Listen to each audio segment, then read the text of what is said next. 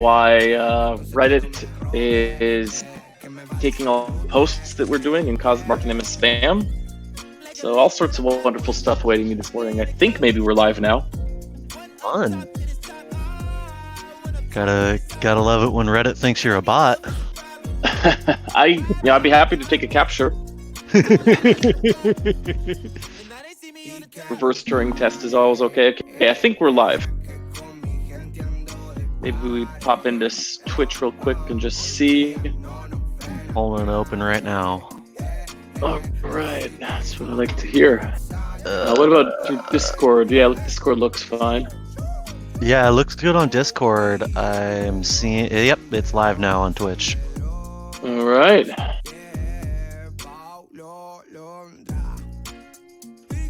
Oh boy. Don't see anyone yet viewing, although sometimes it's wacky. Yeah. Well, you just put it up too, right? Yeah, exactly. People probably give them a minute. Time. Yeah, who's in a hurry? It's Mother's Day. Oh, right, that day. I gotta call Mom today. Or even better, call Mom and have her call a game. Ooh. I mean, I like talking to my mom, but I don't know if I like spending that much time on the phone with her.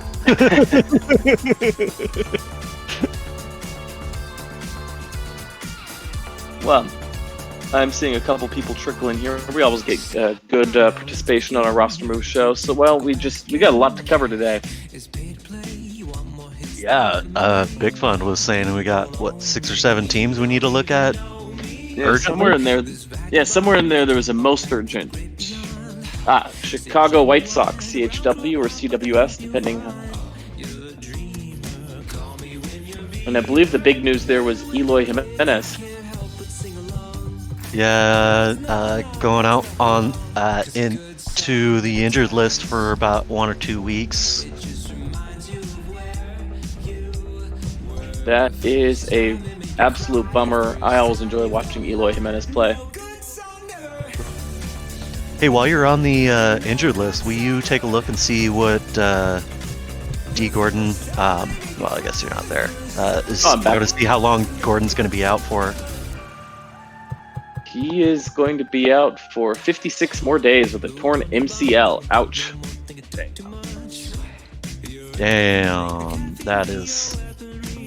Now he's going to be gone for the rest of the year. Yeah. That's pretty much how that goes. That's too bad. Unfortunately, Malix is a similar type player. Yeah, and we've got the young guys to work into the infield, so it's not like we're short anybody for the batting order. It's just sad I don't get a. I'm just sad I don't get to call him a slapper anymore. Miss him. I was really the outfield. I was really sad because my vacuuming robot, I was too cheap to buy a Roomba, so I bought a knockoff called a D-Bot. Which I assumed was named after D. Gordon, since they're spelled the same way. And clearly that's where you gotta go with that one. Now, both actually are on the shelf because my robot has refused to vacuum for a few days, so maybe there's something going on there. I say we move Eloy Jimenez to the 10-day injured list for sure. Yep, that sounds about right to me. And in the meantime, we get a call-up. And Big Fund, who is definitely the person on top of all this, I have no idea how he does it. He manages to say, like, so-and-so's hot in the minors, and I'm like, I have not looked at the minors stats, so I don't know where you're getting that from. How do you know? These are the things I want to check up on the Mariners organization, but there's just never time. Oh, that's nice to see. Michael Kopech had a strong month of April, posting a 1.71 ERA. Look at that. Yeah, that's promising for the White Sox. Maybe Kopech will get some time here in the show. When is he scheduled to be back? Because I kind of feel like it's around now. I mean, That's a really good question. Is this the dawn of the Kopech era? Let's just see. Frankie, we just kicking it. We gotta add up our dividends. Some of my they whip pop out in their head. Boom, boom, boom. 40 is clear. 22-year-old. Yeah. Hop in the foreign, go zoom, zoom. But we show no remorse. Go get a bag, I drip in our shores. Catch a tag, we knocking them off. After I hit, boy, you coming up with anything? My internet's running a bit slow trying to do our stream at the same time. I would say Kopech's probably a good bet. I'm kind of wondering why Carlos Rodon is down in the Single A League. Was he supposed to start the season with an injury? He's not on the 40-man either. Yeah. Good question. Also, goes without saying that I'm not yet watching the Twitch chat while I'm looking at this news. So Twitch chat, tell us, what do you know about Kopech and Rodon? I have got my eye on the Twitch chat just in case we get anything. I mean, okay, here we go. Just off of those, I would say Rodon's probably the one we want to bring up. If, well, then again, he's not on the 40. Oh, we could make room for him if, unless there's some reason, like maybe he was he, oh, was he caught for like performance-enhancing drugs or something? That might be it. Pulling him up right now. Could Carlos Rodon be ready for opening day? So maybe an injury. He was out over the offseason. Optimistic about return. Okay, so I'm guessing he started the season with an injury.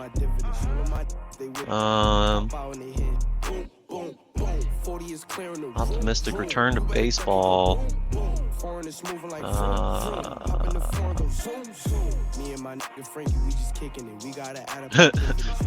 This article I'm reading is mentioning Rodon and Kopech in the same article. Yeah, Tommy John. Tommy John, there we go. Yeah. Both of them continue. Both of them rehabbing Tommy Johns. Are you finding anything about when Kopech is going to be up? Well, that's the thing. They're both rehabbing from Tommy John last season, so we're probably good to bring him up at any point.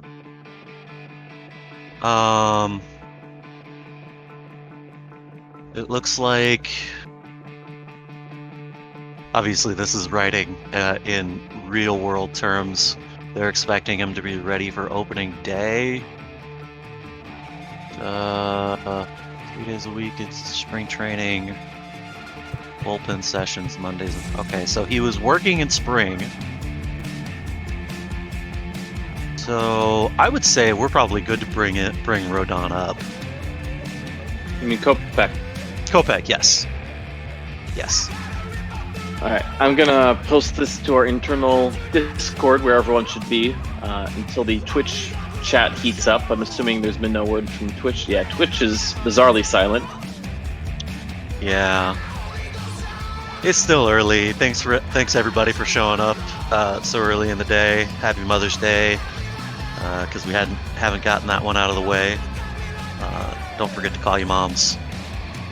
Ask them what they think about Kopech's return date.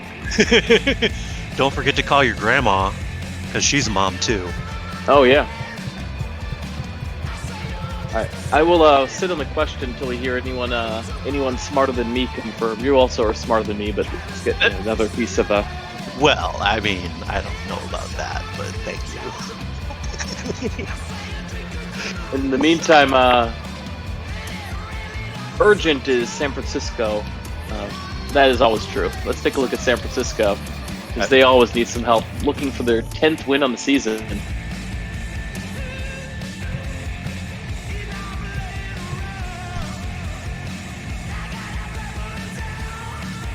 San Francisco with a couple of guys on the injured roster. Evan Longoria not doing so hot.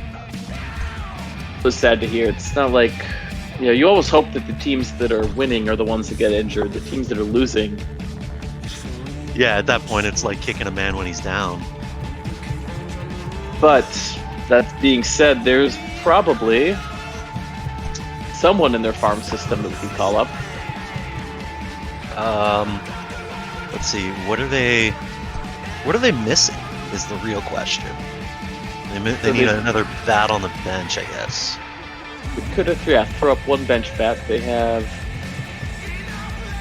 Alex Dickerson is struggling a bit at center field. Brandon Felt's a bit slow at first base, although they have Billy Hamilton and Pablo Sandoval.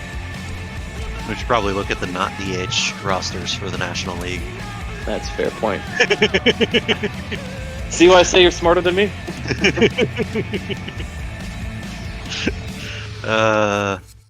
Hey, there's that name we were trying to figure out yesterday, Mike Yastrzemski.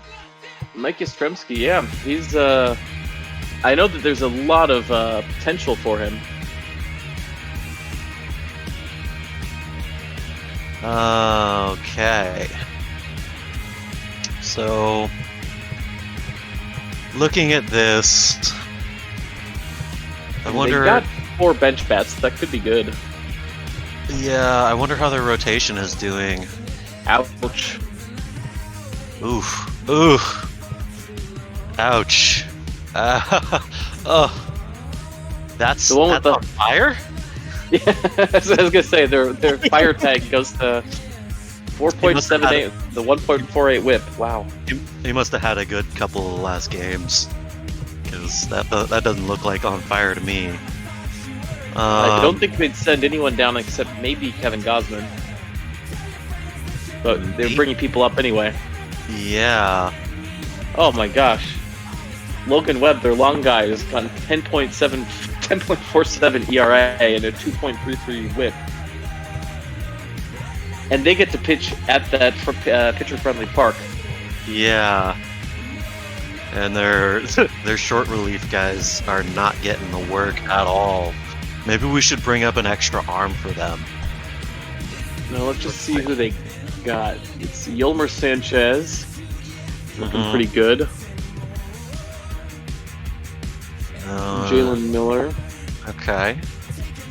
Nick Vincent. Okay, here we go. Yeah, that's 8 1/3 innings. That one outing for Vincent.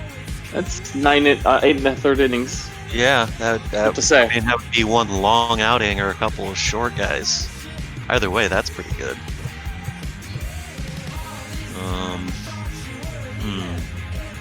He's single A. It's tough to. Yeah. No. Looks like he just got sent down.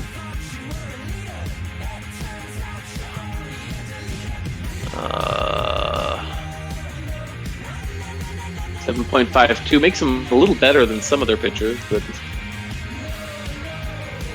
Yeah, but when you got that, I already forgotten his name. The guy closer to the top when he having that good of a season so far.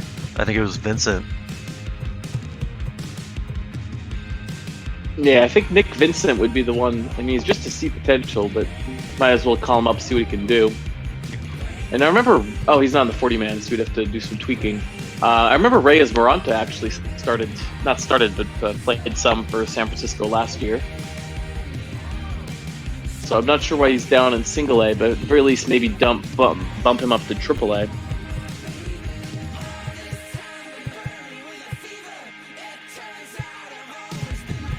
Same with perhaps this a potential Rob Montano.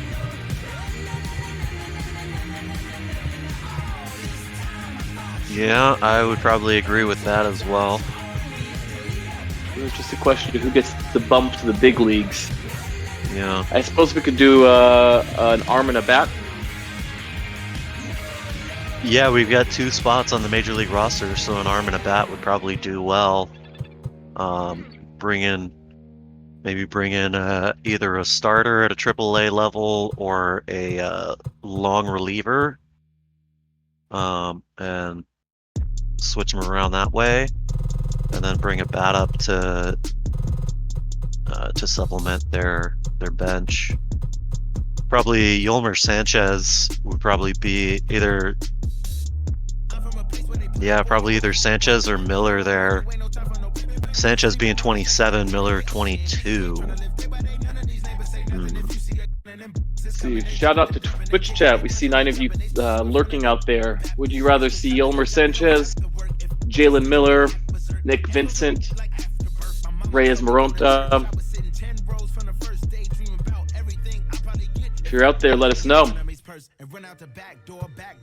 In the meantime, I feel like at the very least we should probably make some moves to get them on the 40-man, since we're going to want them up at some point. Yeah, sounds about right to me. So who's at the back here? Well, Tyler Rogers not doing so bad. He's only got deep potential, but he's gone 12 innings with 8 strikeouts, 3 ERA. That's not bad. I imagine he'll get lit up at the major league level, though. Very well could. Sam Selman also, you know, decent. I'd say, well, we've got a double-A guy on the 40-man. We should probably drop him. Yeah, Jose Siri seems like the obvious choice. 245 average, right fielder. Yeah, move to... that gives us one move. Okay. Joe McCarthy doing pretty good. Man, all these people down here, very back end of the 40-man roster, looking pretty good. AAA team having a good season so far, it looks like. Yeah, maybe we got to bump someone from here up. All right, Okay. Twitch chat is being quiet, so we're just gonna do this by fiat. Sounds good to me. I would say, I'd say Nick Vincent. Yeah, Nick Vincent sounds right to me. All right, welcome to the 40-man, and welcome to the bigs. It's a big day for Nick Vincent getting the. He'll go out into the bullpen for these Giants. And then we got 2 second basemen. Wait, what's their second base situation anyway? We're going with Mauricio Dubon, who's batting 202. So yeah, I'd say a second baseman makes sense. Yeah, it definitely looks like they could use a second versatile infielder on the bench there. And Yolmer can play anywhere. Yeah, and it looks like Yolmer's having a better season than Miller, so I would say all we need to do is get room for him on the 40-man. How long is Sean Anderson injured for? Sean Anderson, that's a really good question. He's injured for like the rest of the year. Just 1 to 2 weeks, never mind.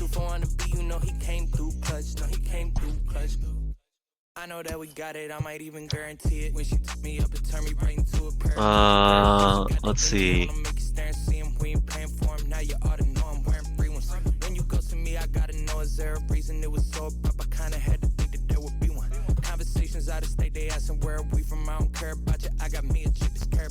Man, Wanby Peralta. Remember when he used to be good, but he is just not getting it done right now. He's at the big leagues too.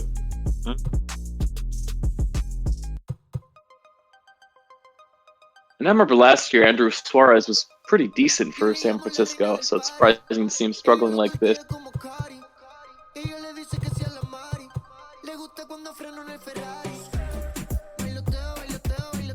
Well, I would say we probably got to drop somebody from we still got to drop somebody from the 40-man. We do. It should probably be a pitcher, because we're going to bring up a pitcher, yeah. Yeah, I'd agree. And it's kind of looking like maybe Sam Selman, just because he's not doing that good, but he's got the deep potential. I mean, I would probably go with the deep potential to get rid of, if anything. Yeah, so that would be either, I guess it'd have to be Tyler Rogers. So he's been pitching pretty good, but he's still allowed to stay on the AAA roster, right? Well, he'll go through waivers, and if he clears waivers, then he'll remain on the roster. We could still keep pitching, still get some reps in.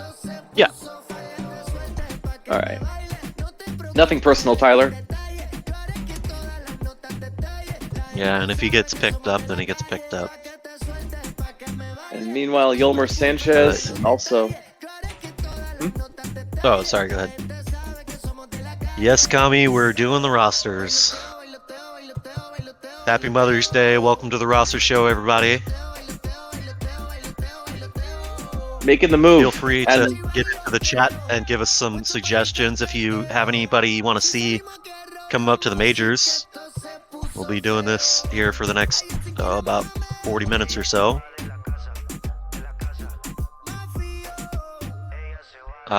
The injury on the White Sox last night. I feel like very sad. Eloy Jimenez. Yes, that was the one. So we did add him to the DL. We're looking at seeing if we should call up Michael Kopech. We don't remember what time he was supposed to be ready in the big leagues, but we have an open roster spot for him, so this could be the Kopech era. Twitch chat, if you happen to know when Michael Kopech was supposed to be back, or if you'd just like to see him back, please weigh in.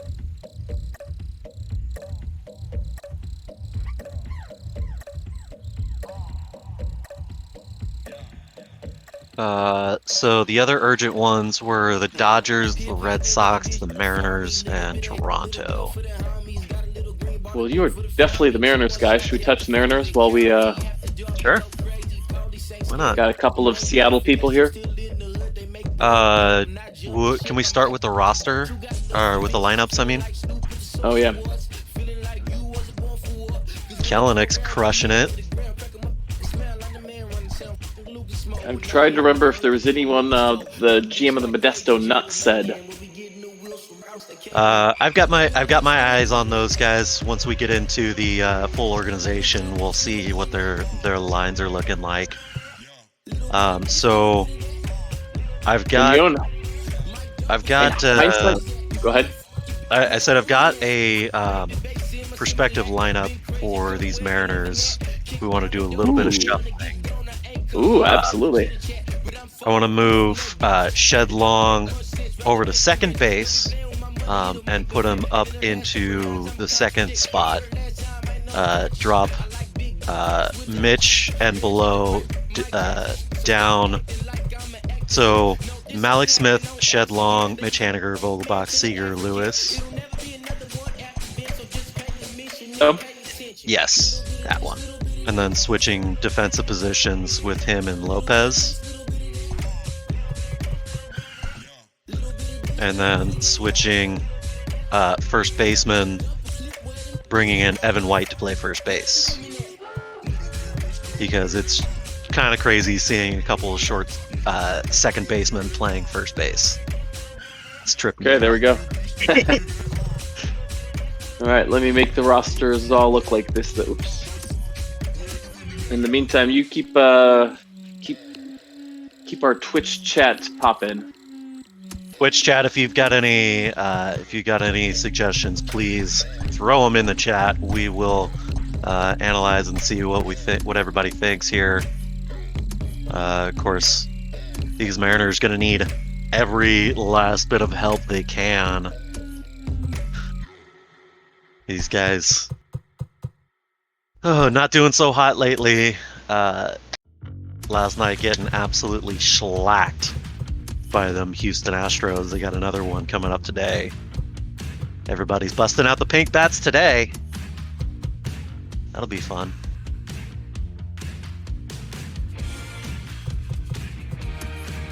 Their no DH lineup actually is a bit confusing here. They got Shed, Mitch. Mm-hmm. They got Vogelbach playing first base, and as a result, yeah, that's fine. Okay. Can Lopez play shortstop? Lopez can play shortstop. Yeah, that should be fine. Okay.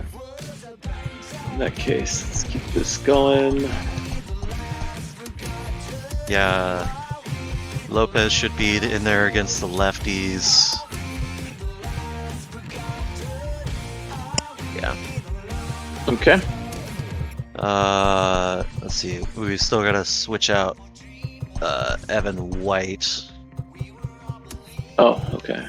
Yeah. So yeah, Shed Long at second, Evan White at first. Against lefties, let's throw Lopez in at shortstop. Yeah. Yeah. And Evan White. Evan White's still at the bottom, or I've got him in at 7, so that'll work there. okay. In that case, on right-hand pitcher, did you want him to be Yeah, we can flip that. Actually, you know what? I'm okay with Evan White hitting 9th there.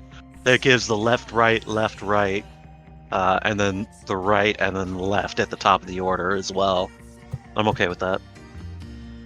So we look good on lineups here, Yep, looking good to me. except for haven't looked at the no DH lineup.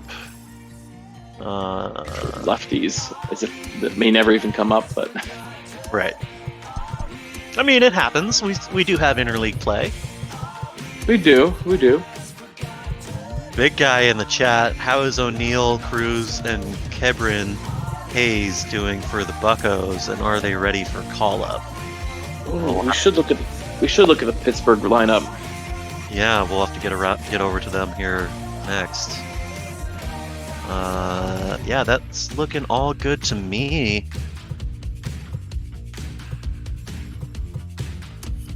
Okay. Do we need to make any other big roster moves for them? I feel like they got a full roster, right? Oh no, they're down. Yeah, we're down. Call up. We're down D. Gordon. Let's look at the 40-man to see if anybody's exceeding at the AAA level. Taylor Williams, a relief pitcher, B potential, 0.9 ERA. Okay, that's good to know in future. We don't really need another reliever at the moment. I say that. We're also rather stacked on the bench. So maybe a reliever wouldn't be a bad idea. We could drop Sam Tuivalala so you don't have to say his name. Oh, come on, I love torturing myself.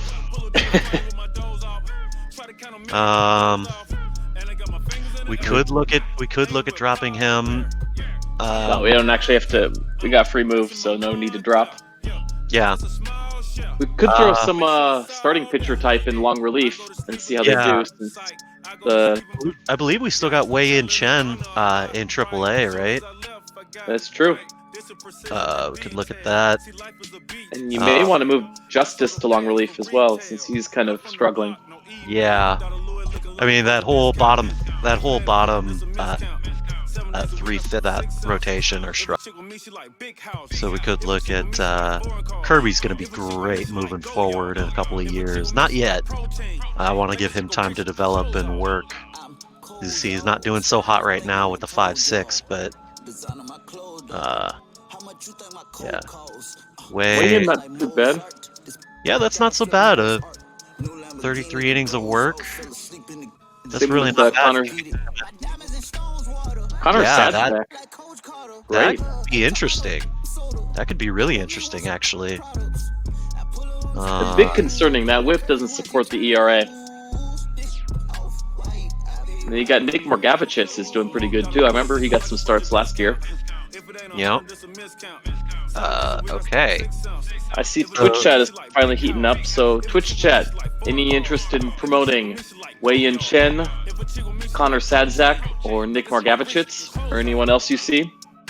Also, shout out to the big guy 73. We threw Eloy on the DL. We've been waiting to see if there's any news or if anyone can find the news on when Michael Kopech was projected to be called up, because this could be the Kopech era if we think it's time.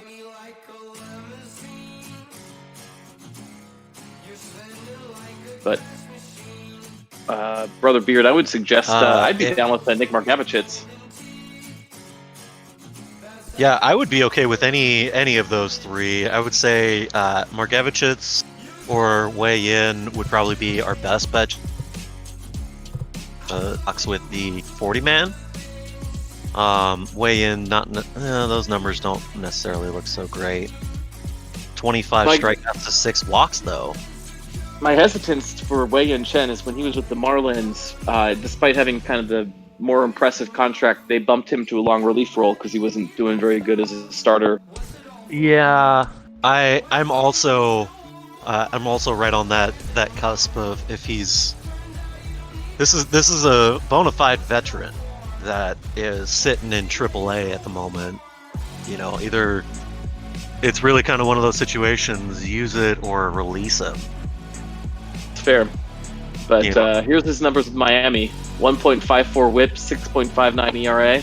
Yeah, that has fallen off a cliff. Okay, Margevicius it is. He didn't do so good in San Diego, which is a pitcher's park, but what the heck.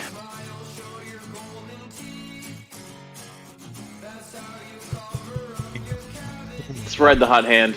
Let's do it. Welcome to Seattle, Nick. And then you want to make some moves on the pitching rotation here? Eric Swanson? Yeah. I actually wouldn't mind... go back to Swanson really quick. I don't know that I want to put him into a starter role, just because that stamina doesn't look like it will sustain over a long appearance. Ooh, yeah, 45. He's been doing really well out of that long relief role, working 2 or 3 innings at a time.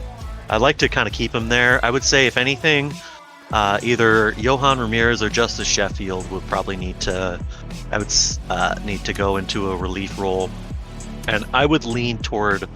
I would probably lean towards Ramirez, to be completely honest. Mm-hmm.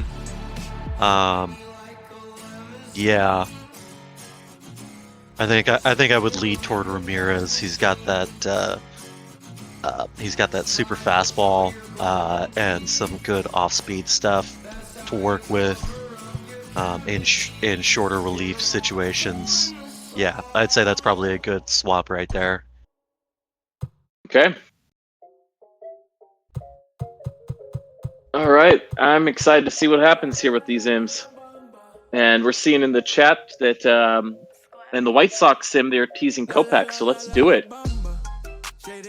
Man, that's going to be exciting. Let's get the Kopech era started. Do it.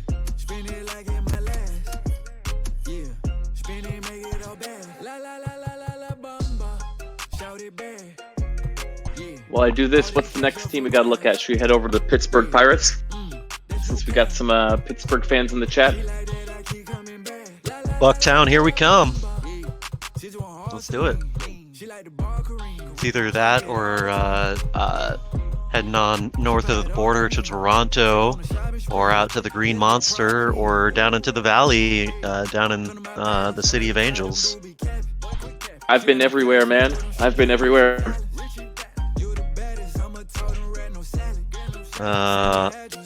Kami Puddin in the chat, Kopech would seem to be a reasonable call up based on what I'm reading. If he's producing at AAA, given he's coming off of Tommy John's, doesn't solve the bench problem with Eloy out. Yeah, but I think, and I'm not sure about this, I think that they had too many bench bats, so I think the move for them was a pitcher we were always looking at. Yeah, they've already got 4 bench bats. Yeah, so we're already at a 13-man fielding roster there. Yeah, so then the only question is... their bullpen's looking rather stacked as well. It's true. Well, we already made the call-up, so Kopech's in. I think he would be in the rotation. I just don't know who gets the drop. I guess it's got to be Dylan Cease. Never mind. Yeah, 7 ERA. Yeah, I'd say that's probably going to do it. He'd be a good long relief guy. Michael Kopech, welcome to the Chicago White Sox rotation. That is going to be lit. I am so excited to see that one. So heading on out to Pittsburgh now? Yeah, let's go Buccos. Buccos always need some extra TLC, especially this year. I feel like we just looked at them last time. Remember we dropped, what's his name? How soon did we forget? I think I missed the last roster show. It was who was it we dropped?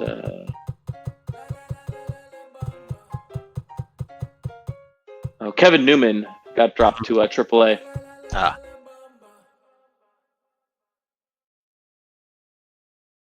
And I feel like their hitting lineup has been actually okay. And if you look at these people, Frazier a little cold, but 250, 326, 279, 282. I mean, that one right there, Jacob Stallings. Yeah, but the catcher. The catcher, yeah. You could drop him a bit.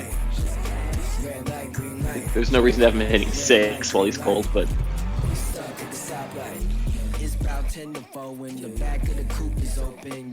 yeah, I don't really see any problems with the lineup, but then again, I'm used to looking at Mariner numbers, so that's not really a good. Oh, we see a call to call up Tom Murphy for catcher. That's a good call. I remember the ask was how their prospects were doing anyway. Also, I think it's the rotation that's really hurting the Pirates. Only one person below a 5 ERA. So we're getting rid of Brault then? Oh, no. Brault's never getting rid of Brault. Brault's got a rotation position regardless if he loses 20 games. That's what I'd say. True Buccos fashion, right?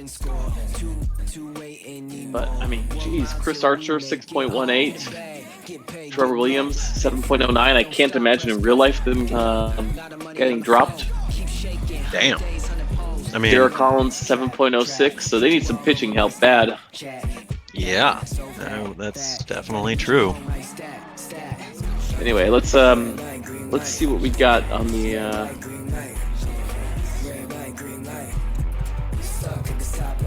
on the 40-man. We got Chat, Kevin please Newman. feel free to help out here. I have no idea what I'm looking at with anything besides the Mariners, but I will do my best. Brian Hayes is potential, but just not hitting it yet. 220. Yeah. JT Riddle at 255. Ice cold.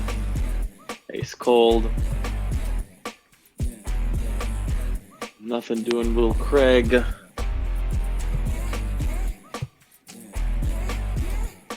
This is a potential call up here. He's only got D potential though, but 9 innings of shutout work.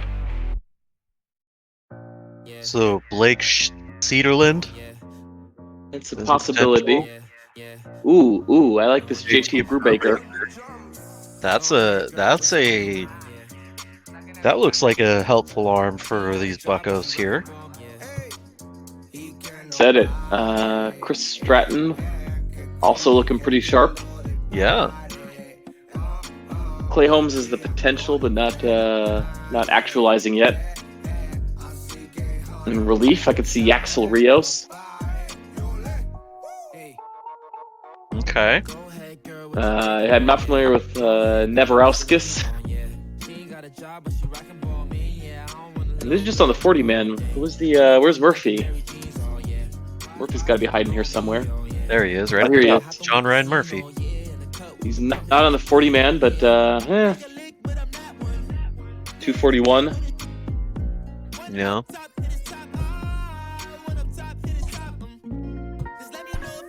I would say that the move would be maybe, ouch, Luke Maley at a 121 average. Never mind. I would say drop Stallings to the back of the lineup. For sure. 6 to 9. Yeah. Yeah. Or 6 to 8 rather. In the more common case. Right. National League. But I'm not seeing any argument for calling up Murphy, although big guy, we will defer to your wisdom on it for sure. Says don't do Neverauskas. He's horrendous. Never. He's never getting Auskas. I would say that the move would be let's get some arms in there and maybe drop someone because their pitching is just awful. Okay. I don't know who that would be. Well, there was one starter that we had highlighted, wasn't it, on the 40 man?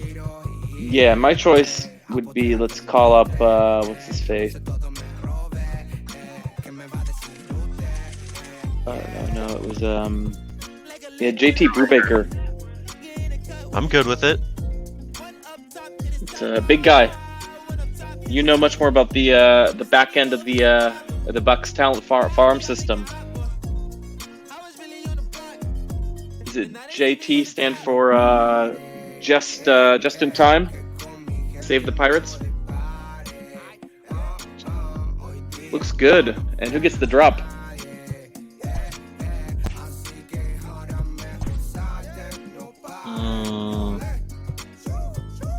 So Musgrove is fine.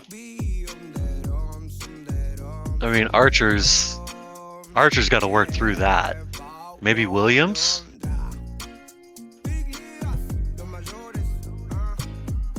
Looks like Williams got the worst numbers there. Yeah, I could see moving Williams to relief and maybe woof.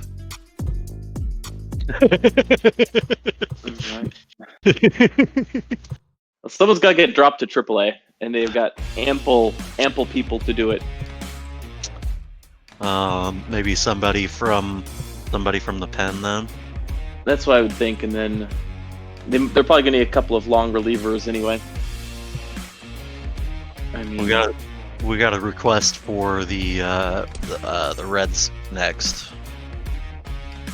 Ouch, Kyle Crick. I feel like we just called him up, but he is not getting it done. I would make the argument that Kyle Crick should get the drop. He's only worked 6 games. Yeah, but in those 6 games, he's Ooh, yeah. Yeah. Okay, fine. You're right. I'll shut up. Oh wait, we got the big guy who's our the big guy is our expert. He says move Holland down, move Brault to relief. Ooh, okay. Get rid Boom. of get rid of one of the lefty arms in the pen. Makes sense. All right. Do it.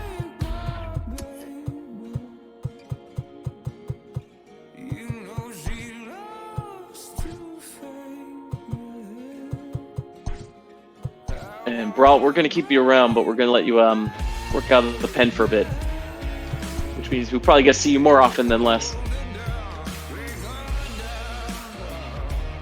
All right, gonna hop over to the Reds here, since this is entirely driven by Twitch chat. Was there in particular you wanted to see going on the Reds? Throw it in the chat. We'll get it done. We're coming up on time here. We got about 15 minutes left. Yeah, we need to kind of move this right along. So yeah, there was some talk in Discord about possibly doing a longer roster move show. I don't know if we want to do the full longer roster move show, but if we run over, we could just shorten the first game, do the fast play.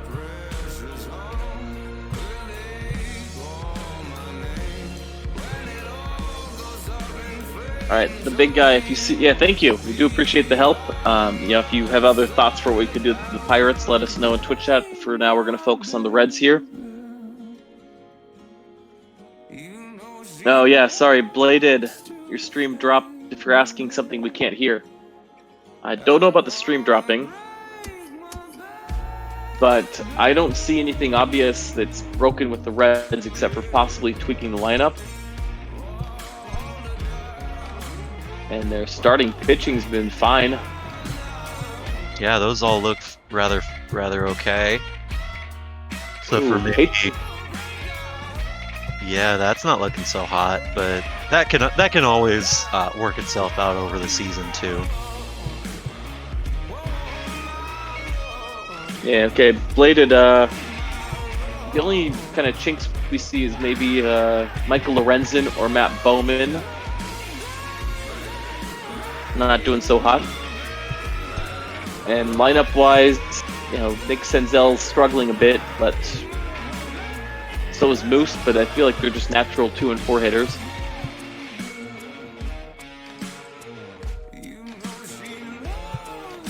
All right, we'll come back to Bladed, whose internet's having some issues.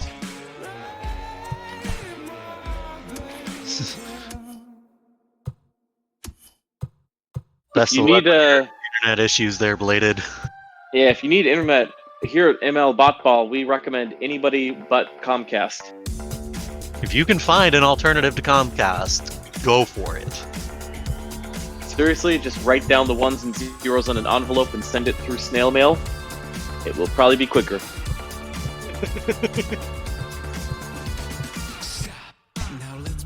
Alright, so no one's shouting anything on the Reds. We see Damn Justin here for the Jays.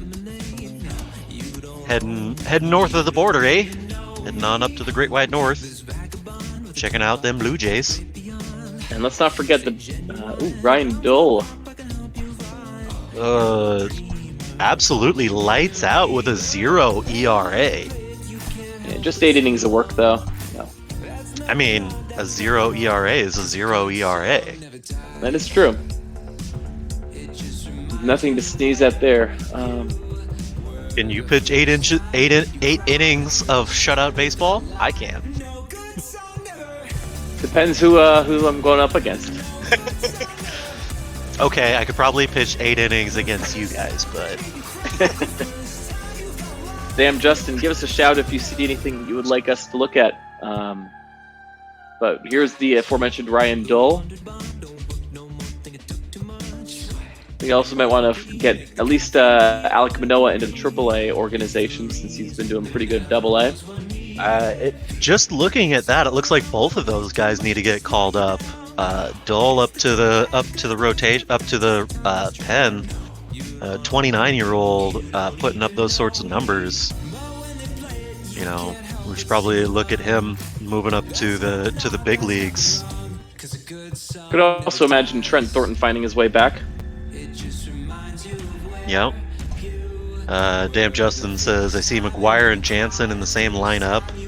Maybe Tellez is DH.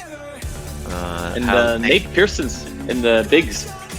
Nate Pearson getting some work in the show. McGuire and Jansen in the same lineups. Let's see about that. Yeah, this is I guess that is kind of weird. Why is Danny Jansen designated hitter with Reese McGuire as catcher? I feel like you could probably do better with any of these. Joe Panic doing pretty good. You thinking of the DH role? Yeah. Looks like Tellez. Rowdy. McGuire.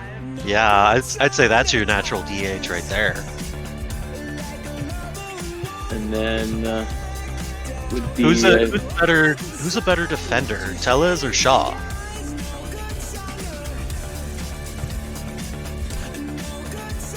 Tellez is a 58 on fielding. Travis Shaw is a 76. So, okay, yeah, I would say put Tellez into the DH spot. Yeah, then the only question is who's the everyday catcher?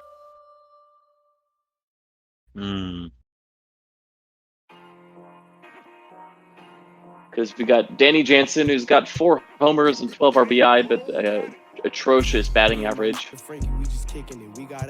So, and then a little less power.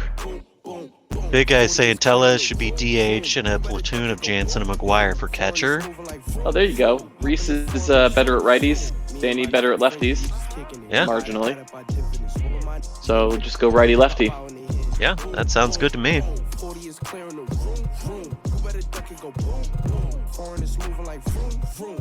And Tellez probably should be even higher in the order. I don't see why he's on the bench for starters. Damn Justin saying Jansen is an everyday guy in reality. Yeah, that's true. But platoon them. Yeah, I think platoon is probably going to be the best way to go forward with that. They're both like solid catchers and have better splits against the righties lefties. Yeah, especially because the show seems to not deal with they just throw them in every day and like best way to get close to a platoon is to do a righty left, or to get 50-50 time is to give him a platoon roll. Yeah, it's about should the we? only way I've ever been able to see an actual platoon roll done is just setting them up lefties and righties.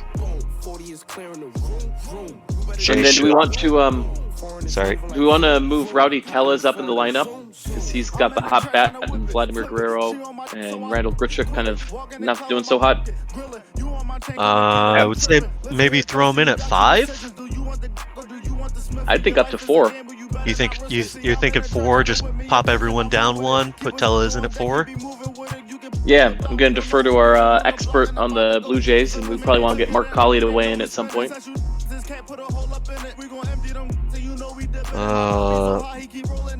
Big Fun says Jay should option Davis for a reliever. Yeah, we'll look at the relief pitching in a sec. Yeah. I think that's legit. Alright, until anyone complains.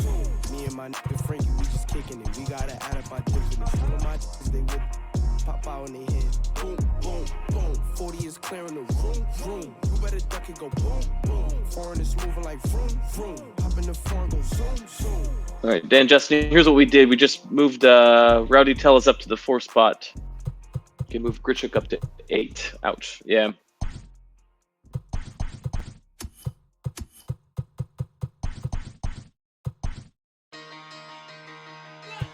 Tellez to 5 behind Guerrero. Alright. Yeah, I think Vladdy Jr.'s just got too much potential to take him out of that 3 or 4 spot. And hitting behind Lords is gonna do wonders for him. So their starting rotation has been one of the best in baseball. I don't see any reason to mess with it there. Nate Pearson's struggling a bit in his first couple of games in the majors, but that could just be small sample size. I feel like I saw him do one good, one bad game. I don't remember offhand. Well, with 4 games and only 4 innings pitched, looks like he's just coming in for an inning or less. Yeah. We'll hold off on any Nate Pearson rash moves. Thomas Pannone, Sam Gaviglio. Font. I feel like Gaviglio should be long relief. No, I guess not. Wilmer Font doing pretty good. Bass, Romano. Actually, I mean, their bullpen's been good. I wouldn't stress Pearson. Yeah, we could move Pearson to middle relief. Ooh, I'm looking forward to hear this trade idea that could happen. Yeah, let's talk about that one in the Discord, big guy. Let's maybe put together some deals going into the end of May. It'd be interesting to do something like that. I feel like I missed it. Wasn't there a didn't someone suggest a move for Jonathan Davis? Is that what you're thinking of? Option Jonathan Davis. Oh, there it is. Yeah. Am I crazy? Who is Jonathan Davis? Where does he sit? Oh, he's on the bench. Yeah, just kind of sitting on the bench doing nothing, right? 27 at-bats, 259. And they got 5 bench bats.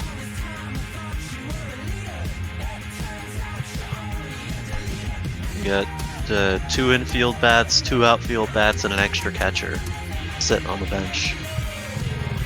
He's sitting right on the 40-man. On relief, we could bring up Trent Thornton, who was knocked down, I believe, but he, seems to be getting it a little bit under control. And 21 innings of work, he's got 3 ERA, 1.19. We could do Justin Miller, looking pretty good. He's got the deep potentials, kind of worrying. Big fun. We fixed San Francisco. We haven't gotten to the Red Sox or the Dodgers yet. I feel like we got to do that quickly before we start the next game. Yeah.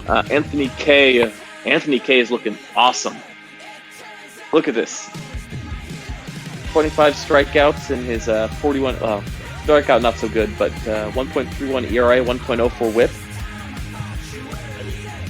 Even if you're giving up the walks like that, you're still not letting them score with a 1.31 ERA. That's pretty impressive. I'd say that would probably be Anthony K would probably be our my choice to call up, but that's just me. Thornton could replace Anderson in the rotation, bump Anderson from the rotation if he continues to struggle. So maybe keep an eye on that for maybe the next roster show, see how he's doing next week. I'd be okay to make the move now. Although they're also in second place in the East, so maybe if it's not broke, don't fix it. Big fun. If K gets called up, he wouldn't be in the rotation. No need to take the hot arm and move him to the Major League pen. Yeah, that's fair. Right. Let's see, we got... Yeah, it's not even that cold. Chase Anderson, 3.99, 1.16. So I'd say Toronto's looking all right for now. Yeah, Twitch chat, if you want to make a shout, we're still happy to make the Jonathan Davis for Anthony K or Trent Thornton. But in the meantime, we got to fix Boston. I mean, we don't have to fix Boston. Boston is doing just fine being the boss themselves. Yeah, that might be true, but we got so many Boston fans here in the community. Who cares about them? The free call-up. Okay, so Thornton for Davis is possible. We'll come back to that. Free call-up for Boston. We could do Mr. De La Guerra, Dustin Pedroia. Is he still playing baseball? Shit. Seems so. Oh, Trevor Hildenberger. He's been pretty good since I think he got busted down to the minors. Okay. Daniel McGrath.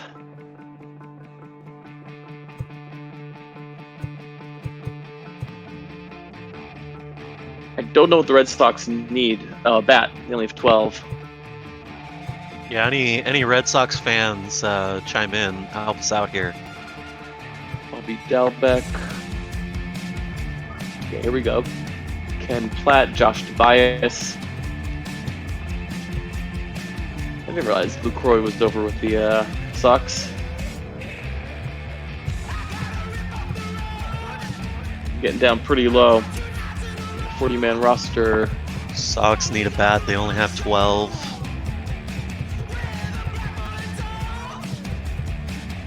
And it would be Bobby Dalbeck, who's ice cold. Jonathan Lucroy. Josh Okime. I don't know how to pronounce that one. He's looking pretty good. Austin Bright. Never mind. Jonathan Arouse. Su-Wei Lin. Josh Osa. Oh, never mind.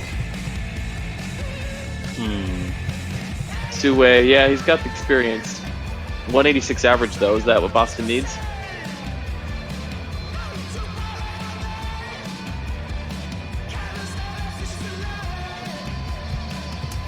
I mean, it seems they're really kind of running out of options there. Yeah. Just need a body. Okay, how about this? Let's find a way to get Trenton Casas on the 40-man. He's got the hot tag and the A potential. Bundy's is saying just need somebody to fill a spot without starting anybody new on an option clock. Okay. All right. Let's just find the first human body we can. I'm moved by the Su-Wei Lin argument. Who do they have currently at shortstop? Are they clogged up there? Got CJ. They got CJ Chatham. But he's the only infield on the bench, so yeah, Su-Wei would probably be your bet. All right, welcome to Big Su-Wei. Welcome back. Su-Wei it is. Welcome back. And we're gonna run just a touch over the start time. because we've got to get these lineups working good.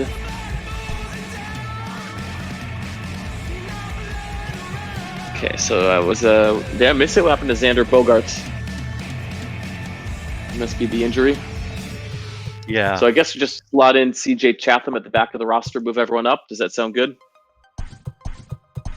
Gonna start on that till someone weighs in. I don't see why not. But then again, what do I know?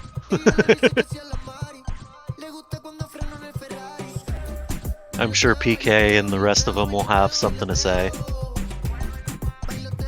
So I'm just gonna start making these moves for now till someone shouts something. Fundies says make Peraza the shortstop in Bogart's absence. Oh, that makes a ton of sense. That's kind of what he does.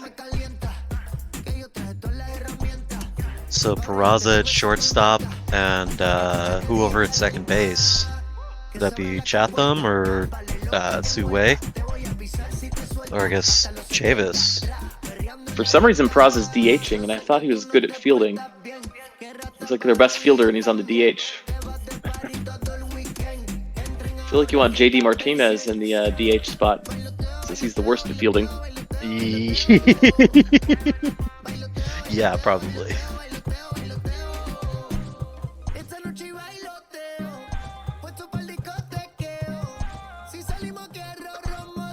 Although I guess maybe then they don't have a third outfielder. Is that the problem? I mean, they've got Kevin Pillar and Jackie Bradley Jr. on the bench.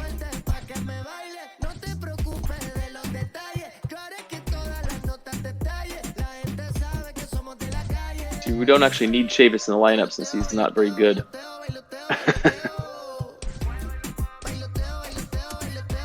I would say Kevin Pillar. Yeah, I would probably agree. Maybe platoon them lefty righty, or I don't know how that split works out for those guys, but they're both really good against lefties. Is the problem? He's the better fielder. 71 for Pillar, 83 for Verdugo. So Pillar at left field. Chatham out, Chavis back in at second.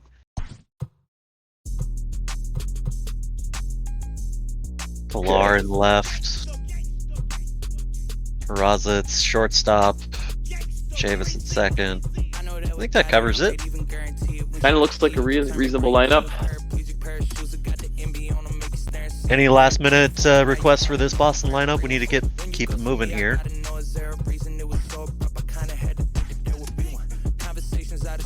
Well, Garrett finishes out the last couple moves. Okay, we'll do a fast game, I think. And,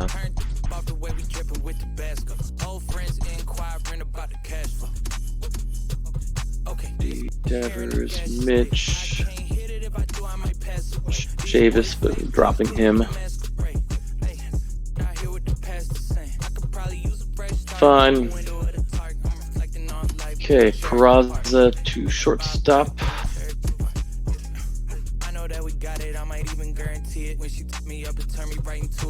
Chavis, why are you DHing? That doesn't make any sense. I feel like this must have been a computer auto set lineup. JD Devers, Pilar, Velasquez, backbenchers.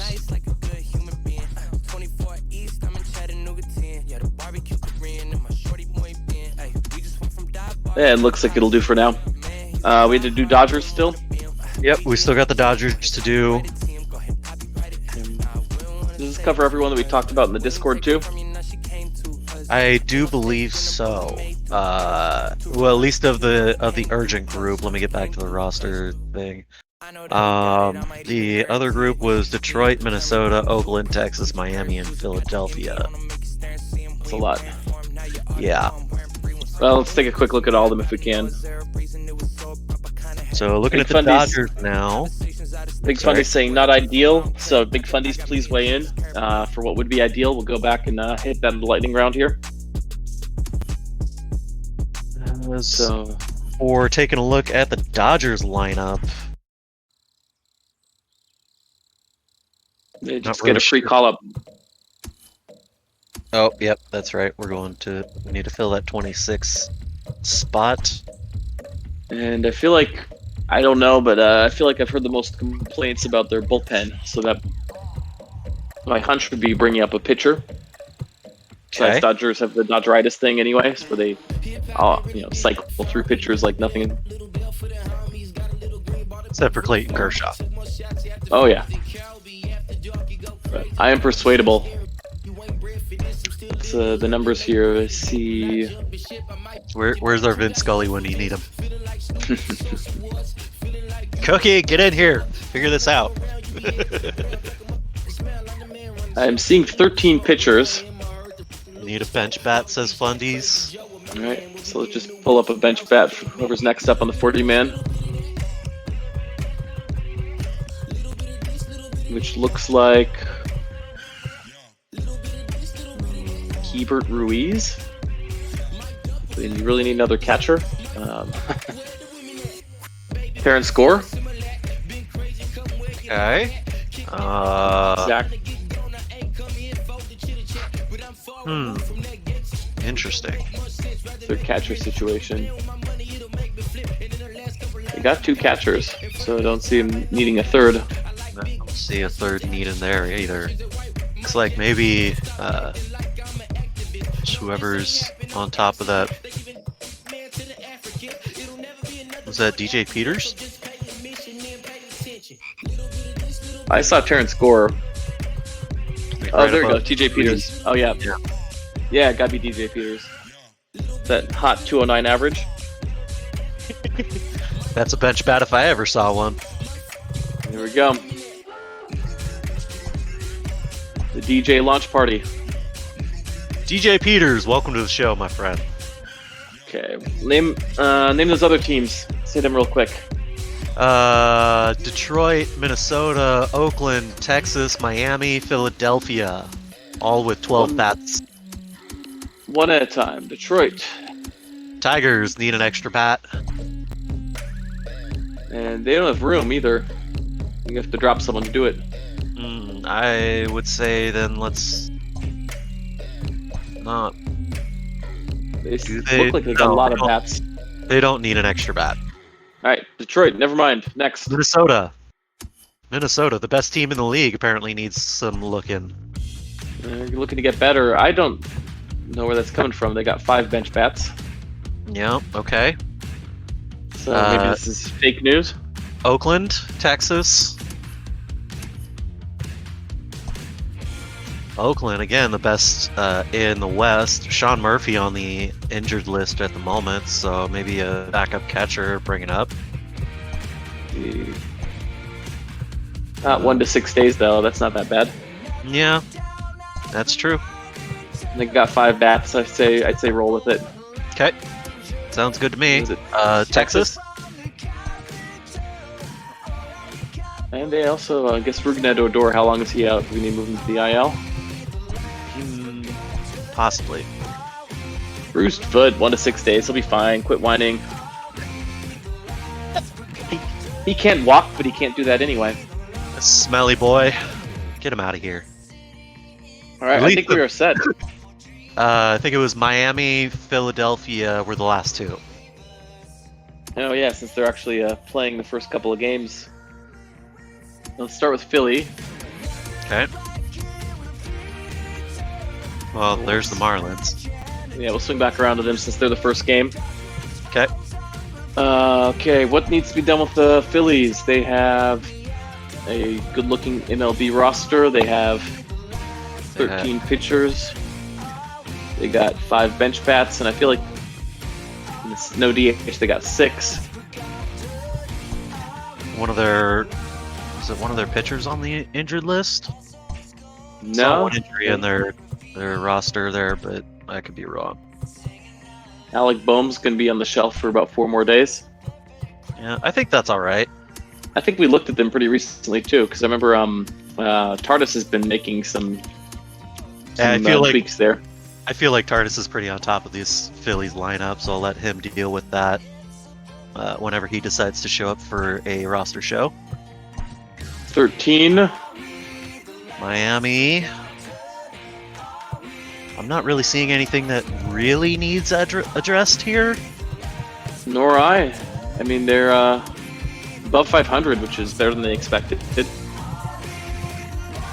All right, well, okay. If anyone wants to shout about the Miami roster, since they are starting, they're actually about 15 minutes late due to a rain delay. Any last calls for moves here in this roster show? Otherwise, we're going to get this game underway. And I don't know who's covering it, so if you'd like to stick around with me for a bit while we talk the game, I would be open. Yeah, going up against the lefty. They're going up against the lefty, so let's just take a look at their lefty matchup, see if there's anything. I know they got literally zero about either of these teams, but looks like. Well, no one knows much about them.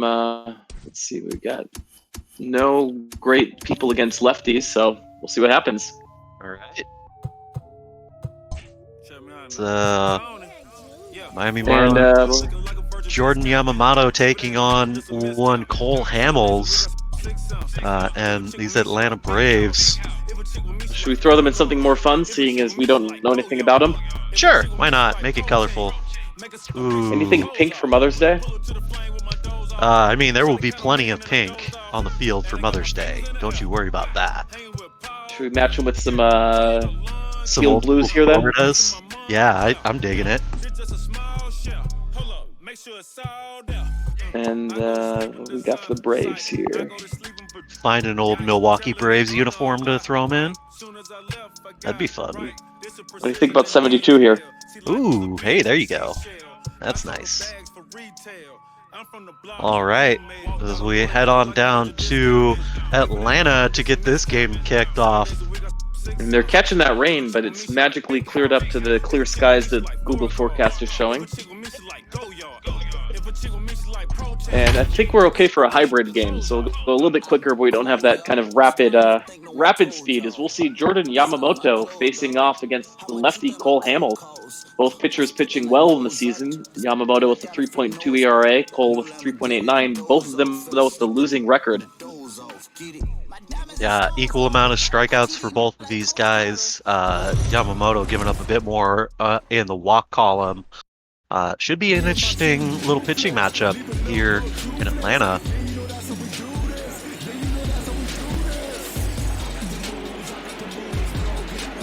You said that as both are going to be taking the field here. Miami Marlins just a couple of games behind the Braves, surprising everyone, although off to a bit of a skid lately. Atlanta faithful, excited to see as Cole Hamels steps out.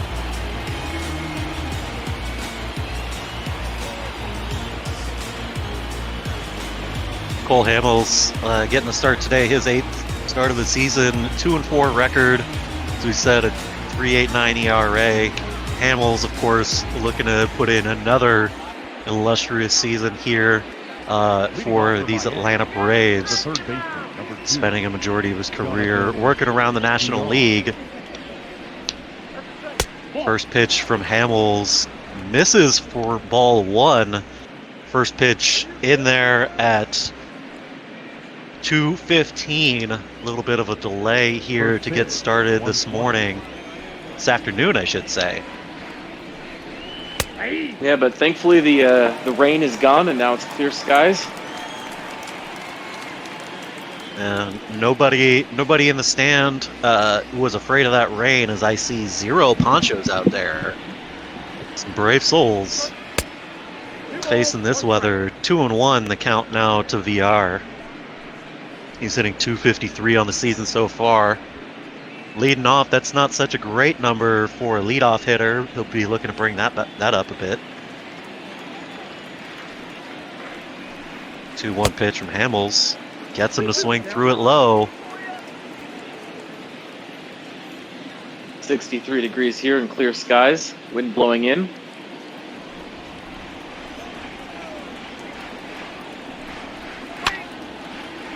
Fouls that one back.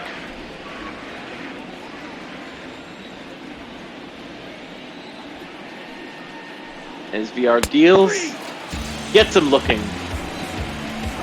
So Cole Hamels starting this game off strong with the first at-bat strikeout.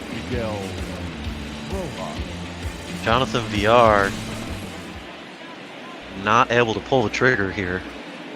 Great pitch on that one. No, that's down. This one's going to miss low on Miguel Rojas. We're joined now by Lull. How's it going, my friend? Good. Lull, are you there? Having some trouble hearing you.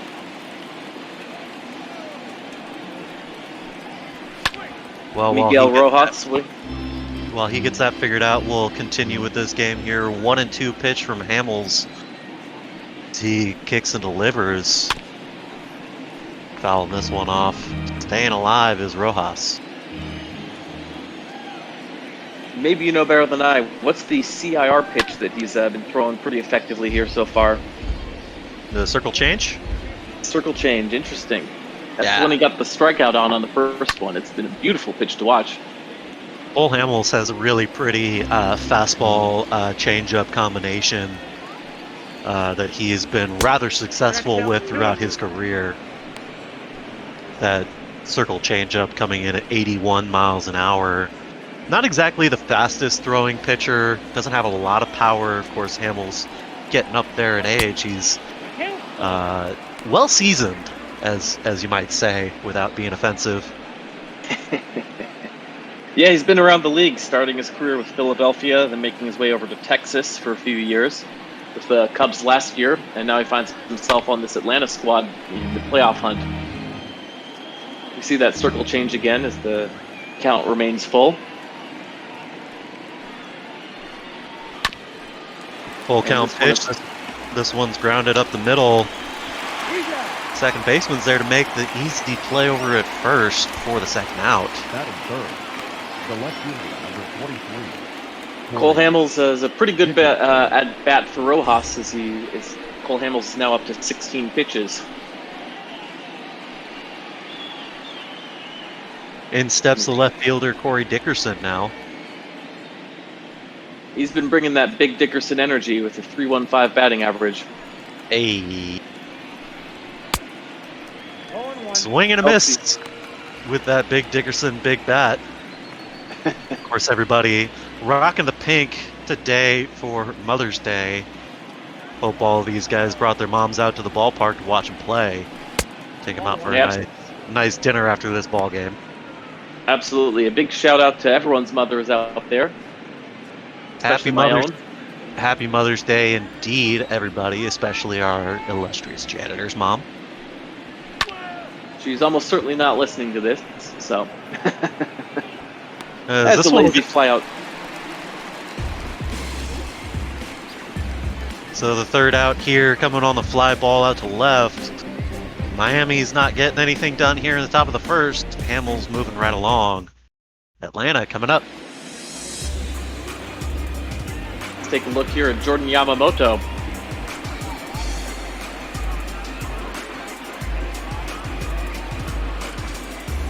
Yamamoto with a 1.36 whip, a little bit above where he'd like to be, but getting pretty good results on it. He's also recorded 43 strikeouts in his 45 innings of work. In steps Ronald Acuna Jr. leading off for these Braves. First pitch in there for strike one.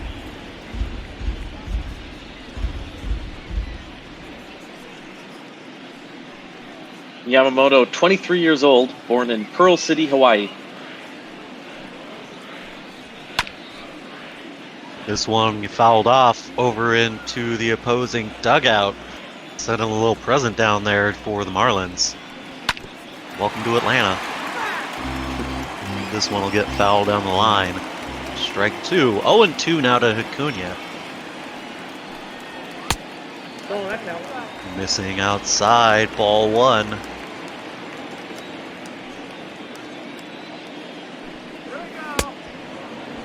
Got him swinging at this one.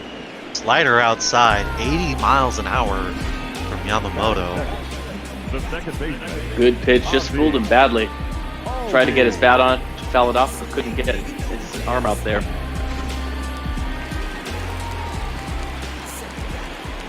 In steps Ozzy Albies. 0-1's the count. First pitch swinging, strike one. Yamamoto working right along here, getting the first pitch strike to these first two batters. If you look to continue that pattern.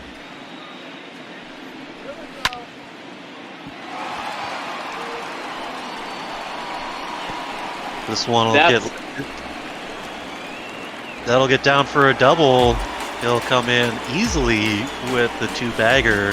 Ozzy Albies putting up his 10th double of the season. Sitting right there only behind Freddie Freeman with 14 doubles.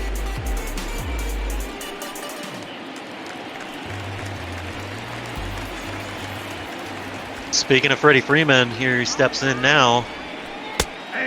Righty-lefty matchup. Yamamoto gets it in there for strike one with the fastball. Braves threatening early here.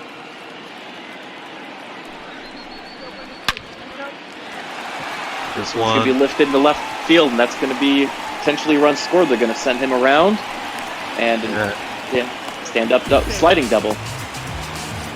so Freddie Freeman adding to his doubles lead here for these Braves, as that'll make his 15th double of the season. And I have to admit, is there anything more fun than watching the Braves when they get to work and they're hitting? I mean, there's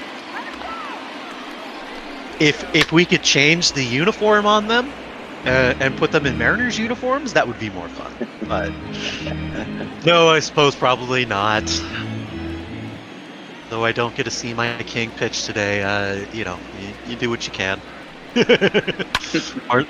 Marcell Osuna swinging at this one, fouling it off. So quickly he's in a hole 0-2.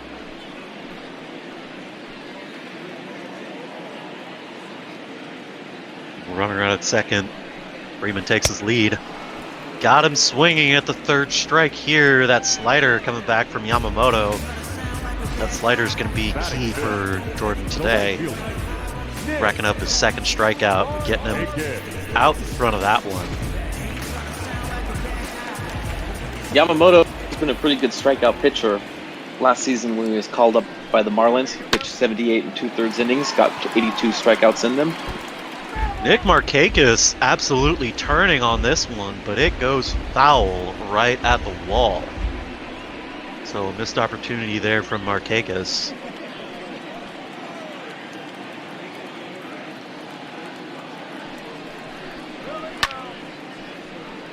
This one will get fouled off, 0-2. And so Yamamoto works himself into a pretty favorable count. He would love to escape the inning with just the one earned run. Nope. This Four-seamer one, misses low.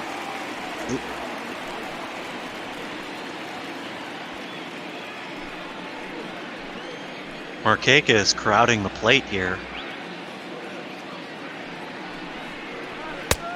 Ball, that's outside. Missing outside. Ball 2.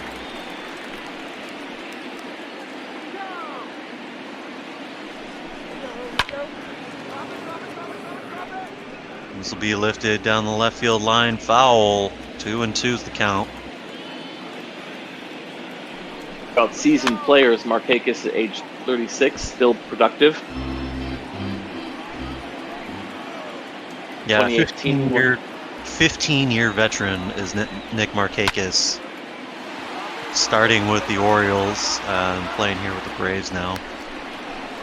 This one will be lifted out into right field. That'll be an easy third out. So Freddie Freeman gets the Braves on the board first with this RBI double. Puts the Braves up 1-0. We'll go to the top of the second.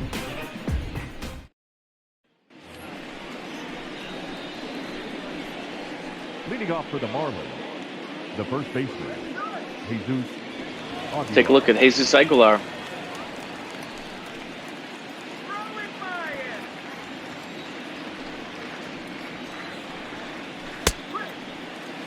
First pitch in there from Hamels is that circle change again. Strike one. He's been getting a lot of strikes on that pitch. Well, he comes back with another one, but Aguilar is able to turn on it. That'll go foul. See a fastball here from him. Cutter fastball. That'll get lifted out into right center field. Freeman is there to make the catch. I think that's Freddie Freeman out in right field. The catcher. This is what happens right when field. I don't know the teams. I always thought of Freddie Freeman as a first baseman, but maybe he's stretching his legs out there in right field. It's tough to say without the names on the back of the jerseys. See, this is exactly why I don't know. We'll try and make it as entertaining as we can, folks. It's what we do here on MO Bot Ball. Don't forget to show support. Subscribe, follow us if you can. Shoot us those Twitch Prime subscriptions. That's the ball. That'd be great. Anything we raise is going to go straight to Meals on Wheels. Of course, we have that donate button down below. Click that donate button. It all goes to Meals on Wheels here as Hamels misses with the circle change outside 2-2. Yeah, you said it. We talked a lot at the beginning part of the season. Is this one's going to be lifted to right field for an out? We talked a lot in the early part of the season about which charity we should support. You know, a lot of people have been impacted by the COVID-19 crisis. We looked at some of the doctors and such, and we said, well, let's help out some of the people who are stuck inside. And that we have, as I have pulled up an actual roster, and you were right, Freddie Freeman plays first base.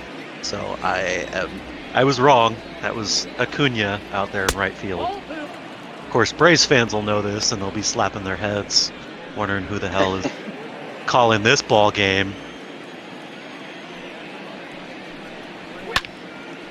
So this one will get held off.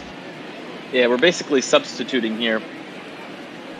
But, you know, we asked the Twitch chat last night which game they wanted to see, and they really wanted to see the Hamels-Yamamoto matchup.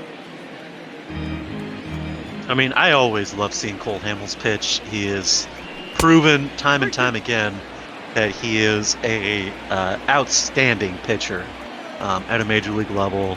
You know, working so many years at this level really shows the talent that he has. As he gets the third strikeout here to end the inning, still scoreless for Miami. 2 up. These Atlanta Braves here at the bottom of the second.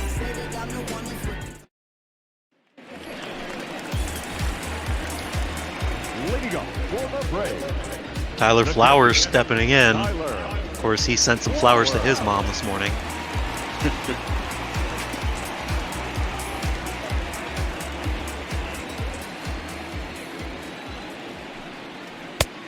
Count 1-0. This one missing inside, ball 1.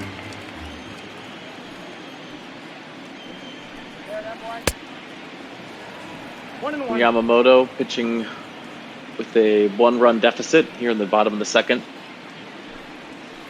Ball, that's down.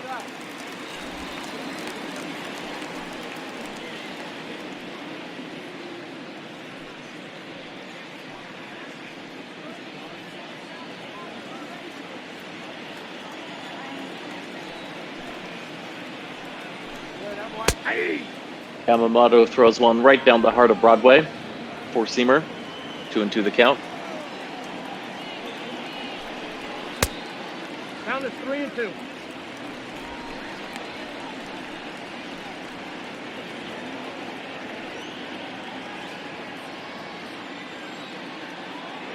Full count now to Flowers. This one catching the corner, strike 3. Yamamoto racking up his third strikeout of the ball game. Got him looking. He gave up a couple of doubles in the first, but mostly Yamamoto's been pitching very well here as he faces Johan Camargo. Ball 1.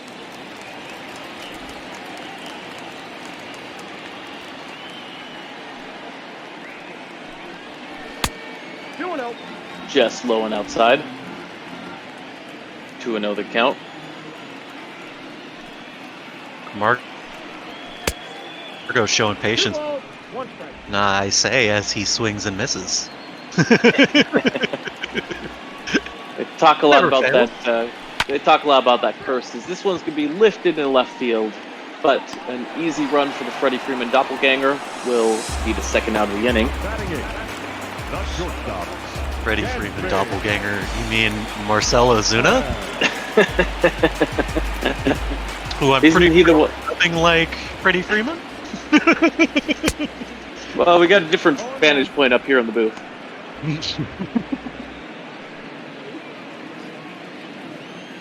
Dansby Swanson digging in now. His first AB of the ball game.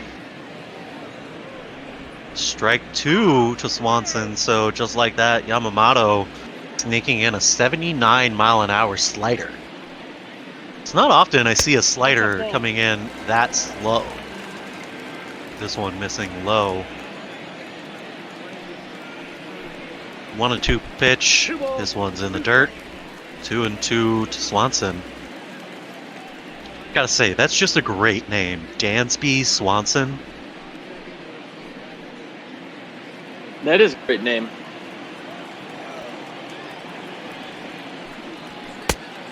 Certainly beats Garrett. 2 strikes. So this one misses to take the count full. 3-2.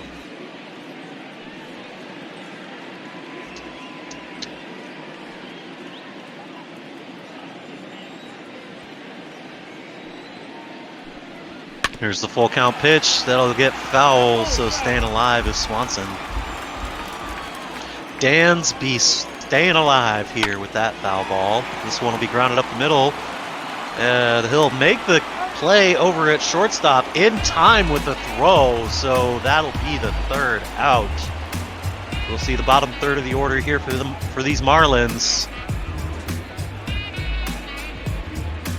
Bottom third for a reason. John Birdie batting just .238 here.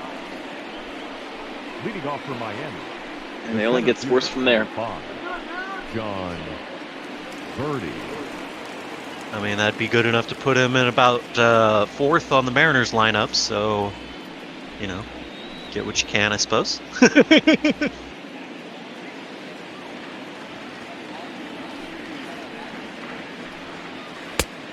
Ball 1, no strike.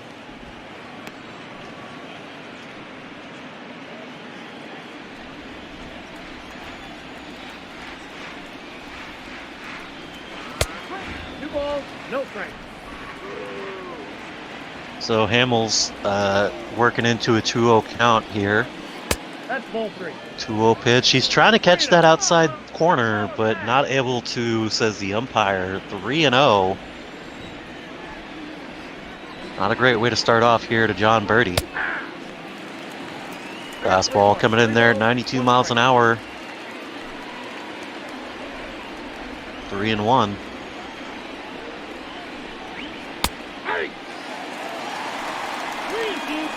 Hits the inside corner.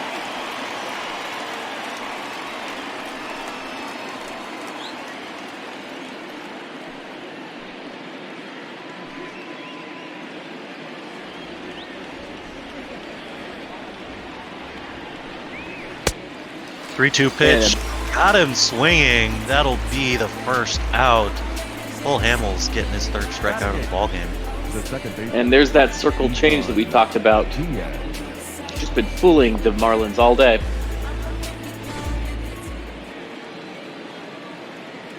Big guy back with his trivia questions. Ball 1's the count. Who was the last pitcher to win 20 games and his team win the World Series the same year?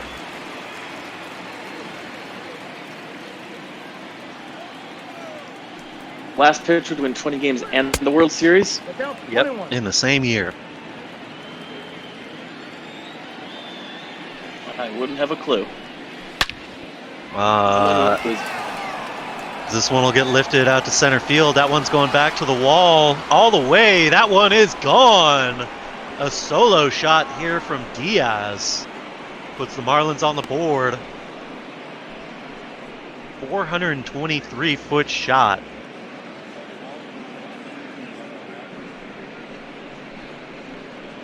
see who was just able to barrel that one up perfectly. If you look at the replay. Big swing from the lefty, driving that one 423 feet. Back, back, back, and gone. Nicely done. This ball game is tied. Batting ninth. In steps the pitcher, Jordan Yamamoto. First pitch in there for strike one. Cut fastball. Let's see. 20 games, team wins the World Series. I'm going to go on a limb and say Scherzer. Possibly even just last year. Did he win 20 games last year? I don't think he was so lucky, because remember he was out after he injured himself in batting practice. That's right. Yamamoto swings through this one. 2-2's the count now. I mean, my first thought is to go to the Nationals last year. So my guesses would be either Scherzer or Strasburg. But we'll see. I don't know. This one will be grounded over to second base for the easy out. What about the Houston Astros? Do they have anyone that won 20? You want to talk about them cheaters? Don't know if it would qualify, yeah. Good point. Was there an asterisk in the trivia question? Former Marlin. Would that be... Well, this one will be grounded over to third base in time. Easily thrown out over at first. Isan Diaz putting up one on the board for the Marlins, tying this ball game here in the third.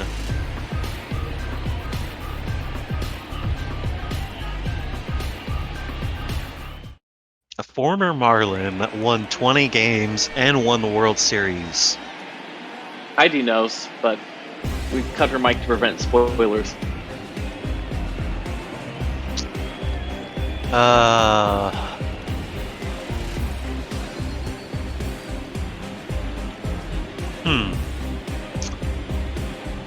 That is a really tough one there, big guy. I can't come up with anything. Not yet, anyways. I suppose I could cheat and go look, but that seems like against the spirit of the fun.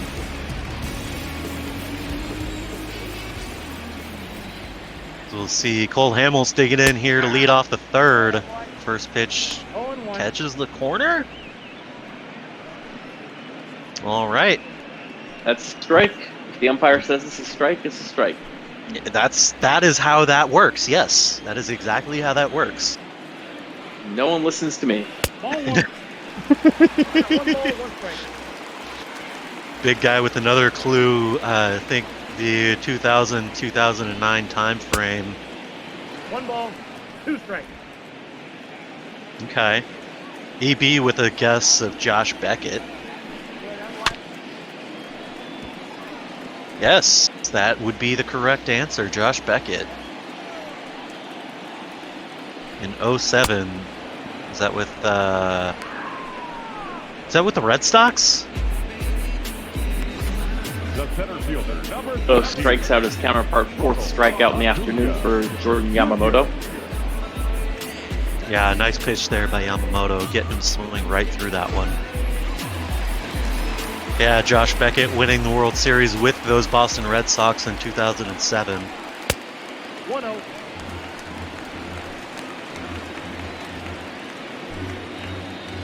Yamamoto misses high on the first pitch to Ronald Acuna Jr. as the batting order turns over. 2-0. Second pitch goes high. Hasn't had perfect command of that fastball. This one will be grounded at the second. Easy throw over to first for the second out here. The batter, number 1, second baseman, Ozzie. So digging in now is Ozzie Albies, 1 for 1 on the day. He doubled and came around to score on that Freeman double. This one. Lift this one. Indeed.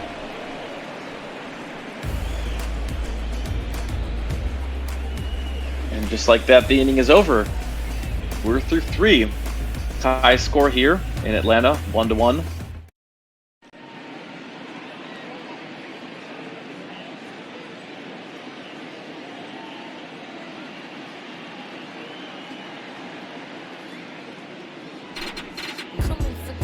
Thank you for that rendition of Oh Danny Boy, Heidi. Big guy's trying not to burn himself out with all the trivia. We'll see him next game.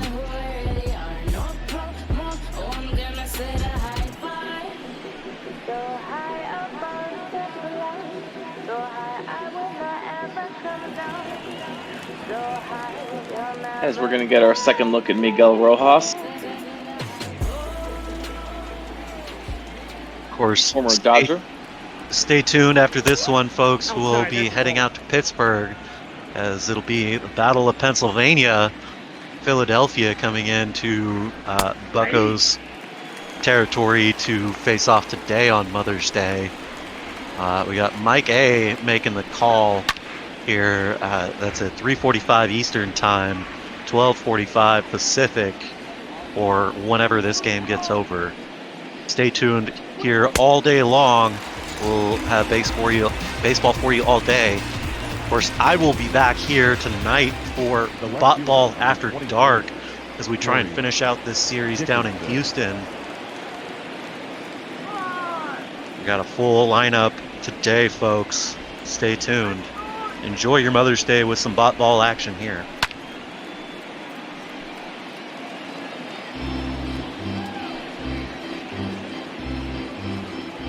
Rojas is struck out, so we now take a look at Corey Dickerson.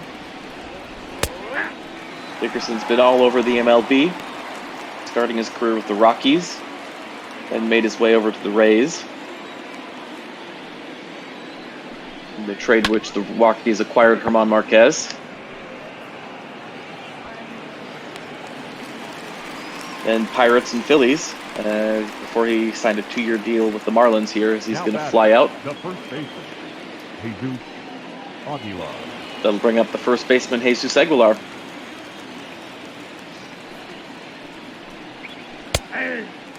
First pitch to Aguilar, getting in there for strike 1.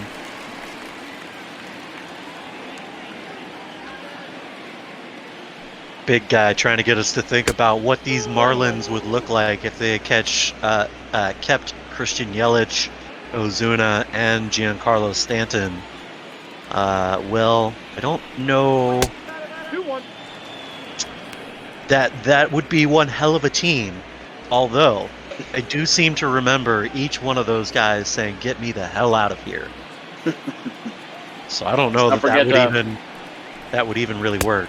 Of course. Let's not forget JT Realmuto catching. I mean, the Marlins are a stopping ground for talent these days.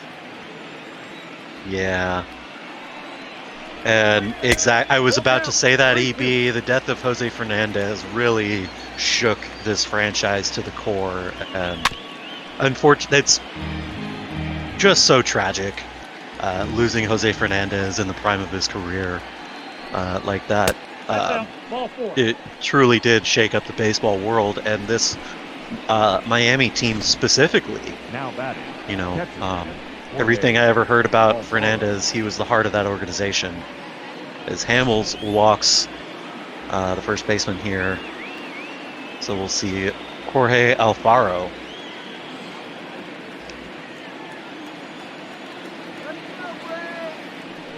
Hamels is really working the low part of the zone on Aguilar, but that last pitch just a little bit outside.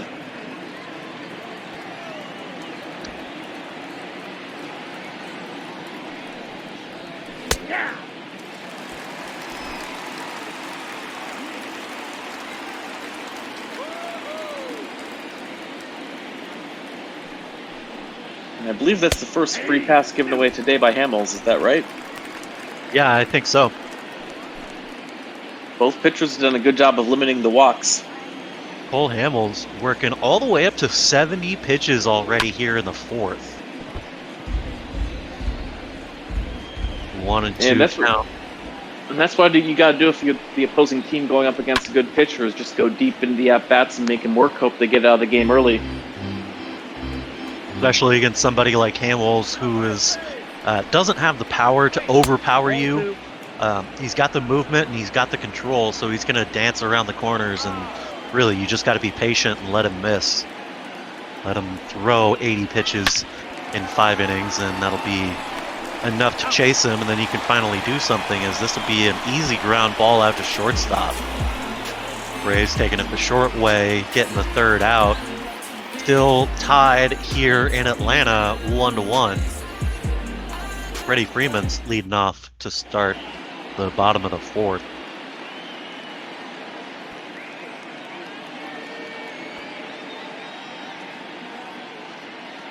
You know, Heidi really has a lot to say today.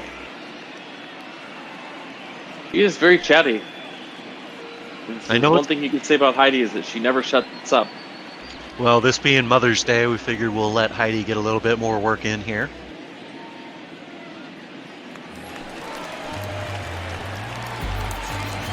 Leading up for the Braves, the first baseman, Freddie Freeman. First pitch misses outside, ball 1. As you take a look at the pitch count for Jordan Yamamoto, 46 pitches here through 3, compared to the 79 by Hamels at the end of 4. We'll see if Yamamoto can work a bit quicker here, stay in this ballgame a little bit longer. He's been sharp, there's no doubt about it. He came up last year to replace an injury, I forget who, I think it might have been Caleb Smith. And the dilemma for the Marlins was, while they weren't hitting, their pitchers were all so good. Yamamoto was just a temporary fill-in, but they had to keep him on the roster. He was pitching so well. So this one will get popped over into foul territory, but not far enough, as the third baseman will range over and make the catch. 1 away. In steps Marcell Ozuna.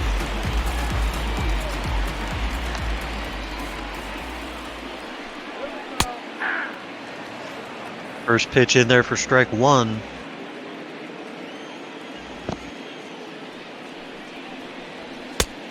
Ball inside.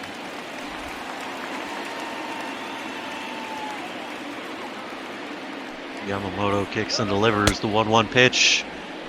Did he go? No, says the first base umpire.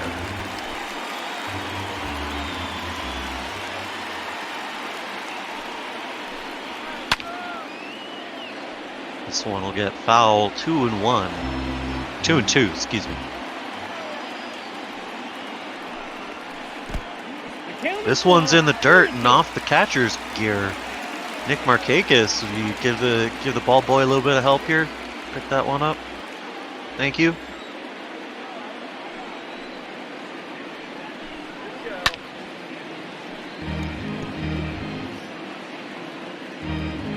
Full count now from Yamamoto. Got him swinging. Jordan Yamamoto rushing in a 92-mile-an-hour fastball high in the zone for the strikeout. That's his 5th of the ball game. In steps the veteran Nick Markakis.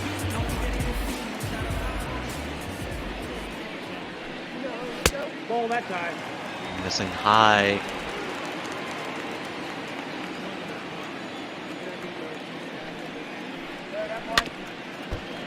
Markakis fouling this one off, so 1-1's the count.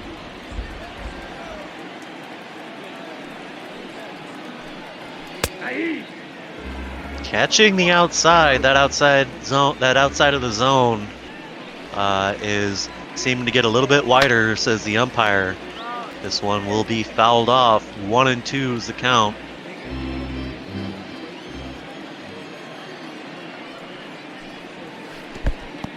This one's in the dirt, trying to get him to chase it in the dirt. Markakis laying off. 77 miles per hour on that slider there.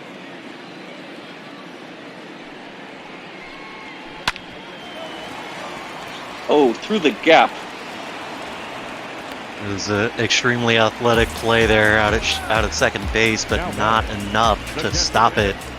This will be a ground ball single.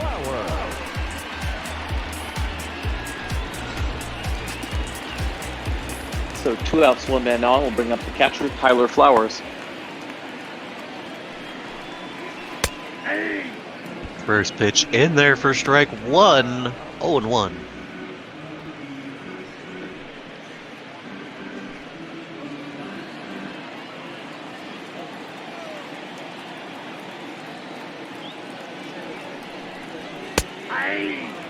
The 0-1 pitch catches the outside corner, strike 2. Flowers in a hole here right away, 0-2.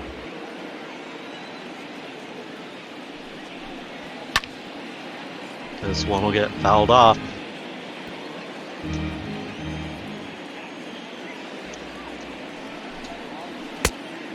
Flowers' career has been bookended by the Braves. He was drafted in the 33rd round back in 2005, then headed over to the White Sox, but brought back in 2015.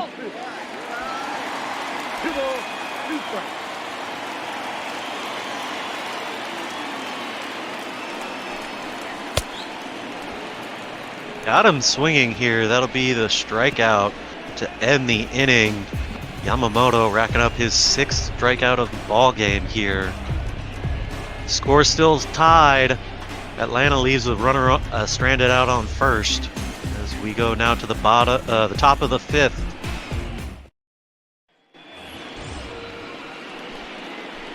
Leading off for Miami. To see Brian Anderson getting the lefty going in the bullpen should Cole Hamels run into trouble here in the top of the 5th.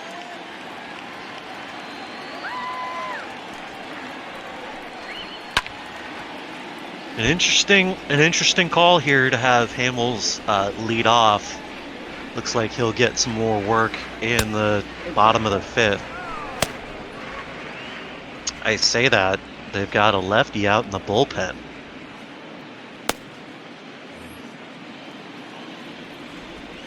Sean Newcomb's been functioning as the long reliever here for Atlanta this season. Nope, outside. Still, I think they might try and go with the righty just to see if they, since the Marlins have rolled out their lefty matchup. Yeah, it'll be interesting to see how they play it. Hamels delivers this one, being grounded past the first baseman. Freeman not able to come up with it. So that'll be a leadoff single here for the Marlins. Anderson saw Nick Markakis hit it there just the last at-bat, last inning. He said, I'm going to do the same.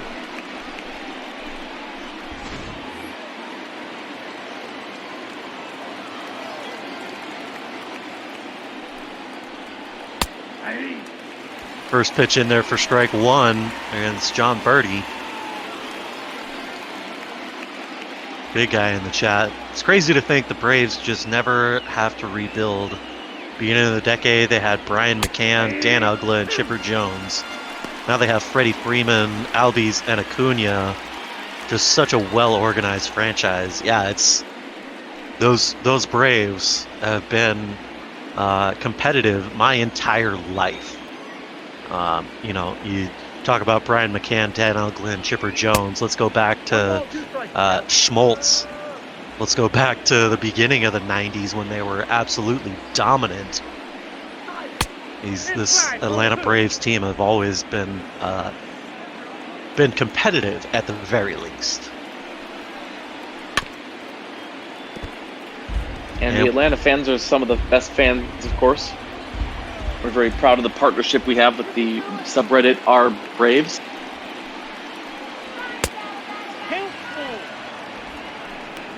Yeah, they're the cool subreddit, not like those guys over at our Mariners.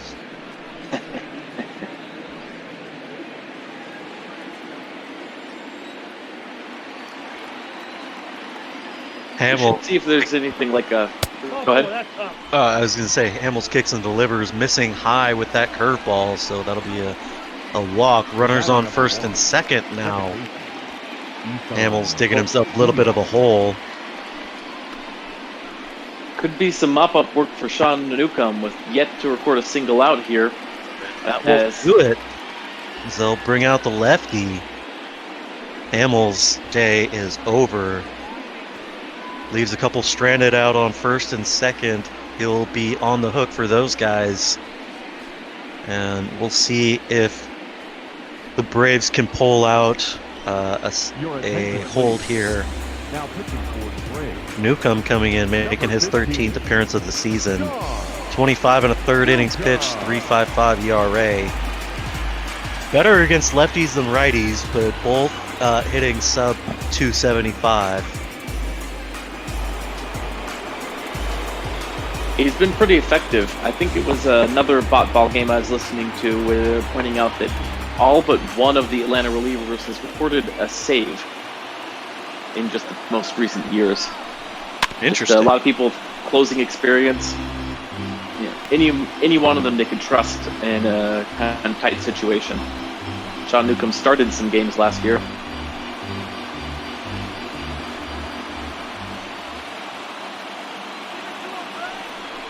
Well, Newcomb starts this appearance off with a couple of strikes to get ahead of Diaz. Diaz, of course, putting up Atlanta's home run. I'm sorry, putting up Miami's home run. I get him backwards. It'll be fine. And got him swinging here. 3 pitches for the out. Newcomb coming in to get the job done, leaving those runners right where they are. Last thing he would want to see is Isan Diaz collect his second home run of the game. Well, and it goes to show the difference in pitching style between Hamels and this gentleman, as this will be a failed bunt attempt that pops up into foul territory. The third baseman's there to make the catch. Yeah, just a very athletic play. Slower third baseman was not been able to get to that. In steps Jonathan VR, swing and a miss, strike one. And so Newcomb just 1 out away from getting out of the two-runner jam that he inherited.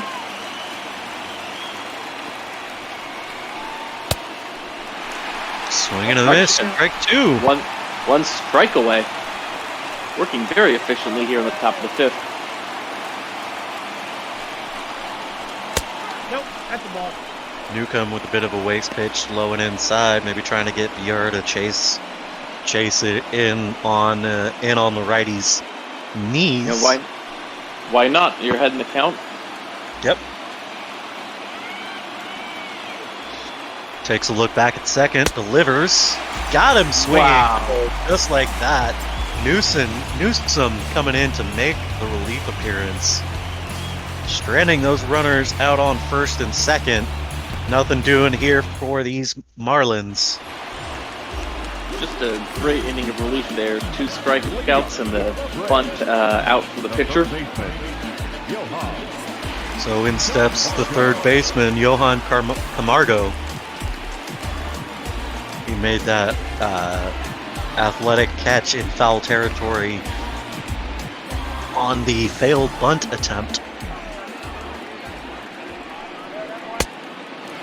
First pitch missing outside, ball 1. 6-0 Sanchez getting loose in the bullpen.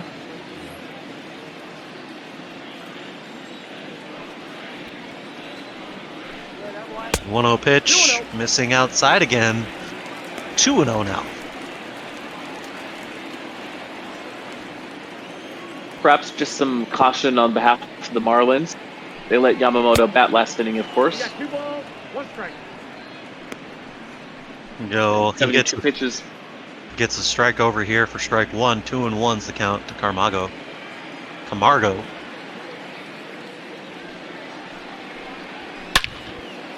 This one's launched.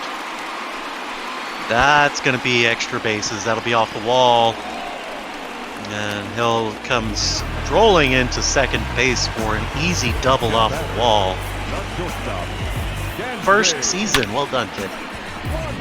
It's always good to get that first one out of the way, even if it comes a little over a month here into the season.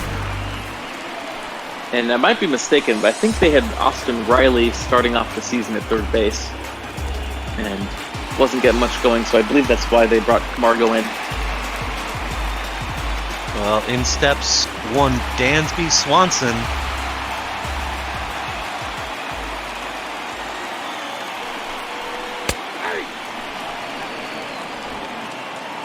First pitch in there for strike one.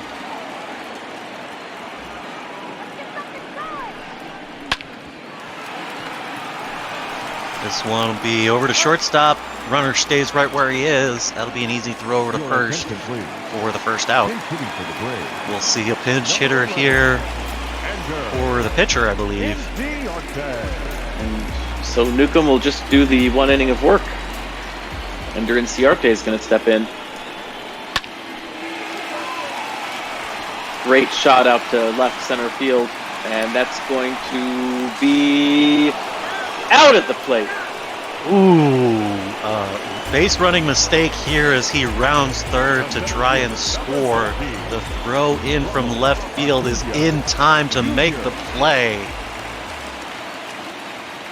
Braves not able to push one across here. 2 outs, runner at first. In steps Acuna Jr. Kind of a surprising move to send him on that slap hit from Inciarte.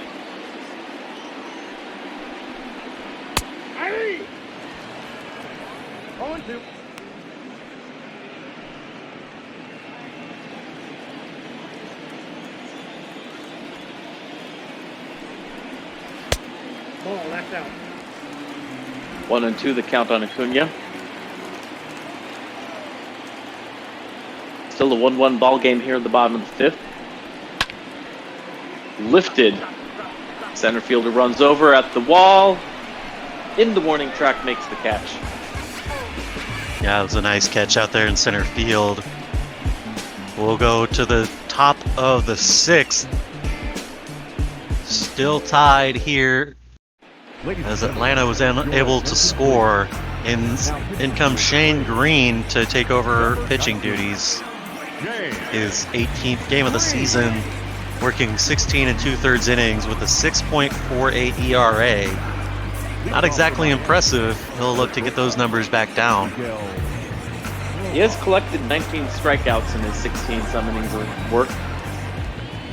So you do like to see that. ERAs, small sample size, can fluctuate a lot this early in the season. First pitch, rope to right field for the out. I mean, I wouldn't really call it a rope. That was kind of, but nonetheless, that's an out. That's why I mostly stick to cleaning toilets around here. Cleaning toilets, posting to Reddit, you know, the important stuff. Hey, Reddit's quite a sewer sometimes. Yeah, you ain't gonna tell me. As we take a look at the Braves bullpen, Mark Melancon and AJ Minter, the righty and lefty respectively, getting their work in out there. This missing way inside with that 2-seamer. Shane Green, kind of an opposite approach to the starter today. Of course, being the righty as opposed to a lefty, but more of a fastball pitcher. It's like he's got mid-90s fastballs. As that one will get in left field for a base hit. Say that one was roped? Yeah, I would say that one was roped. I'd say that other one was probably more of like a rainbow? I like it. Very colorful. Very, very colorful.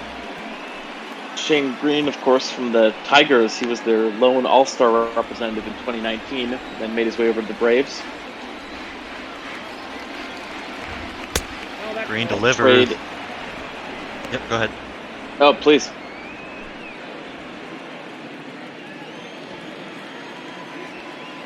Two-0 pitch from Green. This one catches the zone. He's trying to hit that inside corner. And he finally does.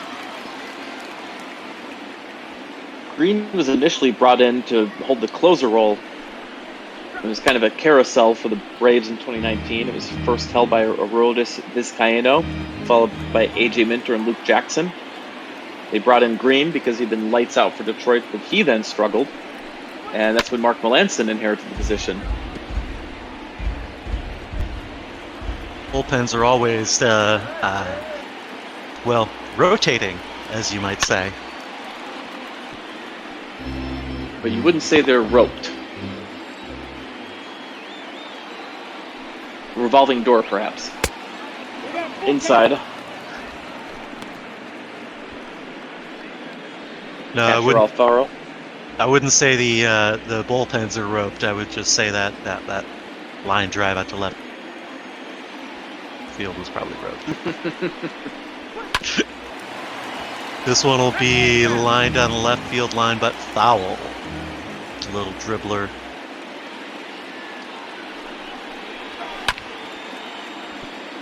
This one almost fair, but also foul. Count remains full.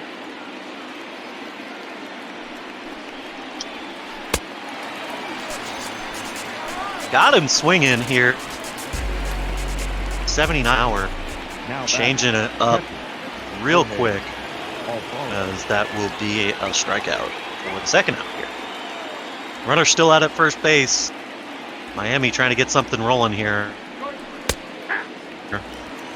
In steps Jorge Alfaro. First pitch to him in there for strike one. Green delivers. Not catching the bottom of the zone. The ump 1-1 is the count.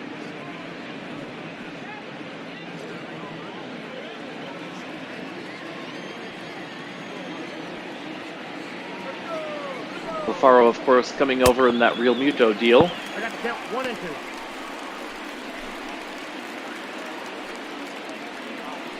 I suspect he's always had a bit of a chip on his shoulder. He also came over along with Sixto, Sanchez, Will Stewart, and a little bit of cash. Green up there. Racking up the strikeout here with that cutter. That will do it for Miami here in the 6th. We'll go now to the bottom of the 6th. And Atlanta looking to get something going. Your attention, please. Now, that's going to do it for Jordan Yamamoto. We'll get the final line on him in a minute as Sixto Sanchez will step in.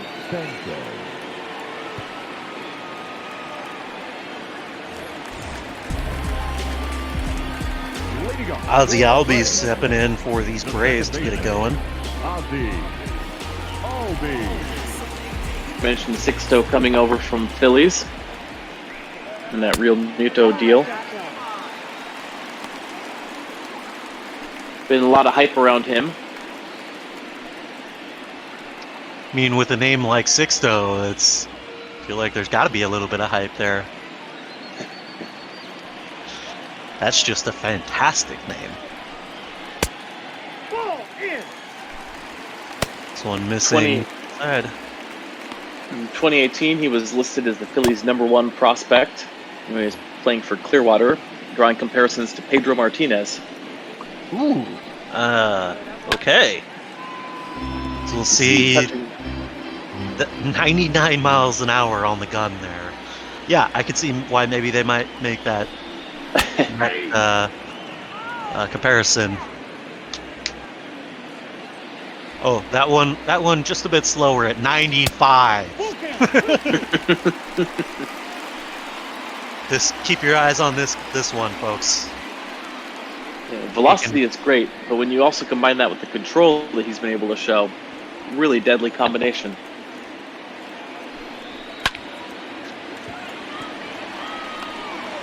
Left fielder perfectly positioned, didn't even have to move. That'll be the first out. The first baseman, #5, Freddie Freeman.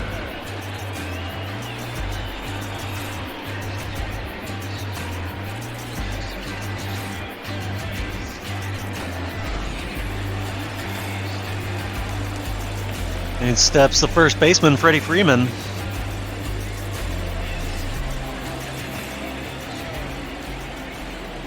Both pitcher and batter with alliterative names. Sixto Sanchez and Freddie Freeman. Yep, sure enough. Ooh, No balls, 2 strikes. that two-seam fastball just gets the outside edge, right where the catcher was calling for. Quickly moves ahead of the all-star first baseman, 0-2. Yeah, that outside edge has been expanding just a bit here today. 2 strikes. As this one missing inside just a bit.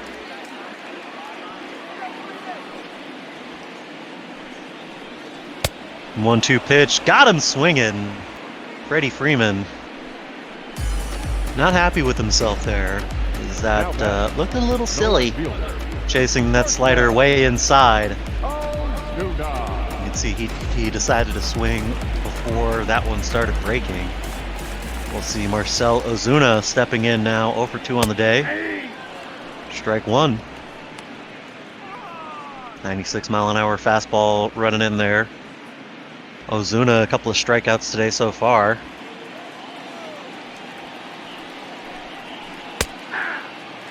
The Big Bear Marcell Ozuna, previously with the Miami Marlins from 2013 to 2017, then made his way over the Cardinals. Here in his first season with the Braves, batting cleanup.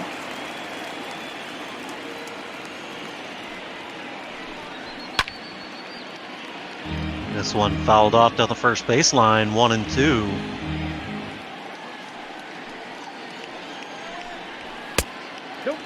Ozuna gave the Braves all sorts of trouble in the 2019 playoffs. He hit .429 with 9 hits and 5 RBI. You can see why the Braves might have wanted to trade for him. Yeah, I mean, I can see why anybody would want to trade for him.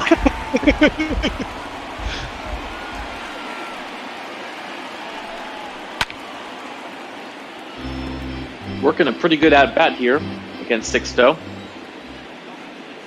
Able to get around and make contact with these 97, 99-mile-an-hour fastballs. This one will be grounder over to first in time. Sanchez there to cover the base for the third out. Nothing doing here in the 6th. We'll go now to the top of the 7th. Yeah, that was a nice little hot shot. The first baseman, Aguilar, bobbled. Good thing Sixto was able to get there in time.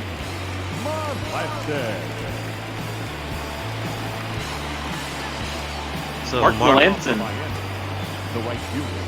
We'll see him taking over the pitching duties for these Atlanta Braves. In steps Brian Anderson.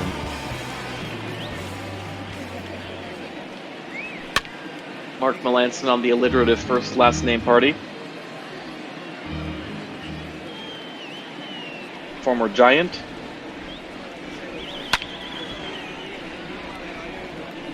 Working quickly here with that curveball, 0-2. One ball, 2 strikes to count. This one missing low.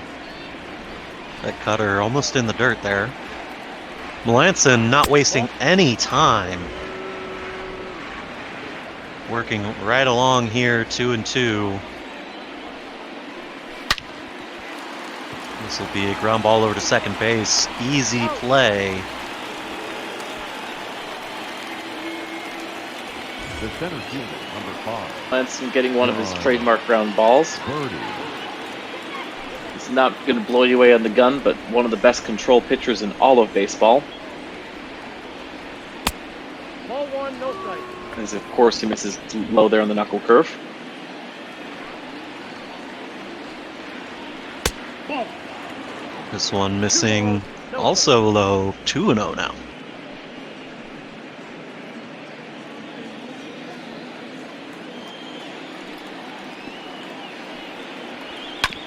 Two-0 pitch. This will be a ground ball over to first base. Freddie Freeman there to make the play unassisted for the second out.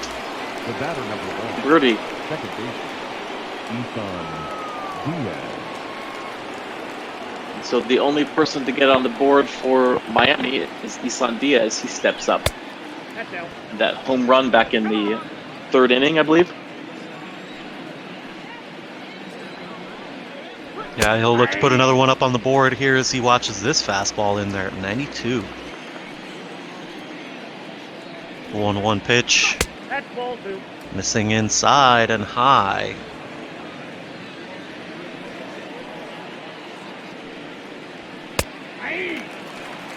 Fastball low and outside. Strike 2, 2-2. Catching the outside with that cutter, and he comes back here. Fastball outside. I say fastball. That was not a fastball. That was a curveball. A knuckle curveball, to be precise. Got him! Fastball here. The cutter catching that outside strip at 94 miles an hour. Melanson's happy with himself here, getting out of the inning. We'll see Nick Markakis digging in now to face off against Sixto Sanchez. They're leaving him out for a second inning of work. Well, he didn't have already. He didn't have to bat in the last inning, so I suppose, bot ball logic. This would be a ground ball out to second base for an easy first out. Yeah, they'll probably leave him in next inning and then pull him. He'll get to lead off the hitting, and then come out, pitch one pitch, give up a hit, and pull him. Calling it now, folks. Put your money down. Some fancy new analytics making their rounds. This one will miss low, ball 1-1 to Flowers. And shot over to Aguilar, who runs it over to make the tag. With 2 outs here for Sixto. Big guy with some big praise for Melancon, saying he's got the best cutter next to Mariano Rivera. I don't know about that, but okay. 1-0. Sixto looking to collect his 6th out against Johan Camargo. Yeah, I believe these fancy new analytics are going off of thin air and something smelly that I probably shouldn't say on air. This one's pretty deep. That'll be an easy 3rd out here for the Marlins. Get up and stretch, folks. We finally reached the 7th, the middle of the 7th. We'll see Sixto Sanchez probably leading off. No. This is the National League after all. Number 26, Garrett. Some guy named Cooper. I don't know these teams. I'm sorry. I believe it's my namesake, although he misspelled it, Garrett Cooper. Yeah, that cutter catches the inside corner for strike 1. Hey, big guy, you're the one that brought it up, so it's your fault.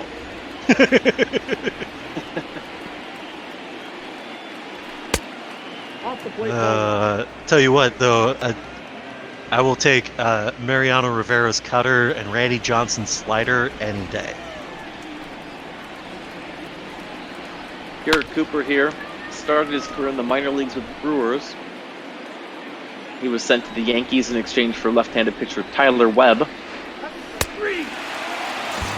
Made his debut for the Yankees against the Red Sox. Cooper not getting it done here as the umpire says he struck out on that check swing. So that'll do it for Cooper. Not a great day for him. In steps the leadoff hitter Jonathan Villar. 0 for 3 on the ball game so far. He's down bunt, foul. Oh boy. Try this again, huh? Worked so well for you last time. This will be fouled off down the first baseline. So just like that, he's in a hole 0-2. Missing high, trying to get him to chase one way out of the strike zone. 1-2 pitch from Melancon. This one is crushed down the right field line. If it stays fair, it does not.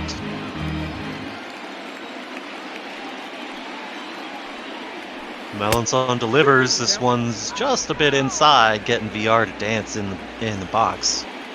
2-2's the count now. This one lifted out to left field on the run with the catch. There for the 2nd out. This is a nice play out in the outfield there. Now batting. Really was. Miguel Rojas. So now in steps Miguel Rojas. This game moves into the 8th inning, still tied 1-1. Lanson hasn't quite shown the control we'd expect. Is this one going to be shot to the first baseman who will win the first foot race? That'll be the 3rd out. Freddie Freeman making plenty of defensive plays out there over at first base today. And so we're still tied as we head into the bottom of the 8th. 1-1. Swanson, followed by the pitcher spot with Lanson and Acuna. For Miami, number 56, Sterling Sharp's going to enter the game. Sterling Sharp. His 26th appearance of the season so far, a 2.03 ERA, so he's been doing pretty lights out. He's been sharp. Shortstop, Dansby Swanson. In steps the Dansby Swanson, 0 for 2 on the day. This one going foul, taking out his third base coach. Swanson was famously the first overall selection of the 2015 draft, as he's going to pop out to second baseman deep into the outfield. At what point in that between the infield and outfield do you just got to let the outfielders kind of take that one? You know, they taught me in Little League that if you're in the infield and the outfielder's running in, you give priority to the outfield. That's what I was taught as well. It's a heck of a lot easier to make a catch running in than it is trying to turn around and catch it running out. Nonetheless, Marlins, it is the Marlins. Yep, that was an athletic play, so we'll see. Oh boy. Denny Hechavarria. Thank you. Not even gonna try that one. Well, you won't have very long as Denny falls behind 0-2. Notably, the Marlins continuing with the alliterative first name, last name pitching trend. Yep, Sterling Sharp. Thank you, Fundies. I will continue to ignore all pronunciation advice, as is my thing.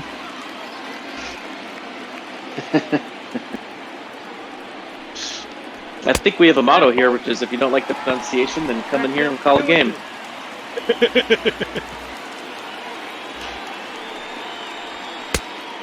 balls, 2 strikes. Sharp working the count full here.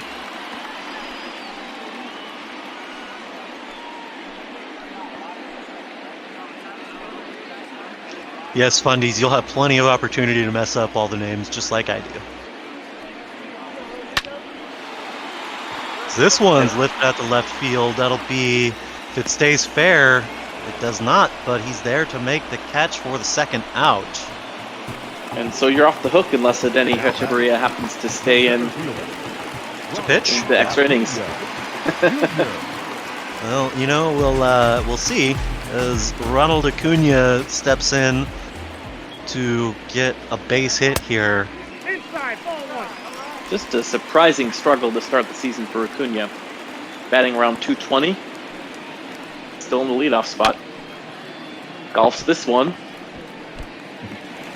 And the barehanded attempt over at third misses completely, so that'll be a base hit for Acuna. Second baseman, Perhaps getting a rally going here in the bottom of the 8th with 2 outs. And just a chopper. Albies watches the first pitch catch the outside, strike 1. It's just me, or does that strike zone just keep getting wider and wider? Well, we did turn it on to one of the faster game settings, so maybe the umpire is speeding up the game accordingly.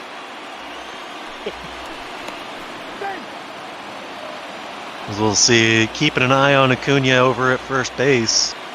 There's always a threat to steal.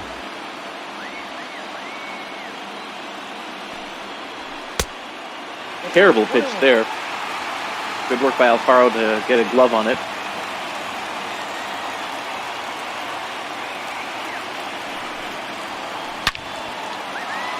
This one shot out to right field. That one is gone. A 2-run shot here by Albies. his 4th home run of the season. That puts the Braves up 3-1 here in the bottom of the 8th. There was no doubt about that one. The outfielders did not even look back. They did not even move back. They just watched that soar.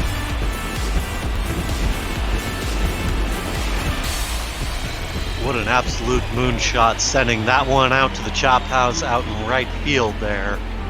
He knew it.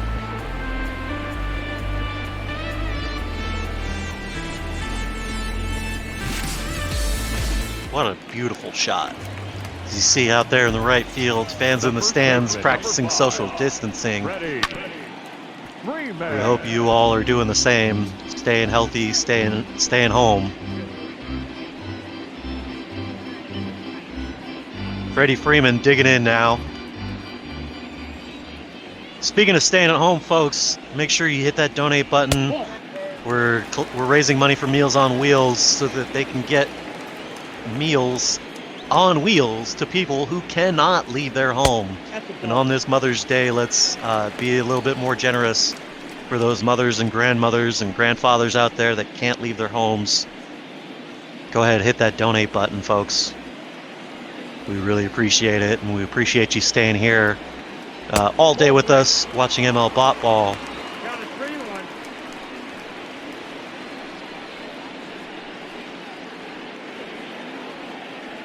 And nothing sounds better than staying in, watching some bop ball, and getting a meal delivered to you.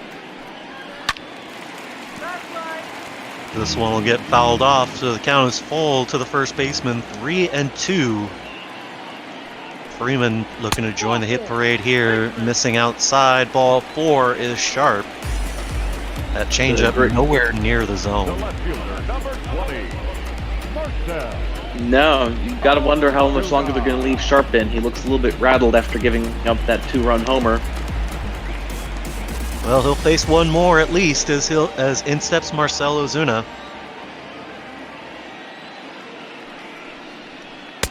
Count 1-0. This one missing outside, ball 1. That slider trying to catch the corner. Nothing doing. Nope. Not getting anything to hit here, although Ozuna's been quiet today. He'd surely like to break out of that 0-for-3 slump. Oh, Fundies with the good one. Sharp is looking pretty dull. Oh. As this one is lined out to right field for a base hit, so Sharp's edge is no longer very sharp. Yeah, I'm stealing it. What are you gonna do?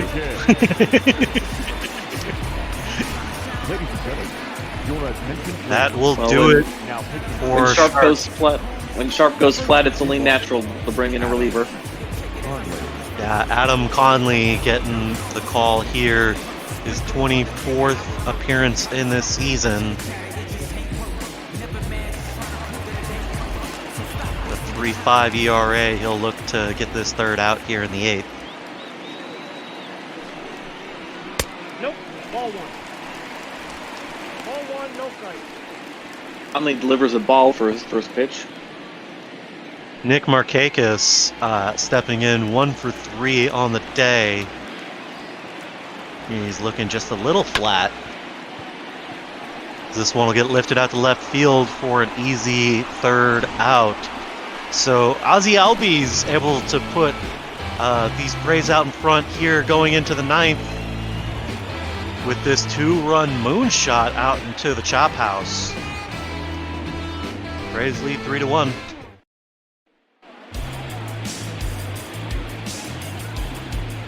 Now Will Smith out.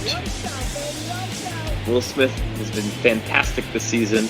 29 strikeouts in his 15 2/3 innings of work. Just a 1.72 ERA. Man, I love Men in Black. The left fielder, number 23, Corey Dickerson. Corey Dickerson suddenly finding himself with the final 3 outs here for the Marlins. Will Smith on to collect, and it is a save situation. Starts off with a slider low.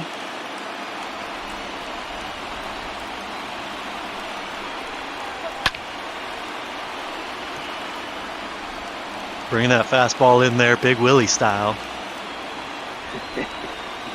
Yeah, I'm gonna do him.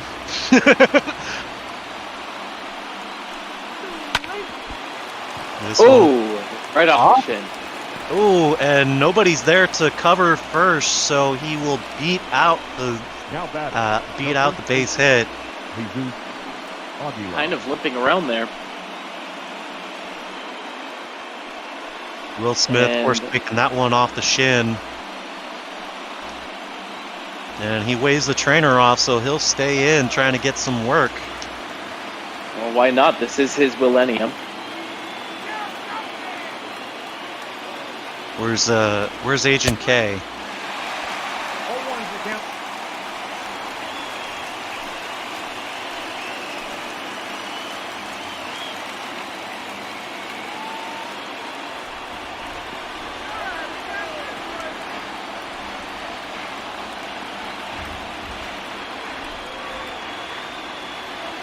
The 0-1 pitch. Big Willie style delivering a fastball high and inside at 94 miles an hour. Working the count to 0-2 here against Aguilar. Aguilar representing the tying run here. Batting cleanup for the Marlins. 0-2 pitch. The count is 1-2. Just a waste pitch. Trying to get him to chase something low and outside. Nothing doing 1-2. You might say it was wild, wild west of the batter. It depends. How is this stadium oriented? But I see what you did there.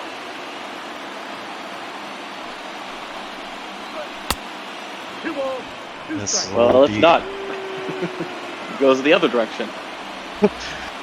One of those pitches was a little west of the batter.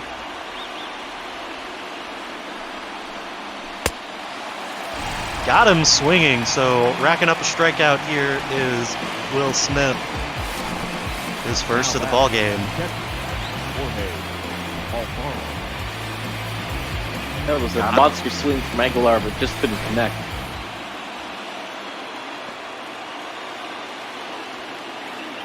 So Jorge Alfaro. Marlins down to two outs left. That's a ball. Alfaro gonna need to get something going here if these Marlins want to have any chance of coming back here. It's almost like somebody hit him with a deneuralizer. Forgot how to hit. Ball that low. Well, with all these pitches drifting low, no one is going to be called legend.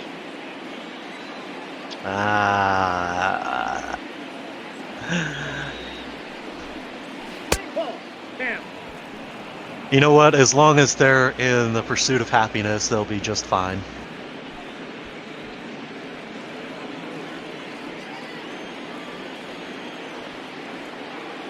How many more can we come up with before this game's over? 3-0 pitch. That one's right down Main Street.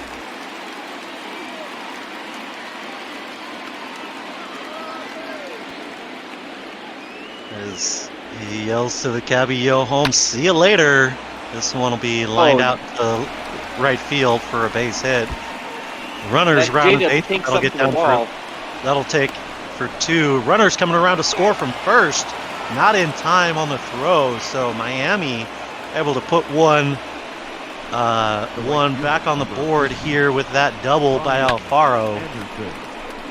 They just got some fresh air over the second baseman. Your attention, please. Number 55. Boy, he will leave the game. Well, it's bye to Will Smith as in comes Chris Martin to finish off this game for the Braves. Try to leave that runner stranded out at second, otherwise we'll go to the bottom of the 9th. 1 out here, first pitch delivering inside.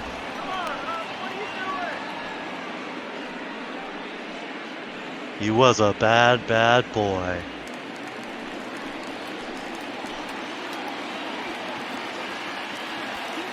Brian Anderson, a pretty good contact hitter here. That ball's fast. Well, he got contact with this one, but it goes foul. Yes. This is trouble. That one is fair. That'll get down the line. That'll score the runner from second on that RBI single. So we have a tie ball game here, folks. The center fielder, number 5. Pretty good RBI single to right field. Can only get a base out of it, but enough to bring the runner in. Brand new baseball here in the bottom of the ninth, top of the ninth.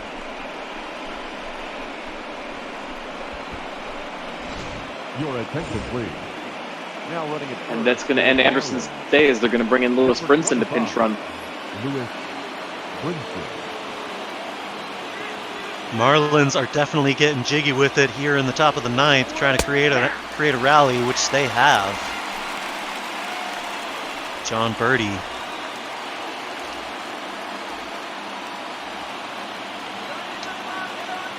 Are you still allowed to make Will Smith puns after he no longer in the game? Allowed to. I think you're kind of required to. You got a Will Smith pun, make it. Number 25, Lewis Brinson. Coldplay jokes? I don't know any Coldplay jokes, though. Who listens to Coldplay? Exactly. 97-mile-per-hour four-steamer from Chris Martin, a little bit outside, 2-1 the count.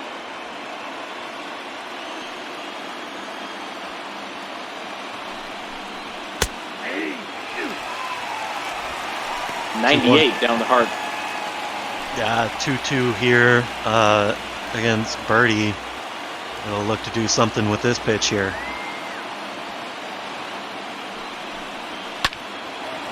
And he does. Over the head of the leaking third baseman. These Marlins able to put together some base hits here. Now that's second baseman. You know, I was thinking about a Ricky Martin pun as well.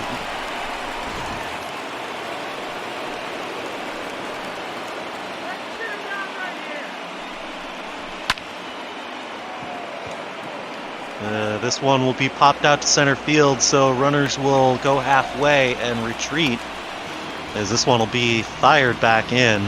Your attention, please. Oh, you guys, keep them coming in the chat. These are great. I love it.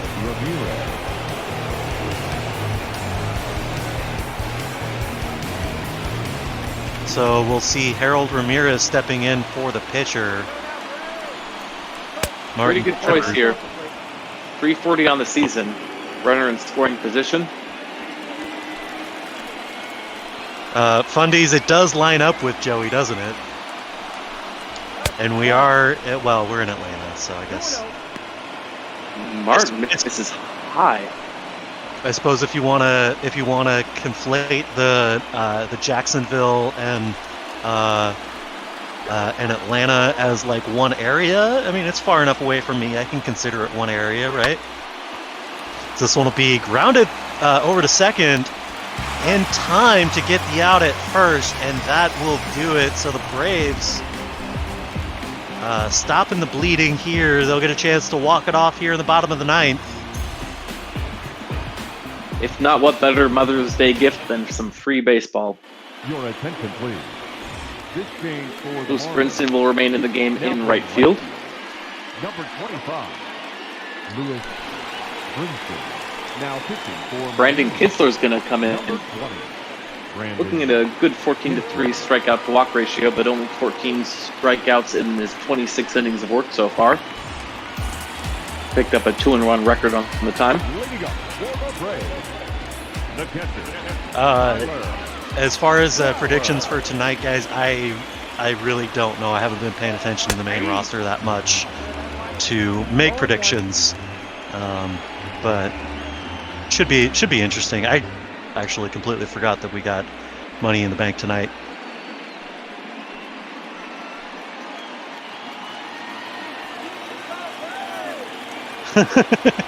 Time indeed was running out.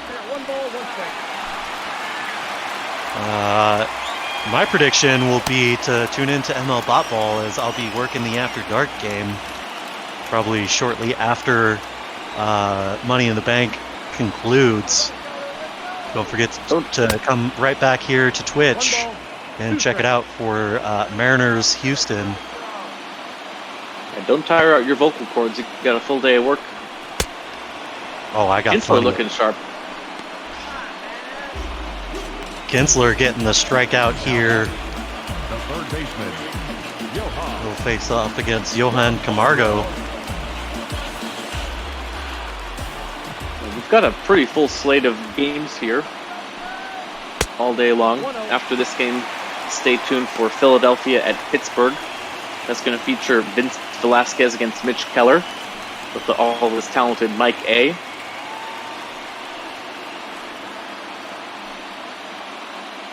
Mitch Keller, of course, the young pitcher. One of the rare bright spots for a Pittsburgh starting rotation that's been struggling. That's a ball. He struggled himself, but started turning it around in recent games.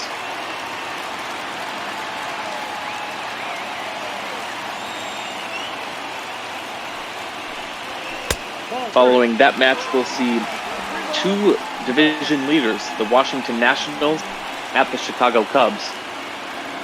That's going to be Anibal Sanchez versus Darvish. Both pitching pretty well for their teams. Rio pitch from Kinsler, getting across for strike one. Maybe dancing all around the corners here against Camargo. One of these days I'll get it right. I will remind you, mispronouncing things is my thing. So he misses low for ball four here. And just like that, with one out, the Braves have a runner on first.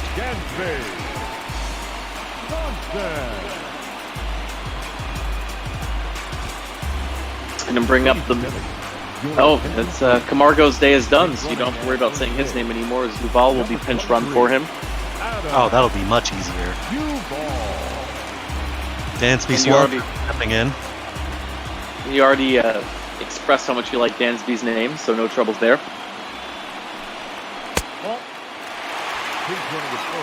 It's going to turn into my thing, huh, isn't it?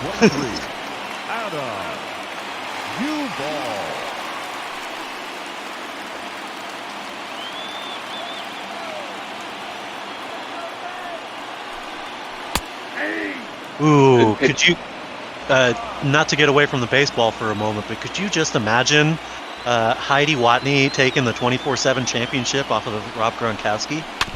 That would be interesting. That would be interesting.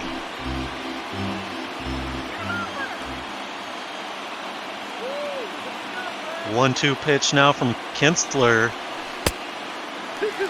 No relation to one Ian Kinsler. Missing low, ball two, 2-2. Got him with that corner. That extended strike zone really showing a little bit of a difference here. Yes, he catches the zone, I guess. Close call, but the umpire has been giving him that one. Yeah, that's as wide as that strike zone has gotten. It's been the same throughout the game, so batter's got to adjust.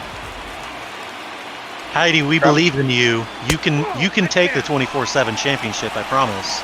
Go find Braun Strowman. He'll get you. Well, Atlanta's going to bring in the catcher Travis Darnod to pinch hit here. The last batter between us and extra innings. This one will be lifted out to right field. Tough play. One drifting back. And it will bring it in. So we'll go to some extras here, folks. Free baseball here on Mother's Day. Your attention, please. A defensive change. We got Adam Duvall staying out at third base. Number 23, Adam. And in comes one AJ Minter. Number 33, AJ. Look at that beard. That is just beautiful. Well done, sir. Well done. He's going to have to join you and Beardy Buddha and get some triplet beards. The third baseman, number 2. Beardy Brothers going to have to get back together here soon.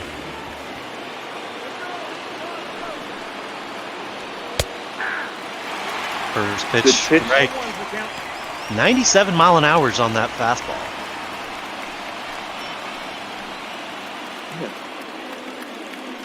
just sail in there, right over the heart of the plate.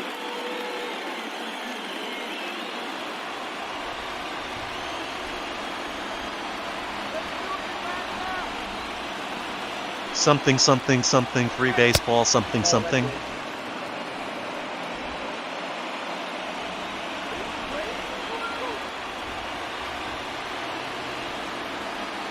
Minter comes set. A 1-1 pitch.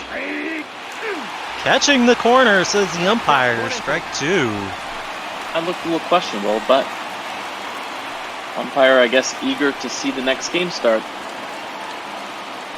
Yeah, that fastball definitely looked a little bit more inside than that edge has shown today. But you know, at 98 miles an hour, we'll give him a little bit of benefit of the doubt. This one will get lifted out to center field, and is there to make the catch. Yes, folks, if you have Twitch Prime and you want to throw us your free sub, that would be awesome. That will help us out greatly. If you want to donate to Meals on Wheels, please go do so. We absolutely love all the support. Thank you to everybody who has so far. And we look to see more of that coming throughout the season. Absolutely. All dollars go to Meals on Wheels, whether it comes through Twitch or through our PayPal link.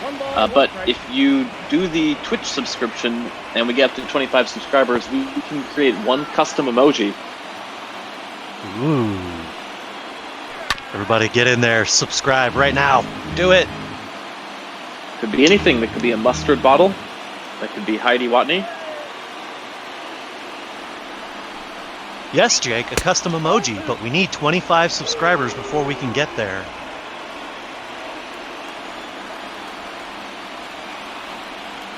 AJ Minter works the count to 2-2.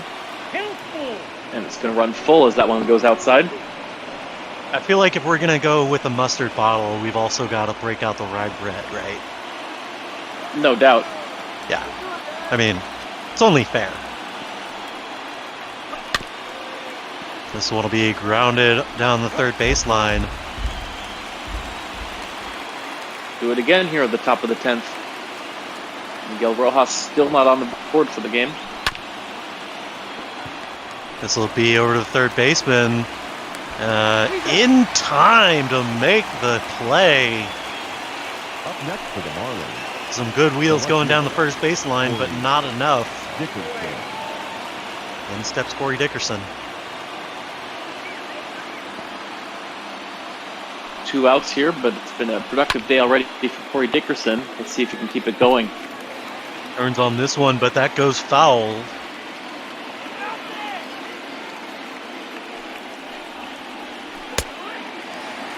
Swing and a miss. Behind. Strike 2.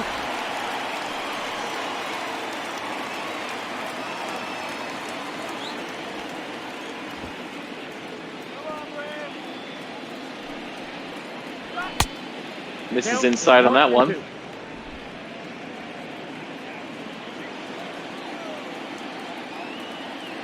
Jake, you already got the bot command. What more do you want? Trying to count 2-2.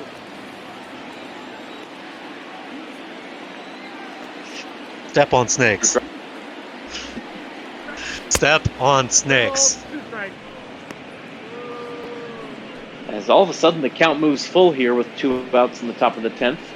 Aguilar waits on deck.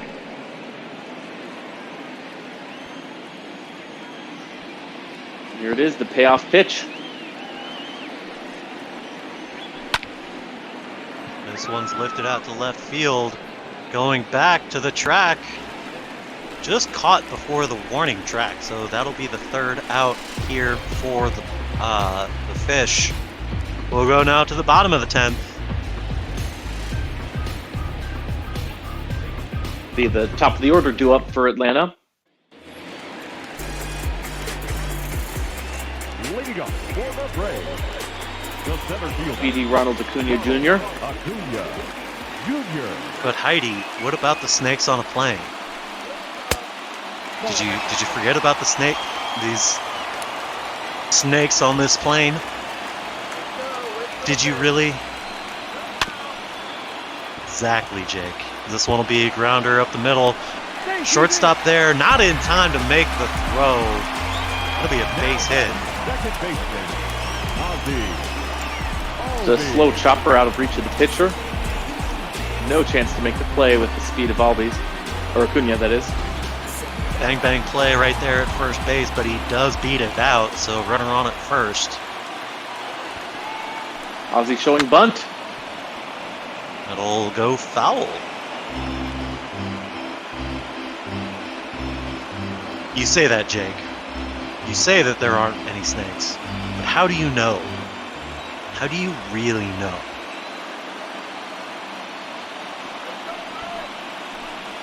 He shows bunt, but pulls it back as the changeup goes outside. Albies, of course, with the 2-run home run to give Atlanta the 3-1 lead before the save would be blown in the 9th.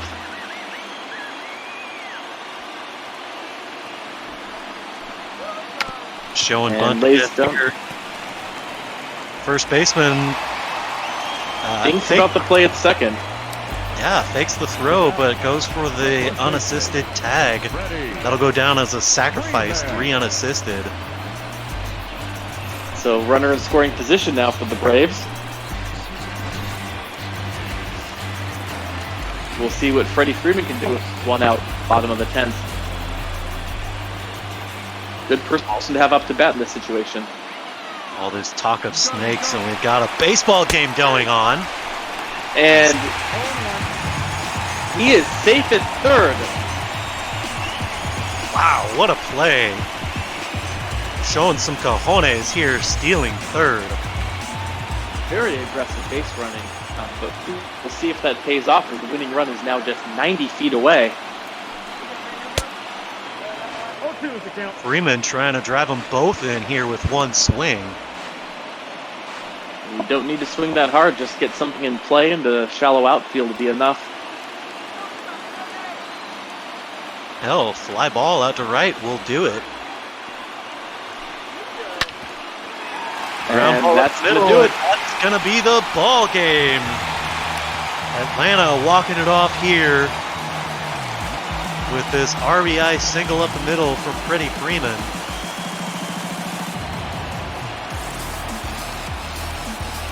Good hitting by the Braves here in the bottom of the 10th. Going to give Brandon Kinsler the loss. I believe AJ Minter will be on the hook for the win. For those of you that Ozzy Albies getting some nuclear Gatorade dumped on him. look like you had a mirror dumped on him there. So for those of you that missed it, we'll take a look at Ozzy Albies' performance here. This absolute shot out to right field was able to put the Braves up early. Put them up here in the later innings. Marlins able to come back and tie it, and then Freddie Freeman able to hit a ground ball into center field for RBI single, driving in. Was it Acuna out on third base? Acuna stole second, stole third. Sacrificed over to second, stole third. That's what it was. Sacrificed to second, stole third, and that ground ball up the middle will score the winning run. Ozzy Albies 2 for 4 in the day with that home run and a double. It's good enough to get him the player of the game. For the Marlins. We'll just quickly flip through the box score. We'll wait for the next game to start. That one also delayed about 15 minutes. We are joined in the booth now by Mike. How's it going, my friend? Doing well. Thought I was going to be a little bit rushed. Instead, I got to watch a couple of innings of baseball. Kind of wondering what happened to Ozzy Albies on that Gatorade dump there at the end. It looked like he kind of disintegrated. I was talking to Doug over on the practice train. He said it looked like a Thanos snap. It certainly did, didn't it? Kind of disappeared on us for a minute.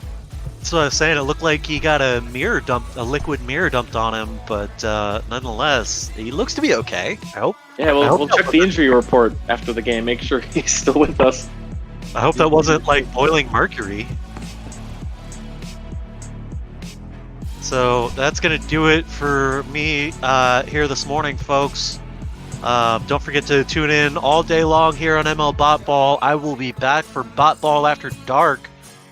We're gonna head on out to Pittsburgh now. Mike, take it away, my friend.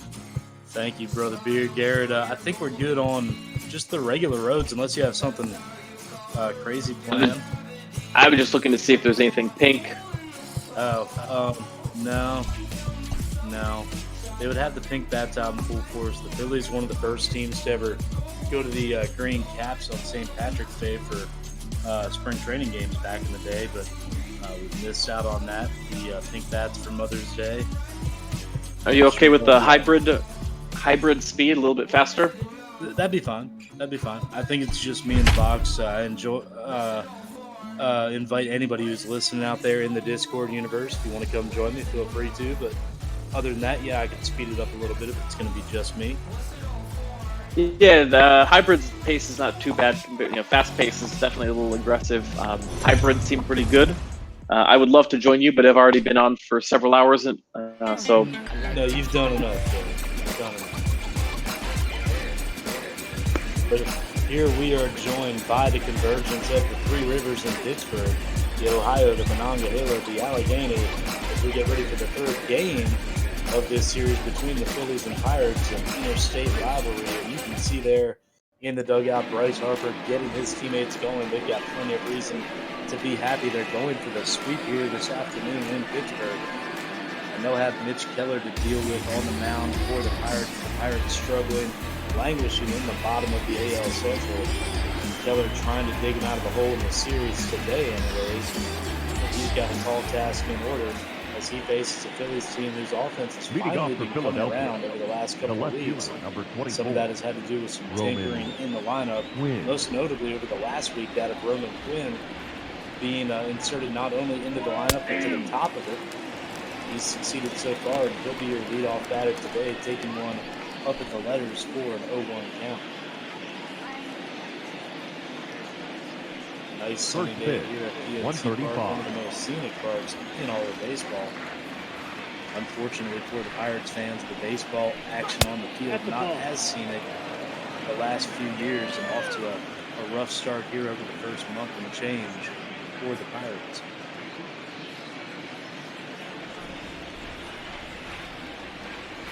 So Keller into the line, the 1-1 to Quinn. Curveball up in the zone that clips the top of it, 1-2.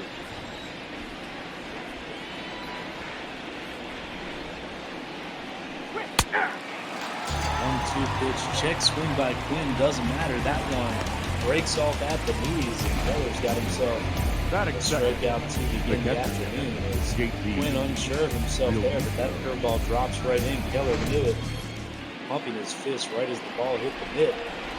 He's off and running here on this beautiful Mother's Day Sunday afternoon.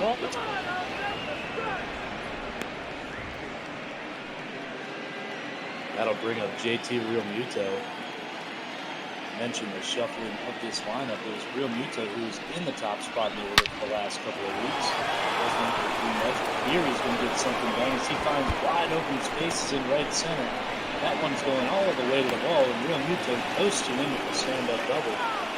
First runner, first hit of the day for the Phillies.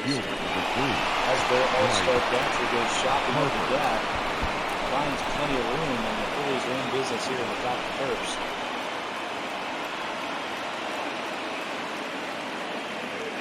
Keller getting away with a couple of the belted Quinn, not so lucky for Realmuto. That brings Harper to the plate. You see there his last 5 games, 7 for 18, batting just below a 400 clip. Have to imagine that a lot of that is having to do with the fact that the shakeup at the top of the lineup has produced more base runners, and when Harper has base runners on, pitchers have to treat him a little bit more carefully. He's able to get more measured swings, really attack the way he wants to attack, and that's led to big offensive numbers in the past for Bryce.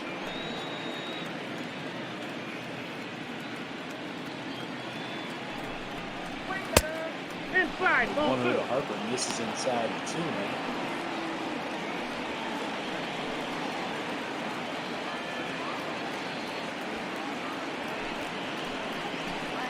Realmuto leads off for second, a 1-out double. The 2-0 incoming to Harper.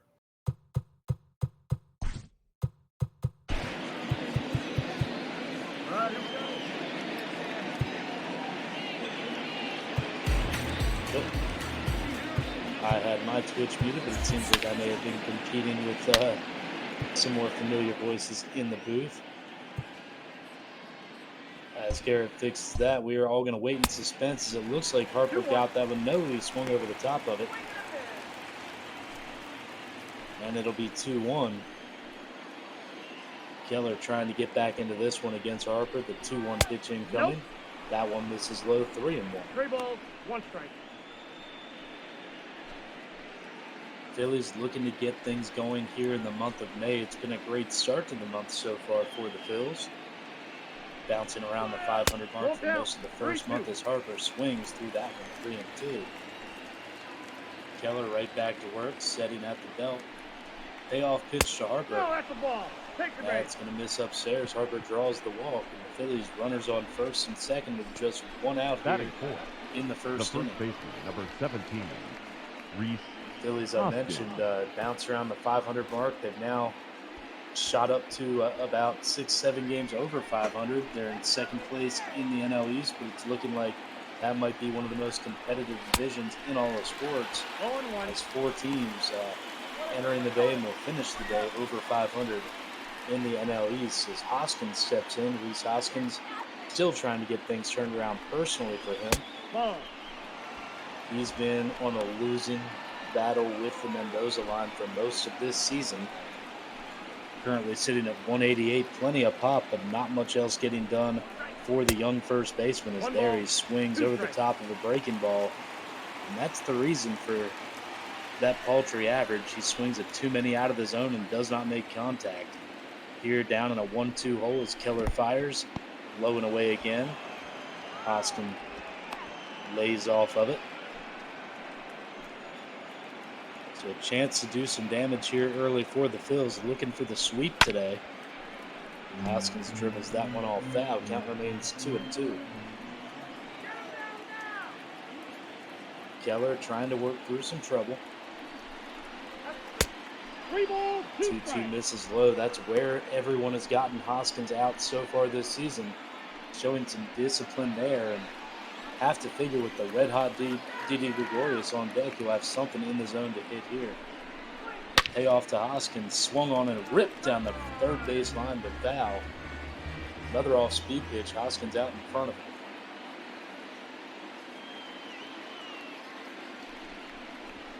Another 3-2 is swung on and popped straight up the chute. Will it stay in play? It will. That one's put away. Another frustrating at bat with runners in scoring position for Reese Hoskins. The shortstop. And that'll be 2 away as Keller now possibly seeing some light at the end of the tunnel. That'll bring up Didi Gregorius. You see the odd splits there. On the road is exactly where you don't want to catch him. He had a big night last night with 3 doubles. So he's been a thorn in this Pirates team side throughout the series. First pitch over by Keller, 0-1.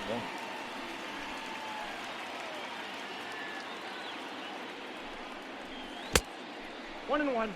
That one misses, 1-1.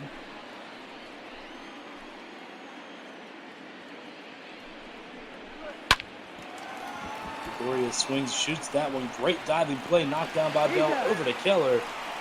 And the Pirates are going to escape all kinds of drama here in the first unscathed. The Phillies get no runs on 1 hit, no errors, 2 left on base. We move to the bottom of the first. Your score, Phillies nothing, Pirates coming to bat. Now striding to the mound for the Phillies, it'll be Vince Velasquez. He's had a tenuous at best grasp on this number 5 spot in the rotation since the season began.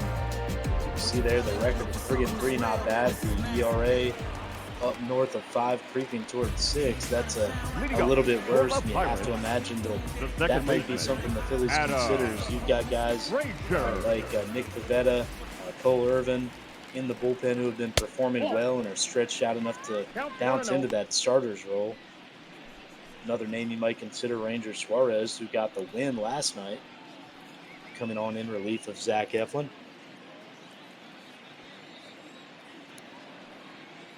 Adam Frazier leading things off for the Pirates as Velasquez misses high 2-0. 2-0.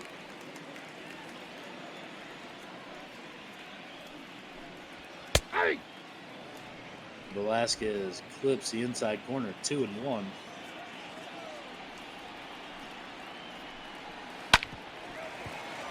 That one's grounded up the middle. Good backhand stop by Segura. Jumping throw on to first. Nice piece of defense there. And he'll retire Frazier for out number 1. The left fielder, Ryan Reynolds.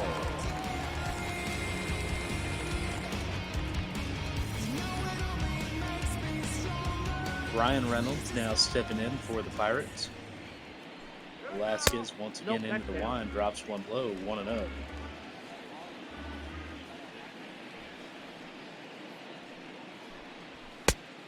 Yep, that ball went Takes out. outside. Once again, Velasquez behind 2-0 to Reynolds. Of course, the big piece coming to Pittsburgh in the Andrew McCutchen trade from a few years ago. Velasquez gets one over. McCutchen, now a member of the Phillies. However, he's had immense struggles this season and has played his way right out of the Phillies lineup as Reynolds swings through 1-2-2. McCutchen's still on the roster, but age could easily be catching up to him as he is losing at bats rapidly for the Phillies. That one fouled off. Will do it again, 2-2.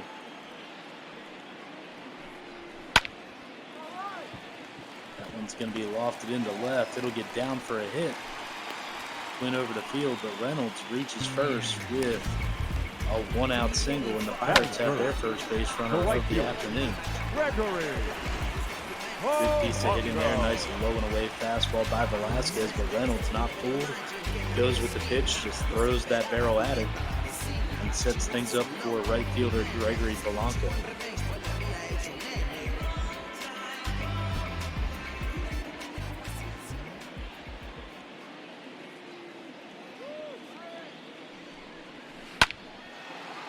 Polanco first pitch swinging. He's going to send one down the line, but just foul.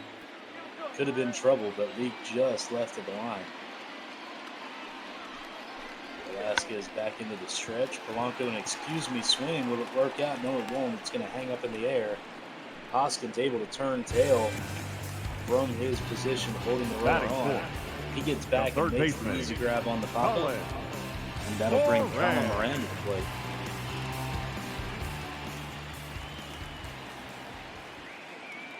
Two down now for the Pirates in the bottom of the first as Velasquez pumps one over, strike one.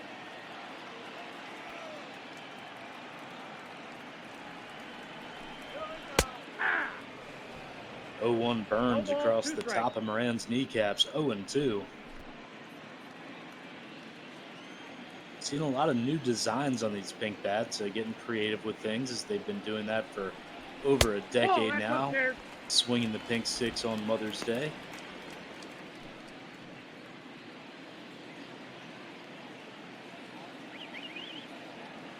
Velasquez comes set, the 1-2 to Moran. And that's going to freeze him. Look like a slider working its way over the outside corner. And Moran's caught looking. So the Pirates go down in their half of the first. No runs, one hit, no errors, one left on base. We move to the second. And as we get to the top of the second, it'll be Scott Kingery leading things off for the Fighting Phils. As Kingery wastes no time, sending the first offering he sees from Keller back up through the box. It'll be a leadoff single, and with Kingery's speed, that's some trouble on the base pass for the Phils. Adam Hazley. So there you see he just goes down and gets it.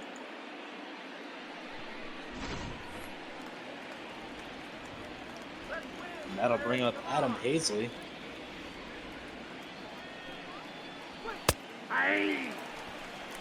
Paisley, far from the biggest name in this Phillies lineup, but he might be the most important one over the last 120 games or so. He was the emergency call-up when the entire outfield seemingly got hurt in May of last year.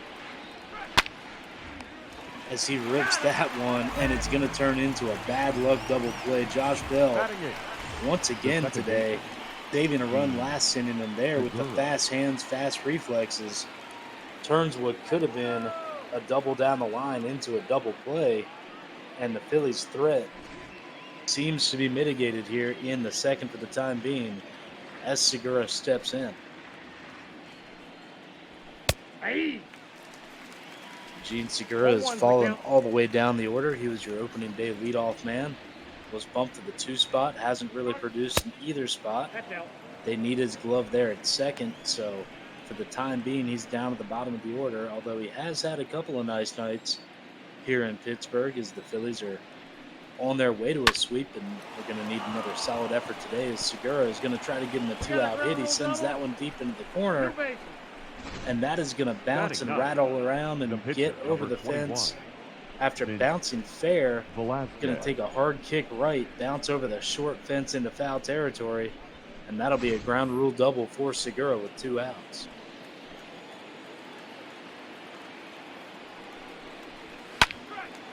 It's now up to Velasquez to help himself. He tries to, but nothing's going to come of that. A lazy fly ball to shallow right to put away on 1 pitch. And that'll do it for the Phils in the second. They lead with no runs on the 1 double by Segura. No errors, 1 left on base. Still 0-0. Leading up for the Pirates, the first baseman, Josh Bell.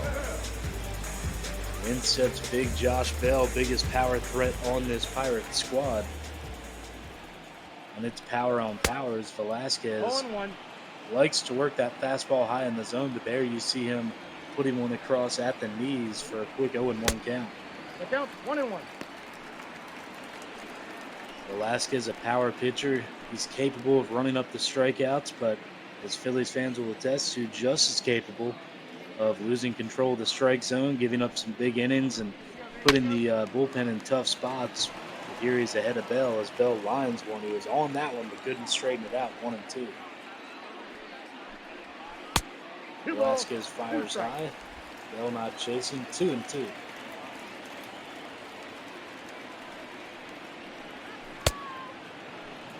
Bell goes fishing after that one. Can't reel it in.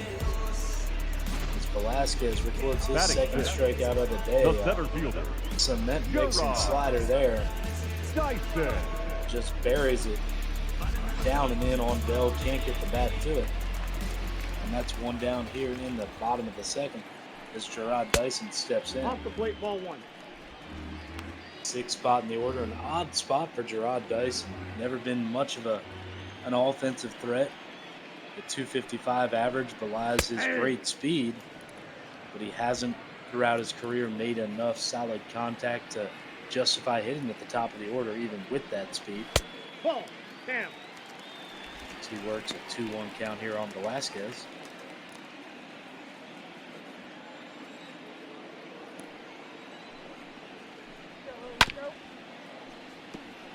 Dyson fouls that one off. 2-2.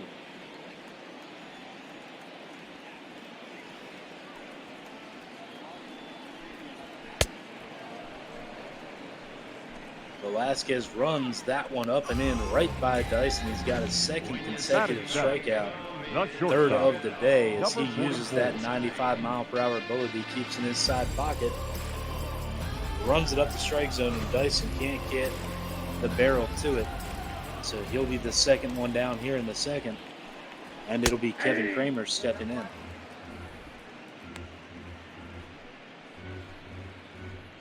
Kramer with an impressive 378 average so far this season, but just the 2 home runs, and when you look at the rest of this Pirate order and the production or the lack thereof that they've had throughout the first 40 games or so, you see why that RBI total is so low, even with all the hits coming. 1 strike, the count. Just 8 RBIs, but when no one out in front of you is producing, you can hit all you want. There just aren't going to be too many ducks out on that pond to knock in. Ball, that's inside. Here trying to get a 2-out rally started by himself as he runs this count to 3-1.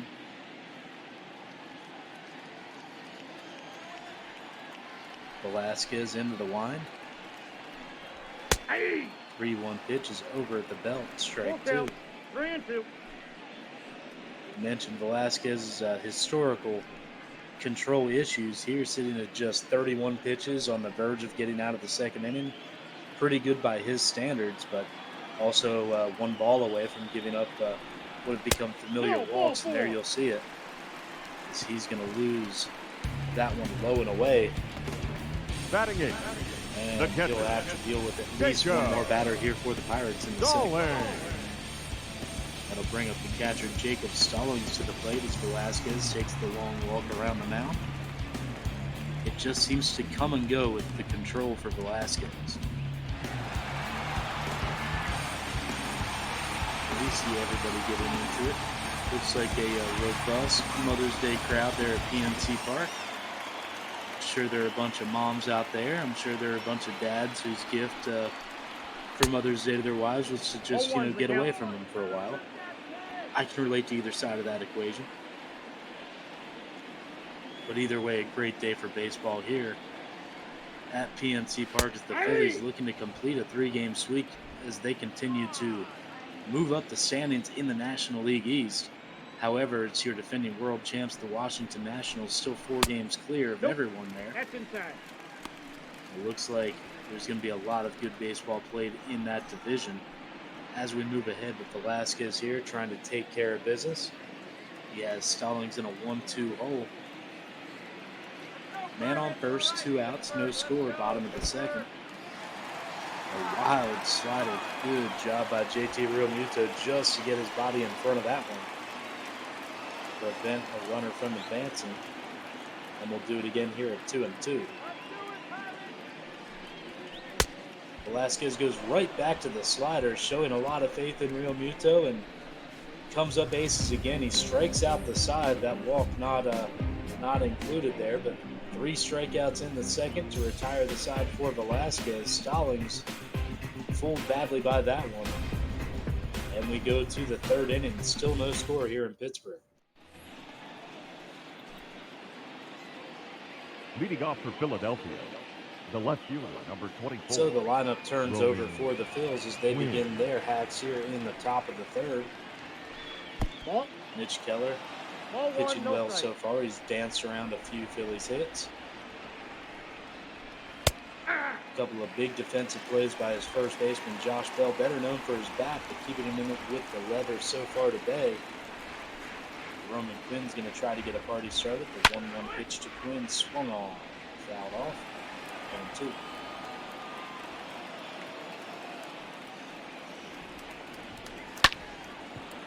Keller delivers and Quinn slaps one in the left, falling fast. That's going to get down for a hit.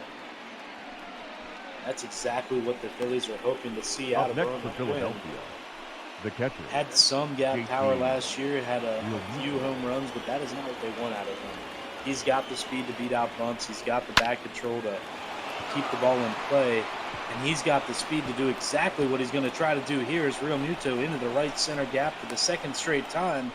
Quinn reading it all the way, off and running. No chance to get the speedy Quinn, as even though that ball was cut off well before the fence, Quinn with too much speed getting around 2nd and 3rd, coming in to score, and that's your first run of the day.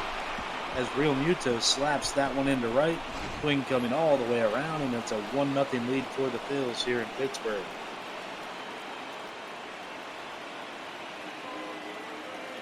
So Realmuto living large, 2 trips to the plate, 2 doubles, and now an RBI. And it's Harper who's going to look to keep the good times coming for the Phils. You remember they couldn't do anything with that Realmuto double in the first, even after a Harper walk, a couple of unproductive at-bats didn't allow anyone to come across the plate. But here, with the Phillies getting to Keller for the first time today, you think some big swings will probably be coming from both Harper and Rhys Hoskins, who waits on deck.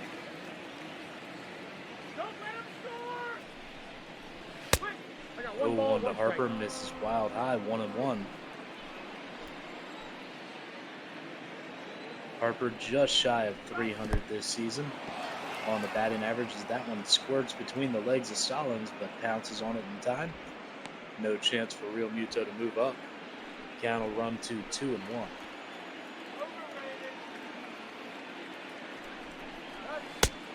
2-1 to Harper, misses just outside a well-placed pitch. Keller, you see, frustrated there. He executed that pitch exactly like he wanted to, and it may have missed the strike zone, but it didn't by much. When you're trailing, when you've got the middle of an order up, you want every one of those pitches. 3-1 upcoming, and Harper, knowing it's 3-1, selling out on the fastball. He launches it, but that's going to be well foul. The count will run to 3-2. Payoff pitch is grounded foul down the first base side, and we'll do it again.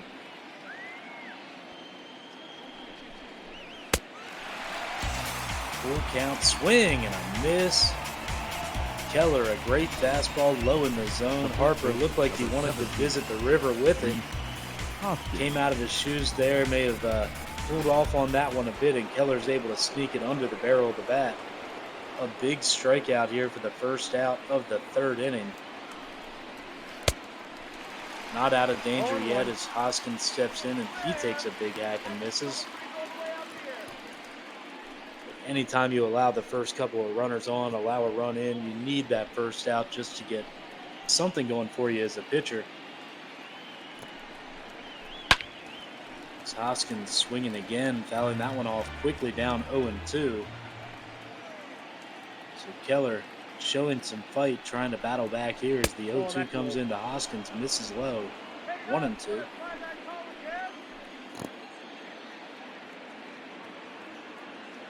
Real Muto still at second. As Hoskins grounds that one over to second, a routine play, but it will move Real Muto on to third. Good speed by JT. That could open up a possible score on a pass ball or a wild pitch, but nothing else much put in play, as that's the second out now for the Phils. 1-0. Brings up Gregorius, who takes one up and in, ball one. Keller at the belt.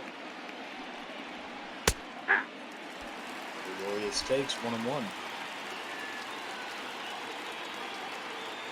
See the Pirates fans kind of up and down in their seats behind home plate early in the game, but be really sensitive. Keller can pitch out of this one with just the one run already scored coming across.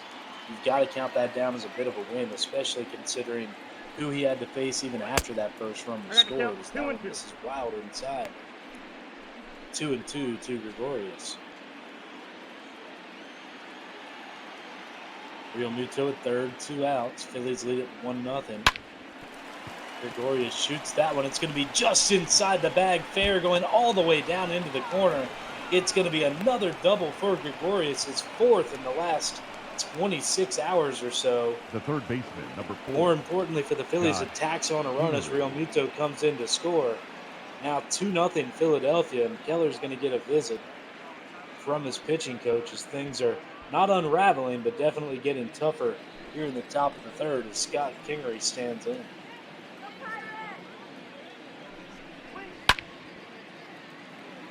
Kingery trying to take advantage of a shaky couple of pitches from Keller. He skies that one deep to left, but it'll run foul. Kingery, first pitch swinging back in the second. That resulted in a single. He's looking for an early hit again here in this at-bat, but now an 0-1 count upcoming. No, that's low. Keller missing just below the kneecaps, ball one.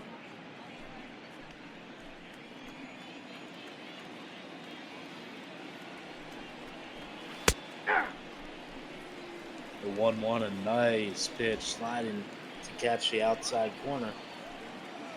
Count runs to 1-2. Ball framed by Keller is swung on and skied to left field pretty deep, but with a beat on it. And that'll be out number 3, but not before the Phillies tack on a couple. A double by Real Muto scoring Quinn. A double by Gregorius scoring Real Muto, and those are your first 2 runs of the evening.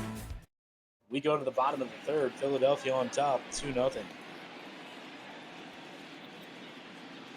So I am being told we're having some audio issues with Heidi. I think you can catch Heidi Botball in the Twitch comments. She seems to be active over there. But I'm assuming she's talking about the productivity, or rather lack thereof, from this Pirates batting order. The Phillies didn't have much to write about in June. They were right down there in the double digits in the National League, sinking down towards 30 in all of MLB. The Phillies have turned it around the last couple of weeks, not so much for the Pirates. They need some help offensively if they want to get any sort of momentum going here in the NL Central. Probably not looking too much to a spark here, as it's Keller leading things off, but we've seen crazier things. Keller going to try to help his cause. Interesting to see him being left in here after the visit. I know it's still early in this game, but the Pirates don't want to let this one get away. Already dropping the first 2 games of this series, you know they'd love to avoid the sweep. But Keller does put a good swing on it. He drives that one to left. Quinn, though, out there in moderate left field, we'll call it. Give Keller credit, gave it a ride, but Quinn right there for the out, as we see the aforementioned world champs Washington Nationals really caught fire as of late. Both them and the Phillies have been hot the last week and a half. The Phillies have gone from 4th up to 2nd. The Mets continue to just kind of churn water there, doing a bit better than they were a couple of weeks ago. But the real story is that 2, 3, 4 mishmash in the middle of those standings. It's been the Braves, the Phillies, and surprisingly the Marlins going back and forth night after night. Every night you really have to do some scoreboard watching to make sure your standings are straight.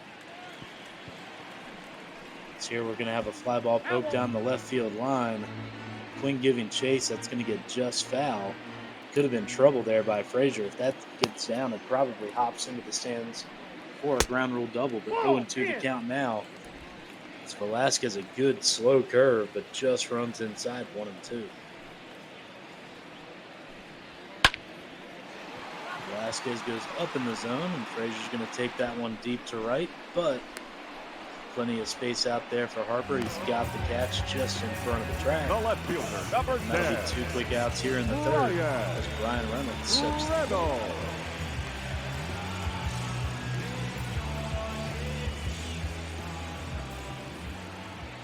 Velasquez hoping for a clean inning after being spotted the run. Reynolds is going to shoot that one to left. He won't have the clean inning. That's going to get down into the wall and over the wall for a ground rule double.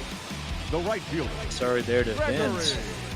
Got just a pitch or 2 ahead of myself. And Reynolds doing what he's done all season for the Pirates, swinging a good bat. So the Pirates now put a man in running position, or scoring position, with 2 outs. And Gregory Polanco at the plate. Velasquez pumps one in, 0-1.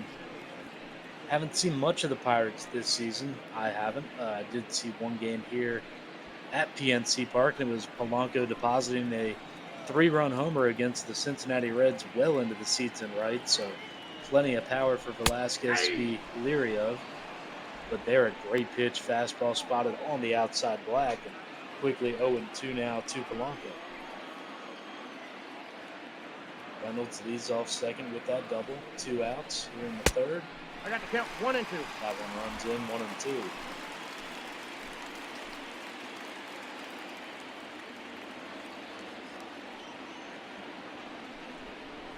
That's a ball. 1-2 from Velasquez, misses just low. Count now even at 2-2 as Velasquez about to deliver his 50th pitch of the day. Okay. And it'll be inside. Good piece of hitting, or rather waiting, by Polanco. He's turned this count around, was down 0-2, is now running full. So the payoff pitch coming with 2 outs. Reynolds on second. Velasquez sets and fires. Swing and a fly ball left fielder. Quinn on his horse. Is he going to get it? Reaches up and just there in time to make the play. Polanco gives it a ride, drives it to the opposite field, but Quinn, he was busy that inning and had just enough gas in the tank to reach up and get that one. So the Pirates turned away despite the 2-out double by Reynolds. We go to the 4th inning. Phillies on top, 2-0.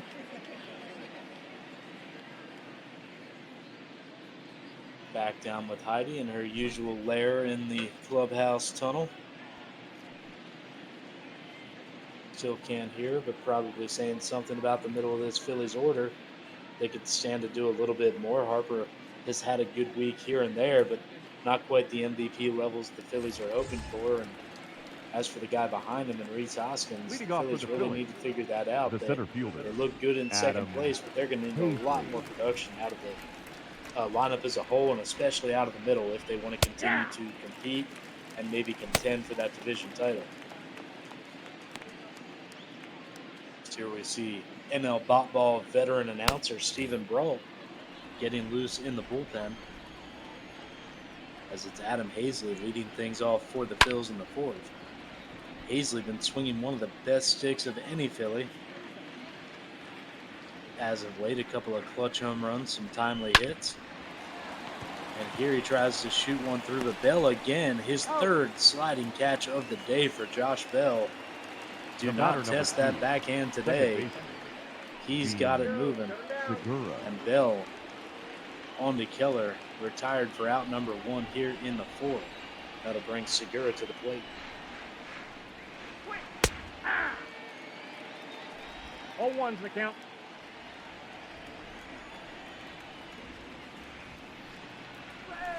Too high. Ball. Count runs even at 1-1 to Gene Segura. That's outside. Misses outside 2-1.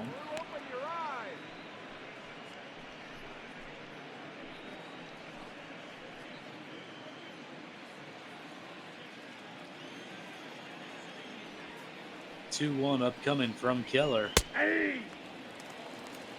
Front door curveball 2-2.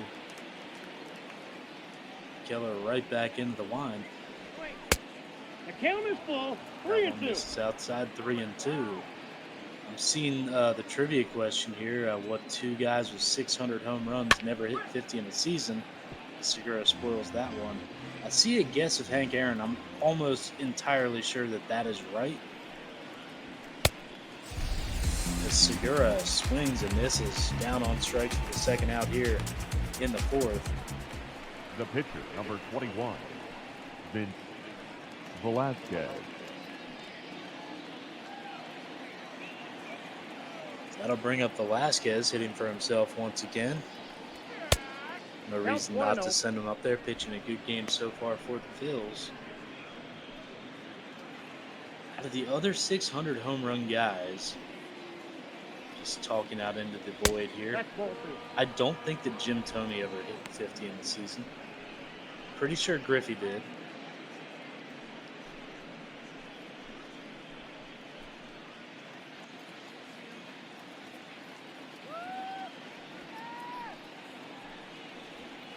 That's ball 3. As Keller misses inside, runs it quickly, 3-0. It's not the way he envisioned the at-bat with the pitcher going after retiring quickly the first two batters of the inning. The 3-0 to Velasquez. Ball 4. And he's going to walk on 4. The left fielder, number 24.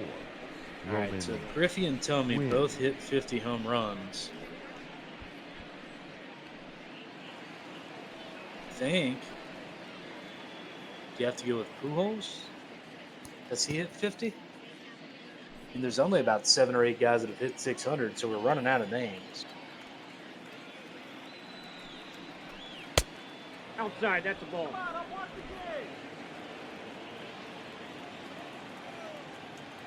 That does turn the lineup over here for the Phils. In the fourth, Velasquez at first, Quinn up to bat. He's going to shoot that one foul down the left side, 1-1. Quinn with a base hit, came around to score on the Real Muto double. Last inning as he shoots that one. Some more great defense. Colin Moran with the fast glove side. Pirates flashing the leather all over the infield today, denying Quinn of a second hit. We'll go to the bottom of the fourth. It'll be Moran, Bell, and Dyson up to bat for the Pirates. Phillies continue to lead 2-0.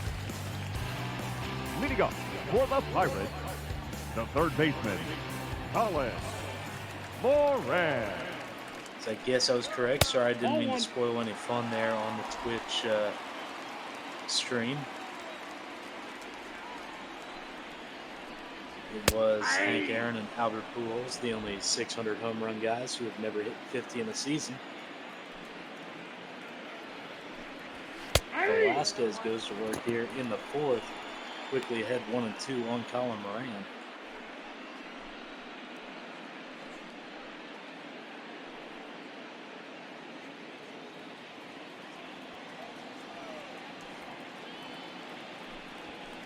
Ball that's outside. That one misses just outside. We'll offer up a Phillies Pirates relevant trivia question here. This is just off the top of my head. It's maybe a tough one if you're not a follower of either team, but the Phillies have plenty of numbers retired throughout their history. Back at Veterans Stadium, they also had a memorial to one Pirates player. Who was it? Velasquez records his 5th strikeout of the night and ran down swinging. The first baseman, Josh. Good hard stuff inside, and Moran can't get to it.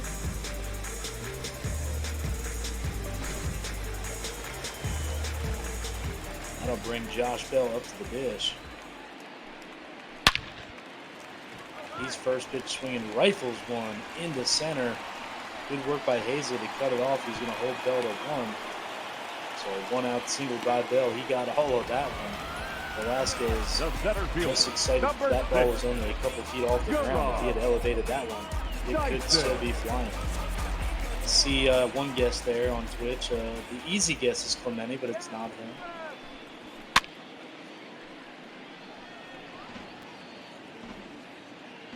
That brings Gerard Dyson to the plate. 0 for 1, one of the 5 strikeout victims so far for Velasquez.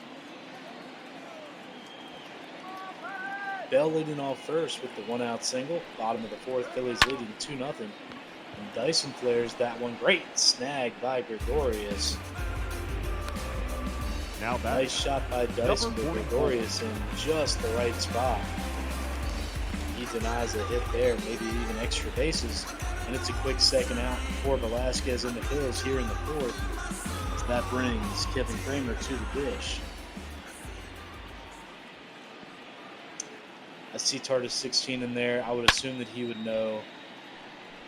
I'm the only reason that you guys aren't saddled with impossible Phillies trivia questions, because that guy knows way too much about things. He comes up with stuff that would just make you all mad at him. Down 0-2. There, Velasquez working quickly. Running one in on Kramer, 0-2.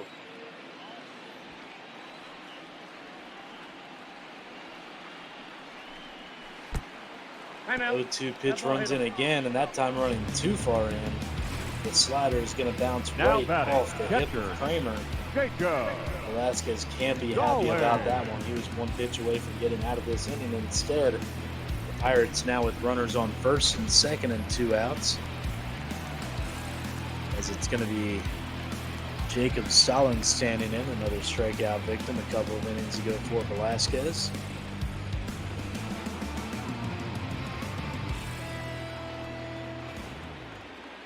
Yeah, big guy, you're right on it. It is. It was a memorial to Willie Stargell. Pops, if you will. He hit the.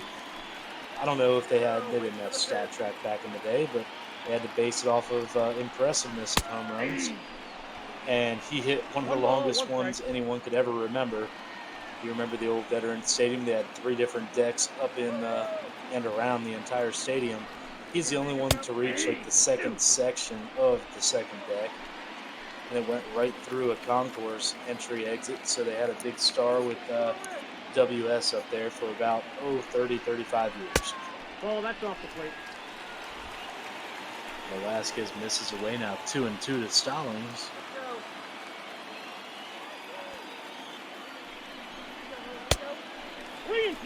Missing away again now, 3-2, and now Velasquez backed into a bit of a corner. Of course, you have the open base, you have the pitcher up next, but if you're going to hit the strike zone, you got to make sure you miss the barrel of the bat because runners will be off and moving. Anything that finds a gap is going to tie this game. Payoff pitch upcoming from Velasquez to That pitch Stallings. is up. Ball 4. Misses high, ball 4. So again, what could have been an easy inning. The batter, the pitcher. The 0-2 hit by pitch to Kramer, the subsequent walk to Stallings, and now Velasquez sweating it out, running up that pitch count. And he will surprisingly be facing Mitch Keller. Still relatively early in the game, but can't believe the Pirates aren't taking a shot to send a better bat up here with two outs.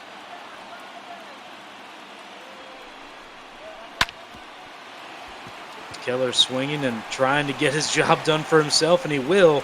That's not going to get one home. That's going to tie the game. A bleeder into center, and Keller has himself a two-out, two-run single. Adam. And man, oh man, when Velasquez is, when that location goes south on him, it really goes. The hit by pitch, the walk, and then surrendering one to the pitcher on what was a center cut fastball. And just like that, we are tied up at 2-2. The Pirates not done yet, as that one's going to drop in. That's going to bring a run home. A bloop single into left now, 3-2 Pirates. The left fielder, number 10. Ryan. So Velasquez losing control of this game in a hurry. Not a bad pitch there, but Adam Frazier able to go down and get it and just dump that one into shallow left. So the Pirates now with their first lead of the day. That brings up Brian Reynolds, who's hit Velasquez better than anyone in black and gold today. He's 2 for 2, a double his last time up. And all of a sudden it's the Phillies gasping for air, trying to figure out how to stop the bleeding here in the bottom of the 4th.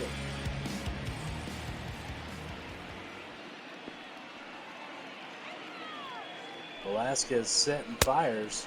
Reynolds swings through a high fastball. No mound visit, no anything there for the Phillies. I haven't seen any life in the bullpen yet, although with all of those good long arms they have, Suarez had the win last night. Wouldn't be surprised to see Pivetta or Irvin getting up. Pirates still threatening first and second, 2 outs. And that one's driven. That's going to be even more trouble. Reynolds going to have his second double of the day. It'll score 1. Will it score 2? It will. Pirates taking a 5-2 lead on the course of just about a half a dozen pitches from Velasquez. The right fielder. The Phillies pitcher has seen his day turned upside down in a matter of minutes, as Reynolds teeing off on the right-hander today.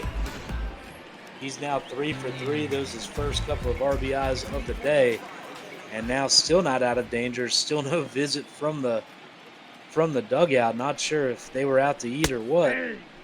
But Velasquez struggling and just trying to do anything to get out of this 4th inning.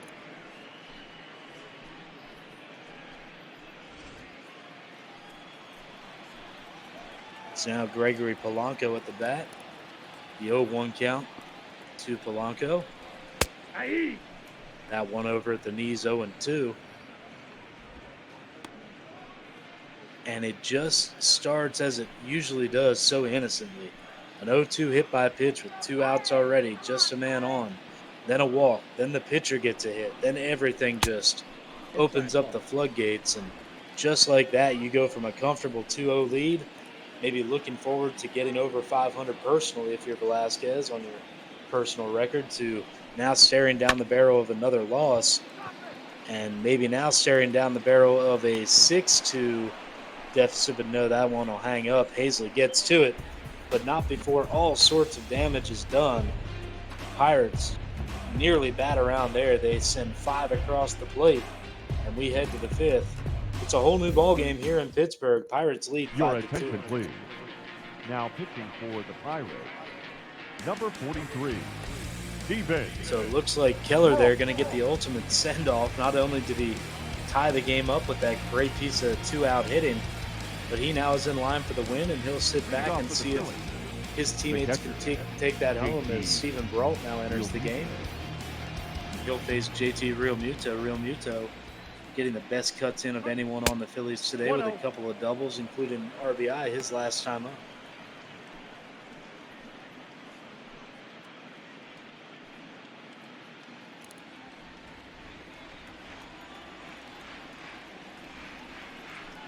The 1-0 to Real Muto swung on and missed, strike one.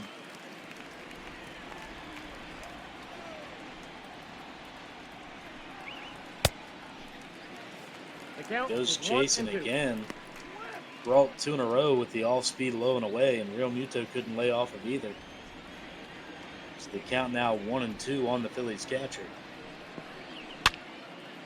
Real tries to climb the ladder, not that time. Real Muto waiting for it, fouls it off 1-2. 2 balls, 2 strikes.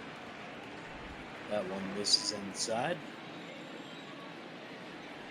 Obviously, he's busy today. Maybe we could get brought back in the pop ball announcing booth, although he'll continue to be busy and called upon on the mound if he keeps pitching like that. The right field freezes Real Muto with some off speed at the knees. Harper.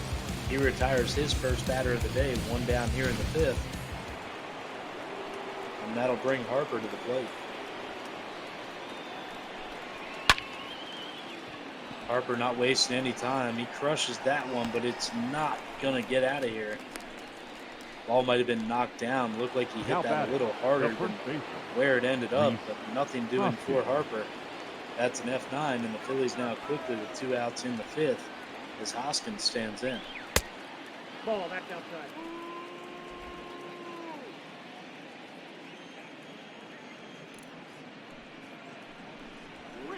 Nope, that's a ball. 2-0.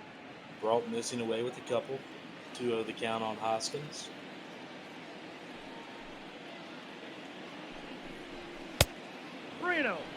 Misses up high 3-0.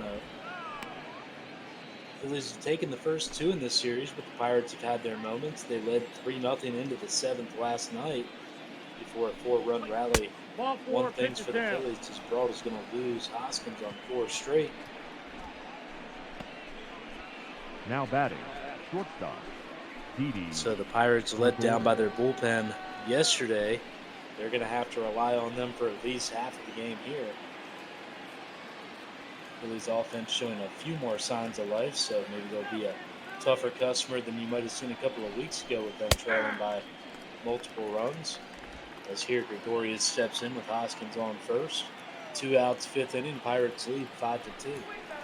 Nope, ball 1.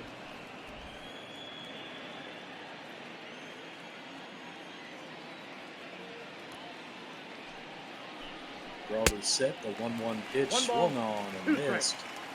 Gregorius goes chasing an outside slider, 1-2. Brault delivers again and tries outside again. Tried to walk him a little further off the plate, but Gregorius wasn't fighting. Count now 2-2. The count is full. Up and away 3-2. That'll provide Hoskins, who's not the most fleet of foot, but it will give him a bit of a head start on the payoff pitch. Gregorius is going to send that one inside the line again. Almost a carbon copy of the last time, except the Pirates catch a break. That one catches the cutout number 4 from the short bleacher seats in left field. That if that would have rolled to the wall, you'd have Gregorius at least second, Hoskins at least third, if not scoring. Instead, that turns into a shallow single, and it's just runners on first and second with Kingery now up. So that could have been much worse for the Buccos, but the Phillies still fighting here in the 5th.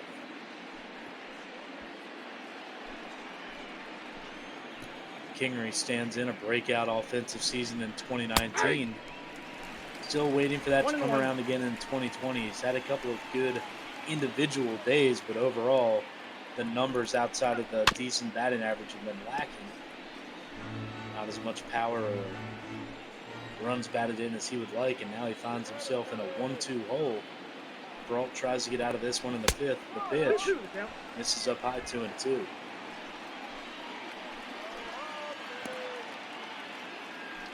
Hoskins at second, Gregorius at first, and Kingery goes up the ladder, can't get to it. Good high fastball from Brault that's going to get Pittsburgh out of the inning.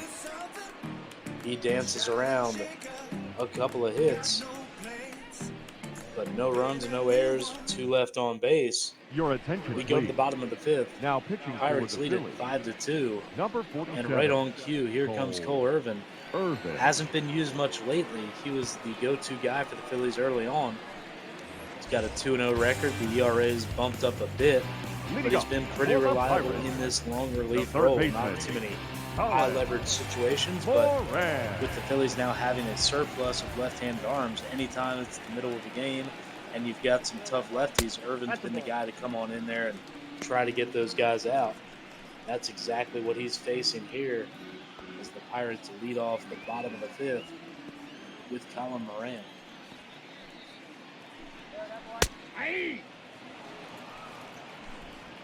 Irvin gets one across the bottom of the zone with the curve. You see Nick Pivetta and Jose Alvarez warming up for the Phils. Pivetta, another long relief guy. He was in last night.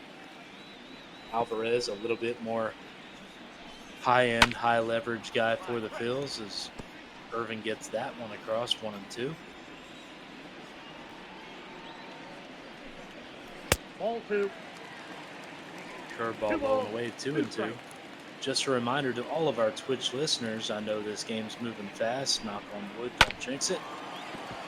That one's going to be shot down the third base line. It's fielded by Kingery. What a play by Kingery.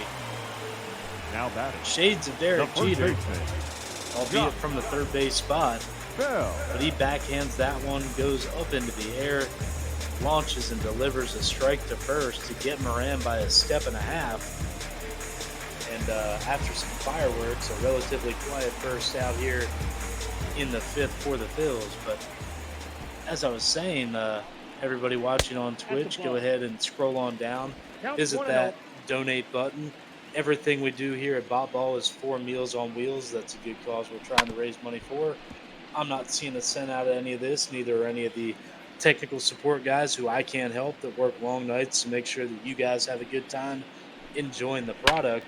So if you appreciate it, go ahead and donate, but we'll cut off the donate pledge right there as that one's sent deep, but run down again. Phillies showing off the range and bailing out Cole Irvin. First it was Kingery, now it's Hazley. As Hazley goes on out into that triples corner in deep left center and takes away all kinds of trouble to haul in out number 2. Hey! 0-1's the count. So plenty of buzz here in the bottom of the 5th for the Pirates and their fans, but no one on base thanks to some great defense as Gerard Dyson steps in. He'll send one out into right. That one will find some green grass as Harper plays it on a hop. Now batting. Dyson with the single. Who knows what that could have meant for the Phillies had they not hauled in the first 2 hard hit balls of the inning.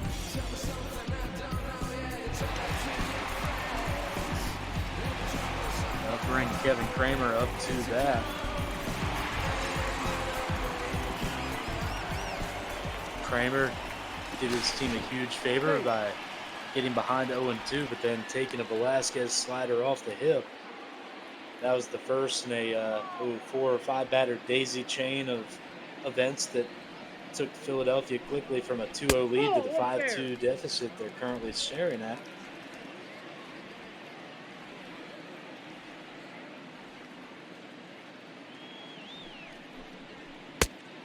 One from Irvin swung on and missed, 1-1.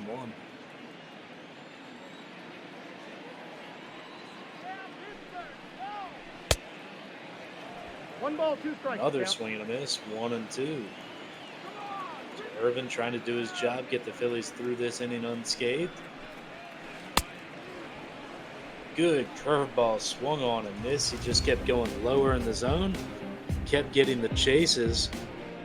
Kramer goes down on strikes, and the Phillies are out of this one here in the 5th. No runs on 1 hit, no errors, 1 left on base. We move to the 6th. Phillies down 5-2. The center fielder, Adam Hazley.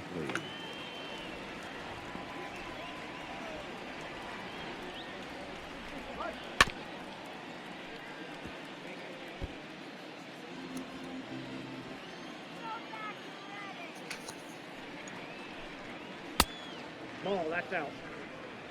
Center fielder Adam Hazley leading off the top of the 6th for the Phillies. 1-1 count as Brault remains in the game. Throwing for the Pirates, gets one across at the knees, 1-2. 1-2 to Hazley is swung on. Probably ball 2 there, but Hazley trying to protect.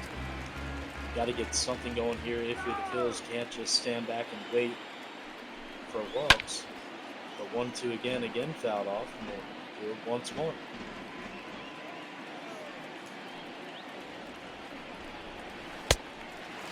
Hazley swings and misses. A hanging curve, but an effective one for Brault, and that'll be his second strikeout of the afternoon. As that one looked juicy, just didn't quite get down to the prime hitting zone, and Hazley couldn't get the bat to it. One down here in the 6th for the Phils as Segura steps in. Ball, that's just out.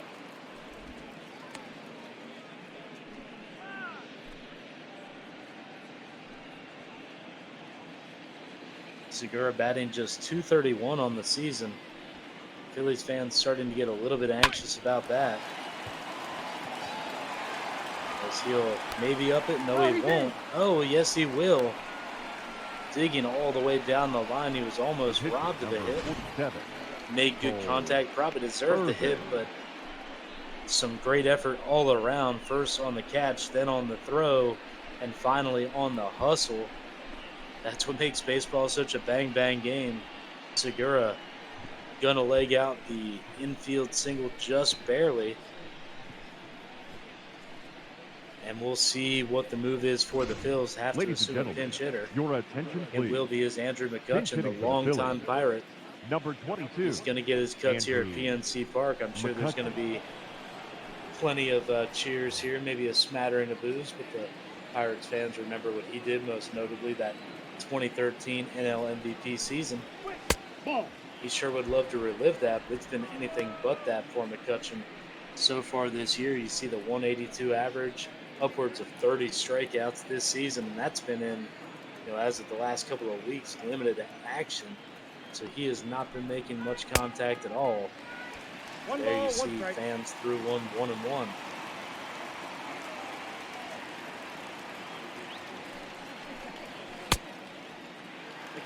McCutchen check swing, another one on the outside corner. Count runs to 1-2. Wondering if and or when McCutchen can snap out of this funk. 1-2 pitch is swung on and missed. As we've seen so many times this season from the veteran McCutchen, just unable to have those quick hands. And quite frankly, not the good judgment or strike zone management that he was famous for in his prime. But he goes down on strikes in his pinch hitting opportunity. And that's 2 down here in the 6th. As Roman Quinn turns around and will bat from the right side for the first time tonight.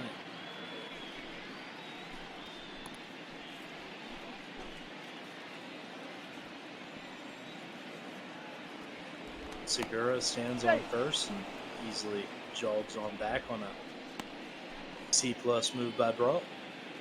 Just checking in.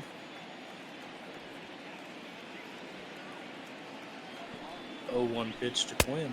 1 ball, 1 strike. This is low and away. Brault really doing a good job of working that low and away all-speed stuff to the right-handers, sneaking fastballs by where he can, not overpowering, but when you locate well, especially with the all-speed, then that can make that fastball look a few miles per hour faster and really get you some swings and misses. There he misses low with the fastball 2-1.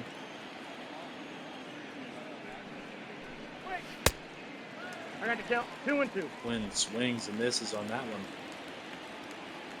Another pitch just hanging on that outside zone, outside corner.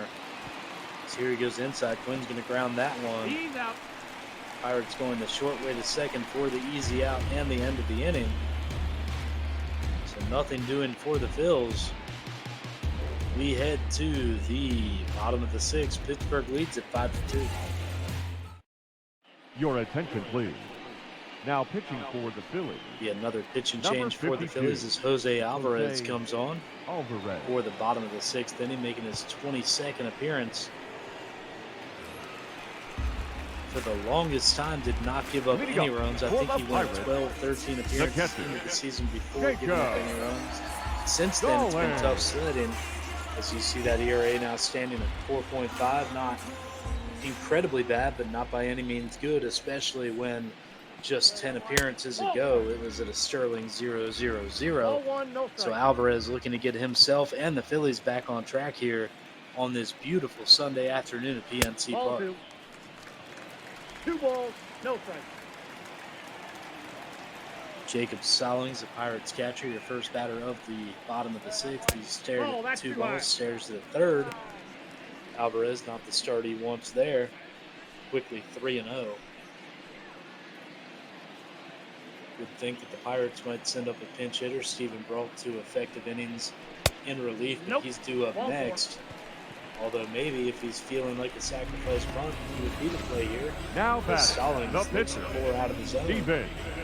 And he's given the free pass to begin the 6th inning. As the Pirates might be thinking about just playing station to station. Pinch hitting for the Pirates. Getting an insurance run in, although that will be the end of the day for Brault. Already on deck circle. And see that it's Guillermo Heredia coming in. Nope. Not great numbers off the bench so far this year for Heredia, but he's had his place in spots. But I would think that the Pirates here are looking for him to do his job, hit behind the runner, just make sure that he can advance Stallings here after the leadoff walk. Well, Alvarez doing his best to make sure that no Pirates batters have to work too hard. He's thrown balls 1 through 6 here to begin his afternoon.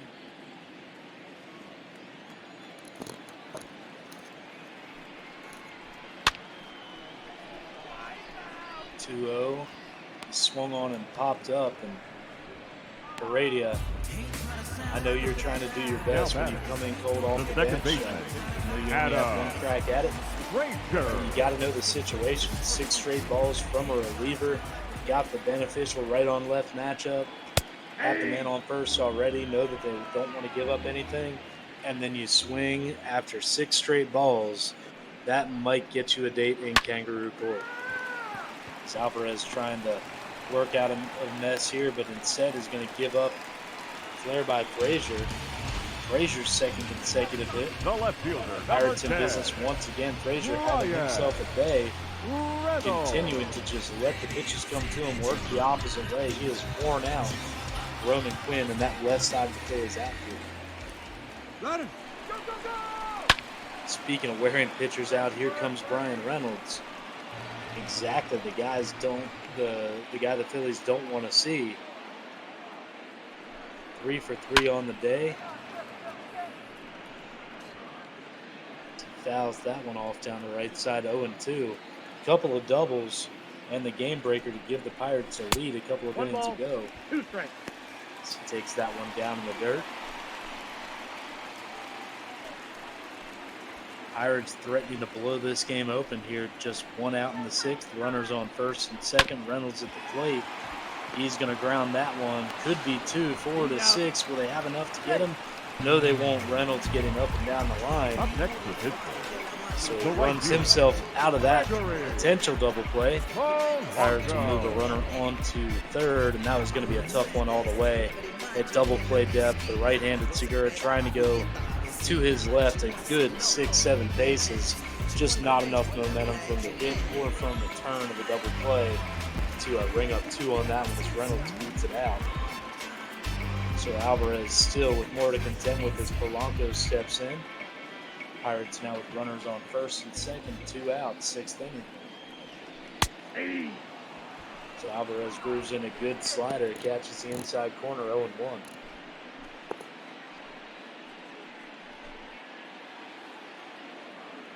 Phillies had hopes of the sweep.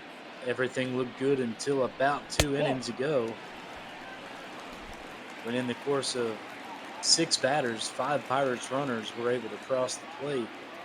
Vince Velasquez currently on the hook for the potential loss. That one's grounded foul, 1-2 now to Polanco.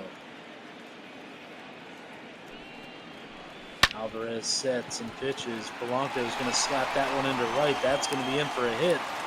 It'll be another Pirate run, an RBI single from Polanco. And Pittsburgh now takes a 6-2 lead here in the sixth.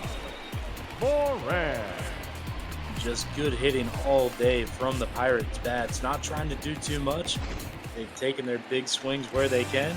They've found the gap several times, but a lot of it has just been finding holes on nice ground balls through the left and right sides of the infield. So that'll bring up Colin Moran. Pirates still threatening. That one's popped up. It'll be foul, but it'll stay very playable. Kingery in, squeezes it. And that will retire the Pirates, but not before they tack on one more. We go to the seventh inning here in Pittsburgh. The Pirates lead it 6-2. Ladies and gentlemen, your attention please. Now pitching for the Pirates. As we move to the seventh, we also move to the workhorse of the Pirates bullpen. It's Richard Rodriguez, often used in 2019. They've gone back to that well all throughout 2020, now making his 22nd appearance of the season. He'll have JT Realmuto to deal with as we begin the seventh, and he pumps in strike one, up and in with a good hard fastball.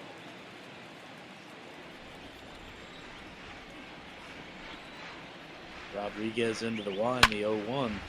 Realmuto swings and tattoos that one, but pulls a foul, 0-2. So Pirates asking a lot out of their bullpen after they let the team down late last night. But so far, so good here for the Bucks on a Sunday afternoon. As Realmuto swings and lost that one to left, should hang up. It will. He's going to be retired for out number one. The right fielder, number 3. Brings Bryce Harper to the plate. Double-barreled action down in the Pirates bullpen. But you would imagine that Rodriguez is going to stay in this game until he finds himself some trouble. The first pitch to Harper is across, up and in for strike one.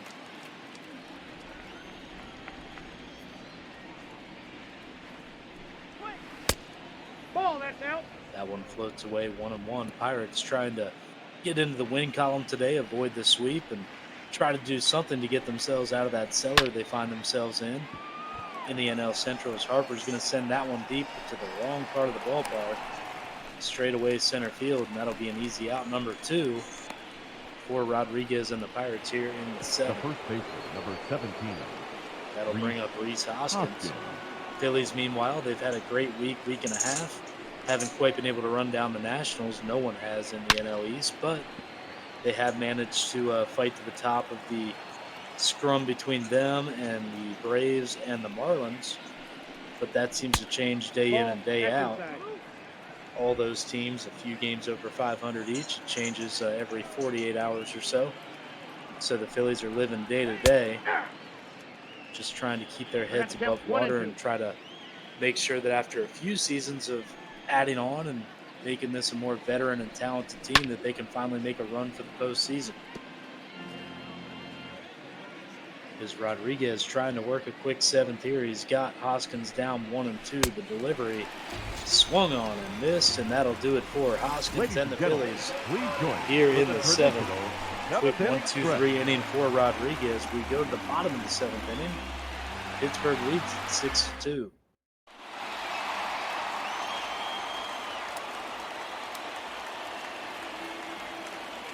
We go back to Heidi here. The fans in the background singing that seventh inning stretch. Everybody getting their money's worth, having a great day here in Pittsburgh, loving what they're seeing so far. Still a few more outs to get for the Pirates, but you have to think after that huge outburst against Velasquez, now pitching they're in the fourth inning.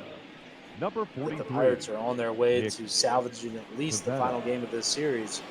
As here we see the Phillies bring in their fourth pitcher of the day. It'll be Nick Pivetta, making his 20th appearance of the year. Longtime starter for the Phillies. They ran out of room in the rotation. It's kind of been a fight between himself and Vince Velasquez. At times last year, you had guys like Jason Vargas and Drew Smiley in there. no one really able to just entrench themselves in an everyday starting role. And who knows, after what Velasquez gave up, where he looked like he may have been on his way to a win earlier today. There you see the third component in that battle, Ranger Suarez, who's been pretty effective from the left side out of the Phillies bullpen this year, but he's also a starter candidate. But here it'll be Pivetta working to Josh Bell in the seventh, and he's quickly down 2-0 in the count. Pivetta gets that one across, 2-1. Bell swings and skies that one, but hooking foul down the right field line, 2-2.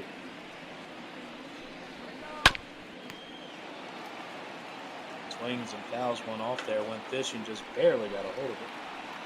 Good changeup by Pivetta.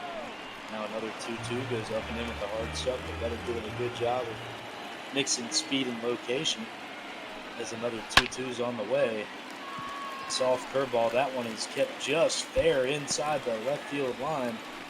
Bell is going to be held to just one. Great piece of hitting though by Bell. Looked like he was way out in front of that, but able to just barely hold the barrel back and send that one down the third base line. Kingery playing well off the bag, no chance to get to that one.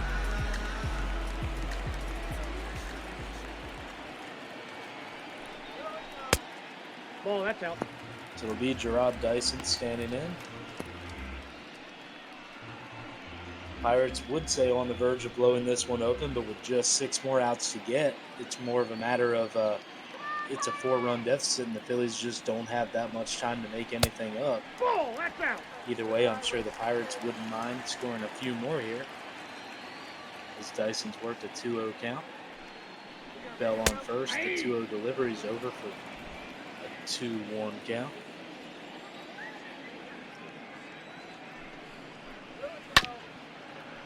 Vetter fires and Dyson spoils that one down the left field line.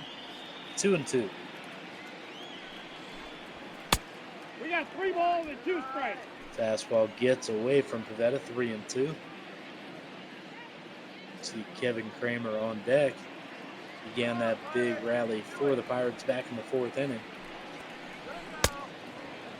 As Dyson is going to go down swinging for the 2nd time today.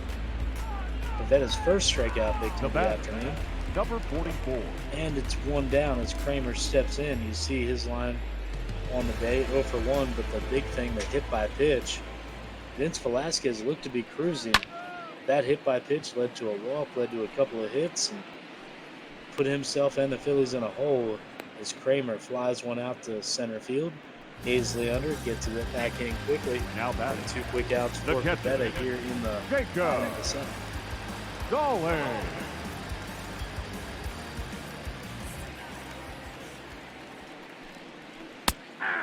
Jacob Stallings now taking his cuts. He looks at a slow curve over the outside corner, 0-1. Pivetta kicks and fires down low, 1-1. Big crowd still on hand here at PNC. No one's left. No reason to. It's a great day, and the home team's winning. Stallings fouls that one, 1-2.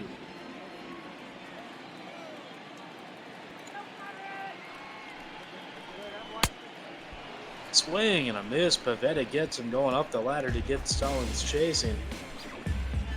So quick inning for Pivetta. He records a couple of strikeouts for his trouble. But the Phillies still trailing. We head to the 8th. Pittsburgh 6, Philadelphia 2.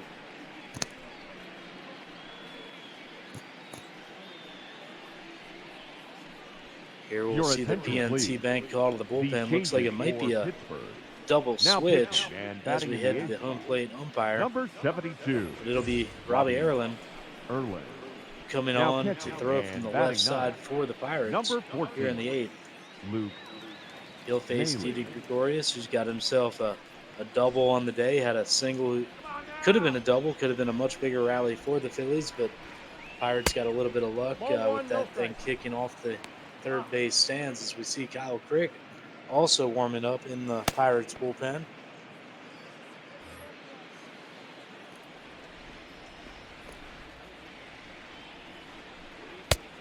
Going into the line. Gregorius swings through that one. 1-1.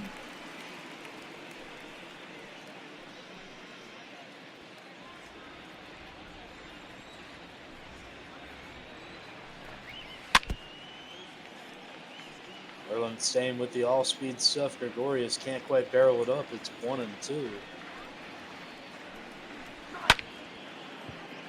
Swinging a pop fly. It might beat the shift, though. It's falling fast into left. It's going to get down. It's going to be run down just shy of the wall, but with the long run, no way they were going to keep Gregorius from extra bases. It is his second double of the day. His fifth in the last 2 games. And the Phillies trying to get something cooking here in the 8th.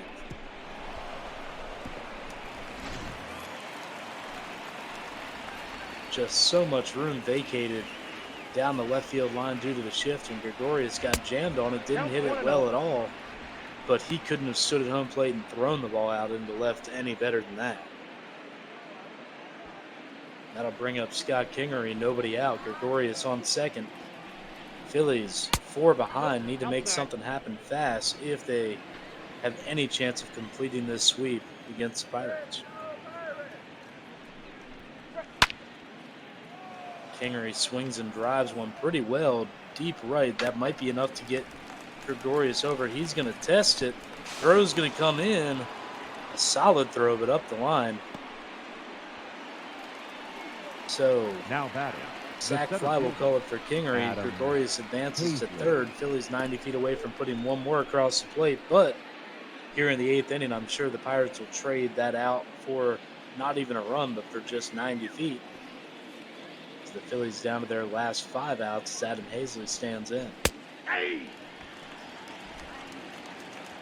Erlen burns that one across the top of the strike zone. 0-1.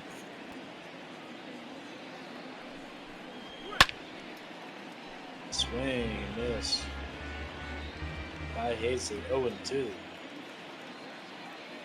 Erlen going right to work here. Ball, that's 2 in. pitch. Misses just inside. 1-2.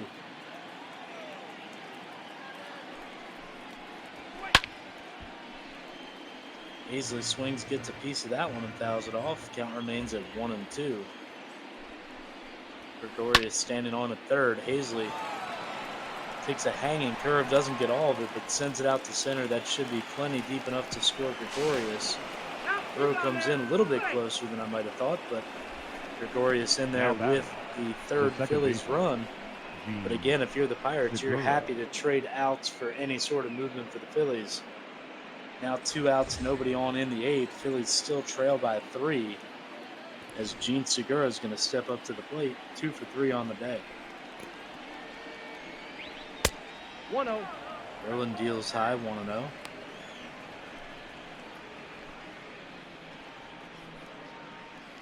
Phillies are about to turn the lineup over, so they do have some of their better bats coming up, if not this inning, then the next. Segura puts a charge into one, but to straightaway center field. No threat there. That falls harmlessly for the 3rd out. We go to the bottom of the 8th inning. Your score, Pirates 6, Phillies 3.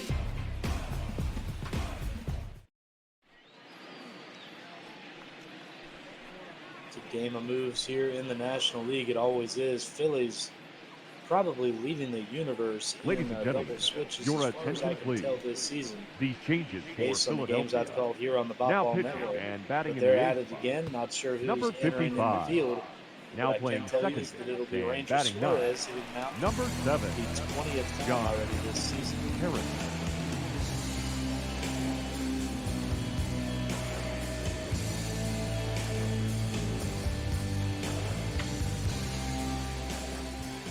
Luke Maley will be the first up for the Pirates, a pinch hitter himself. Off the plate, ball 1. Batting in the 9 slot, so we'll see another Pirates reliever looking on to get the save here. Silver lining, I guess, for the Pirates bullpen, giving up that run in the top of the 8th is going to put them in a safe situation heading on to the 9th, unless the Pirates rally here, which is what Maley tries to do. But that one's going to leak just foul down the right field line. Counts 1-1. That's ball 2.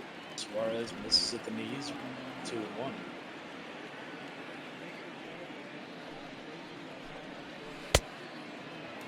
2-2 the count. 2-1 swung on a miss. Counts even at 2-2.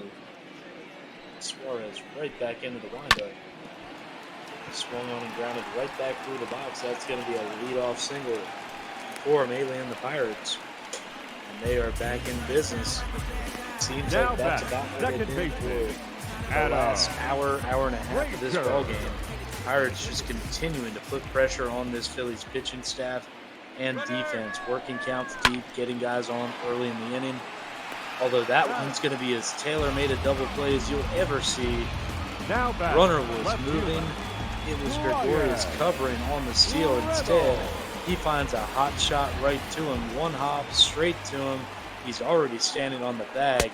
Flips it on to first. And again, that's as easy a double play as you will ever run across. There we see another lefty, and Adam Morgan getting ready in the Phillies pen. I would think he's only going to come in if the Phillies find disaster and Suarez is out there forever. But there's one hit for the Pirates. That's going to be extra bases, as a matter of fact, as they find a corner again. And the Pirates, they have just continued to find the left and right field corners, getting themselves extra bases.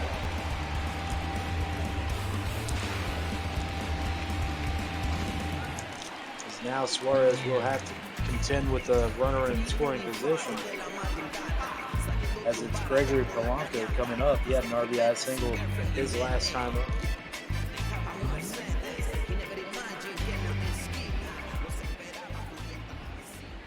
Pirates lead it 6-3, bottom of the eighth, 2 outs, man on second.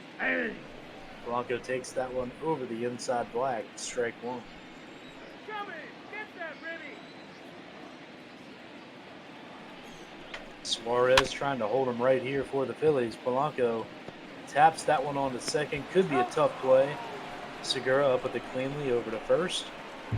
That'll do it for the Pirates. So, aren't able to add any insurance, but the Pirates just 3 outs away from salvaging one here on a beautiful Sunday afternoon at PNC in Pittsburgh. Your attention, please. Now, And to try to do that, they will number hand it 35, over to their closer, Keon Keller, Keller. making his 12th appearance of the season. Solid closer for the Bucks. The second baseman. And he will have a pinch hitter in Josh Harrison, and then the top of the order to deal with. Harrison been one of the go-to guys for the Phillies this season. An off-season signing, the front office has really fallen in love with the Phillies, with guys who can play multiple positions. So you get to see guys like Neil Walker, Josh Harrison, Scott Kingery. They can play any number of outfield and infield positions. They like to have that flexibility, but what they really need is a leadoff runner, and that is exactly what they'll get here as Harrison, a hard ground ball that's knocked down but unable to be played cleanly, and he's going to reach. That'll bring up Roman Quinn in the top of the Phillies order.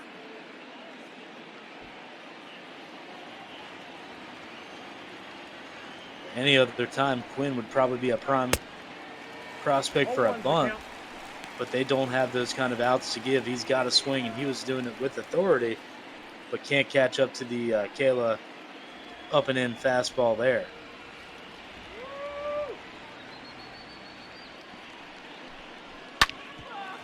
Oh, 1 pitch is swung on, belted to second, could be 2, 4 to 6. The speedy Roman Quinn just barely beating that one out. Catcher. If that was anyone on this Phillies roster other than Quinn, that is a double play and 2 outs here in the ninth. Instead, Quinn will stay on first. It'll just be 1 down, and Real Muto up to bat.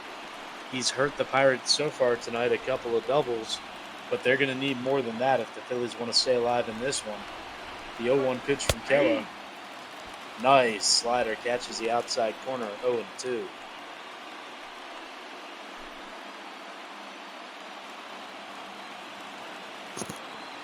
Fans starting to get to their feet here at PNC Park. 0-2 pitch just outside to Real Muto, 1-2.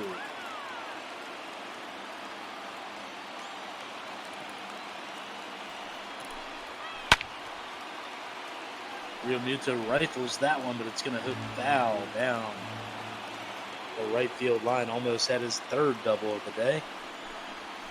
Another 1-2, misses outside again, 2-2. Not quite nervous time for the Pirates yet, but you don't want to let Real Muto get away with the big bats of Harper and Hoskins coming up. But there he'll sit Real Muto down. A great pitch low in the zone. The right fielder, number 3. Looked like just Right. straight heat. Harper. Real Muto couldn't get to it. In fact, he was way out in front of it. And that'll be your second out of the inning, a big second out. As the Pirates still home run proof with only one runner on and Harper at the plate. They are leading by 3 here in the top of the 9th. Pirates trying to salvage one here at PNC Park as Harper's up. Nope. And Outside. he looks at one away, 1-0.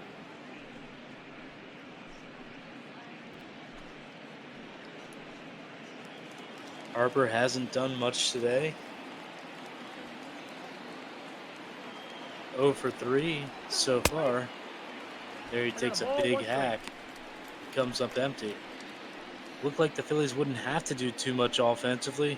Velasquez was in control for 4 innings, and then the wheels fell off of that wagon.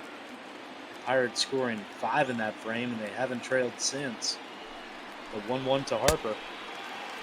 Swung on, big swing, but no contact, 1-2. Now the Pirates just 1 strike away from ending this one. The 1-2 to Harper, swung on and missed. Blows him away, and the Pirates are going to get out of town with at least 1 in this series. The big rally off of Velasquez early in the game. A great showing by the Pirates bullpen, who gave up the lead late last night. They bounced back in a big way. It's going to be happy times in the clubhouse, and then as they get out of town. But your final today from the Steel City, it's Pittsburgh taking the finale of this series 6-3 over Philadelphia. There you see Keller closing it down for the Pirates. And then Keller, your starting pitcher, he's going to get the win. Here now is our final line score this See afternoon. Brian Reynolds getting First some for the player of the game victorious honors. And Pirates. honestly, 6 he runs deserves on it. 12 3 hits. doubles, 2 No RBIs. errors. He had They the left hit 9 that runners put on the base. Pirates in front. But Keller, for the Philadelphia, Pirates, not 3 only runs did he on keep 10 them in hits. this game No with some good errors. pitching They left early 9 on, runners it was on base. his 2-run, 2-out single when Time he of could the ball, have easily been 3 pinch hit hours for in and the 4th. 14 minutes. They kept the Pirates in that inning and set up that go-ahead Thank you for joining us hit here by this Reynolds. afternoon. So, And we remind you know, a lot of Drive home safely. accolades to be spread around for the Pirates. Overall, it was just a great team win. As we look at the box score here on Bob Ball, here we see some highlights that look like it was all Phillies early. Real Muto went shopping at the gap twice, once in the first inning, once again there in the third, to put them up 1-0. Gregorius tore up the Pirates. Doubles left and right. He finished with 5 of them, I believe, for the series. That one put him ahead, but here, the aforementioned Keller out of nowhere, the pitcher with the 2-out, 2-run single to get the Pirates into the game. If not for that, who knows if Velasquez would have figured things out. And I take it back. Reynolds didn't have the go-ahead hit. It was Adam Frazier here, looping one into left field. That made it 3-2. But here you'll see Reynolds, as he did pretty much throughout the day, smoking Philadelphia pitching. That one going deep into the gap, clearing the bases, making it 5-2. And the Pirates never looked back from there.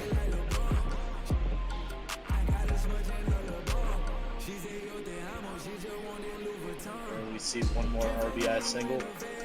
That one from Gregory Polanco. The Phillies getting their final run of the day on an Adam Hazley sacrifice fly to center. But that was it for the Phils. They couldn't pull any closer. A couple of promising bits of contact in the 8th and the 9th. The Pirates defense was ready for it, and they weren't going to allow themselves to be swept. So that'll do it for this series. The Phillies still in good shape in the NL East, trying to stay above the Braves and the Marlins, although that looks like it's going to be a 3-horse race in the middle of that division throughout much of the summer. All remains to be seen whether or not the Nationals are going to come back to earth, although right now they are sitting at 26 wins, I believe 26-11. They're well out in front of everyone now, 4 games clear of the Phillies as we speak. That's how it sits for the NL East. Let me take a quick look to see what the rest of the day looks like for everybody else on the Bop Ball Network. After this, we will be headed out to the Central, as we've got a Nationals and Cubs matinee at Wrigley. The aforementioned Nationals trying to get things going once again. Defending world champions. They've looked great so far. Maybe a couple of sputters in the first week or so. But since then, they've looked like the class of the NL East and maybe of the entire National League. After that, a little bit later on, we're going to head out to the left coast. We've got a Padres and Dodgers game coming to you at 7:15 on the East Coast, 4:15 in the afternoon. Start out there in Chavez Ravine. And as we get into the late night hours, we'll have a really good one. The Arizona Diamondbacks, maybe the surprise of the entire National League so far here in Bop Ball, going up against a Milwaukee team that's looking like it's going to be a good challenger to the Cubs in the Central.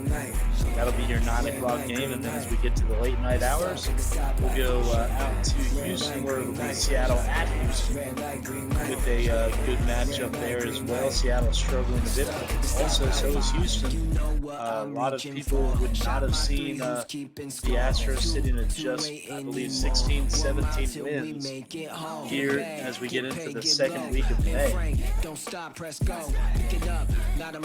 we continue to look at some of the matchups coming up. Put you all over my Snapchat. So fat, gotta get you home like stat. Red light, green light. Red light, green light. Red light, green light. Stuck at the stoplight. Red light, green light. Just that peak right there of the Cubs lineup. That's one of the scariest ones in baseball. They've been on a little bit of a rough kick here the last week and a half. They've really run the gamut. They face everybody there is to face in the National League, be it the Nationals, the Diamondbacks, the Brewers. So they've taken a few lumps. They're a long ways removed from that absolutely incredible start they had to the season. I believe they sat at 21-4 at one point. They actually no longer have the best record in ML Bop Ball, but they're still right up there amongst the elite of the National League, if not just the NL Central.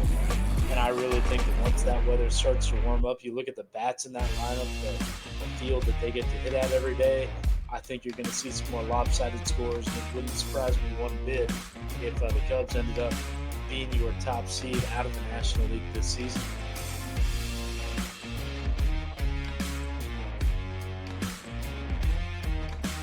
Still running through the post game here. We wait to get into the pregame. If anybody's on the Twitch stream, I have run out of my own ideas. So if you have any questions or any ideas of your own, I will gladly put them over the air as we wait for our next commentators to come in.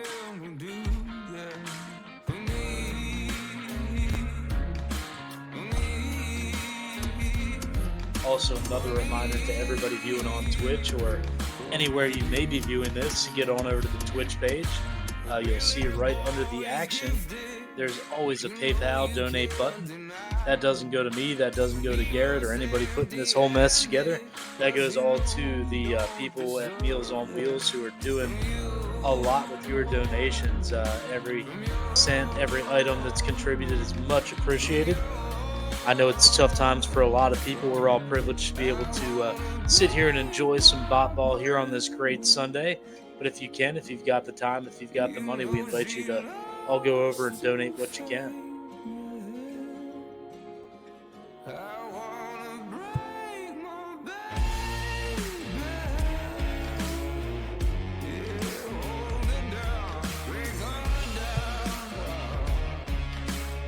Just watching the Twitch stream chat, I do not know why it censored the last name of Kipnis.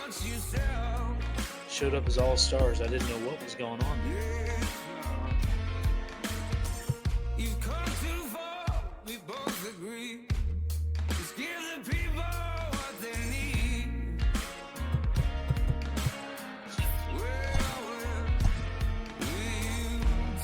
As I am joined in the booth now by Heinz. How you doing? Hi. Hello. We are getting ready to continue our afternoon ball action. Getting ready for what should be a great one here, Washington. I'm doing good. How about you? Yeah, I'm doing great. Just had a good one out in Pittsburgh. Didn't end up quite as I wanted. Being a Phillies fan here, they had an early lead, but gave it up a little bit at the end. But that's the way it goes. It's a long season. Phillies playing pretty good ball, but now going to the NL East team that's playing even better ball with the Nationals. Going to see what the Cubs can do. It's been a rough go of it for the last week or so. I believe they've split the first 2 games of the series. I may be wrong, but I think the Cubs got them a couple days ago, and the Nationals won last night. But it should be a good way to spend the last parts of daylight here, at least on the East Coast, on the afternoon and early evenings.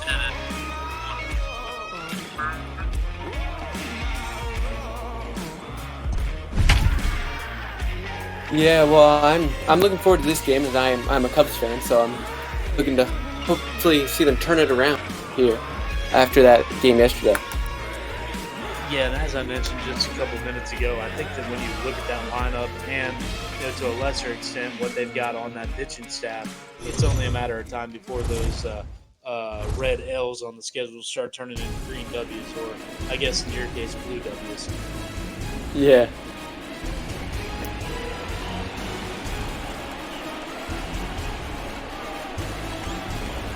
It looks like we are ready to get to action here at what looks like an overcast Wrigley Field. But Hines, if you're ready, I'll let you take it away.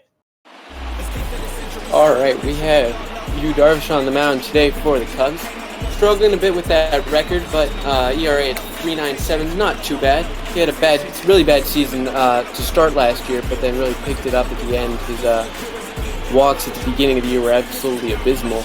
I think I remember there was like a 7-walk game against the Rangers in that first opening series in 2019. Leading off the So, afternoon for Washington. bringing up Asdrubal Cabrera. And they've got the pink bats today for Mother's Day.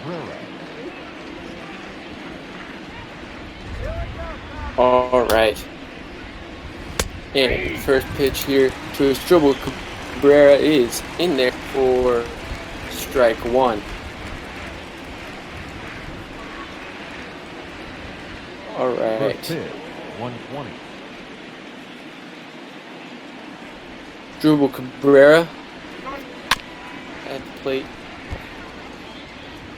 Ooh, his fingers did that pitch in the down and away. Fouled off, strike 2.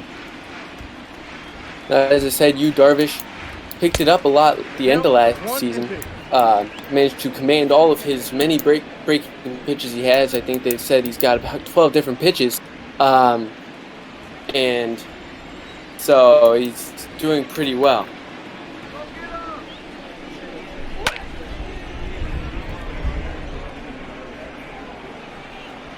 And that's a fly ball into center field, and the catch is made for out number 1 here in the first inning. Batting second, the right fielder. We are here in Wrigley Field, overcast with some rain, and bringing up Adam Eaton, swinging a hot stick this year, 395 on the average with 5 homers. Darvish comes set, and a breaking ball. Looks like it just missed.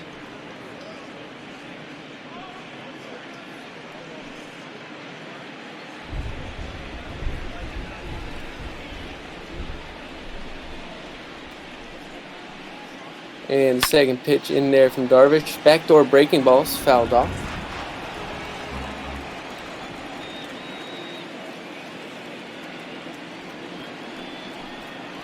All right. Everyone here in the stream, want to welcome you all to please donate to Meals on Wheels.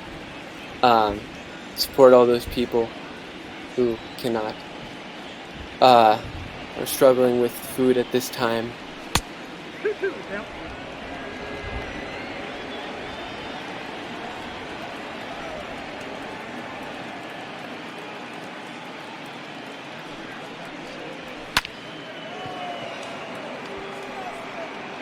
And that flown out to right field. Jason Hayward camped under it. That is out number 2. Batting third, the left fielder, number 22. Bringing up Juan Soto. Had a really good season last year, hitting .268 right now. So you can see a really lefty-heavy lineup here. As you see, the first 3 are lefties, and that will end the inning as that's a ground out to first baseman Anthony Rizzo. So a 1-2-3 inning for you, Darvish, in the first. Cubs will be coming up in the bottom of the inning with some really big sticks who we are hoping to see pick it up.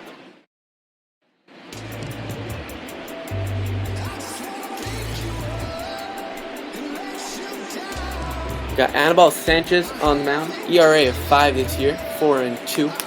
Had a really great postseason last year through 2 1-hitters in consecutive starts against the St. Louis Cardinals. Leading up for the Cubs, the third baseman. Standing in now, Chris Bryant. See his home road splits. Much better on the road in terms of average, but pretty even when it comes to the home runs and the RBIs. Of course, the 2016 MVP during that Cubs magical run. Had Rookie of the Year in 2015 in his first season.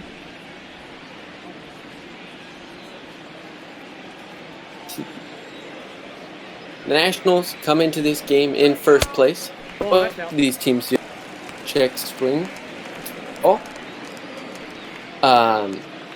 As I said, both teams are actually 3.5 games up, at least coming into today. The Cubs have the best win percentage in the National League, despite having a couple poor performances of late. Second in the majors behind right now.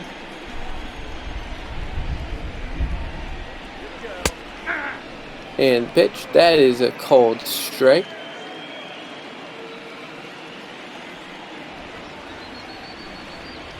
Nope, that's ball 4. At ball 4, high up and in, and leadoff walk for the Cubs. Batting second, the first baseman, Anthony Rizzo.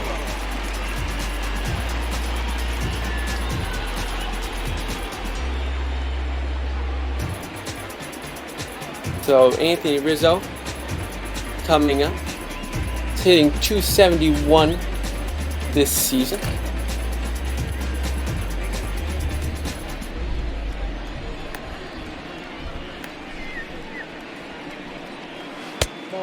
And pitch is low for ball 1.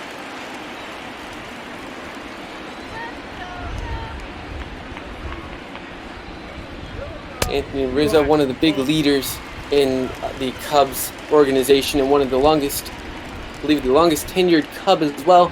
One who's gone through both good and bad times with the Chicago Cubs team. Endured a 100-loss season with the Cubs in 2014 and helped lead them to that championship in 2016. Broken out as an all-star player. That's hit well into left center field. Going back, and it is gone. A lead-off, sorry, 2-run homer for Anthony Rizzo, his 9th of the season. Goes Oppo there for the Cubs, giving them a 2-0 lead.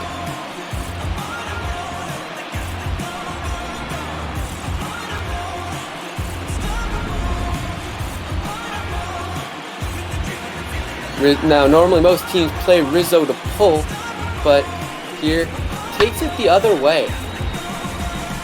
See, sort of a wall scraper there, 361 feet. But you gotta pitch to hit there, and shows his pure power.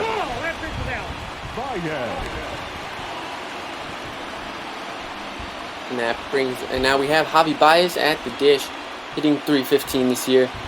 Has made a MVP candidate of himself past couple seasons. Got beat out by Yelich during 2018, and then last season he sort of fell off with a wrist injury at the end of the season, which sort of hurt his chances of making an MVP last year. That's lined right to Adam Eaton, I believe, in right field, and that is out number 1. Hard hit ball, but right at something.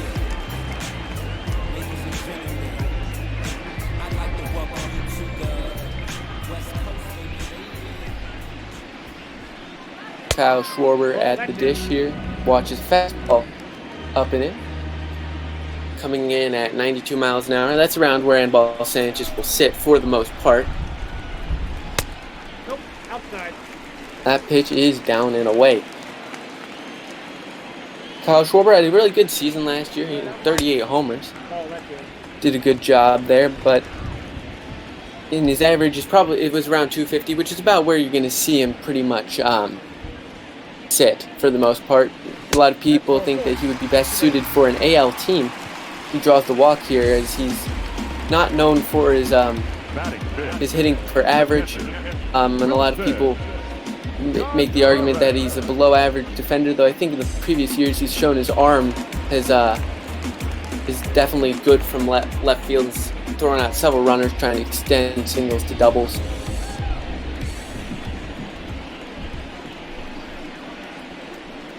Wilson Contreras steps to the plate and watches called strike 1. Contreras had an all-star season last year, hitting .272, 24 homers. Was not the only Cubs all-star starter, as that was his first all-star game.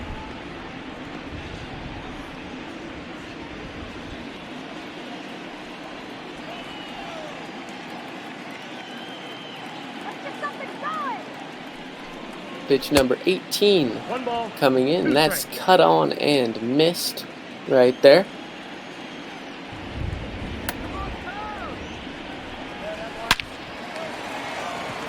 That got a little too much plate, I think, than he wanted, but they might turn it, and they do to end the inning.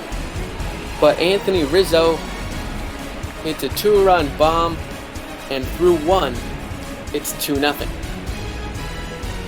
So the Cubs have gotten this early lead, and after having a game yesterday where they were held to 2 hits by Patrick Corbin, they are looking forward to getting some more runs today.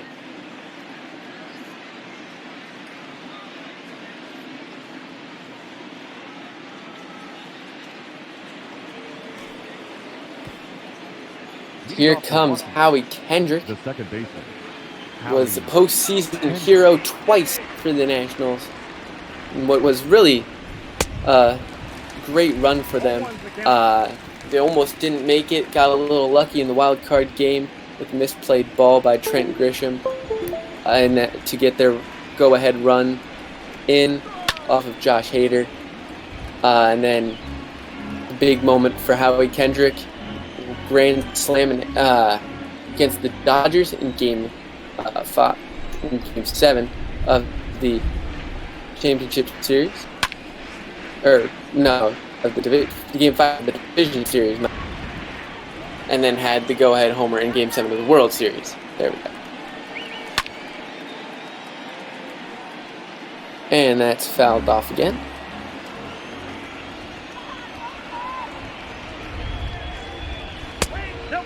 And the pitch by Darvish just missing low. 1-2 count.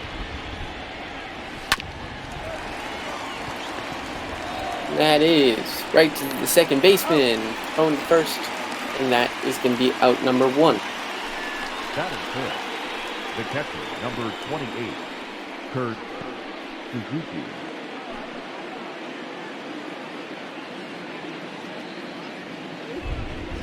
Catcher Kurt Suzuki stepping in.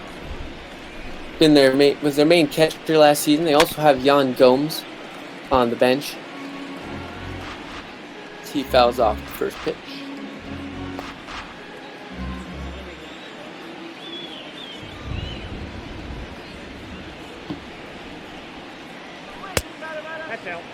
breaking ball away. That will be ball 1.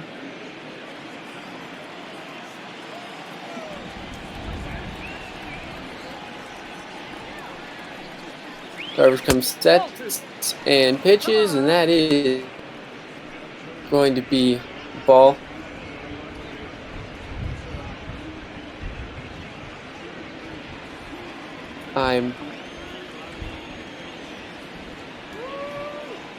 I'm joined here now by Big Fund.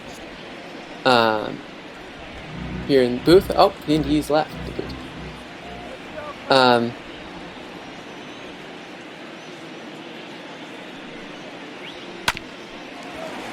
Pitch from Darvish. Grounded Baez at short, and that will be out number 2.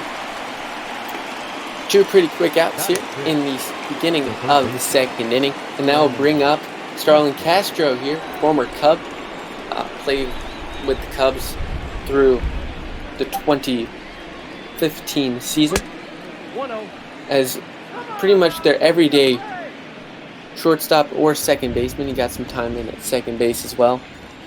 The issue the Cubs always seem to have is they've got a lot of good shortstops and have to throw several of them over at second base. We saw this with Javi Baez taking second base in 2015 and 2016, notably in that postseason, in both of their postseason runs with Addison Russell, who has since left the club, starting at short most of the games, and that is flown over to center.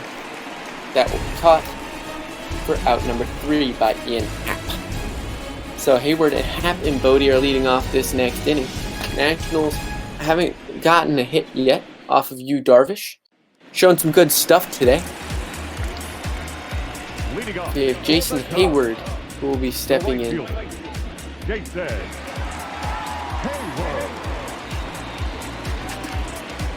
Hitting for a pretty good average this season. Jason Hayward, normally in here for his glove, is an elite defender.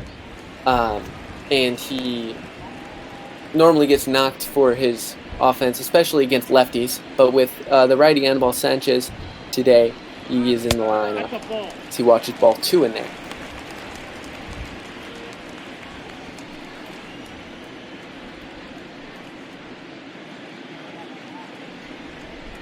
Hayward, formerly the Atlanta Braves, went over to the Cardinals in 2015, then joined the Cubs in 2016, and is currently in the last year of his current contract.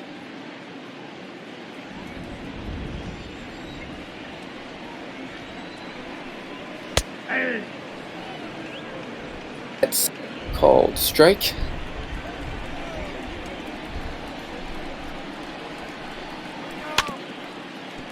As he fouls the 2-1 pitch off, 2-2.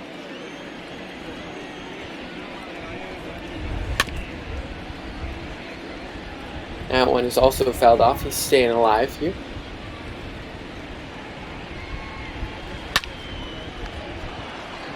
And he rips it, but right at the first baseman, Zimmerman. Smoked that one, but just can't get past them. Obviously, they were shifting on him.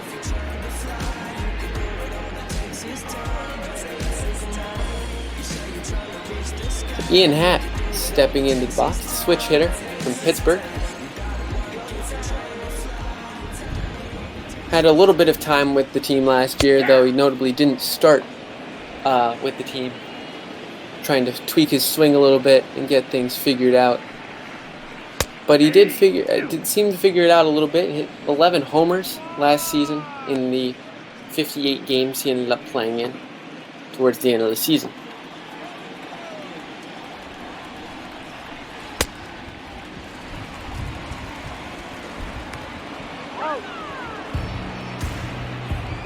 And throw it first, and they strike out there. Brings up David Bodie, who's going to be playing second base today. Played some third base last year to give Bryant some days off, or when Joe Madden would be moving Bryant into the outfield. But today Bodie is going to be playing at second base. part of the Cubs trying to figure out what they want to do at second base. They've got Daniel Descalso currently on the bench today. Nico Horner is in the minor leagues. Some were having him to be the opening day starter and maybe even their leadoff hitter. But for now, he's going to stay in AAA and maybe polish some things off before making it to the big club. Notably, didn't actually have any made the jump straight from AA last season. So probably a smart decision for them to leave him in AAA for now and go with what they have.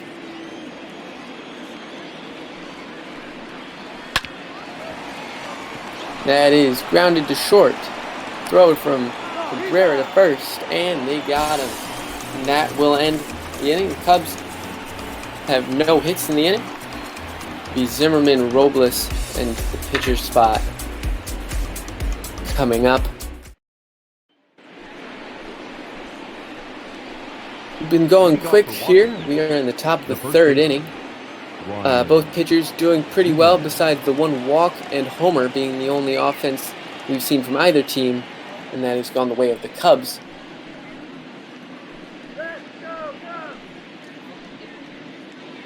Brian Zimmerman at the dish. The first selection that the Nationals made as a club in 2005. Got to lift the Commissioner's Trophy last season with the Nationals as he cuts and misses.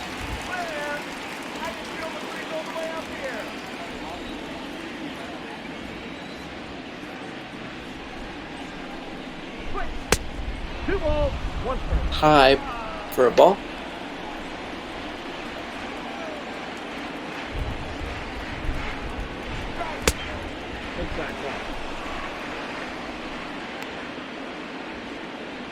Ball 3 here. Victor Robles, the 22-year-old, stands on deck.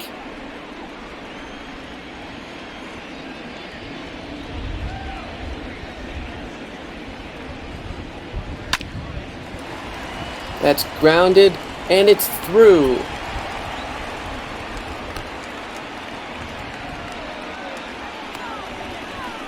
Batting it, the center fielder, number 16, Victor Robles. He hit a base hit up the middle there for Zimmerman. And that will bring up the 22-year-old Victor Robles. Tries to bunt. Can be picked up by Bodie. Can they get him? They do. Does get the runner over to second, though I don't necessarily know why they would do that with the pitcher spot coming up. You'd think that Robles would swing away and allow Anibal Sanchez to get the bunt to move the runner over. But he is hitting .300 this season in limited sample size. Has 2 RBIs. 1-0. Watches curveball in the dirt. Ball 1.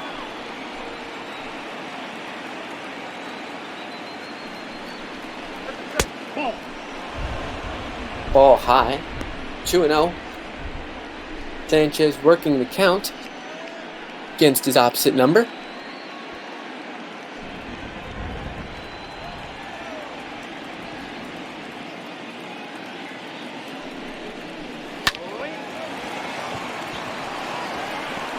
And that's grounded through. They're going to hold Zimmerman at third. Zimmerman not really a speed threat, but with the corners pinched in to protect against a second bunt, he's able to push it through the other way past against Rizzo is standing in. And so now it will be first and third. Top of the order is coming up. And that's Asdrubal Cabrera.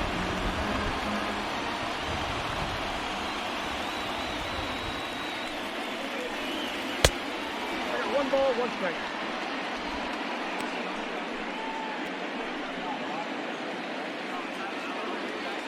Darvish comes set.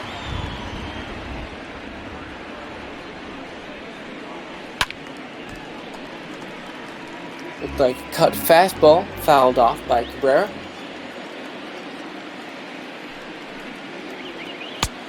I got Darvish facing his first bit of trouble so far in this game, here in the third inning. Went 1-2-3 in both the first and second innings, and now is looking to get out of first and third with one out. That will be ball 3 on Cabrera, and now Adam Eaton, who's been swinging a hot bat, is on deck, and you definitely don't want him up with the base. No, that's a ball. Take the base. And that's ball 4. He lost him. So that will bring Adam Eaton up. Double play situation. Eaton runs rather well. Might look to have to get Zimmerman at the plate. Or you'll sacrifice a run for an out at this point in the ball game. It's still early.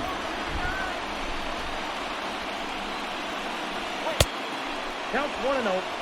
Darvish missing his location again. That time at 97.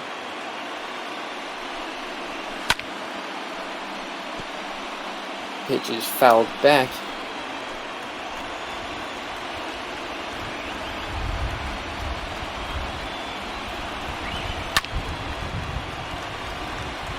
Got away with one there a little bit. That looked like it was getting near dead center.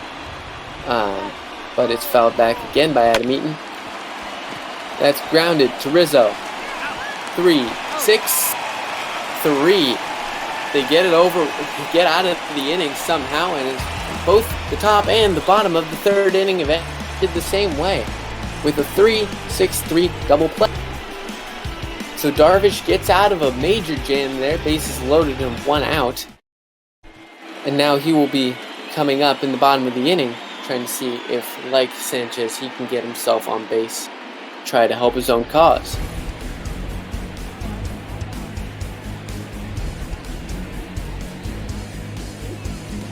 See the Cubs hitting stats here. 63 homers.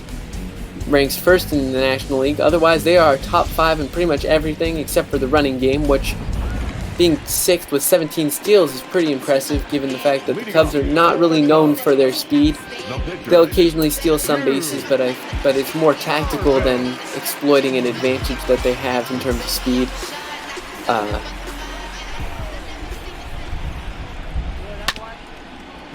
Darvish at the plate, fouls first pitch off, comes up hacking.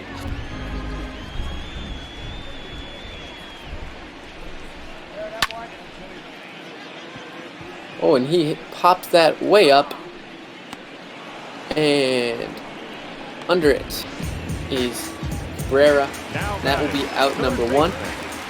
And bring up Chris Bryant. This year, Cubs are experimenting with Chris Bryant in the leadoff spot. Not necessarily the spot where most people expected him to be hitting, but Ball 1, no strike. it was brought up during spring training as a viable option. Cubs haven't really had a bona fide leadoff hitter since Dexter Fowler, who left for the Cardinals after the 2016 season. They've experimented with all sorts of options. Anthony Rizzo got some opportunities and did fairly well last season. That's popped way up, but it will get behind for a foul ball.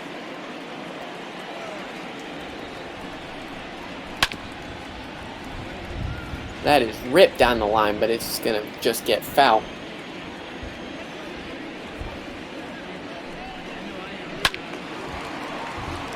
Another foul ball from Chris Bryant, keeping himself alive in this count. 3 straight fouls. Can't do one there. Kurt Suzuki will make the block. And that will be out number 2 on the strikeout. The first baseman, number 44, Anthony Rizzo.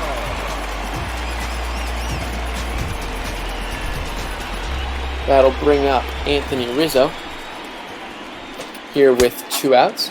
0-1's the count. Looked like a bit of a high strike there. Not sure if they were calling it on the as a called strike or as a swing. My assumption would be it would be called strike. His bat goes flying. He'll have to get a new bat. That's a foul ball. Ooh, a high fastball up there. Not really where Suzuki wanted it, but it gets the job done. The elevated pitch. Rizzo's eyes lit up there, but swings through it. Leading off for the Nationals, the left fielder, number 22, Juan Soto coming to the dish. Cubs probably glad they got out of that bases loaded jam, because had they only gotten one out on that play, not only would a run have scored, but they would have had Juan Soto coming up, and never want to have a guy like Juan Soto up with bases loaded or any runners on in general.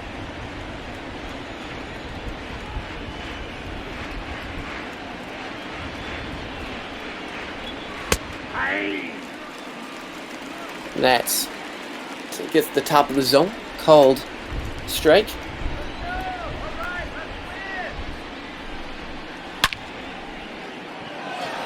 That's flown deep to left field, and it's off the wall. Schwarber gets it in quickly, but Soto will slide headfirst into second for a double. The second baseman, HOU. Got a pitch right out over the plate. For a second there, I thought it might go. Saw Schwarber's back turned, but gets off the brick wall there in left field. He's in with a double.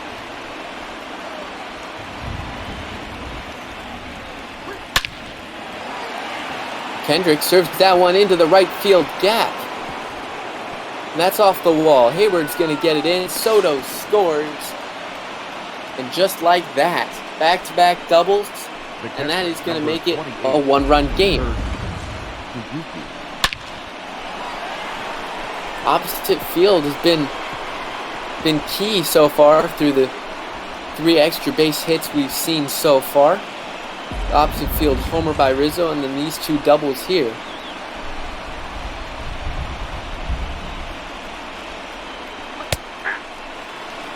That is called strike 1.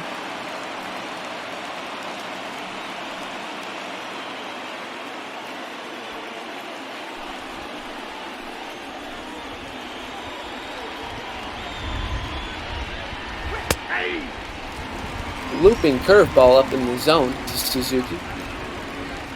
Doing pretty well with runners in scoring position. The average over 300. And with nobody out, to get him over, get him in mentality. Fouls that one off.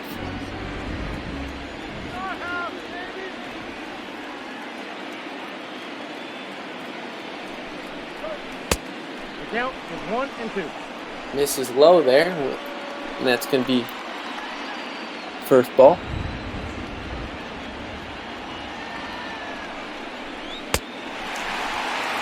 Ooh, cut on and missed.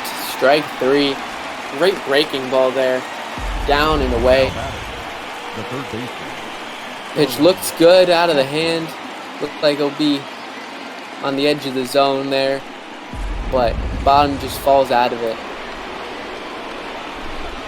Darvish has a really good breaking ball. He's got movement on pretty much all of his pitches. Got break in all sorts of directions. Makes it really hard for an opponent to face him when he's on. However, when he's not on, he will give up a lot of walks from missing the zone or miss right out over the heart of the plate with those pitches not getting the movement that they need. 2-0. Check swing by Castro, but he doesn't go.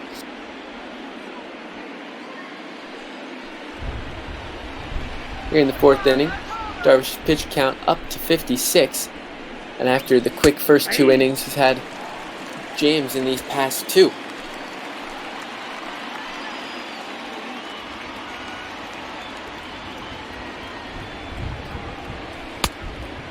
And swung on and missed by Castro. On the breaking ball away.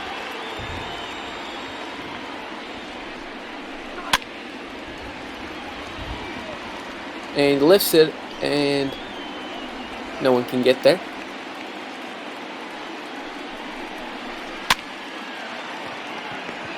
Served the other way, and caught by Rizzo. Ryan Zimmerman.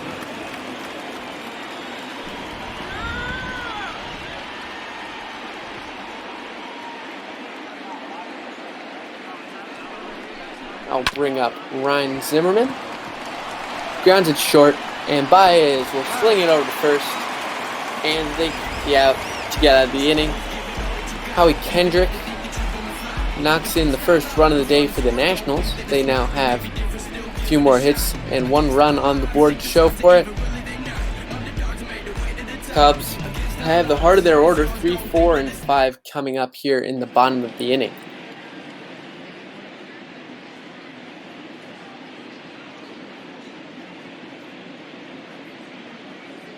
So happy Mother's Day to everyone out there. As you can see, pink bat and some other pink equipment for Mother's Day and for breast cancer awareness. That the pink bats, I believe, first started in 2006 as an optional thing, and then it really got into full swing in 2007. And since then, it's been great to see pink bats and everything on Mother's Day. Blue on Father's Day. And here is Javi Baez, who when the Cubs faced the Nationals on Mother's Day the last time, hit a walk-off homer. The same game, former National Bryce Harper had 6 walks in this extra inning game, totaled 13 in a series, which is quite impressive considering the fact that only 1 of them was intentional. Nope, that's down. That is low. Baez.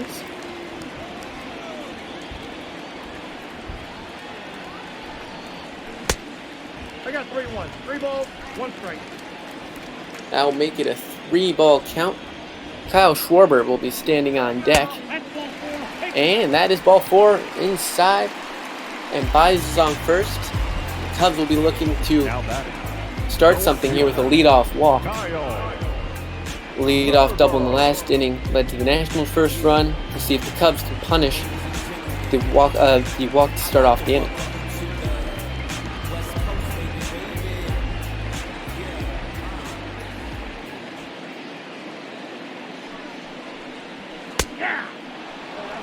Called strike 1.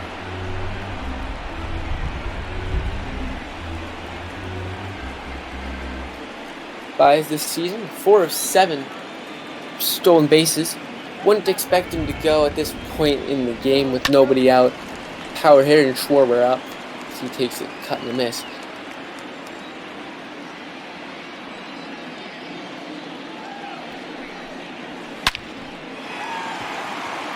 And that's the other way, and it is fair. Baez is going to round and go to third, and that will be a really shallow double down the line for Kyle Schwarber. And now the Cubs have 2 on, scoring position, and nobody out. So he just takes it the other way. Looks like it took a hit off the bag, which caused it to lose pretty much all of its exit velocity. Put it in the perfect spot where no one could really get there quickly. It allows him to get to second and Baez to get over to third.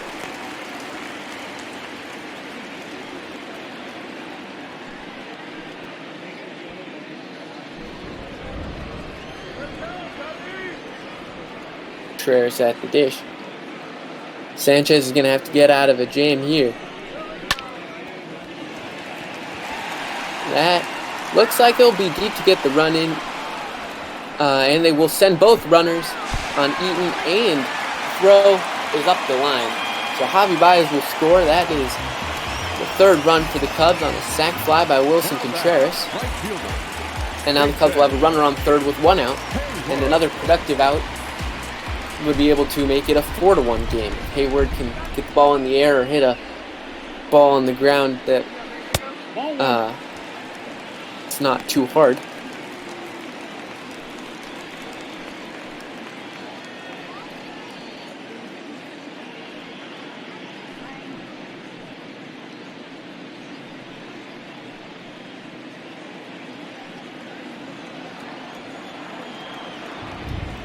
Here comes the pitch to Jason Hayward. watches that pitch on the outside for a strike.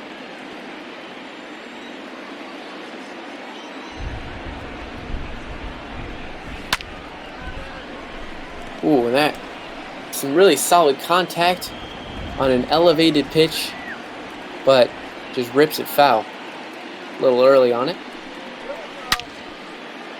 And that looks like the same pitch, a hanging breaking ball ripped at Eaton, and that should score the run as Schwarber crosses easily.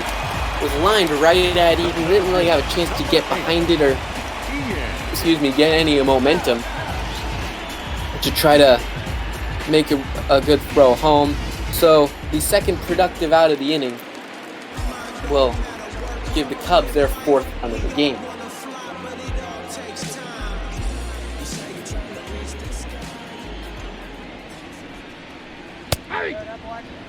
Ian Happ watches called strike.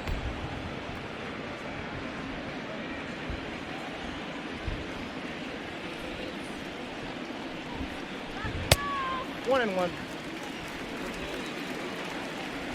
Ball taken outside.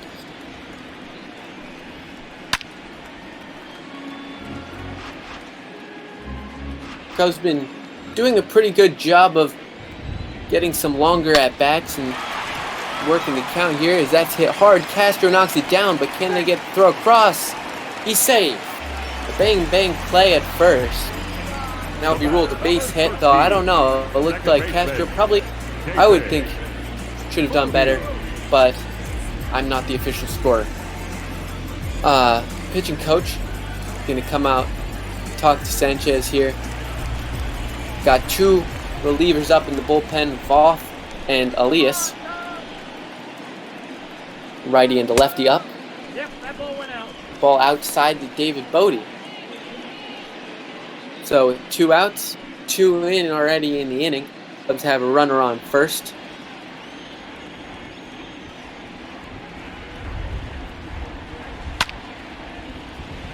And that is flown out to Eaton, and Eaton has made all 3 outs in this inning. And that will be the end of the 4th inning. B, bottom of the order, and recycled to the top with Cabrera in this top of the 5th inning. Rain still coming down at Wrigley Field.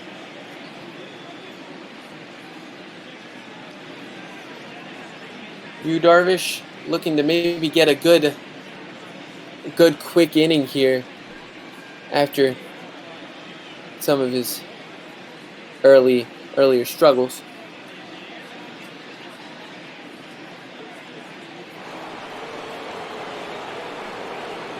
Leading off the Robles grounded out in the 3rd inning. Looking to start something here, get on base, and then maybe allow Sanchez to bunt him over, though after the single that Sanchez got last inning, maybe they won't want him to bunt. And yet again, Robles is bunting. He bunted out to the second baseman his last time up. I'm surprised that he would try to bunt even to get on at this point. That's the ball. He's got some speed, but I would think that Robles might want to just try to serve one into the outfield. Yet again, Robles trying to bunt, and yet again that was on a really bad pitch. Breaking ball away. Not really sure exactly what his expected result was from that.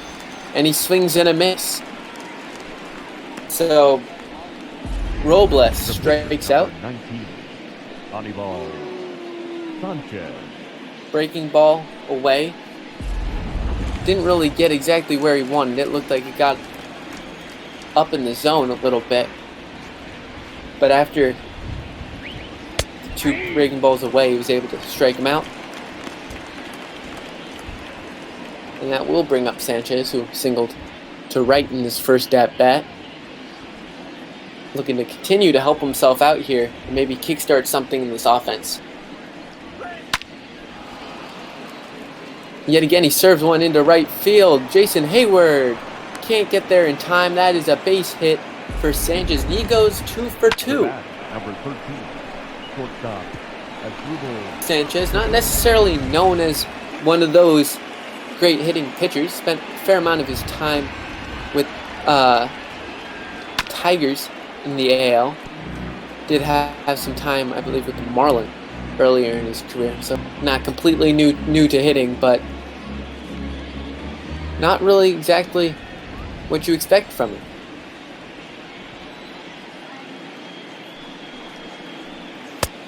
Off the plate, ball one. Now will be ball one to Cabrera.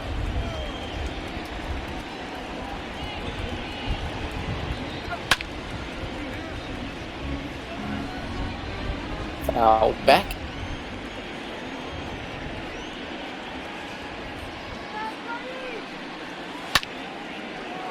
And that got way too much plate, and that is going to be caught by Happ. Thought it might end up getting down in the gap, though with Sanchez on first would probably only be a single. But that pitch was definitely not where you, Darvish, would have wanted it to go.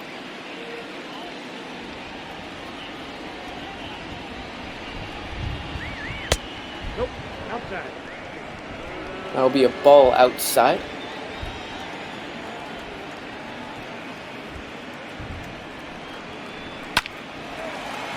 Another one got too much plate. That's ripped into center field for a single. And it'll be first and second now with 2 outs with Juan Soto coming to the plate. Juan Soto.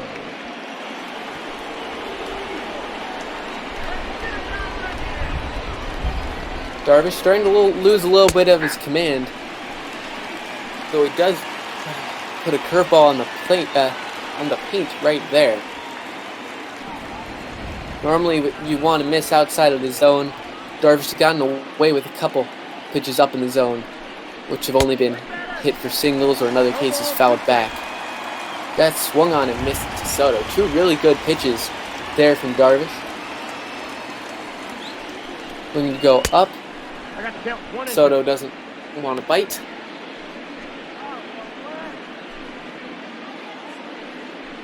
After throwing the fastball up, it might go to breaking ball down here.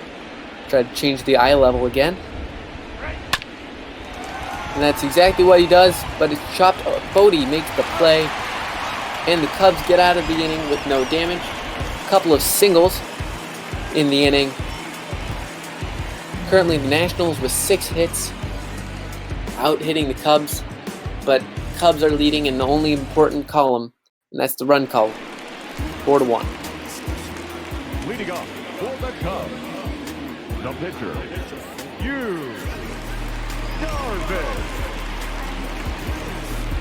Darvish. Darvish at the plate here. Bottom of the inning. That's low.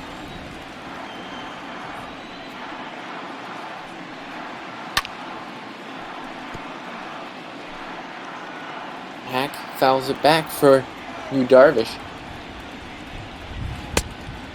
One ball. Swung on and missed.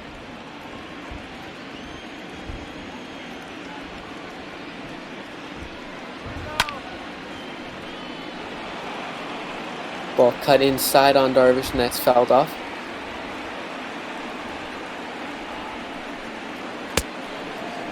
And swung on and missed. Strike 3, and that will be the first out here in the bottom of the inning. Blows one past him. And Darvish strikes out. And is now 0 for 2. As I mentioned earlier, Anibal Sanchez had those 2-1 hitters against the Cardinals in the postseason last year. Pitching in his second, and that was his second postseason appearance. After, that is high, that is deep, and that is gone to left field. Solo homer for Chris Bryant. That was a bomb. And it is 5-1.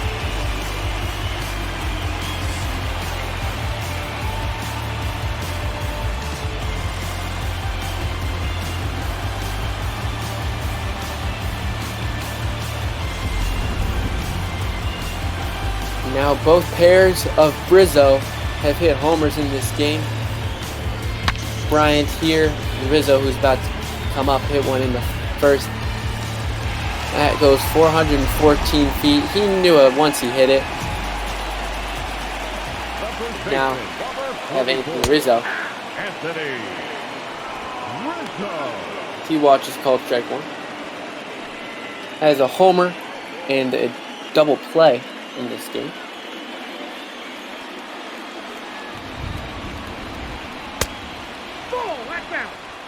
Sanchez is going to have to bring himself back into this game and try to just bear down and get out of here quickly. That's fouled back.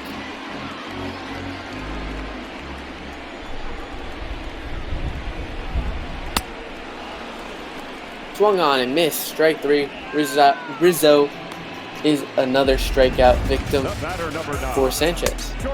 Second of the inning.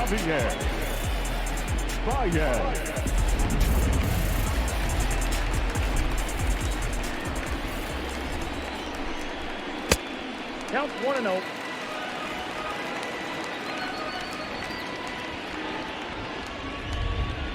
Baez walked in his last plate appearance. Oh, that's low. Just misses down and in there. Looked like could have caught a corner, but that will be ball. And that is ripped through for a base hit by Baez through the hole there in left center. So Baez is on base again here with one out, and it looks like we are going to get a call to the bullpen here by Diego Martinez. And that will be it for Anibal Sanchez. He leaves with 5 earned runs today and is responsible for Javi Baez standing on first base. Could be on the hook for a 6th. Be Austin Voth, the right-hander, coming in. Last season had a couple runs as a starter, but since this year he is mainly more of a longer relief option. Coming in situations like this is a bit of a mop-up role. He will have to face Kyle Schwarber here.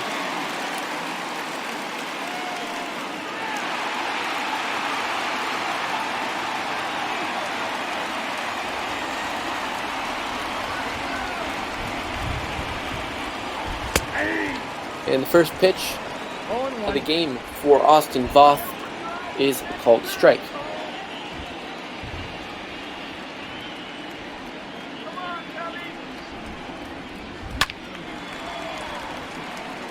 Fastball is fouled back.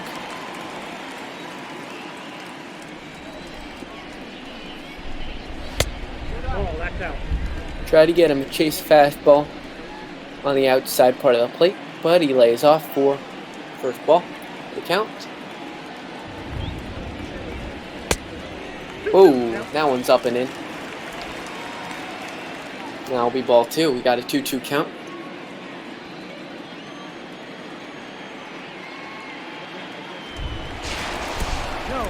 Well, that gets away on the pickoff attempt, but bounces right back to Zimmerman off the brick wall there, and Baez will have to hold it first. Probably a good thing that he didn't try to go to second there.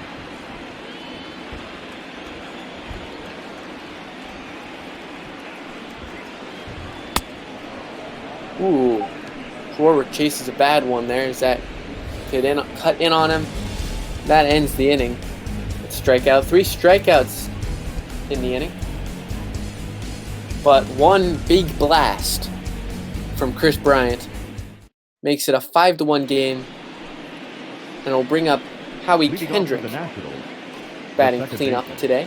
Howie Kendrick.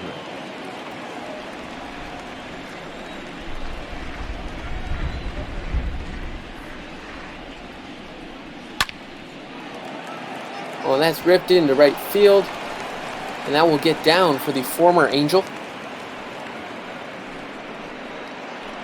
The catcher, number 28, Kurt. See, two Nationals entering play with the highest batting averages in the National League.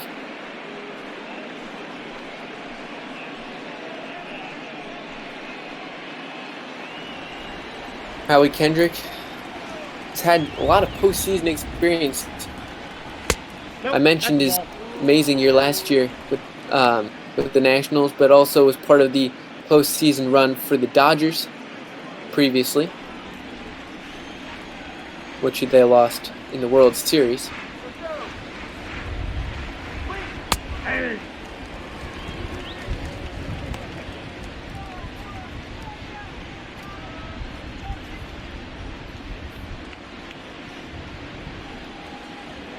Kendrick stands on first. Nobody out here in the top of the 6th inning. Kurt Suzuki is at the dish. That one is high.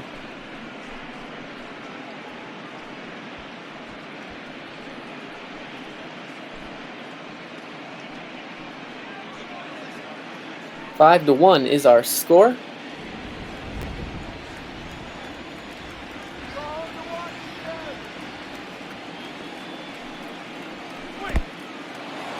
Ooh, swings a bad ball there in the dirt.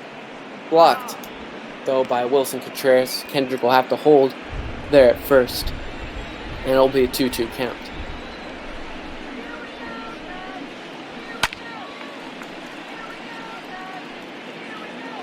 It's like a two-seam fastball running in.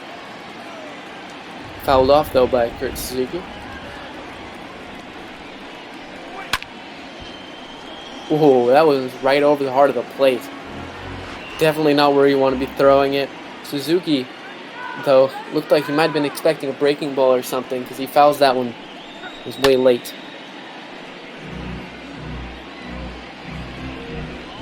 Another foul.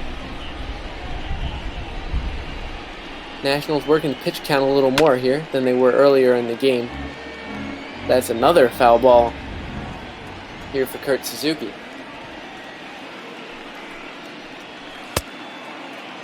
What do you got? And he works it full. Starlin Castro standing on deck. I'm sure he would relish the opportunity to get a big hit against his former club.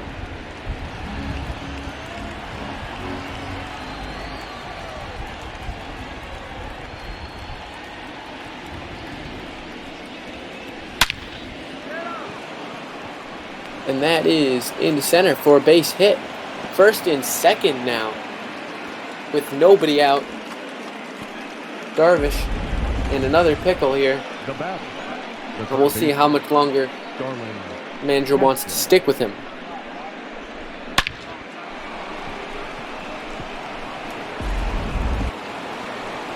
Starlin Castro, as I mentioned, at the plate now.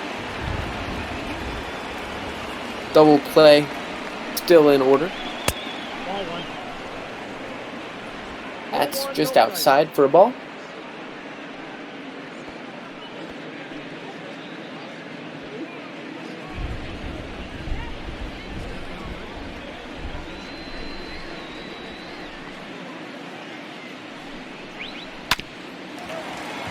That is grounded. Does it get through? It does. They're going to hold the runner at third and respect the arm of Jason Hayward. Both shallow ball and Hayward's cannon of an arm. Smart not to test him. With Kendrick standing on.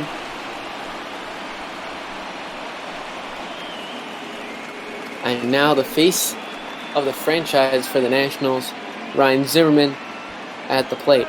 Bases loaded. Big situation here.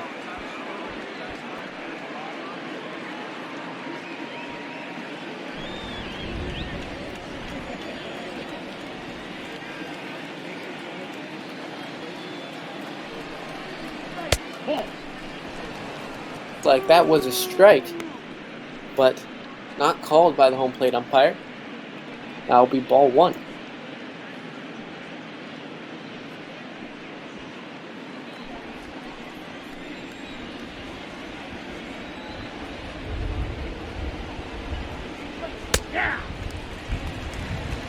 Up and in, called strike one. Darvish got out of a big bases loaded situation earlier in the game, in the third inning. Got out of it with a double play, had bases loaded, 1 out. Victor Robles and then the pitcher spot are on deck.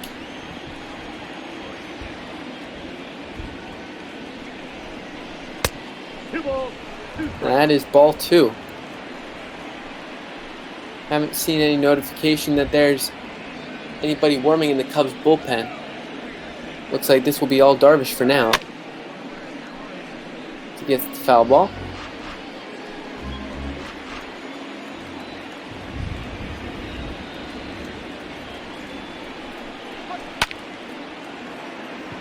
That is flown into left field. Probably will not test Schwarber's arm. No, they won't. That's way too shallow. And that will be out number 1. Now batting, the center fielder, Victor Robles. And the manager comes and he will take the ball from you, Darvish, despite getting the out there. So, with bases loaded and 1 out, Darvish departs, leaving all 4 runners on, or all 3 runners on. And it'll be Rowan Wick. Had an amazing year so far. ERA under 1. Hasn't allowed many walks either.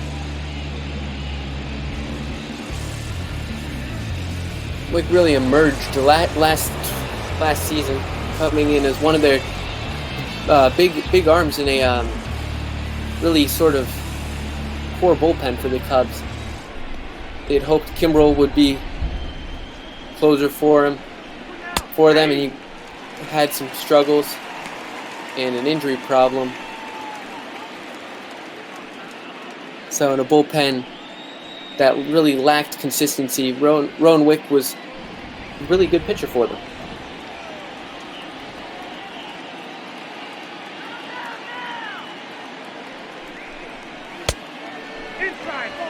Fastball is in for a ball. Coming in at 97. Wick, a hard thrower with fastball slider combo. Oh, that's out.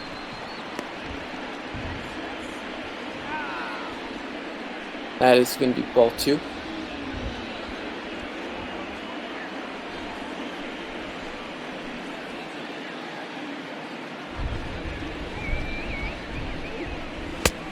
Three balls, 1 strike. 3-1. No place to put him. Pitcher spot is on deck. So you'll likely see a pinch hitter unless they want to stick with Voth, but with the bases loaded. And there is the walk. Run will score. It's now 5-2. Bases loaded, 1 out, and the pitcher spot is going to be coming to the plate. So Dave Martinez will have a big decision to make here, whether or not he would decide to stick with the pitcher, which doesn't seem like a valid option at this point, obviously. And it'll be Wilmer Defoe. He pinch hit yesterday. Went 1 for 1 with a single.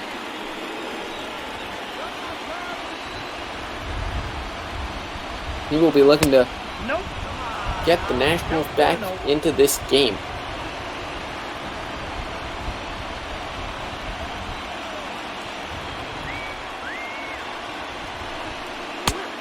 Pitch from Wick. In there for strike 1. 2 pitchers, Jeffress and Tepera, warming up for the Cubs in the bullpen. 2 righties. We do have 1 lefty in Kyle Ryan in the bullpen. That is hit into center field. That will get through, and 1 run will score. Will 2? Yes. Castro scored, and that is a 2-run single for Wilmer Defoe, and it's now 5-4. We have a close game on our hands.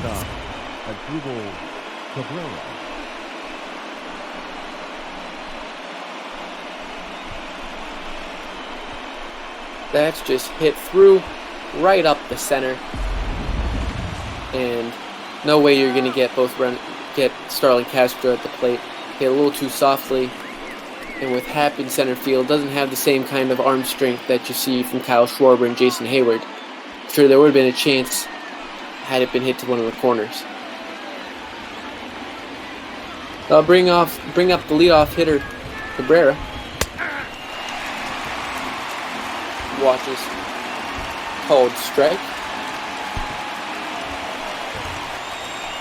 Base hit here would probably easily score Robles. He's got some good speed at second base. Ball that's outside. Up and away, that is a ball. Be a 1-1 count.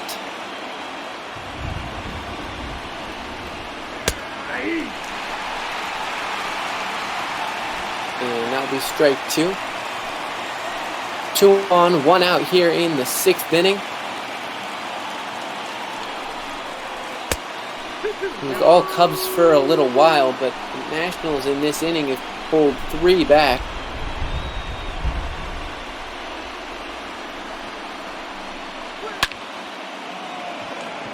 That's into right. Hayward picks it up on the hop, but they will not test his arm, even with the speed of Robles. Hit a little too shallow into right field.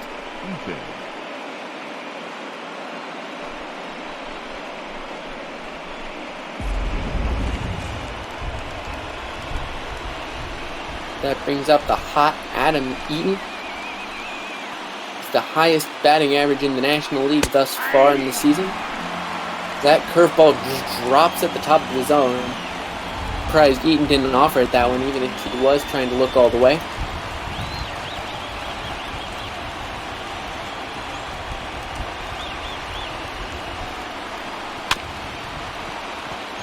Ground to third. To second. They will not get Eaton at first, so run will score, and this game is tied. Bryant on the run there. Didn't look to have much of a play at 2 anywhere. Didn't really have a chance to step on third to throw to first, or to really have a chance to get the speedy Eaton at first on a double play. So now the dangerous Juan Soto is going to come in. Already has a double in this game. He's going to look to give the Nationals the lead and make this a really big inning for the Nationals.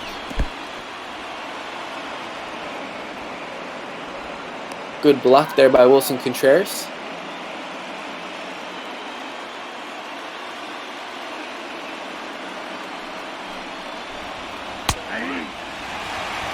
That will be called strike 1. Soto.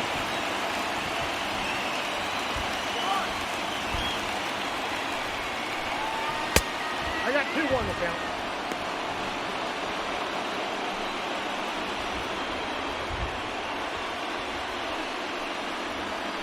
Soto had an impressive rookie campaign a couple years ago, and last season continued his hot hitting at the age of 20, amassing a total of 34 homers during the season. He's looking to keep that going this year.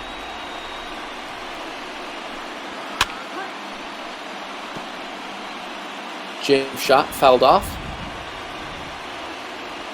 Ron Wick having to work here out of the pen. 20 pitches already just to get the 1 out so far. Oh, called strike 3. Up and in. Great pitch there from Rowan Wick. Just blows it right by Soto to end the inning. But the Nationals tie up this ball game. And we're going to go to the bottom of the 6th inning tied. And it will be Elias coming in for the Nationals, the lefty. Has had a really good season. ERA just 2 ticks above 1. Facing Wilson Contreras here. I'm sort of surprised they went with the lefty at this point. I would expect that they would have saved it him for, bigger part of the order with Rizzo and Schwarber, 2 guys who hit righties really well and might try to play the matchup game there. But instead they opt to bring him in to pitch to Wilson Contreras. They're in the bottom of the order. Misses again with the breaking ball. That will be 2-0.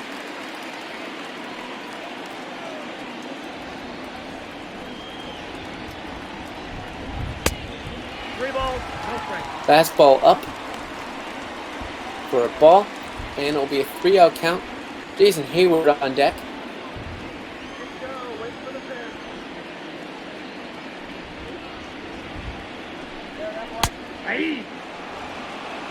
And that will be called strike one on the inside part of the plate. I guess the strategy here is to neutralize Jason Hayward, who will be the second to bat in this inning, whose numbers are not really good at all against lefties, to say the least. Have a 3-2 count to Wilson Contreras.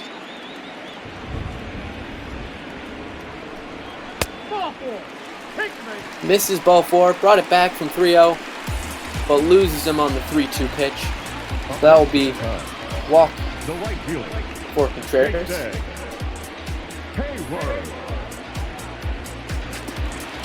Third of the game for the Cubs, I believe. And I'll bring up Jason Hayward.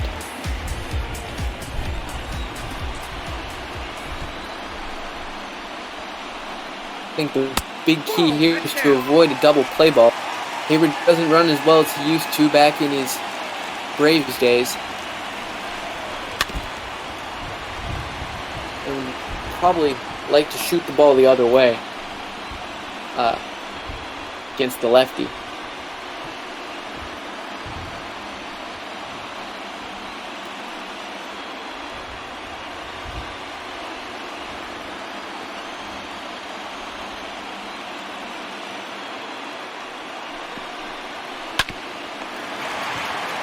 Swung on, grounded the pitcher, 1-6-3 on the double play, and that leadoff walk squandered here by the Cubs. Hits it right back to Elias, and so now the Cubs will have 2 outs here in the bottom of the 6th inning and have to mount a 2-out rally. They want to try to get a run across.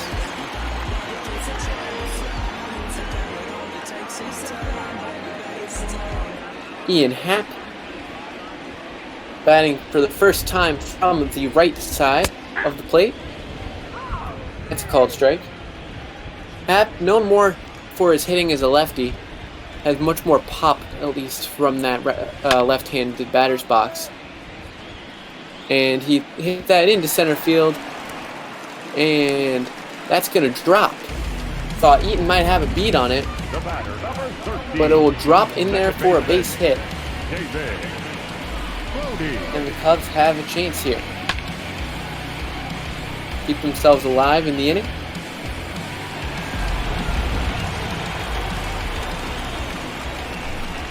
Now you've got David Bodie.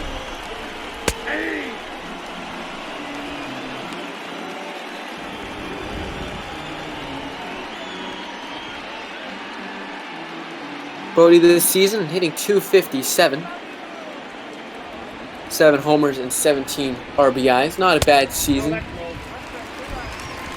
Was more of a platoon last season. This year, looking to get most of the starts at second base, the secondary position, but going to get used to it now. Runner will have to hold on that ball in the dirt. 2-1.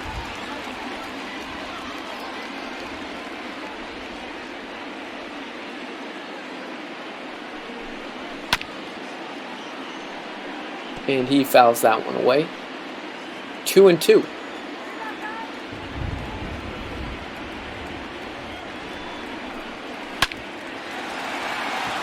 Grounded to second.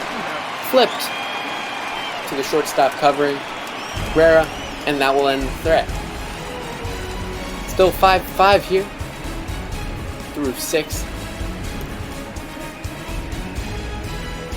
I think the Cubs will probably going to the bullpen again here. So it looks like it will be a double switch, in fact. Ladies and gentlemen, your And it'll be Ryan Tepera, new acquisition as a free agent this season, coming over from Toronto, where he spent his last year. ERA of 1.8. Number 27, Jason Stiffness. He'll be facing Howie Kendrick to lead off the inning.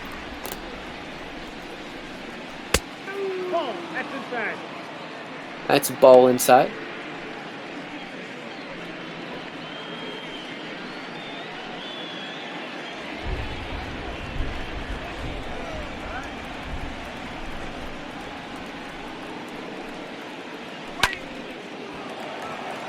That is flown out to right field towards Jason Hayward. Can't done for it. That'll be out number 1. Looks like Jason Kipnis is the one who checked into the game here to play second base in place of David Bodie, who is the last to bat in the last inning.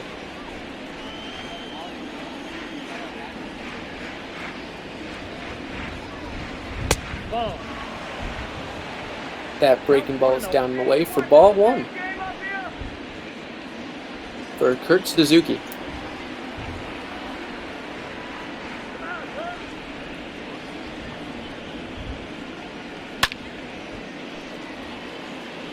That fastball up is fouled off.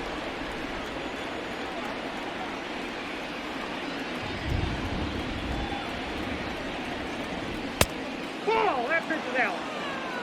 2-1. Seeing really good, tight game between two of the best teams in the National League right now. Ball. That's off the plate. Two division leaders, Cubs at 28-12, the Nationals at 26-12.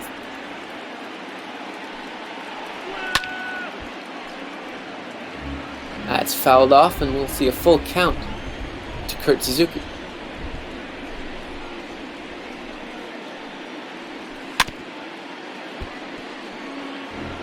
Stays alive there. 3-2 still, with 1 out in the inning.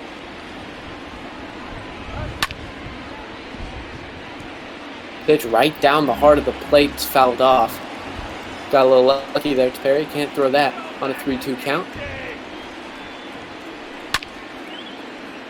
Throws another one that's very hittable, but out to left field to Kyle Schwarber for out number 2. Up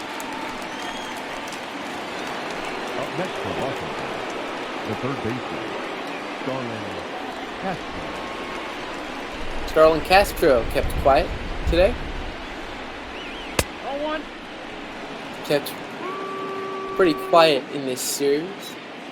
Went 0 for 4 yesterday with 2 strikeouts, and today still held hitless. Actually, he has one hit today, but looking to have a good impact on this game here. Could break the tie.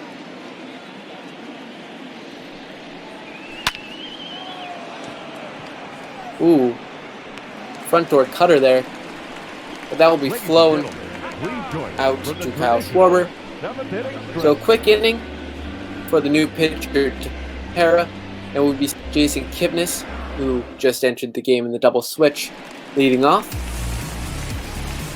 Kipnis, of course, was with the Cleveland Indians for several years, including playing for the 2016 pennant winners, who lost to these Chicago Cubs in the 2016 World Series. Grew up in Chicago, grew up a Cubs fan, so must be a dream come true for him to be playing for his favorite team. That's a ball. He will be facing the lefty Aliyah, formerly of the Seattle Mariners, got traded at the deadline last year, part of a flurry of moves of pitchers, especially to the NL East and to the Nationals in general. So that's popped to Howie Kendrick for the first out of the inning. Now batting, the third baseman, Chris. And here is Chris Bryant. Had that homer in the 5th inning, which at that point gave the Cubs a 5-1 lead. Since then, however, it's been all Nationals, bringing it back 5-5. I'm sure you would like to break the tie here.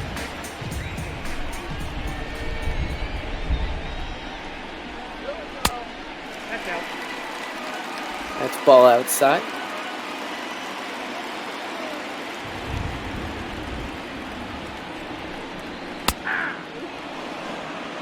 Called strike.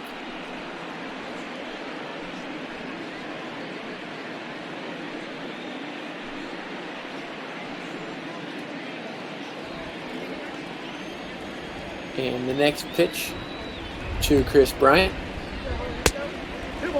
That's outside for ball 2. Pitching him rather carefully here. Probably rightfully so. Anthony Rizzo stands on deck, the lefty. That breaking ball got some plate there, and that is ripped into left field. And that will be a double with 1 out here as he slides safely into second base. Got a hold of that high breaking ball. Rips it off the wall on the left field.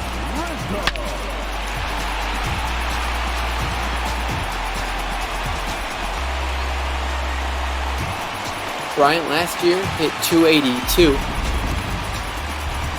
which was up from his previous season. And now we have Anthony Rizzo at the plate looking to pick him up. Good breaking ball down and away, and that's going to be strike 1 for the lefty Rizzo.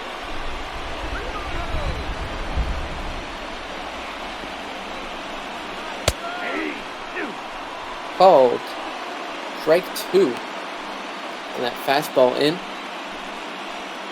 Rizzo, known for choking up in these scenarios, just tries to shoot the ball the other way in 2 strike counts. Sure, he's going to be looking just to get one through and try to get Bryant home.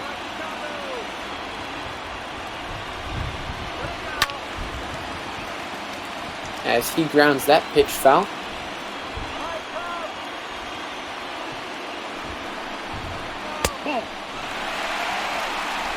Down the way, doesn't get him to chase. You now see a 1-2 count.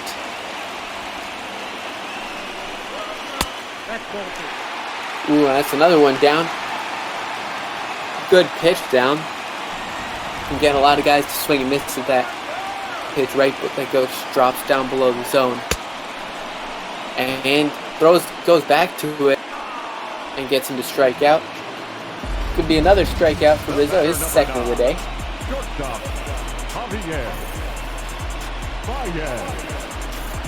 Now we'll have Javi Baez coming to the plate.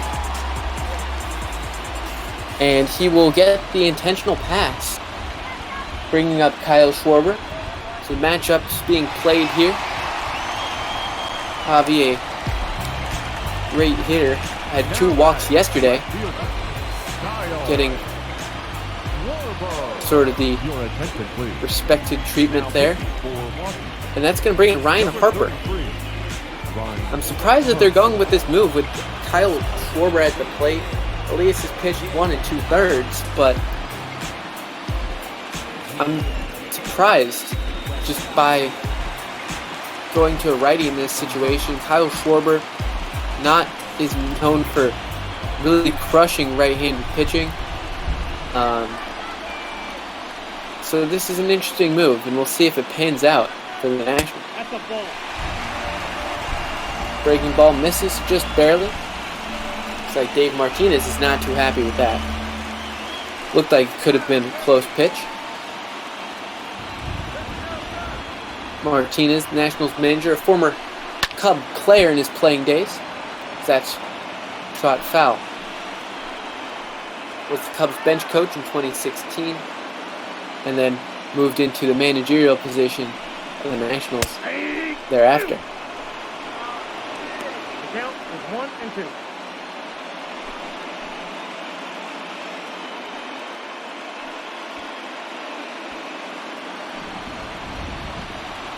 One, two to Schwarber.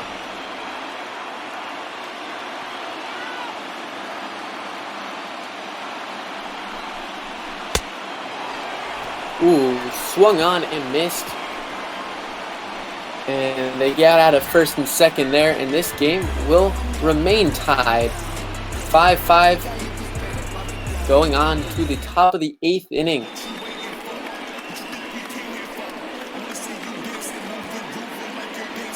It'll be Jeremy Jeffress, another free agent acquisition for the Cubs,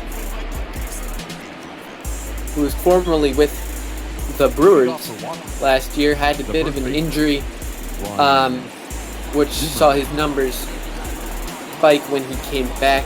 Had an ERA over 5 at the end of the year, but he's had a couple good seasons. One year he had an ERA below 2. Has a good fastball along with good curveball and splitter to complement. As you see, Ryan and Mills, 2 Cubs pitchers warming up in the bullpen as Zimmerman steps in to play. That one misses. Attendance today over 38,000 here at the friendly confines.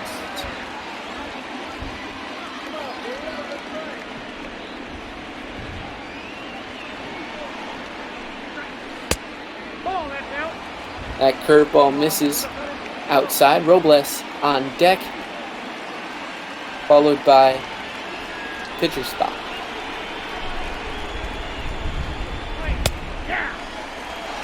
Fastball called strike. And it will be a 3-2 count. Jeffers hitting 98 there, known for some high velocity, as that fastball is fouled off.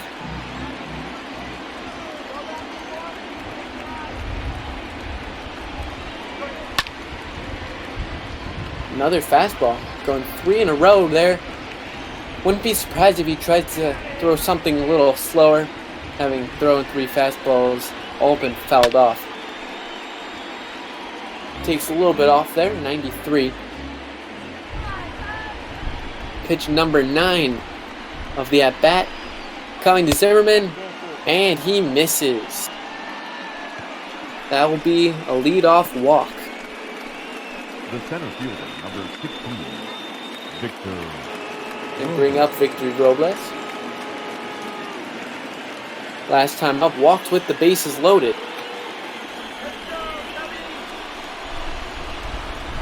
Which in that big inning for the Nationals.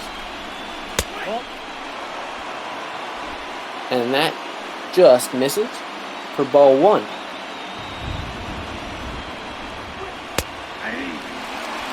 And that 1-1 count to the 22-year-old Victor Robles.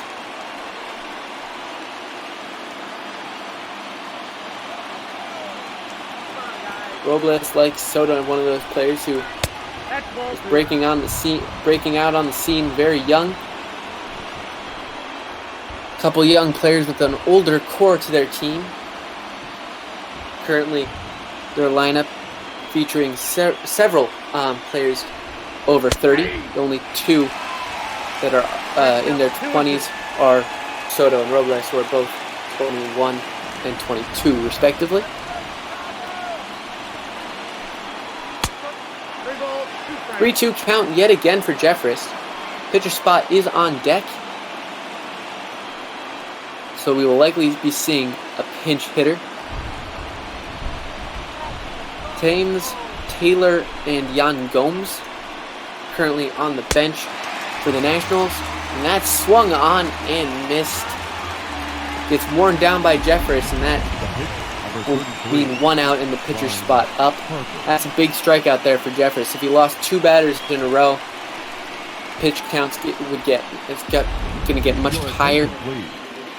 And it is Thames, former Brewer against former Brewer here.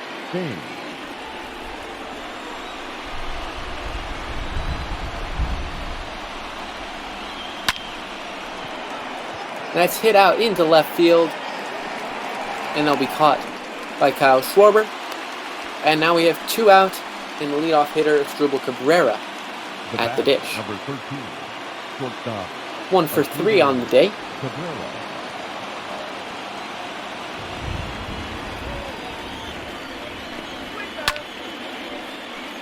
Fastball up in the zone, foul off.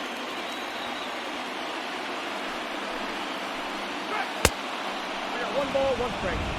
1-1 now.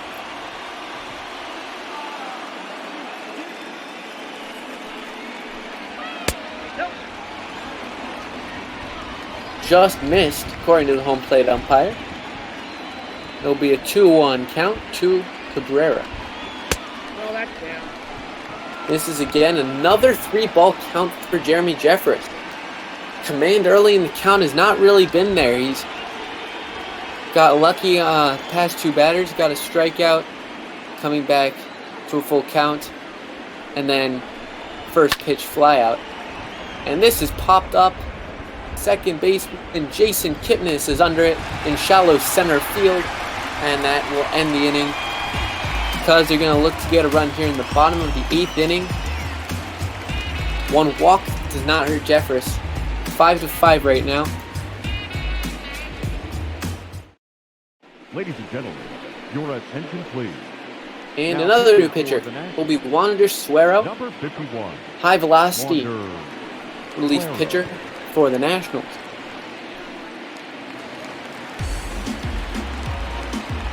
Leading up for the Cubs. Struggled a bit last season, ERA north of 4. Perez. But so far this year, it's brought those numbers down.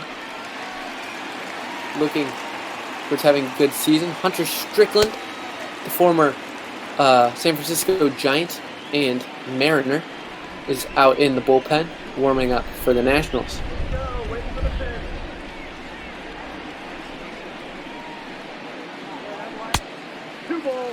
Wilson Contreras at the plate. Starting catcher for the NL in the All-Star game last year.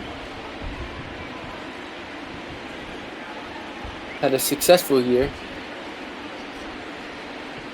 though had a couple of injuries which did set him back in mid-July. That's grounded hard to the third baseman, Starlin Castro, over to first, and that'll be out number 1. There are a lot of questions coming into the season about who would be the Nationals' starting third baseman. They opted to bring in both. They have Cabrera, opted to bring in Starlin Castro, knowing that he would probably end up playing a bit of third. Got Howie Kendrick, who can play pretty much anywhere in the infield, with the exception maybe shortstop. So today, and for most of the season, they've been running with Starlin Castro, though we'll see if that might change later on in the year, whether they make a AAA call-up or whether they stick with Castro.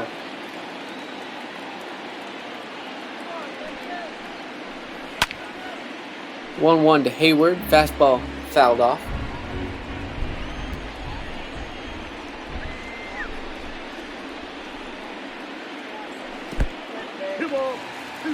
Watches that one bounce into the dirt.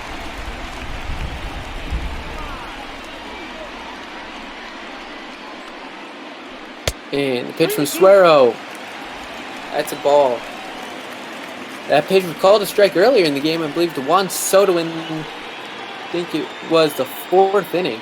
No, it was his first at bat in the 1st inning. It was a fastball up and in by Yu Darvish. And he was called out on strikes to end the inning. This time, it's called a ball, but doesn't matter, as that swung on and missed for strike 3. Number 8. Just way early on that from Jason Hayward. That's strikeout number 1 for the new Nationals pitcher. And we'll be facing Ian Happ back from the left-hand side of the plate.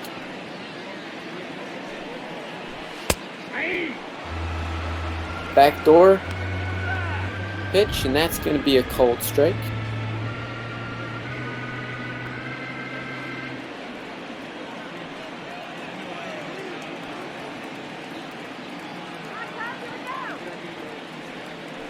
The 0-1 to Ian Happ. That breaking ball's too far inside. It's going to be 1-1.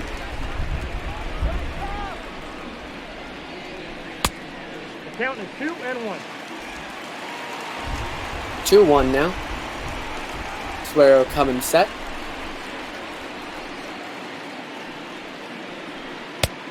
Count is 3-1. And it will be 3-1.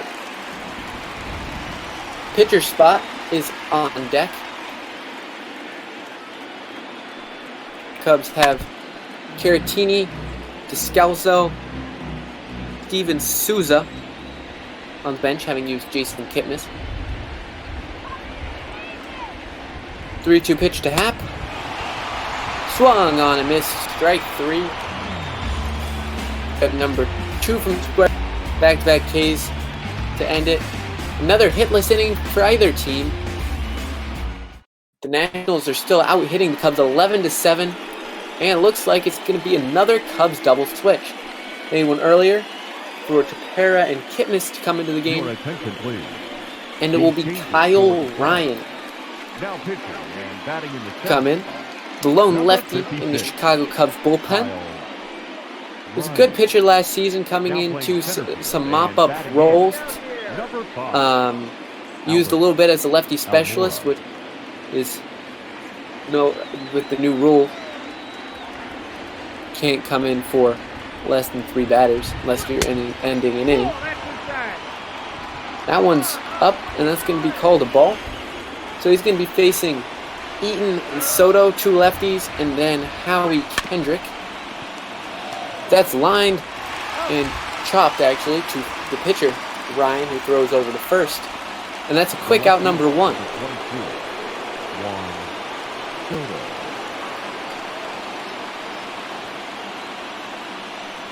Here in the 9th, Juan Soto at the dish. He had a double and scored the first run of the game for the Nationals back in the 4th inning. Ball 1, no strike.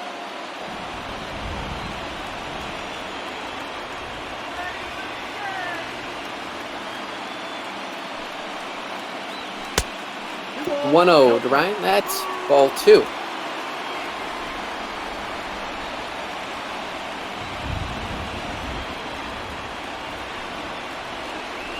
Ball 3.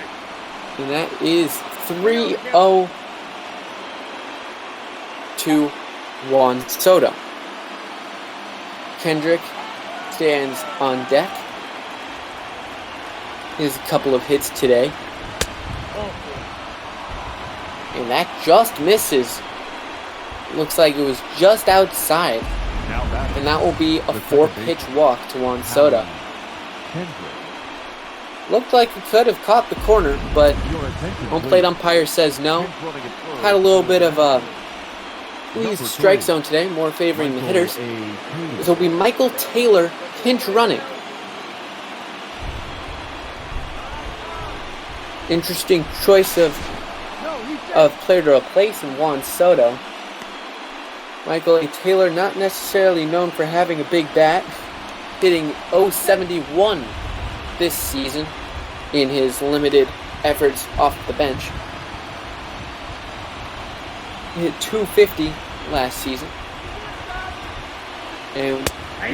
But with his speed, they're going to be looking to get a gapper right here, probably from Howie Kendrick, to get this runner home. Try to force the game to end here in the 9th inning. That's hit into center, and that will drop. Taylor held up, thinking it might be caught. The catcher, number 28. Goes halfway, but then has the legs to get there before the throw from the center fielder, Ian Happ. So that will bring up Kurt Suzuki, the catcher, and that's called strike 1. Big situation here for the Nationals. Big chance for them to try to take the lead here in the top of the 9th inning.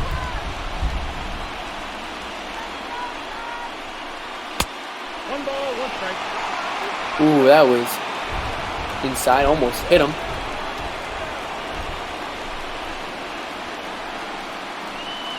That's ball 2. That's away for a ball.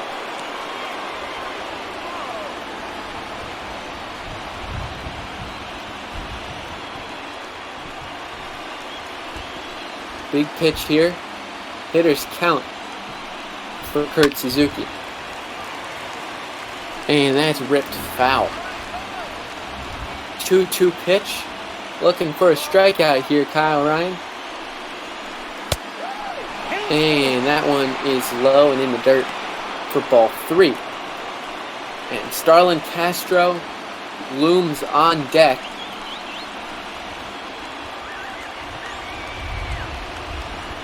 Payoff pitch. It's high, ball 4. Bases are loaded here in the top of the 9th inning for the Nationals. The third baseman. Starling Castro coming to the dish with 1 out. This is the 3rd time that the Nationals have had bases loaded in this game. First one went for nothing with a double play to end it. Second time came in that big inning, which they tied the game up at 5.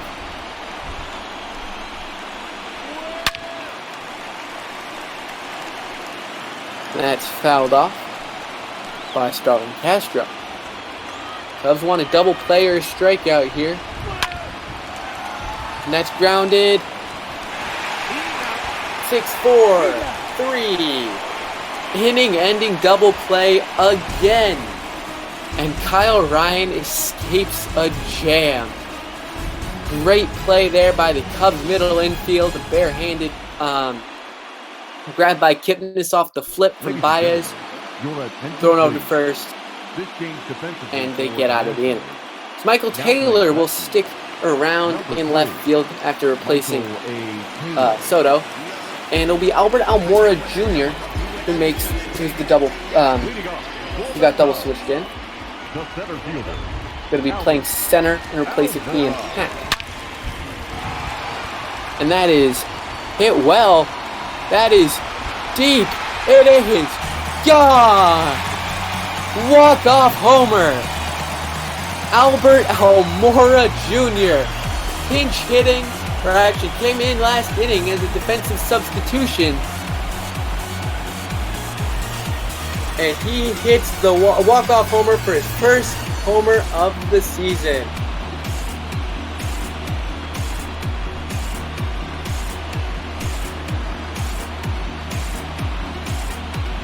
And look at the Cubs celebrate here. Pitch up. And from his reaction, it almost looked like he just knew he flew out, but no.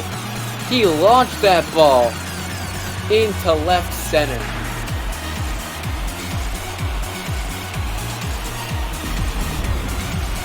The long ball ruled the day today for the Chicago Cubs. 3 homers, Chris Bryant, Anthony Rizzo, and now Albert Almora Jr.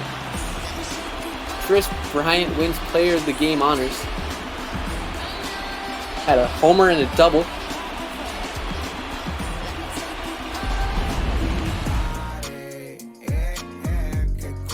And what a game this was. It was a high hit affair. A lot of walks as well. But in the end, the Chicago Cubs that come away with it today had a walk-off from Javi Baez on Mother's Day a couple of years ago. And today it's Albert Almora Jr. who gets to be the hero. See, the Nationals out-hit the Cubs 12-8.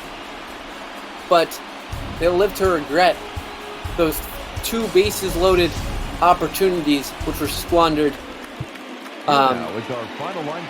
with double plays. First for the victorious Chicago Cubs. 6 runs, 8 hits. I'm joined here by Cookie Eater in the booth. See the box score for the Cubs. Led 5-1 at one point, but that 4-run inning brought the Nationals back. 3-hit game for Howie Kendrick today with an RBI. The pitcher Anibal Sanchez with 2 base hits of his own. A couple extra base hits in this game.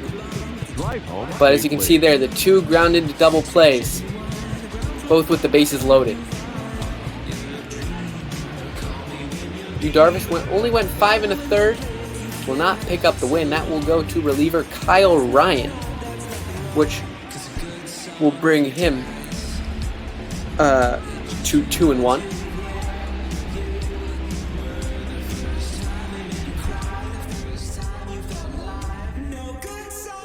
That was a great game we had here. had a little bit of everything. A lot of hits, a lot of base runners, some really big situations. But in the end, Cubs' day. That was to the wire, to the end. I thought we might have been getting an opportunity to see extra innings. And what a great first game to call, too. You did an amazing job flying solo, and exciting affair. Thank you. Yeah, it was exciting as a Cubs fan. Makes me feel really good. And as I mentioned, that the Javi Baez walk-off against the Nationals, no less, a couple years ago on Mother's Day, and this time it's Albert Almora with the pink bat. Well, yeah, I will. Go ahead. I was just going to say, kind of cool that we see that as a pattern and see the Cubs get some big wins. Yeah, they continue to have the best record in the National League. And we got a big game here, Padres-Dodgers, which you're going to be calling. And I'll leave this one over to you. All right, thank you very much. Amazing call. Hope to see you back in the booth sometime soon as we get ready for this one. It's going to be Dodger baseball in Hollywood. Lucchesi versus Price. Exciting matchup. It's been a couple days since I've called a game in the NL West, but I know Arizona and Los Angeles have been back and forth for that top spot in the division the last few days.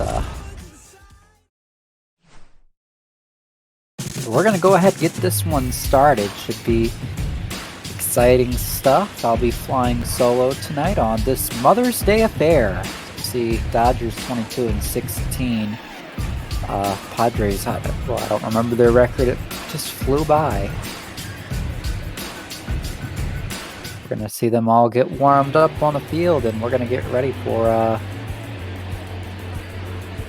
primetime ball. Looks like coming into play today, Diamondbacks lead the Dodgers by a half game. Padres 5.5 back. So,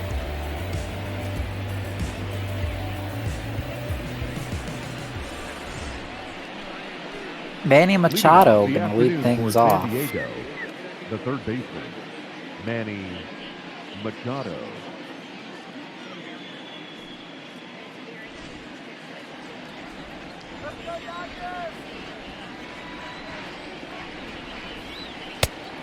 Ball, that's out. First pitch of the day from David Price is going to miss low for ball one.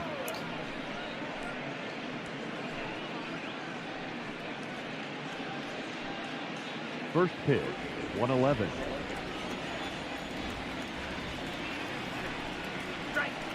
Nope. 2-0. Curveball misses to make that 2-0 for David Price. Struggling to find the strike zone early. And as always with my solo broadcasts, I encourage you guys to get active in that Twitch chat. I'll be sure to read your messages and maybe have a little bit of back and forth in that regard. Kind of go off the script a little bit. Might not be the most authentic broadcast experience, but you know what? We're going to have some fun with it, and we're going to get to know each other a little bit. I think that's a good way to run this as we enjoy Mother's Day bat ball. We see Manny Machado with the pink bat. Everyone uses that pink bat today on Mother's Day around the league. And what a fitting tribute. So many moms play a key role in not just ball players' lives, but all of our lives and everything that they do for us to help us as we're growing up, both to learn right from wrong, to get from point A to point B, make sure we have food on our plates and clothes on our bodies, and learn right from wrong. Price has worked the count 3-2, so big shout out to all of our moms out there. Any future moms as well. We really do appreciate all that you do. All of us.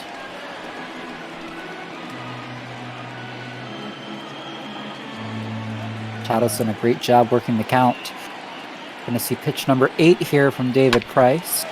And he's going to ground this one foul. So it's going to be at least a 9-pitch battle.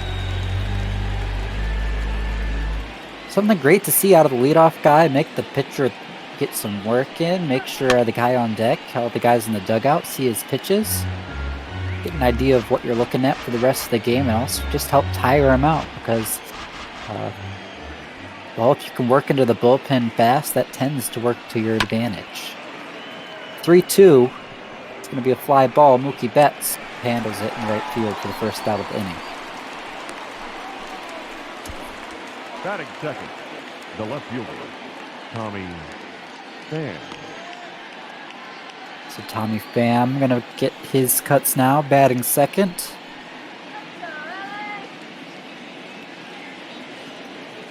Hitting .246, been a pretty good hitter so far this season. Takes strike one.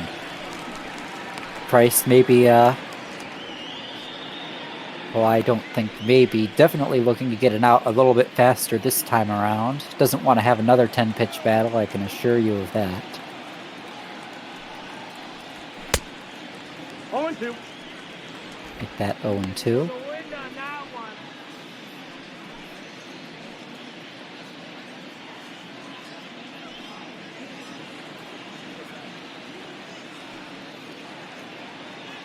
See what Price chooses to throw. One ball. Looks like he's going to go with a fastball, but that's going to miss way outside. 1-2. Maybe a chase pitch there. Tried to see if Pham would go fishing, and doesn't seem like Pham was in that kind of a mood. He'd rather, I don't know what he'd rather do. I guess maybe go hunting, look for go trapping, let the pitches come to him, something like that. I guess it's really there's no opposite side to that analogy. He does chase one up high out of the zone here, so Price is going to have his first strikeout. Pham will go down. The shortstop, Fernando Tatis Jr. Should be seeing the left-handed offerings of the first baseman, Eric Hosmer. My bad. Hosmer's cleanup. Instead, it's the right-handed offerings of Fernando Tatis Jr.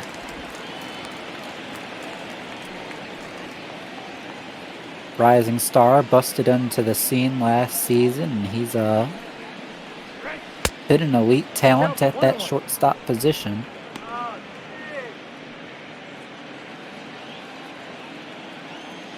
Been red hot of late despite the lackluster season numbers. You saw batting .400 in his last 3 games. 1 ball, 2 strikes, count. Had a big day on Friday when I called that game between these Padres and Dodgers.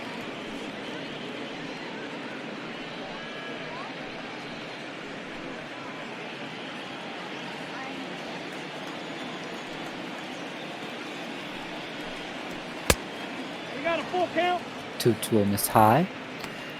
It's going to be a full count to Fernando Tatis. It is indeed Eric Hosmer standing on deck. Big rip there, but it's going to go foul.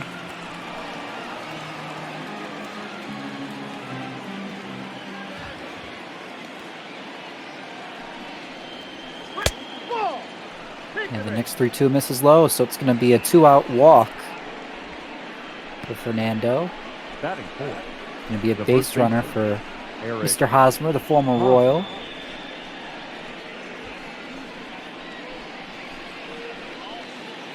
Beautiful pink bat.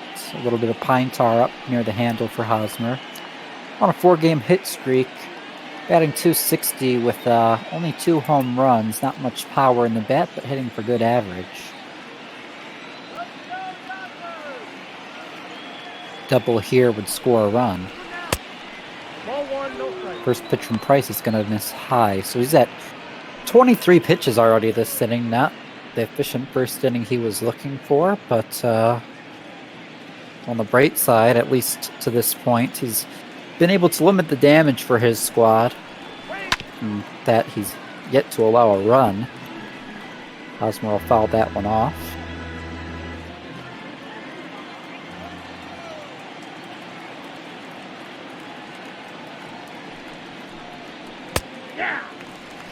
Next one will catch the corner. Nice cutter. It'll be 1-2.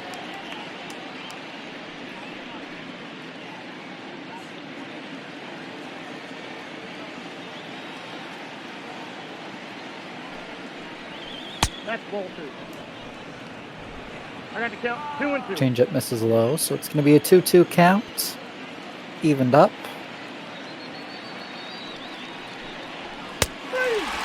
And they're going to call it strike 3. I think Cosmo held up, but umpire calls it a strike. So Price gets the backward K to end the inning. Leaves a runner on the walk of Tatis, but first hit and run of the day will have to wait. It's 0-0. You're watching ML Bat Ball as we head to the bottom of the first. And Joey Lucchesi getting the start on the mound, and I think I've called 2 or 3 of his starts so far, so I finally can say that butcher of a last name. 2.23 ERA, 4-1 record, whip sitting right at 1. He's been phenomenal thus far. And the left-hander going to work against a pretty lefty-heavy Dodger lineup. And at the start, in the form of the former Red Sox, Mookie Betts. And 265 home runs.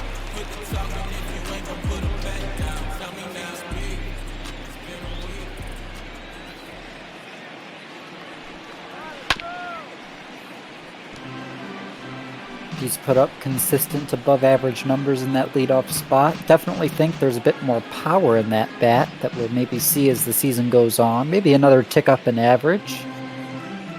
Things heat up, but nonetheless. 260 with 5 homers. Not bad production for this point in the season. He's going to hit this one back to the pitcher, though. Lucchesi will flip it to Hosmer for the first out of the inning. Batting second, the shortstop, Chris Taylor. One away, that'll bring up Chris Taylor playing shortstop.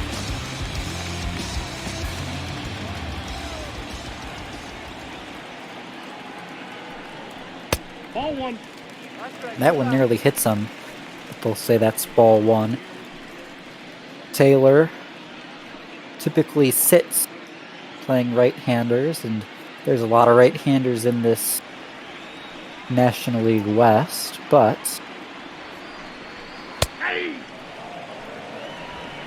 takes a sinker for strike 1. Lucchesi a lefty, so he'll get to take his cuts today. Corey Seager normally would get the day off, but with Justin Turner out, Seager's playing third and batting near the bottom of the order today.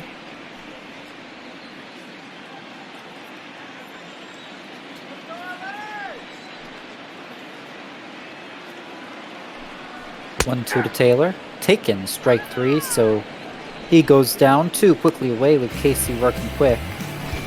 Batting third, the center fielder, Cody Bellinger.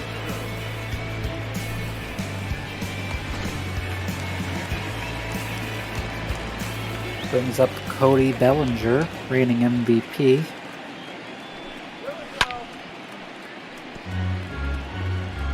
Big swing and a miss at a cutter for strike 1. Bellinger's on a 4-game hit streak, but you take a look at those, not really all the numbers, really just the average, batting 184. That's probably about 100 points, 120 points lower than what I would expect. As he grounds this one to short, and Machado,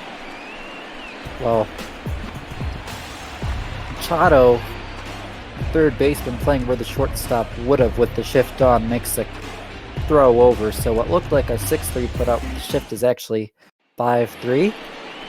And that will retire the side, so nothing doing for Dodgers in the first. And it's going to go to the top of the second, 0-0. Will Myers, batting .211, 4 homers, 11 RBI, going to lead off the inning.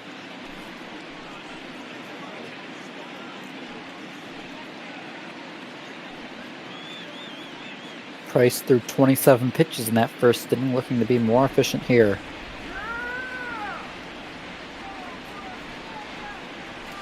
Nope, that's the ball.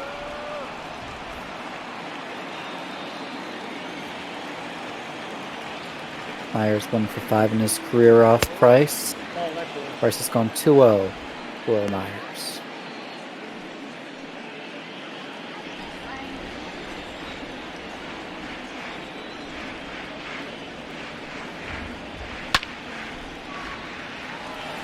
Swung on, fouled back. First strike.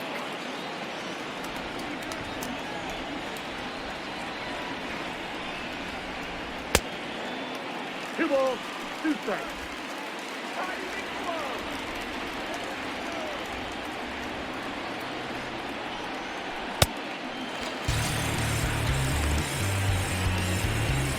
A swing and a miss. He'll go down. Price is registered. Batting fifth. I read that correctly. His third strikeout of the day. Might have said second though.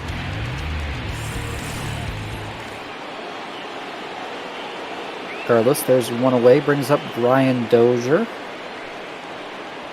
At the ball. The veteran second baseman been struggling early on, batting just 150, one home run.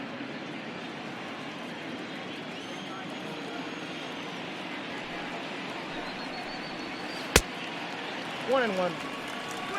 To be a pretty explosive bat, but really seems to have slowed down the last few years, and especially thus far this season.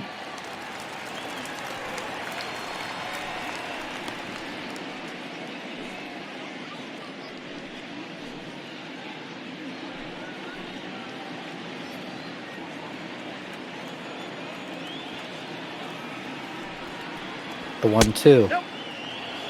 Low and inside, so the count will go 2-2.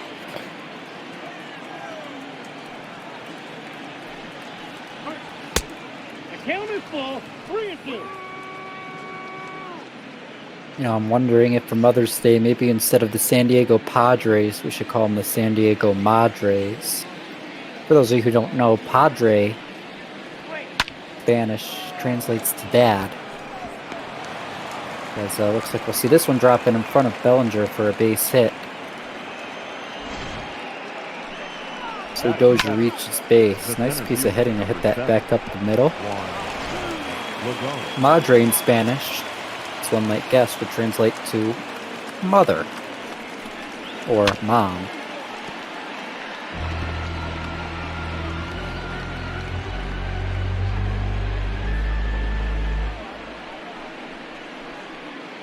Juan Lagares gonna get his cuts now.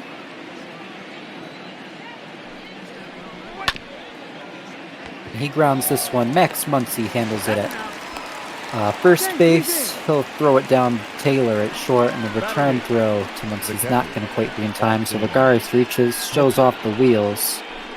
Now Austin Hedges going to get his cuts with a runner on and 2 away.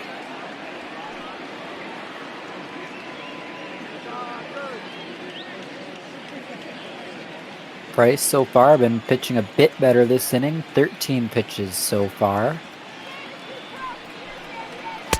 1-0. Pitch number 14 in the first of this at bat. The changeup that missed way low and inside. Never even a thought for Hedges to swing at that with how far it missed. 2-0. Same with that fastball outside, so it's quickly 2-0 to Hedges, and not even close calls on either of those. Checks the runner at first, but no dice.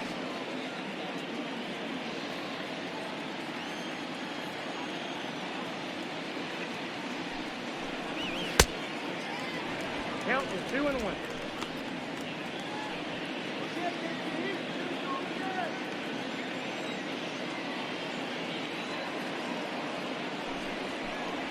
Right. 2-2 the count.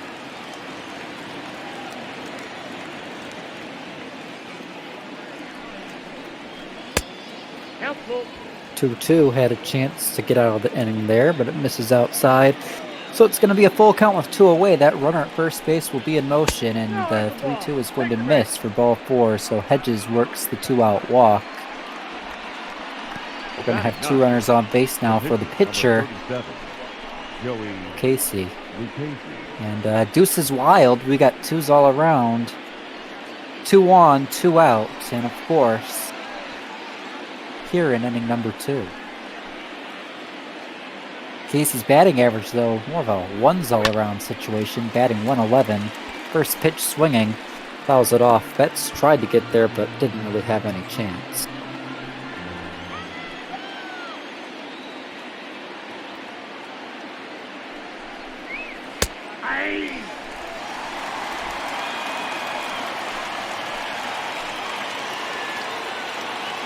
0-2 to the pitcher. This is inside. Price nibbling a bit. Already 22 pitches this inning. 5 more pitches and he'll match his total from the first.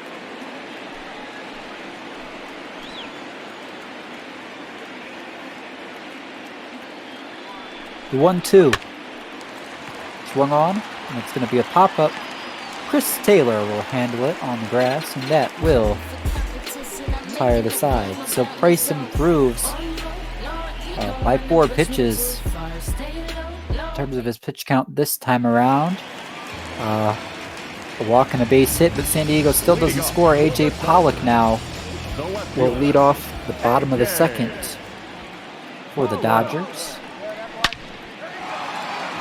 Pollock takes a big swing here. That's going to be a high fly ball carrying, and I think that ball is gone. 371 feet, 107.5 miles per hour off the bat. Pollock murdered it. Second home run on the season for him. Just as I was about to talk about his offensive struggles and his limited playing time, he busts out in a big way. So Dodgers have the early 1-0 lead. Great job by Pollock there to take that pitch and murder it.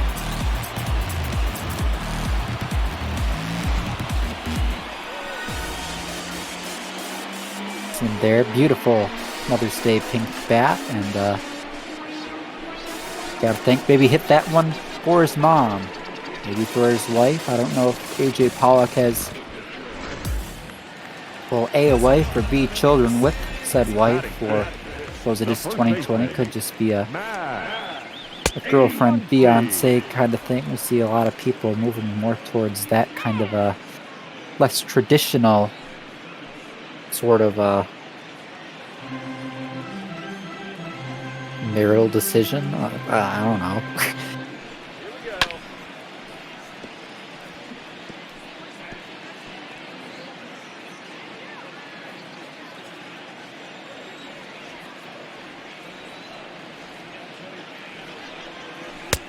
The 0-2 to Muncy going to be swinging a miss. So there's going to be one away. Batting 6, the second baseman, Gavin Lux.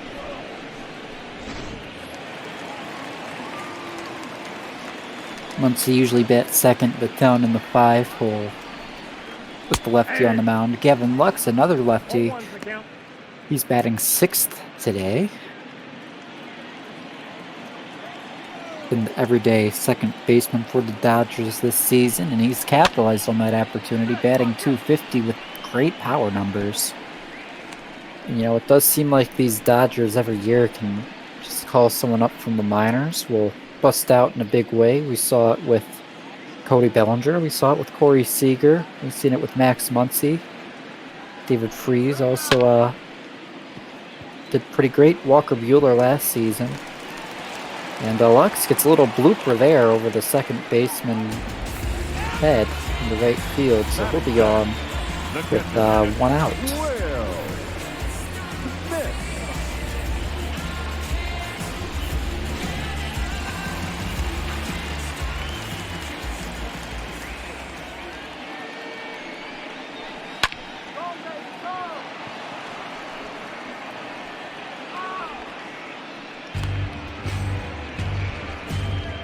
Batting in, the third baseman, Corey. 2 away. Smith is retired.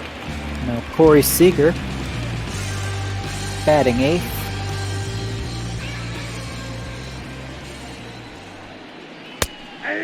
Takes strike 1.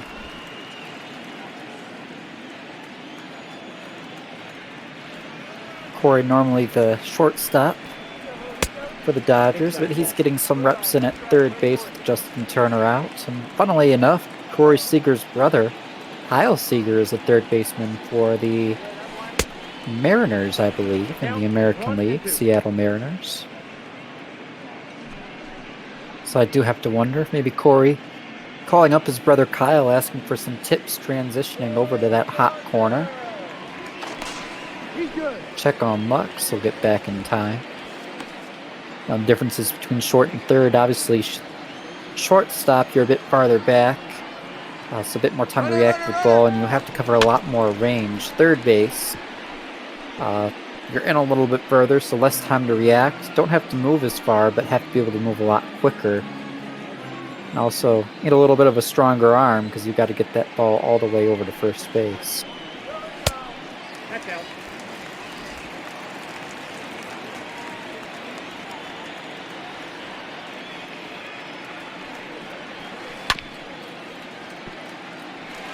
This one will go foul. It's going to be 2-2.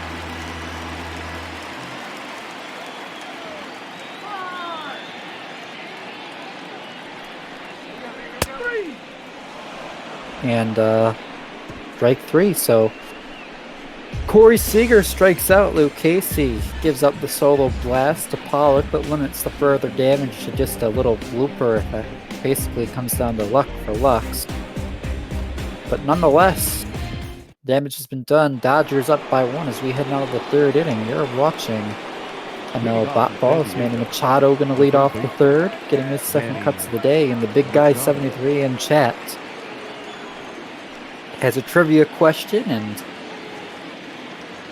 wants to know how our chat is. So let's rally the chat troops. Let's see if we can conquer this thing.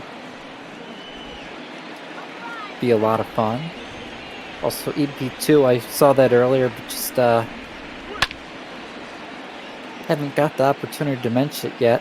Good to hear me. Well, glad to see you, Ab. I think EB, Ab, I don't know how I should pronounce that the proper way, but glad to have you along as we have Mother's Day Bop Ball.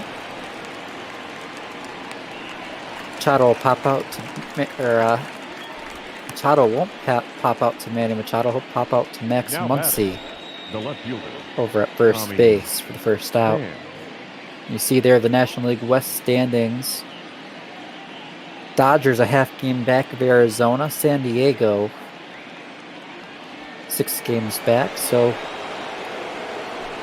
Dodgers could retake first place today if they, too early to necessarily say hold on to this lead, but if they win here today, and Arizona playing right after this, if we see an Arizona loss, Dodgers could retake that first place spot. Very minimum, we need to see a win here to guarantee they stay within a half game. As Tommy Pham hits this one right back up the middle.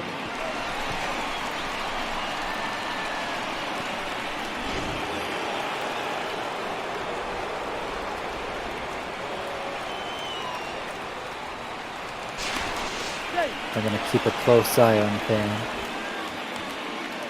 EB saying that AB, their initials and TO's Toronto. I don't think you got to change that to anything easier. I think it's nice, short, and concise. Just want to make sure like it's being pronounced to your greatest desires. Oh, that's out.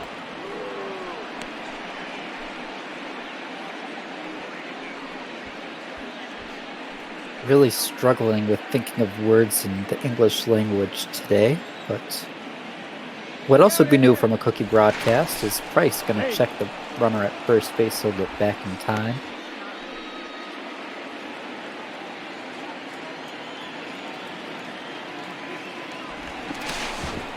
Checks again.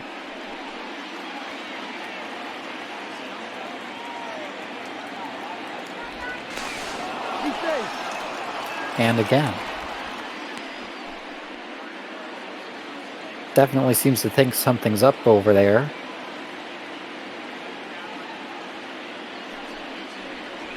Ball 2. This is out with the fastball, 2-1.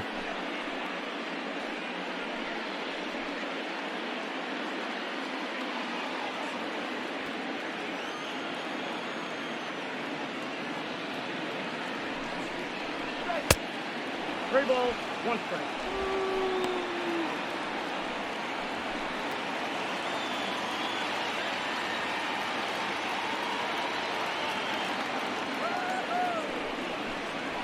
Ball 4. And Price will walk the batter. And that's something We see a lot when we have a runner on. It can get in the pitcher's head a little bit.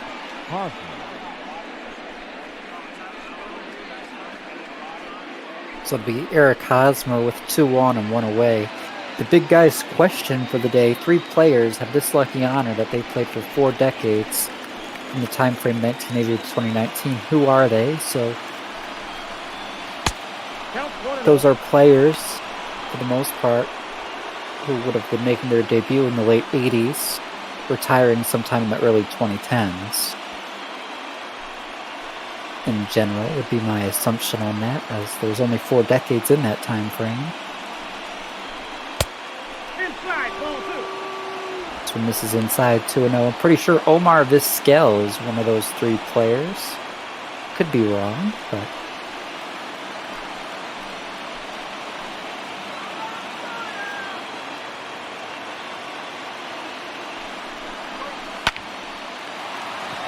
Price gets a line out to second or third base rather. Seager handles it quickly, 2 away. The skill would be correct. All right. So chat, if you guys have the other 2, I really have no guesses as to where to begin to guess.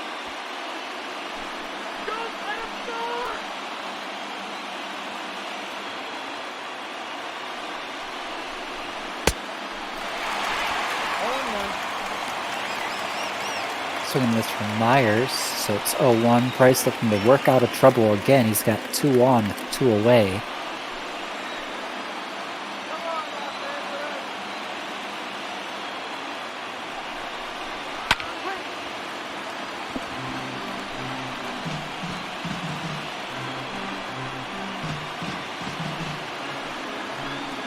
Not really familiar with players who played earlier in the 2010s or the 2000s, so it's Myers. Swing and a miss. Price works out of the jam. Sanchez holds on to that narrow 1-0 lead, and Price will lead off. The bats in the bottom half of this inning, Price bets Taylor as they look to extend the lead. Leading off for the Dodgers. Watching Yamamoto. Lucchesi takes the mound again. Lucchesi's worked fast and efficient today. Just the 1 homer to Pollock, the real blemish to this point. EB guessing Jamie Moyer, which is correct. So there's 1 guess remaining, or 1 correct guess remaining. There's infinite guesses. I could guess Matt from Wii Sports, but it wouldn't be correct. I got the count 1 and 2.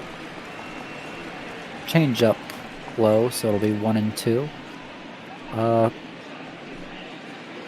know Jeter and A-Rod, both great players who had pretty long careers that finished in the early 2010s, but I don't know if either played way back in the 80s.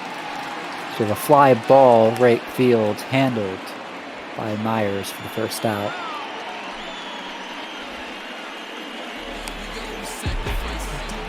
Now back, the right fielder, Lucchesi. I do say it has been fascinating to hear about kind of that Jeter A-Rod kind of rivalry-ish of sorts they had in New York, with A-Rod obviously moving over to third base.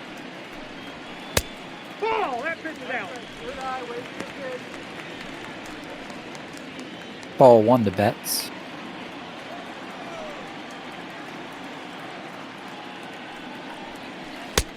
Nope, outside.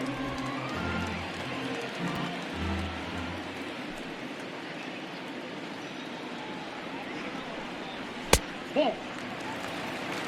3 balls, no strike.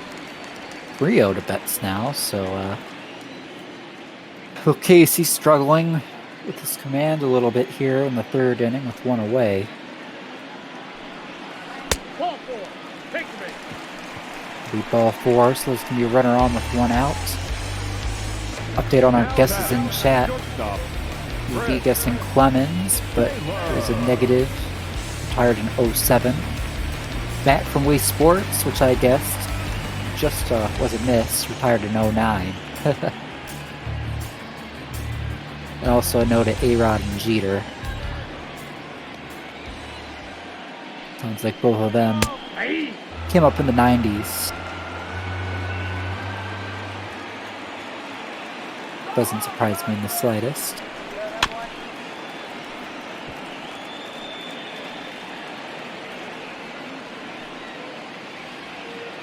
Could it maybe be Nolan Ryan? I feel like he retired a lot sooner than the 2010s, but I know he did have a very lengthy career pitching on the mound.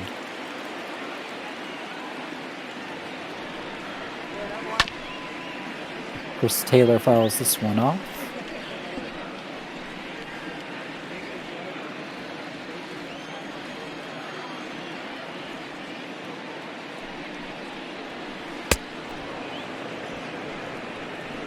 And he'll go down swinging, so second strikeout of the day for Taylor, fourth of the day for Lucchesi. There's going to be two away. Cody Bellinger going to get his chance with a runner on 2 out. Hint from Big Guy. This player is a position player. We've already gotten Omar Vizquel and Jamie Moyer. The question, which 3 players have played in part of each of the 4 decades between 1980 and 2019?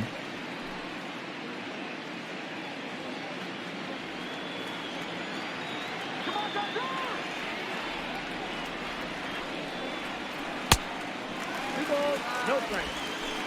2-0 to Cody Bellinger. There you see 2019 NL MVP, and well, if you looked at his numbers with the bat this year, you'd think it'd be more likely he'd be on his way to AAA Salt Lake City. No, my bad. Oklahoma City. This is the Dodgers. See, ground ball, second base, flip to first. Nice play by Dozier at second to get the out.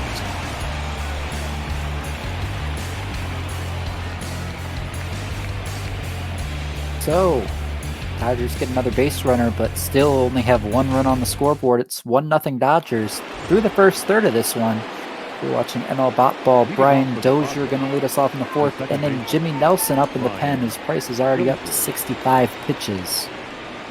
Been averaging about 22 pitches an inning to this point, and that's not going to get you deep into a ball game.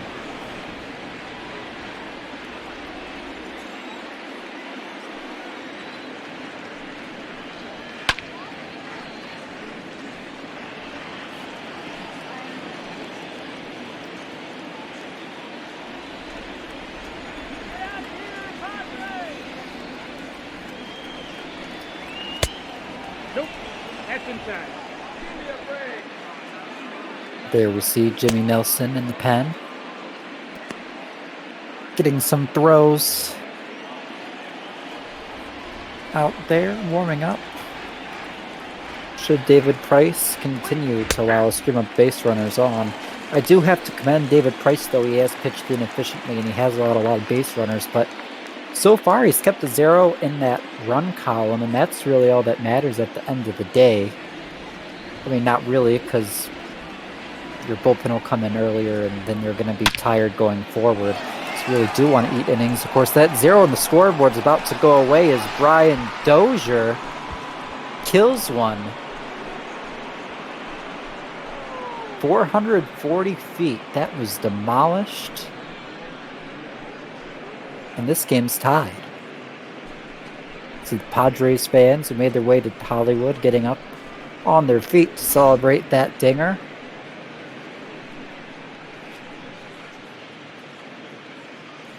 Price just left that one hanging, and definitely just seemed like it'd be a matter of time before they got to them, and the solo shot does it there.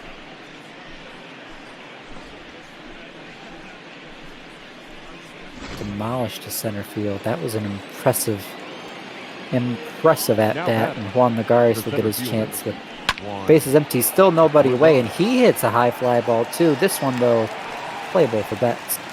Big Guy giving the last call before revealing the answer. I know I got nothing. I knew Vizquel because he was the first base coach for my Tigers a few years back. We look at the minors for the Dodgers. Like I mentioned, Oklahoma City Dodgers, their AAA affiliate.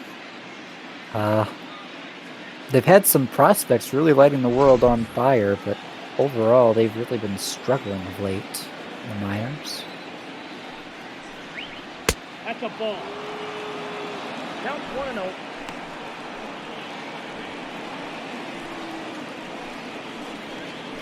Hedges walked back in the second inning. It's 1-0 to him now.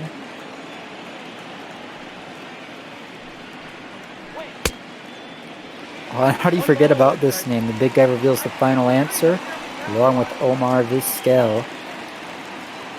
Jamie Moyer, it's Ken Griffey Jr., the third of the three players to play in 4 decades between the 1980s and 2010s. The kid. Nope, that's inside. Played for the Seattle Mariners and the Cincinnati Reds. 3-2.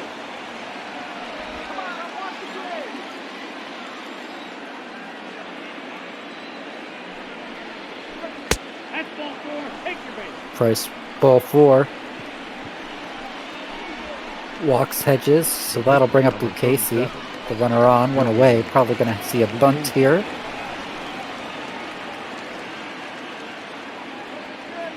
A buddy of mine's big into collecting vintage video game consoles and video games, and he actually has a Ken Griffey Jr. baseball game for, I think it was the NES, something like that. As Lucchesi does a beautiful job on that bunt to get the run over to second, 2 away. Number 13, Manny Machado. But I played that with him a few times. It was a lot of fun, and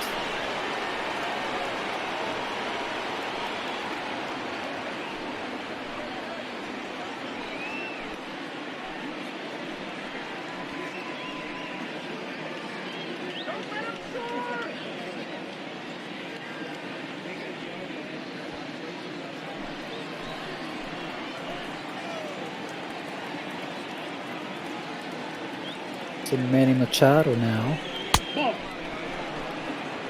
takes ball 1. The big guy asking. One player has a chance to make the 4-decade list this year, playing from the 90s to the 2020s. That's ball 2. My best guess there would be big sexy Bartolo Colon.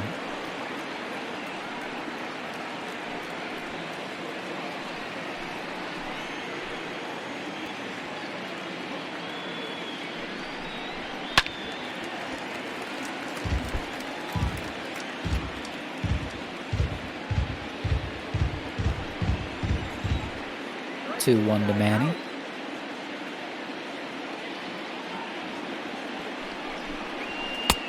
I got 3-1. Got 3-1. Last I heard, Bartolo was still looking for a club in 2020. I definitely know he hasn't signed with the Tigers.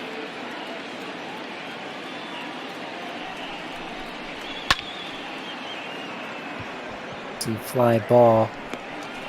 Center field, and Bellinger will handle it, so they limit the damage to 1 run. Brian Dozier murders one to center to tie it up, and we're heading now bottom 4, 1-1. You're watching ML Botball EB saying Colon signed with the team in Mexico.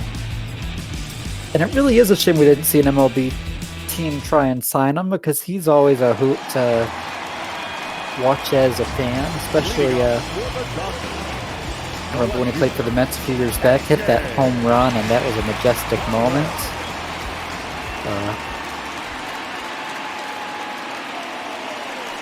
I really wish a team like the Giants or the Orioles or the Tigers or the Royals, one of these rebuilding squads would have given him a sign just to A, let him say that he did that, and B, see if he has anything left in the tank, just use him even as a mentor and a way to sell some tickets as you kind of work through losing times. AJ Pollock leads us off in the 4th inning.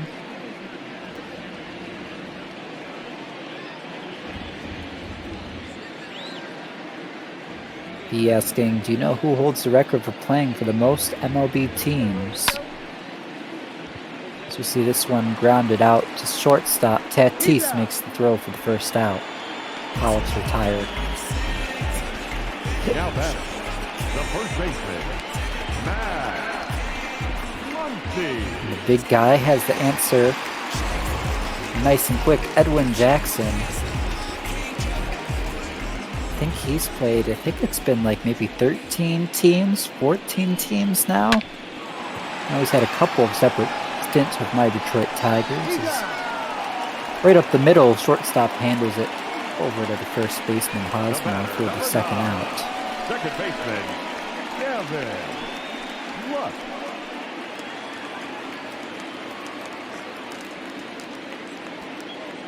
Let's get something started here.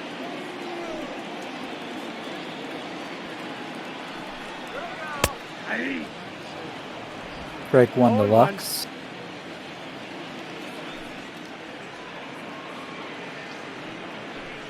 Edwin Jackson definitely has a pretty large jersey collection, as here we see a ball off the base of the wall. It'll be a stand-up double. Up next to Gavin Lux. the catcher, Will Smith. That ball looked like it had a chance of getting out of here, but instead off the wall.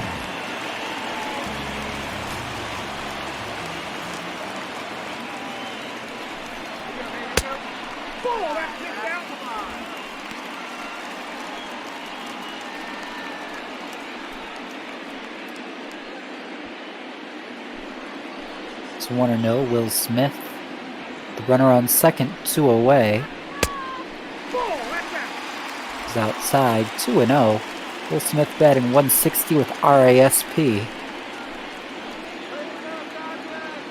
RASP, of course, standing for runners in scoring position. Runners in scoring position, meaning a runner standing at either second and or third base. Those being the bases you would typically think they could score from on a single. Takes a strike there, 3-1, taking all the way on the 3-0.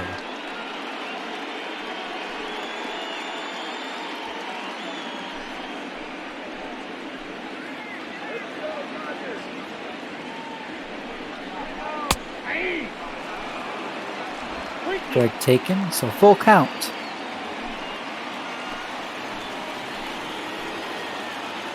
Three and 2. Will Smith takes the borderline sinker on the inside edge. And Lucchesi works out of the jam. Stay tied, 1-1, 3 hits apiece, really even all around as we head to the 5th inning. If you're watching ML Bat while we're throwing out fun trivia, I'm curious if anyone knows the longest last name in Major League history. I'm actually not 100% sure, but I think I know the answer.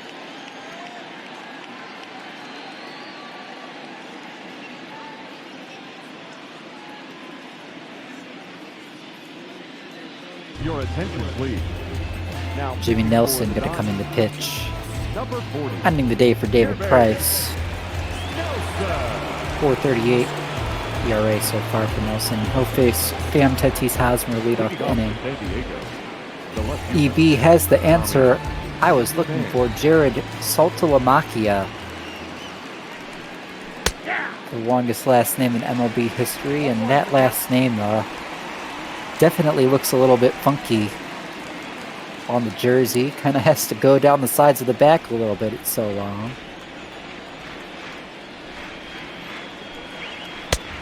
Yep, that ball went out. And also mentions another guy who played for both Detroit and Toronto, among other teams. He's a great backup catcher here in Detroit a few years ago. Enjoyed watching him play. Up next for the Padres. Lux handles a pop-out Fernando Tatis. for the first out of the inning on the outfield grass. Spam's retired. Tatis still hasn't gotten an official at-bat today. He's walked twice. Looking to do some damage, break this tie. At least get on base to give Hosmer a shot. Take strike one. Nelson setting a lot faster of a pace than Price. Too high.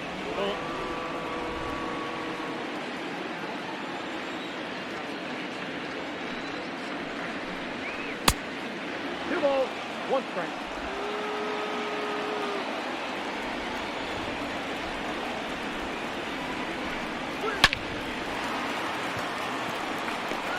Will get into right field. It's a base hit, so there's going to be a runner on. Now batting, the first baseman, Eric Hosmer.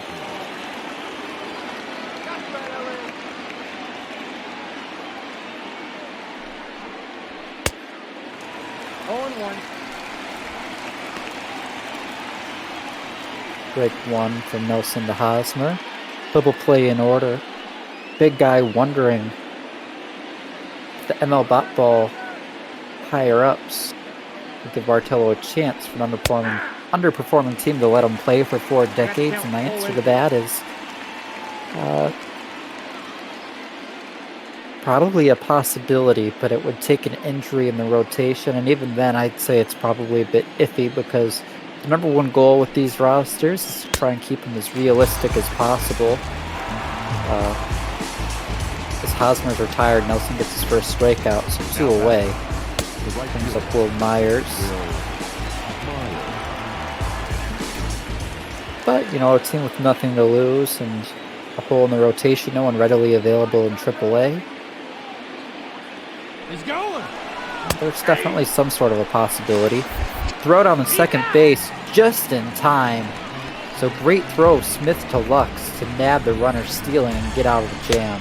Not that it was really a jam, but Myers gets to come back out to lead off next inning. Catch Tatis stealing for the 3rd out, and we're heading now bottom 5 halfway through this one. Heidi Watney's taking the jacket off as we work our way into May. Chilling in that camera well. Reporting on, looks like Mookie Betts, saying Mookie Betts is in a contract year, traded from the Red Sox. Might not actually get to play in a Dodger uniform given the coronavirus hit. Might only get to play in a Dodger uniform in bat ball. Well, Heidi, that was fascinating.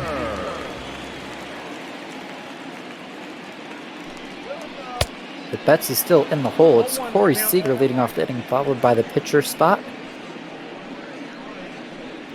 Currently held by Nelson, and then Betts will bat 3rd.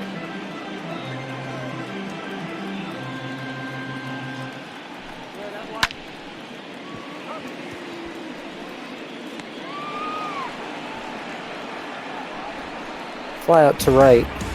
Myers handles it 1 away. The pitcher, number 40, Jimmy Nelson. Your attention, please. I'm going to say Kike Hernandez pinch hit.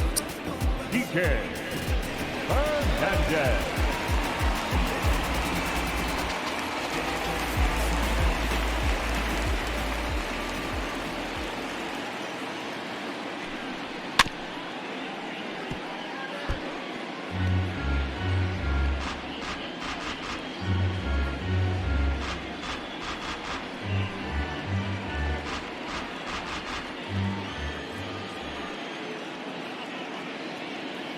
Oh, 1 to Kike. Pause this one off. Big guy. Continuing our conversation. Not going to read that whole message out loud, but I gotta say, I basically agree with everything you said there. Those are basically the circumstances that would have to strike a team to see us sign them on somewhere. Definitely hope we get to see it happen at some point, but gonna probably take that set of circumstances for us to consider it realistic as Hernandez strikes out 2 away. That brings up Mookie Betts 0 for 1 with a walk. Takes ball 1. Lucchesi's pitched a gem here today.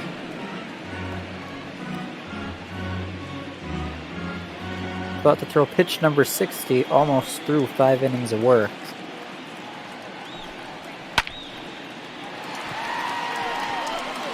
Mookie Betts hits a high fly ball. That ball is deep, and that ball is going to go just over the short fence, down the line and left. That was a line drive that just was hit to the exact perfect place where it could sneak out. So The 370-foot bomb off Mookie Betts' bat gives his guys a 2-1 lead, and just like that, it's about to say really only blemish for Lucchesi so far, that Pollock shot, but now Mookie Betts adds one to the mix. Of course, there was that Lux double as well, which was pretty impressive, but managed to work out of that problem. So, despite David Price definitely pitching worse today, Lucchesi is currently a mine for the loss.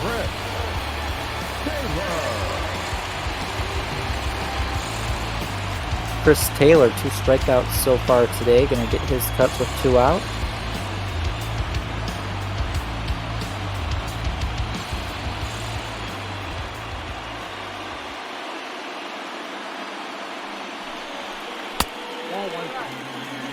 Ball 1. All of our scores should be found on our website, ml.ball.com, for those of you wondering in chat. But to answer a big guy's specific question, Cubs and Nationals. The Nationals, oh my God, the Cubs rather walked it off on a solo shot. Alberto Mora hit one in the bottom of the 9th to give them a 6-5 victory.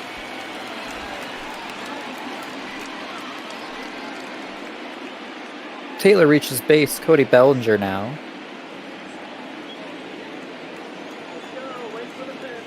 Oh for 2 on the day. Down 21. Signs from the Padres manager.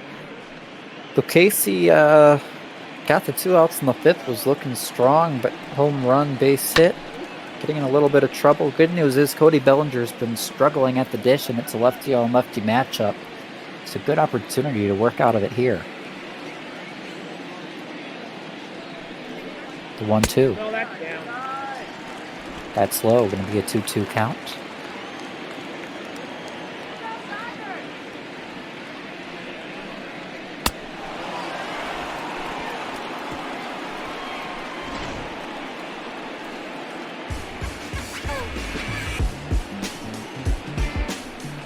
And we're through 5. Bellinger strikes out, but Mookie Betts' big home run gives his guys back the lead, so it's 2-1 Dodgers as we head now the 6th inning. Ross Stripling in his 5.06 ERA. About 75-25 ratio strikeouts to walks, 2-1 record with a save, and 1 opportunity going to take the mound. Alexander the lefty and Trinan the righty going to be up in the pen as Myers, Dozier, Lagares going to come up to face Stripling, and Myers has struck out twice. Got to see a few pitches before Tatis was caught stealing in the top of the 5th before, well, when Tatis was caught, the inning was over, so he's going to get a fresh count and a fresh at-bat here to take strike 1.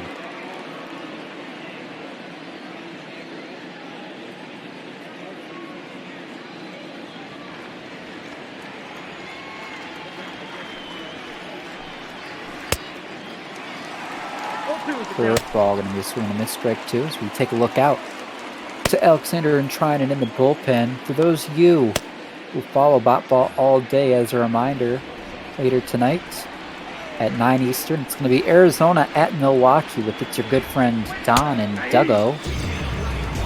2 amazing announcers as we see a strikeout there. Myers goes down for the 3rd time today. Give him a hat trick, folks. 10:45 Eastern, it's going to be Seattle at the Houston Asterix with Brother Beard.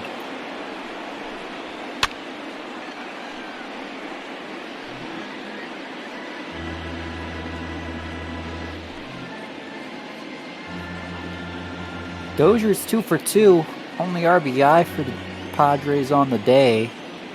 That monster of a home run center also hit a single. He's down 0-2 here, though.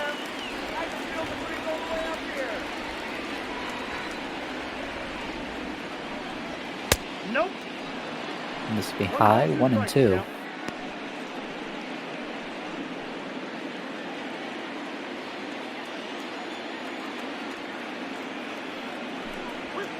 Nope, that's down.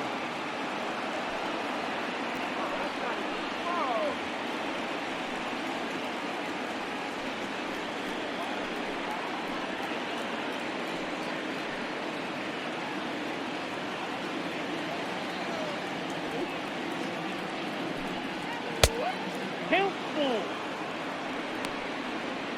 This is low, so it's a full count while Nagares stands on deck. Dozier, dangerous bat today, despite struggling so far this season.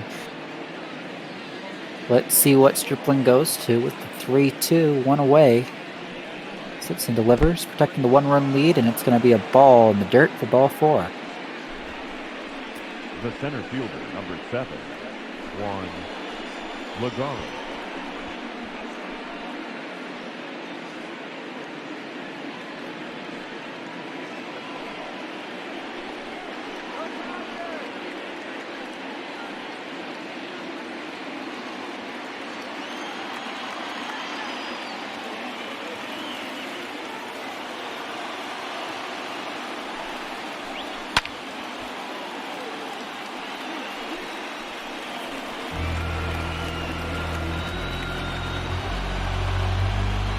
Oh, ball. Strike 1. Runner on first. One away. And 1 count. For those of you who have been waiting for the real MLB to come back,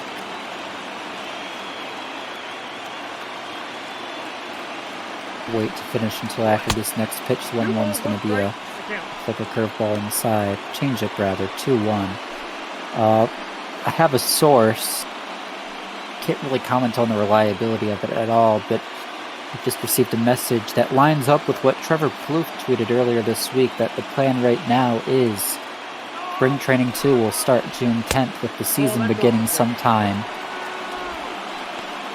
in late June, early July. Also saw that message sent. The earliest there's any thought of any possibility of fans coming back wouldn't be till August.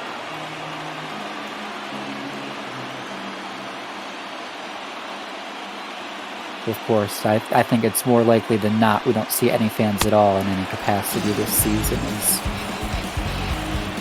Swing and a miss there, strike 3.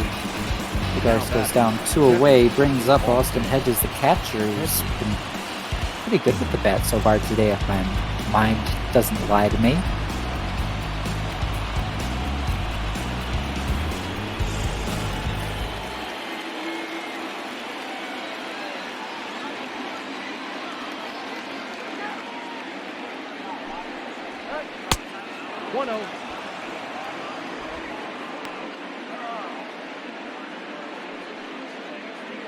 One out to Austin Hedges.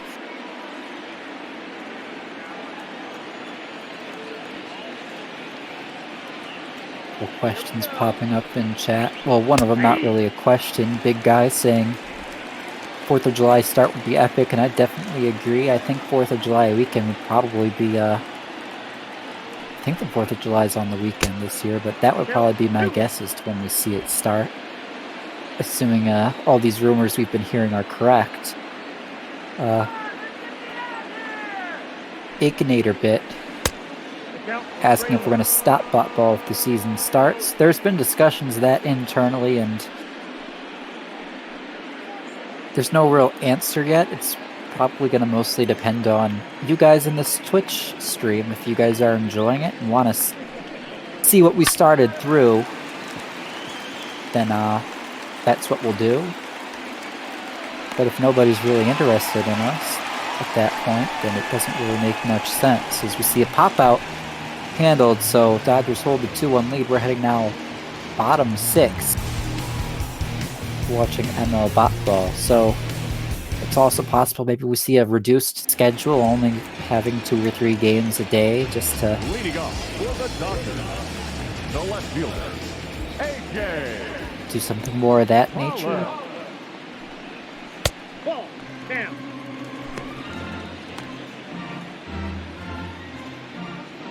We'll just have to wait and see. Nunez and Strom up in the San Diego pen. Lucchesi back out to work the 6th inning. Hey.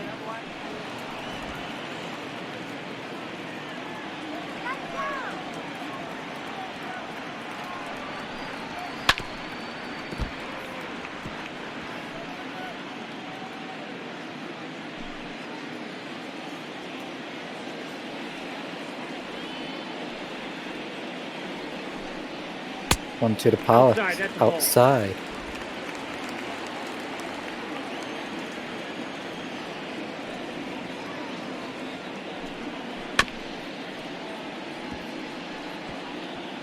In chat, the big guys saying Florida governor letting outdoor stadiums have people at 25% capacity, and also that we can't quit. Mama did not raise no quitters. And well, that mention of Mama does remind me, I do want to go in a little mid-game spiel about mothers as we see a foul ball there. I mentioned it at the top of the broadcast, but obviously today Mother's Day, so to any mothers, future mothers, mothers living in an empty nest watching, thank you for all you do for all of us, and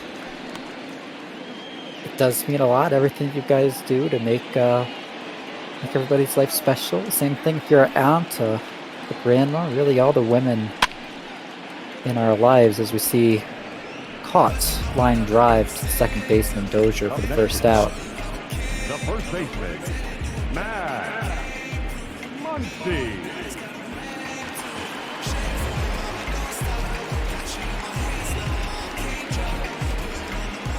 But really, I don't think many of us would be where we are today without all the moms and adult women in our lives and wives and such to our children who just make us all so much and do so much for us all. And you know, I know me growing up to have my mom be able to take me to school every day, pack my lunch, and help drive me when I had band stuff, robotic stuff, baseball stuff for that matter, and make sure I had food, had clothes, and stayed happy too. All really meant a lot. And I know my grandmother usually tunes into this watching, so Grandma, if you're listening, it's your little boy, Cookie. Thanks for tuning in. We really appreciate you, Grandma Cookie. And on that note, we're going to get back to Bot Ball. Looks like we have a line drive base hit there off the bat of Muncy. The batter, number 9, second baseman, Gavin. So Gavin Lux will have a runner on with one away.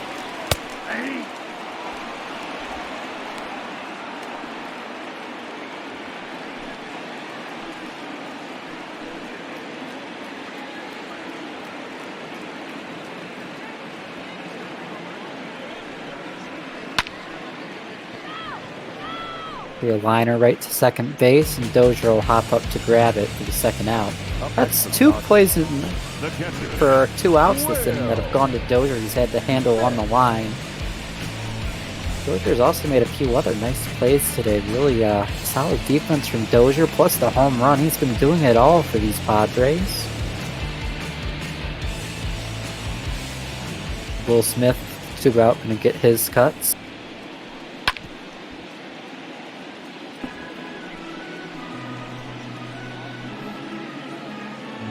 Still definitely too early to question what will happen with us should the MLB season resume at some point. And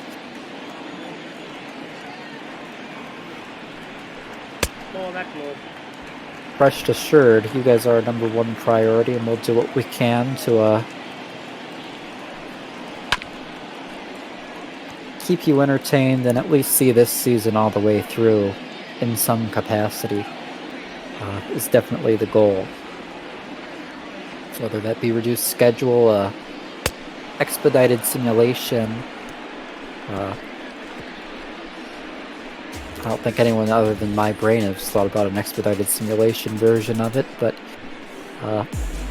all ideas are on the table, I guess, is the MO at this point. So if you don't want Bot Ball to go away once we hear some official news about baseball coming back, make some noise, and well, trust me, we'll hear it as David Roberts comes out for a double switch.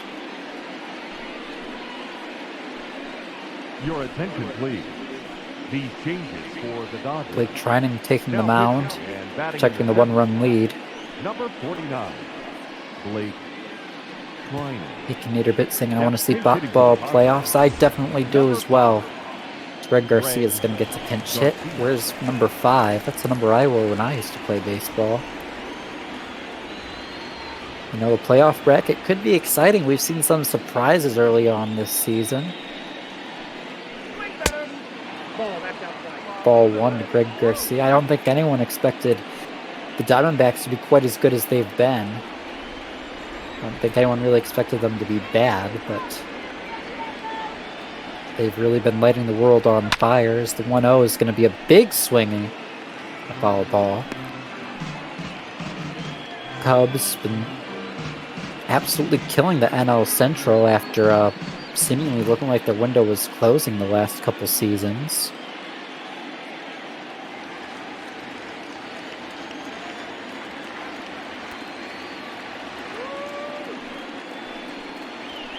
That's ball 2.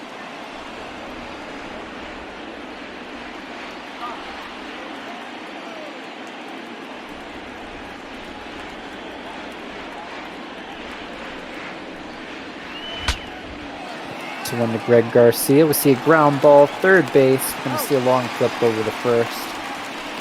The first out of the inning. Number 13, Manny. Big guy saying one commentator for each team in the playoffs. Like, well, there's an example. If it's Nats and Cubs, one Nats guy, one Chicago guy. And an agreement from Akinator Bit. That's definitely something I'd like to see as well. It's something we try to do a lot of times with our games here, but a lot of teams don't really have someone strongly advocating for them, especially the teams that aren't doing quite as well.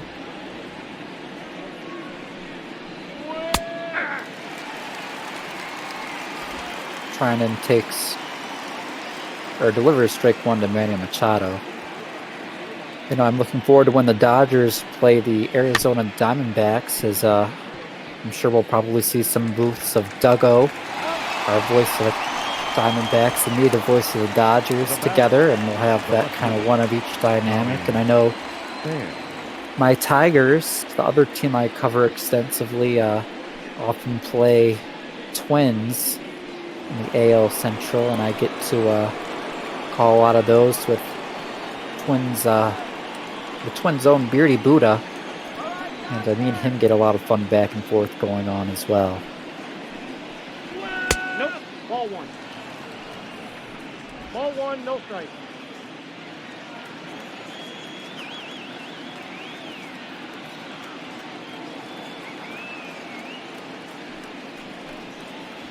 Bring batter.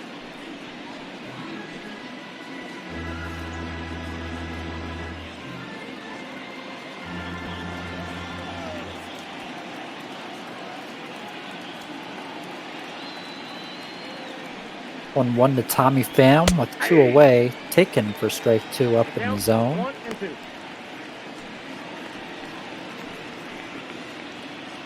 You know, talking about these teams that kind of have their guys.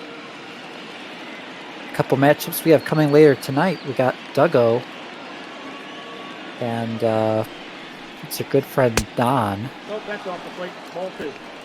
Or it's not your good friend Don, I don't think. Is it? Oh, it is your good friend Don. Okay, I'm not going crazy. But Don, I'm pretty sure, is I think Don is a Milwaukee guy. Duggo's a Arizona guy. They're calling this upcoming game. And then Brother Beard going to be calling Seattle late night. And Brother Beard's a big Seattle guy, calls a lot of our Seattle games. So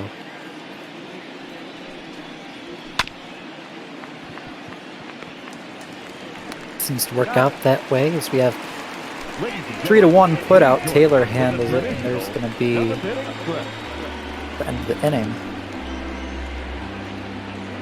San Diego's still down 2-1 as we're in the 7th inning stretch. Take me out to the ball game. Munoz takes the mound. 1, 2, 3 strikes, you're out at the old ball game. Boop, boop, boop, boop. Organ noises.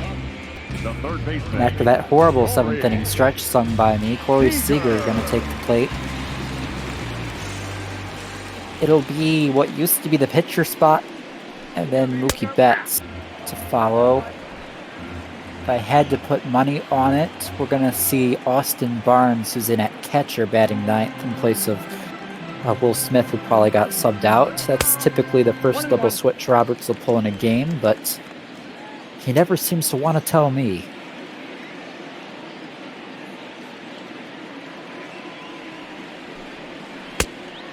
Shark Shavery's done a great job with the stretch, but I know he's had technical difficulties of late, and believe it or not, sometimes he has things other than bat ball going on, so not with us today, but looking forward to my next chance to have Shark cover the stretch.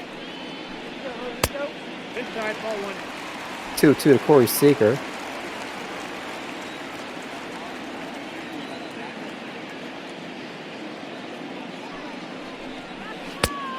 We got a full count. 3-2. You know, with Smith out of the game, as I see there, Austin Barnes and neither one on deck. Big guy asking, between Smith and Ruiz, who should the Dodgers keep as their catcher? And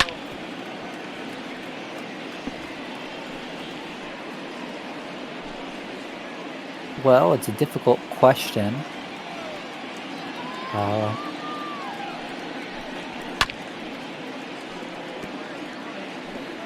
My personal approach would be have Smith up as our everyday guy this year, see what he does. If he's solid, then we can probably keep him and afford to trade Ruiz. Nice trade chip.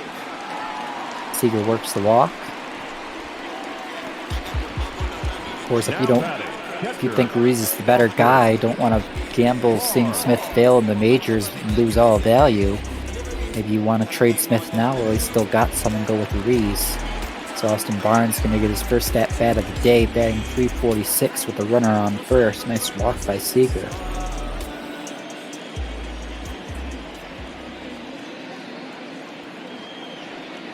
Of course, Will Smith being a third catcher to Ruiz and Barnes, or even as a backup catcher to Ruiz after Barnes moves on, starts getting more and more expensive. I mean,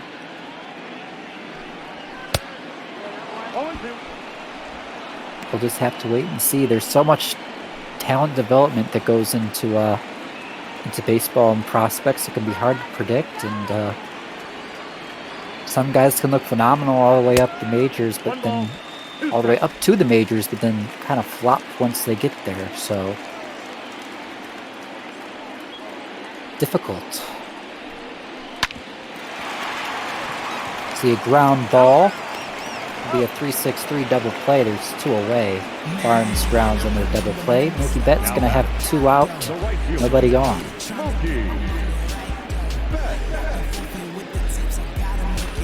It's really the gamble we see a lot of these rebuilding teams is they'll load up on talent, and there's no guarantee that will turn out. I mean, even just look at the White Sox. Yoan Moncada used to be one of the most hyped prospects in all the game.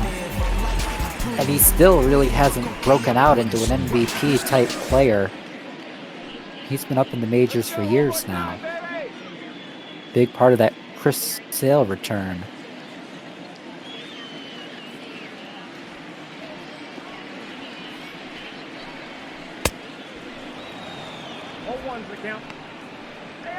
That starts the chase for strike 1.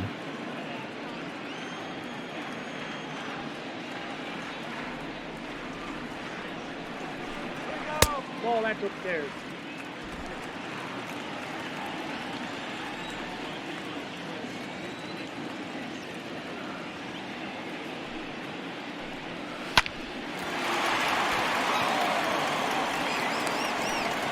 And 4-3 putout retires the side, so through 7, 2-1 Los Angeles. Tatis Hosmer Myers looking to get San Diego either a tie game or the lead as we head to the 8th inning. On a bat ball, Pedro Baez going to try and hold him at bay, making his 12th appearance. 3.72 ERA.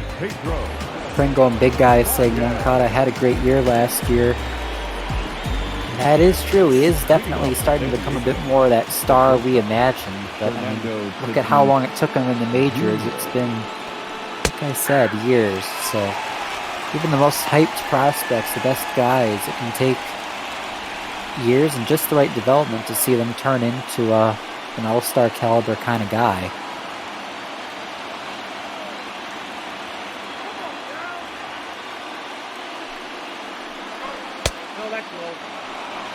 Of course, pitchers a lot more volatile than position players. Jansen and Kelly up in the Dodgers pen.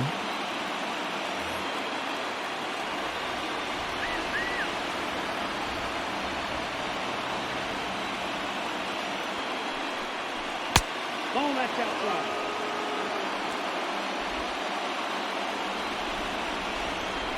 I'll mention the Detroit Tigers since they're the other team I really know inside and out. Daniel Norris, a big piece of the David Price trade back in 2015 before rentals were so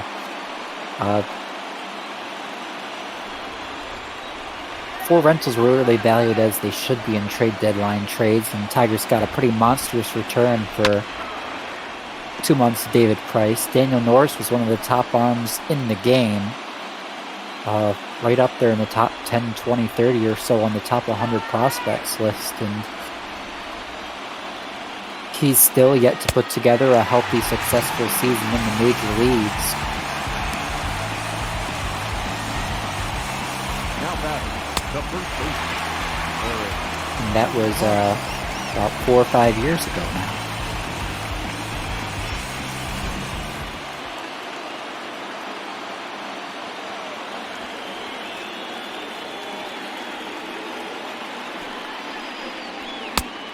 Count 1-0. Pringle mentioning another good point. Moncada just turns 25 this year, and that's another thing to keep in mind. We're seeing a lot of guys getting to the majors at age 21, 22, and it's, you know, these guys are still kids. It's usually not until they hit 24, 25 a lot of guys will even make the majors, and another year or two after that before they really peak. Definitely a good point there from Frango. I'm definitely not singling out Yoel Moncada. He's an amazing ball player, don't get me wrong. I'm just saying,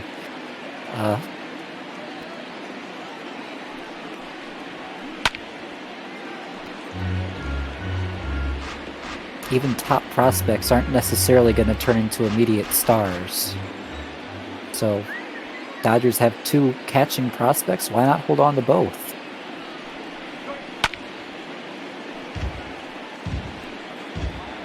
Going to be honest, odds are at least one or the other is going to struggle to the point they're probably not going to have much more value than being a backup catcher long term.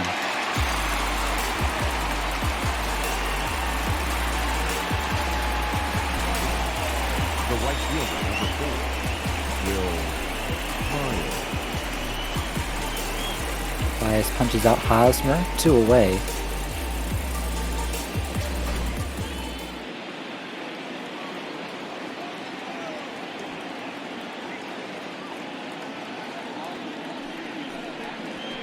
That's the ball.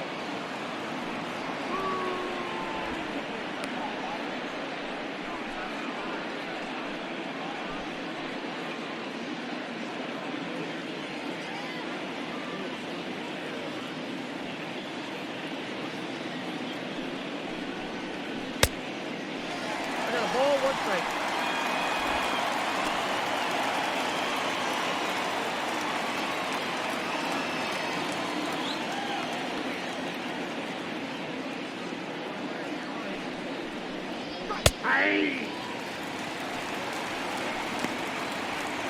Strike 2 to Myers is Franco. I'm reading what he's saying in chat.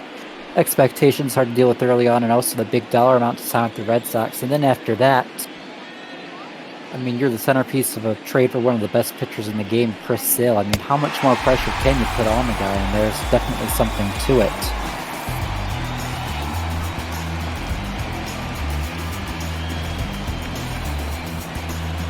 That pressure. Your attention, please. Now pitching for San Diego, number 34, Craig Steinman going to come in to pitch the bottom of the 8th. So Dodgers 1-run lead, going to look to keep it at that. Hope his guys can make the comeback in the 9th. The shortstop, Fred Taylor.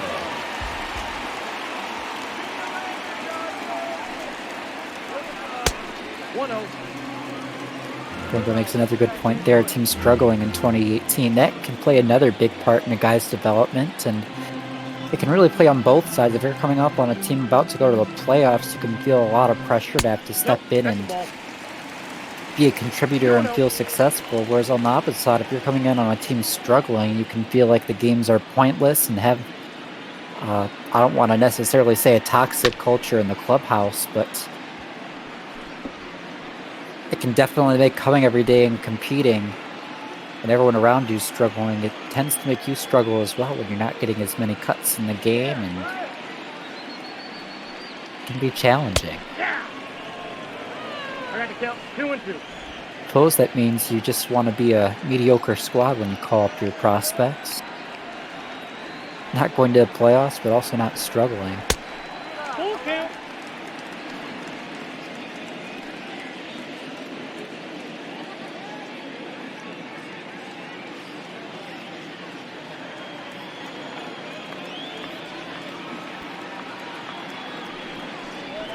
No, full 4. Taylor works a walk, so Stamen allows a runner to reach. The center fielder, number 35, Cody Bellinger. Cody Bellinger getting his cuts. 2 lefties up in that San Diego pen, and that's pretty fitting as Muncy and Lux are a couple of lefties. Due up not next batter, but after AJ Pollock, who's on deck.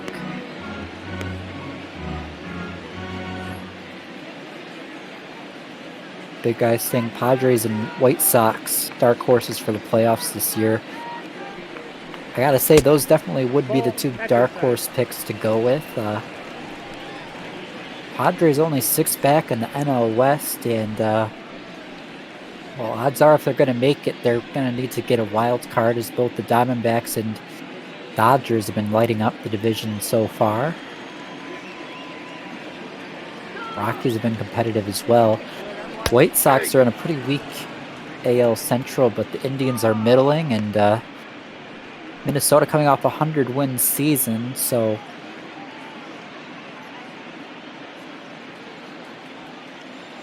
I mean, it could be difficult to pass them up, but to slip in as a wild card, I mean, the AL East has kind of looked pretty even so far, with the Yankees kind of running away with things to date. The West has really only seen the Athletics with a winning record, so.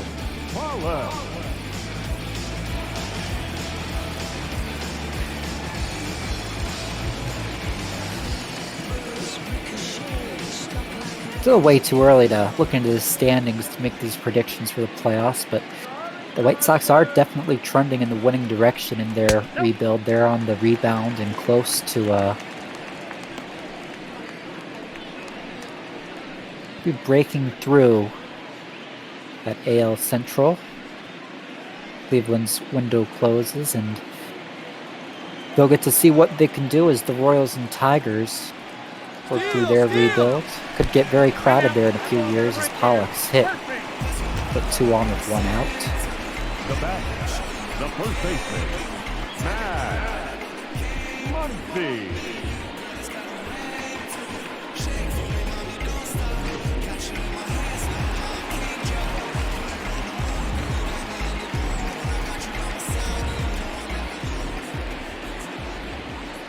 So Max Muncy.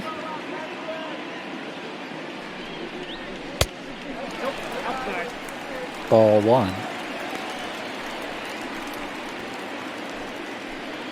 Stamen's probably going to work down in the zone, going to look for the double play ball with 2 on, 1 away. Trying to limit the damage. If he can hold the Dodgers to where they currently are on the scoreboard, his guys have a good chance of either tying it up or taking the lead in the top of the 9th.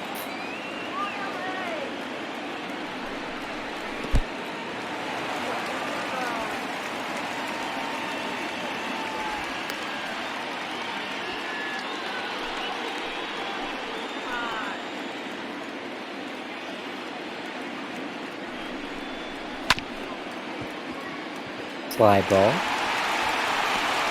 Well, that really wasn't much of a fly ball. I didn't see it right off the bat. But the ball is blooped into center, and that's going to be an RBI base hit. You see the runner on second score, runner on first, and over to third, and once he's got an RBI.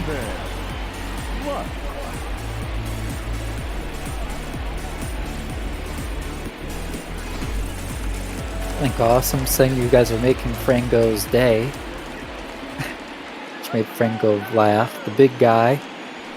I'd like to see his Pirates in the playoffs, but you're definitely right. That's not going to be very realistic. That NL East probably going to be one of the more exciting divisions. I mean, you got both the Braves and the Nationals in there. Nationals reigning World Series champs. Braves won the division last year, and both teams didn't really get much worse. Obviously, Rendon and Donaldson, the two big losses for the two teams, but aside from their third baseman, team's largely still intact. Marlins have kind of lit the world by surprise, coming back from their rebuild, been better than expected. Wait, the Pirates aren't even in the East, so I'm not even sure why I'm talking about that. I always get the Pirates and the Phillies flip-flopped sometimes. 2 balls, 2 strikes. Well, there you go. There's the AL East picture. The Yankees, or my bad, the Mets have really struggled, but the Phillies in their second year of the whole McCutchen, Harper, Remuto era, still not quite back as we've got a full count now. Gavin Lux, 2 for 3 on the day with monster double. Yeah, the Central, NL Central, been dominated by the Cubs as we see ground ball foul. But of course you got the Brewers and the Cardinals, who have both been pretty good the last few years and a chance to stay competitive. And Cincinnati Reds also been doing really good and finally might get out of 4th place. So see a ground ball shortstop. Tries to get it over first base in time, but just a step shy. So another runner's going to score. It's 4-1 Dodgers, and this game's starting to get a little bit out of hand early. Still a safe situation for Los Angeles. You see Stammen tried to get to the ball, but just misses it, and the shortstop had moved to cover second. So him not being there is all it took to let that runner score. The runner would have scored regardless, but let the runner reach first. So Matt Strom's going to come into pitch as the pitcher spot comes up. Pinch hitting for the Dodgers, number 45, Matt Benji.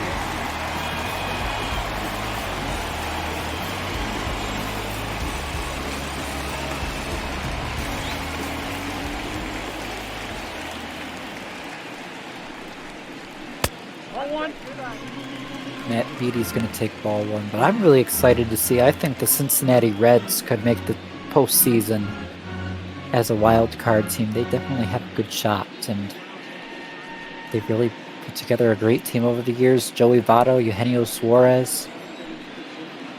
See Nick Castellanos sign there this offseason. They've acquired Trevor Bauer.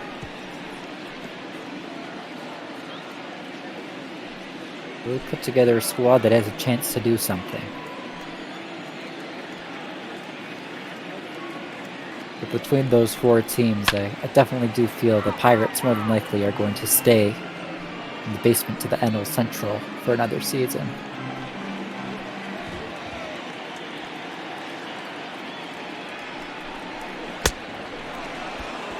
Beatty strikes out, chases a fastball at 89. Not very often you see a fastball that slow, but it's down in the zone. Not in the zone. In the dirt, actually. Putting the dirt below the zone to get the swing and miss. So we'll see Steele and Pagan, the 2 up in the bullpen now, lefty and righty, and Strom's going to pitch to the lefty Corey Seager, who rips one to first base. And Hosmer will take this one to the bag for the 3rd out. So, Dodgers get some big insurance runs. They're up by 3 as we head to the top of the 9th. San Diego getting their last breath, Dozier, Lagares, Hedges, and those three have done decent with the bat today, so we'll see what happens. The closer, Kenley Jansen, 14 saves and 14 opportunities, looking to stay perfect today. 2.5 ERA. Bottom of the order, 6.78. On Mother's Day in Hollywood, we flash back to the fourth inning. Dozier's bomb. Only run of the day so far for San Diego, and it was a monster.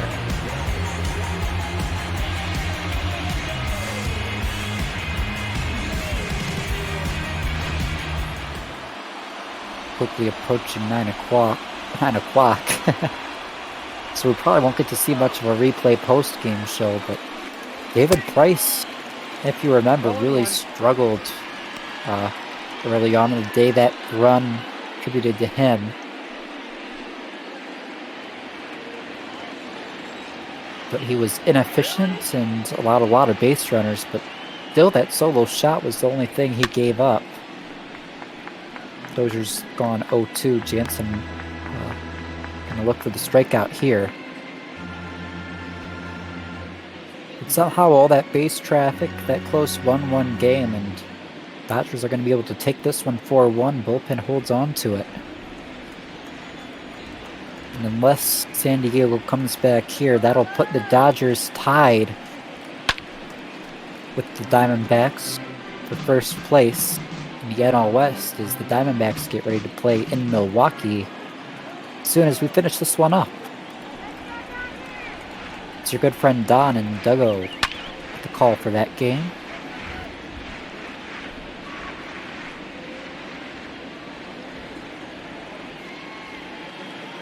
Oh, 2 to Dozier.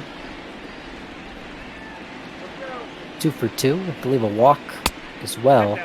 Takes ball 1. Did a good job to follow up the last 2 pitches, stay alive.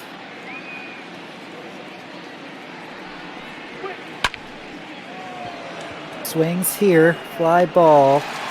AJ Pollock tracks it down for the first out. The center fielder, number 7. See, the league leaders in saves. Hector Neris leads it with 15. Jansen can tie that if he gets one here today. Will Smith of the Braves is in third place with 13. Hader and Doolittle followed that mark. Juan Lagares. 0 for 3.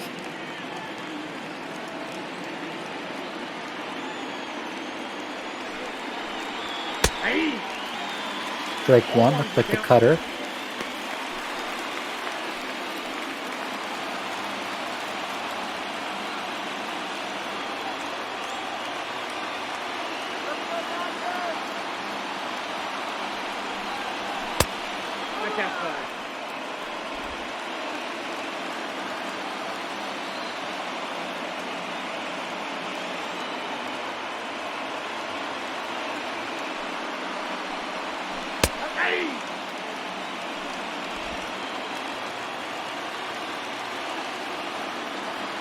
One, 2 as we take in the sights from Dodgers Stadium. Fans on their feet cheering. Swing, and it's going to be a line foul.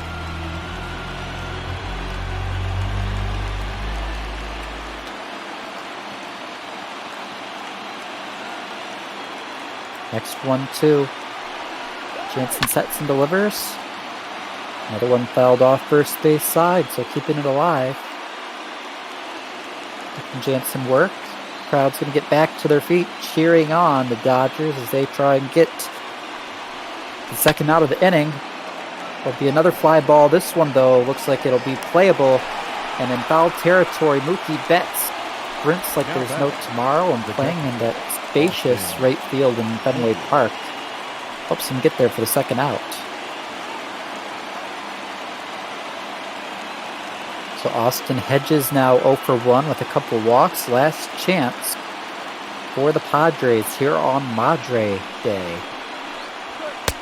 Ball 1, no strike.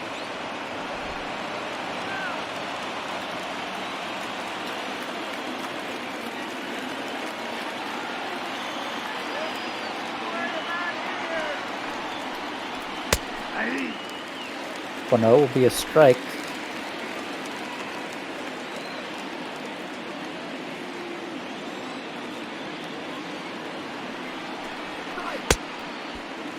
Count 1 and 2. Ugly swing and a miss on the slider. So quickly, San Diego is down to the last strike of the day, and Dodgers fans get to their feet again. We see them cheering and dancing and clapping and all that fun stuff. It's the 1-2. Going to be a ground ball up the middle. Chris Taylor, quick double pump, flip over to Muncy, just in the nick of time. And Jimmy Nelson gets the win as Dodgers win 4-1. Outfield celebration time. Going for Pollock and Betts.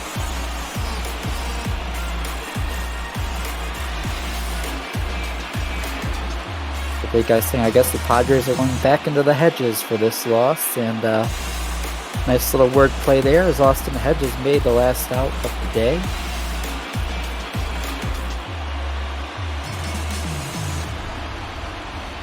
Really no idea who our player of the game is going to be. No real standout pitching-wise. Not really much of a standout offensively either, for the most part. A.J. Pollock, though, with his home run. First one of the day to get the team going. He's going to win player of the game honors. Nelson with the win. Lucchesi with the loss, going 6 innings, allowing 2 runs. Kenley Jansen with the save. Pollock scored 2 runs, homer and RBI. Betts, homer, RBI. Gavin Lux went 3 for 4 with a double.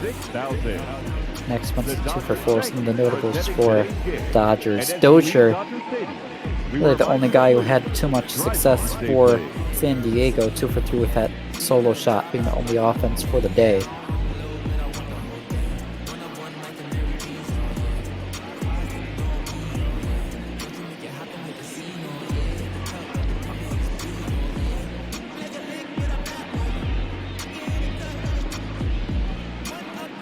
Fun matchup, fun for me as a Dodgers guy, and of course any Diamondbacks fans just now tuning in, getting ready for their game. Maybe a little bit of disappointment as all the pressure's on them now. Get the win today to keep the lead in the NL West. We should see Duggo and Don join me in the booth shortly.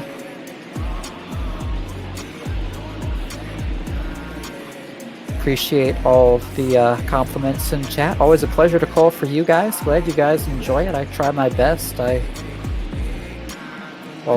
watched baseball games every day for years on end. That's really all the training I've done, but I suppose it's helped me make it a little bit more authentic as we look at the highlight reel. A.J. Pollock homers to the left. That got the scoreboard rolling early on. Nice RBI.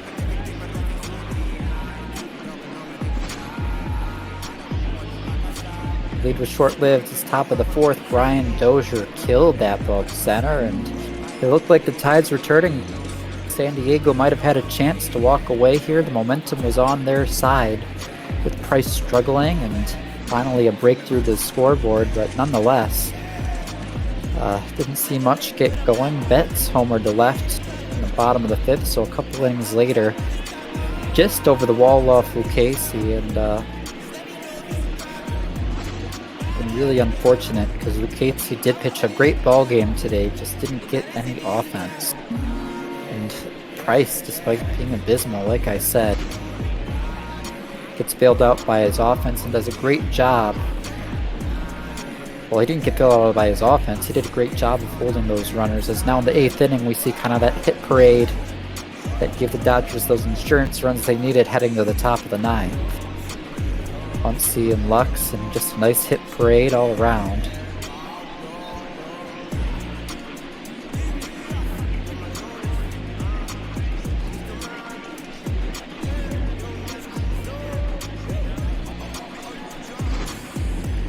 See now, we're probably going to look at some highlights.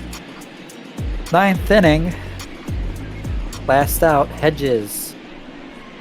Taylor makes the throw. Just like that, ball game was over, so Dodgers get the win.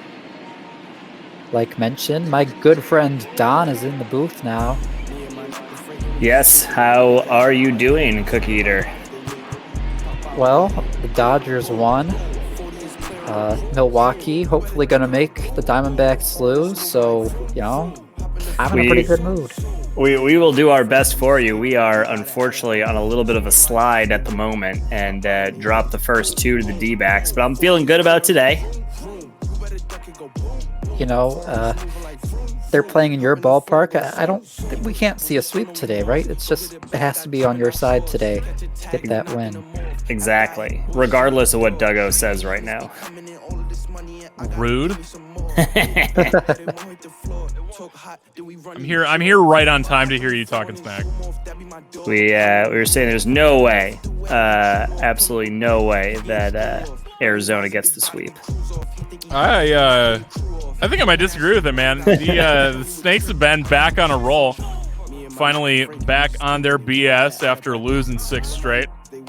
And I think, Mike Leake came in and his last outing was atrocious, to say the least, only able to go a third of an inning while giving up 6 runs to the Nationals. But the outing before that was an 8-inning strong, beautiful thing to watch. So, maybe we'll probably get early season Mike Leake instead of last week's Mike Leake. Well, looks like the game is about to start, so I'll hop out. But I'll just say I'm hoping for last week's Mike Leake. And, well, Duggo, you guys are tied up in the top of the NL West, so best of luck to try and get your half-game lead back today. Well, I appreciate that, Cookie, as now I've got to edit my sheet to say no longer first in the National League West, a half game ahead. Now these Diamondbacks are coming into play at 23-16, now tied for the National League West with that Dodgers win you just saw. And they are going to be looking for the season sweep here again, or the series sweep, excuse me, against these Milwaukee Brewers, losers of their last 3, and now sitting middle of the pack in the National League Central at 8 games back. You got any thoughts coming into this one, Don? Nothing but positive vibes coming from the Brewers. I said it a couple days ago that if you would have told Brewers fans that we'd be sitting at 500 baseball at this point in the season, I think we'd take it. The season's very long. There's always going to be ups and downs, and we'll just have to see what happens today. As we're going to see the first pitch here of the day from Alec Bettinger, and that's going to be hit. Starling Marte wasting no time trying to drive up the pitch count, and much to his chagrin, it is a pop-out out there to Hira at second, so 1 pitch, 1 out to start the ballgame.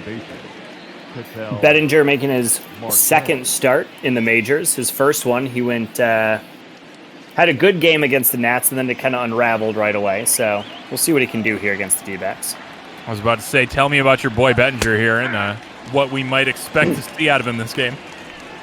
I mean, really, the fact that he's in the majors alone is a triumph to himself, taken in the 10th round by the Brewers in 2017 following his senior season at Virginia. Usually, being a college grad and being taken in the 10th round or later, you don't see a lot of those guys playing in the majors. As that one is slapped down the third base line. We'll see if he goes 2. He does. Yelich takes forever to get over there, and that's a double for the D-backs.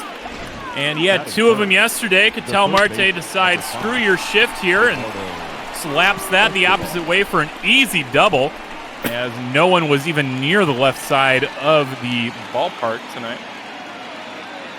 See, and that's an example. I know we've talked about it before. If they only shifted the infield and not the outfield, maybe Yelich keeps him to a single, but there, no chance. And now Eduardo Escobar comes to the plate. He finally eclipsed that 40 RBI threshold that he had been sitting at for so long, with 2 of them yesterday, sitting at 41 on the year, now back tied for the RBI lead in the National League with none other than Howie Kendrick, apparently. The 0-1 pitch here. That's hit hard, folks. Yelich is getting on his horse. He's running. He ran out of room to run. And that is now 2 more RBI here for Eduardo Escobar, as these Snakes jumping out early with back-to-back extra base hits. Well, they did have the out to start the game. It's still back-to-back base hit, or extra base hit. Yeah, you're not wrong. That was the only positive I could include for the Brewers. There we go. It's so far it's better than Mike Leake's start just a week ago, so maybe take some solace in that. Yeah, I mean, it's a tough tough outing. If you're going to go against the Nationals and then the Diamondbacks, things aren't being made easy for you as coming into the majors and getting some starts for Bettinger. But we'll see. Hopefully, he can settle down, maybe make it a few innings in this game. I'm wondering when he's got the Cubs next, because that's just the grater there. David Peralta, again, wasting no time there, just jumping on Bettinger early. He takes that up the gut for a one-out single. So three straight hits. That was through a shift as well. See, man, like, here's where the shift starts to bite you, man. It's these guys taking it all opposite field. That double was opposite field. That home run was actually opposite field. And now Peralta's single doing the same. I do feel like I've seen so many times, though, where, that ball's hit right by the pitcher and there's a guy just standing behind second base because of the shift. So, the Brewers obviously wouldn't use it if the numbers didn't show that it pays off. You want to talk about numbers not paying off? Christian Walker comes into today hitting below 100 versus lefties. Got enough of a decent sample size against righties to keep him in the lineup as he comes in hitting 232 overall. His first pitch from Bettinger is a ball. He's swinging on the second pitch, and that's right up the gut. So you want to talk about that shifted infield against Christian Walker probably would have been a double play ball. The right fielder, Cole. And Bettinger, if he sticks in the lineup, next two starts will be away at Cincinnati and then home against the Yankees. Ooh, that's funny, because in years past we would have looked at that and been like, Cincinnati, oh, that sounds tasty, but it really isn't anymore, man. No, especially in Cincinnati where that ball gets out of that park in a hurry. That's a great American ballpark. Gonna share fun ballpark names here with what's gonna be American Family Field. Yeah, his first two pitches to Calhoun are swung on in strikes here. Now behind 0-2. Looking at big guy in the chat. Unfortunately, it's against righties. Christian Walker actually does hit well. He does not fare well in the opposite-handed matchup like one might expect. Fouled off again. Now 0-2. Comes 1-2.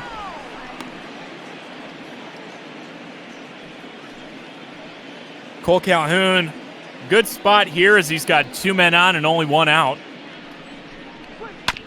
1-2 pitch. That looks like a tailor-made double play ball, folks. 3-6 to 3, and it is. So Cole Calhoun stops any potential rally that was going on here. But Eduardo Escobar able to put one in the seats and get these Snakes up early, 2-0. And I have to say, with the way that inning was going, getting out of it with 2 runs is maybe best case scenario for Bettinger and the Brewers. And as I said, a man that had a very ugly start his last time out, Mike Leake, comes to the mound as he was only able to record 1 out as 6 came across last time they were in D.C. Lorenzo Cain looks to start that back up once again and bring the ghosts back to Mike Leake. First pitch to Cain.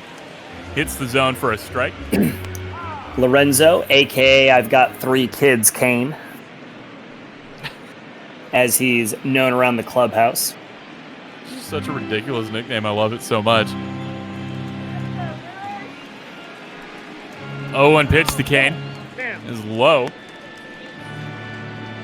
Talked about this anecdote opening day, but Cain said that he is in the best shape of his life this season, which is a commonly heard around most dugouts in spring training. Trying to think of the good best shape of his life guys of this offseason, as that's just into the outfield grass. Ketel Marte retreats for the first out of the bottom of the first. Lorenzo said that he was serious about the comment because he finally cut out his nighttime cake and ice cream.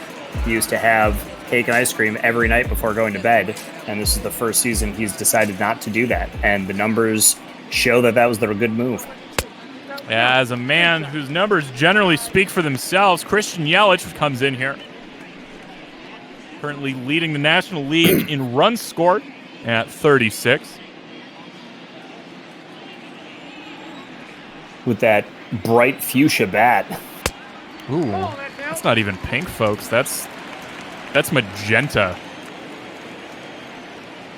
2-0 here to Yelich.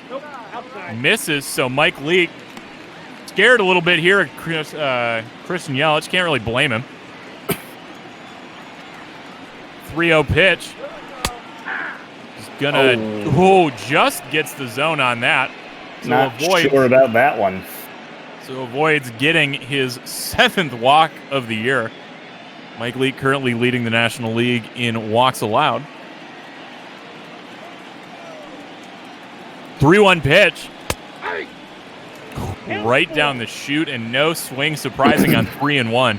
Yeah, that was one you need to put in the seats. 3-2. Almost makes it over to the seats, but in foul territory. So we're going to do it again. 3-2 pitch. That one will see the seats, though, for the fans. Again, in foul territory. Nice battle here by Yelich. Love to see him doing a little bit of something as Mike Leake generally pitches quickly and gets the first strikeout of his day there as Christian Walker goes swinging on something low and in. Batting third, the second baseman. Mike Leake generally a pitch-to-contact guy. You're not going to see a lot of strikeouts. So that might be 50% of his total here on the day.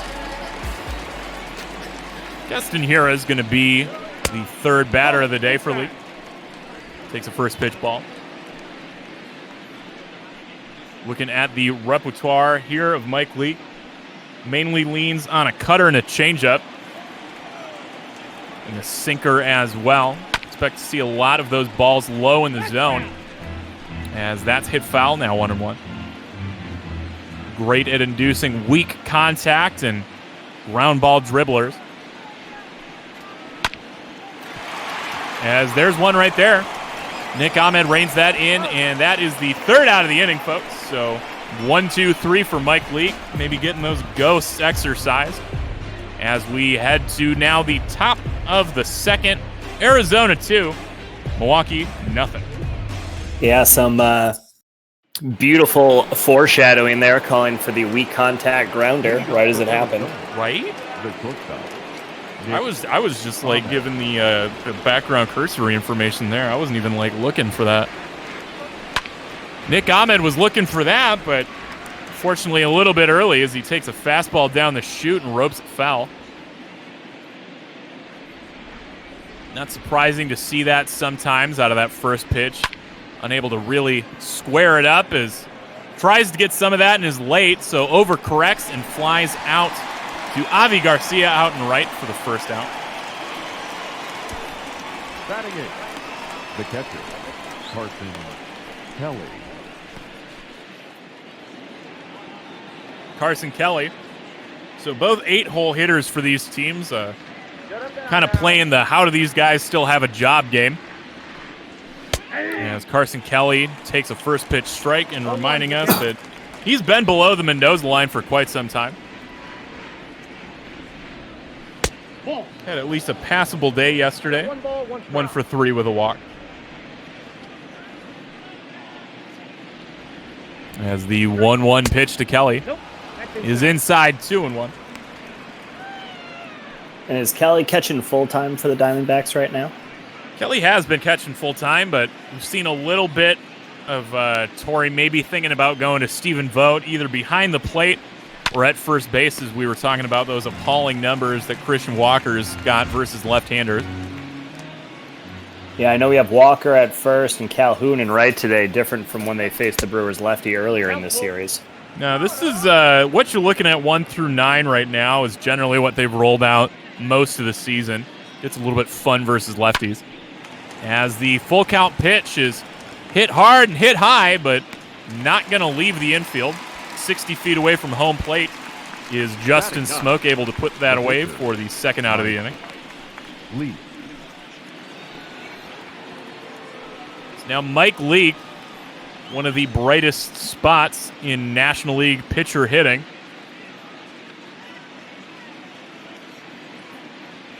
Still love that Gold Glove story from last year. As that's low for a ball, 1-0. Have I had had the joy of having that story with you, Don? I have not heard that one yet. No. All right, so I'm sure there's probably half the people listening have heard it, as generally like to say it, as Mike Leake is pitching. Get to it here after this. 2-0. Catches the zone for a strike. So if you look at the Gold Glove winners in the American League and National League last year, they were Zach Greinke and Mike Leake. Zach Greinke started his season in the National League with the Diamondbacks, traded to an American League team, and won the National League Gold Glove. And on that same day he was traded there at the deadline, the 2-2 pitch is inside 3-2. Mike Leake wins the Gold Glove in the American League for the Mariners and spends the rest of his season with the Diamondbacks. I'm assuming that's the only time that's happened in baseball. I would love to go find that out. If somebody in chat would love to do that, you'd be my hero. Yeah, as Mike Leake's battling here. Love to see it. Full count. Another foul ball, so probably the toughest at-bat that these Diamondbacks have put up all day. 3-2 yet again. Oh, that slider just catches the zone. Leake not too thrilled about that. But his teammates got to be at least thrilled with the battle he put up. Leake needs to go sit back down because he's going to want that called for a strike later in this game, I can guarantee you. Right, that's always the fun part is like, you know, you're going to get feisty about it, but you at least if you're going to scream something at Blue back there, you better tell him you better call that for me when I get up there. Exactly. Well, so we'll see what he gets as far as a righty zone inside the rest of the day. I'm going to note that. As Justin Smoke takes a first pitch ball. I'm appreciating the different hues of pink that the batters are working with today. This is much lighter, more of an Easter pink. It's kind of fun, man. You know, you get your magentas, you get your like pastel pinks. So bet somebody's got a neon pink one in there. 2-0 pitch. Swung on just low of the zone and past a running Nick Ahmed, not quite diving. Justin Smoke reaches on an infield single. Nice at bat by Smoke. He had been struggling after a really torrid start to the season. A lot of strikeouts, home runs, and then strikeouts. So to see him go the other way for a base hit, great to see that there. Yeah, his first pitch there is popped up in foul territory, and Christian Walker is going to make that play for the first out. So not much to talk about here for Avisail Garcia as he quickly heads back to the bench. Yeah, not a lot to talk about Brock Holt either, coming up here 2 for his last 31. As we were joking all during Game 1 that it was going to be Brock Holt that broke up that no-hitter. Instead, it was Jed Jerko. First pitch here to Brock Holt. It's going to be in the dirt, 1-0.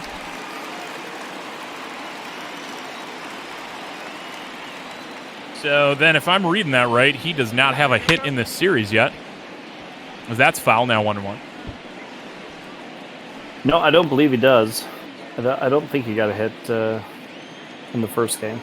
That's right. He wasn't even playing in the first game. He was sitting in favor of Ryan Braun. I did just remember that. Yeah, that almost gets him on his back foot. Now 2-1.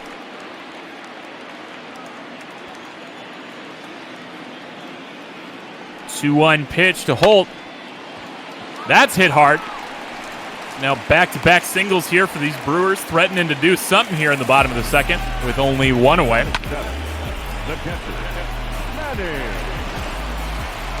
Yeah, nice hard liner. Pulled the ball. Saw that really well the whole way in. Now our beloved Manny Pena steps to the plate. He's in a good spot to do something nice. He's got the tying man on first. Yeah, if he wants to keep that GOAT moniker, he's got to come through here. Inside 1-1. Because I haven't seen a whole lot of life out of him when I was doing these stats. They seem mostly untouched from the last time I had been on a Milwaukee call, which was weeks ago. 1-1. Ooh, and there we go. Maybe that's the call that he was looking for. Yeah, that was borderline at best. Now 1-2. As that is grounded. Going to be tough. Only going to get the one there at first as Marte goes 4-3. Now 2 away, but runners advance on a hard hit ground ball there to Ketel Marte. Now Arcia with a 217 average. That's not what you want to see here. That's what I was going to say is, you know, between him and Carson Kelly, like, how do these guys still have jobs? Like, actually tell me, how is Arcia still having this job, Don? Well, Urias in his short time with the Brewers has also been struggling, and at least Arcia does have the defense with it. 1-0 pitch. Hit hard, but hit foul. He had some struggles the last couple years with defense, which is why they went out and traded for Urias. But yeah, it's tough to say when they might make a switch. Inside there, 2-1. I was about to say, have you heard any rumblings within the organization about maybe making a switch there and seeing what Luis can do there? I mean, the plan was to give him a shot in spring training until that injury sidelined him, so I could very well see that rumbling coming again. Because that ball's gone the other way, and it's going to go down for a base hit. Brewers get on the board as Arcia comes through late in the first run of the day. Boy, Justin Smoke rumbles home on a nice little piece of hitting there. Fortunately, Brock Holt's going to be held up at third as he advances, but stays third for now. Runners at the corners here as these Brewers are threatening to do some here with 2 away. One already across. And if they are going to do something, it's going to come on Alec Bettinger's first major league hit that he's still searching for. Ooh, I like this. This could be fun. 0-1 here to the pitcher. A little Mother's Day miracle for Bettinger. Right? 0-1. Oh. That gets the zone. Just enough of the zone, says Blue. Now 0-2. He's actually given Leake a couple borderline calls on the outside of the zone where his borderline call was inside. Yeah, that's fouled off 0-2. But I'm sure Leake will take it however he can get it. You know, some of that just might be the that veteran, that gift to the veteran, you know what I mean? 0-2. High 1-2.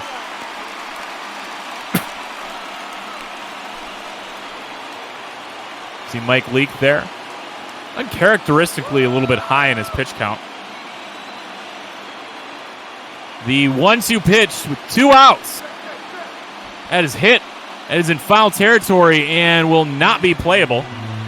Bettinger up there battling, though.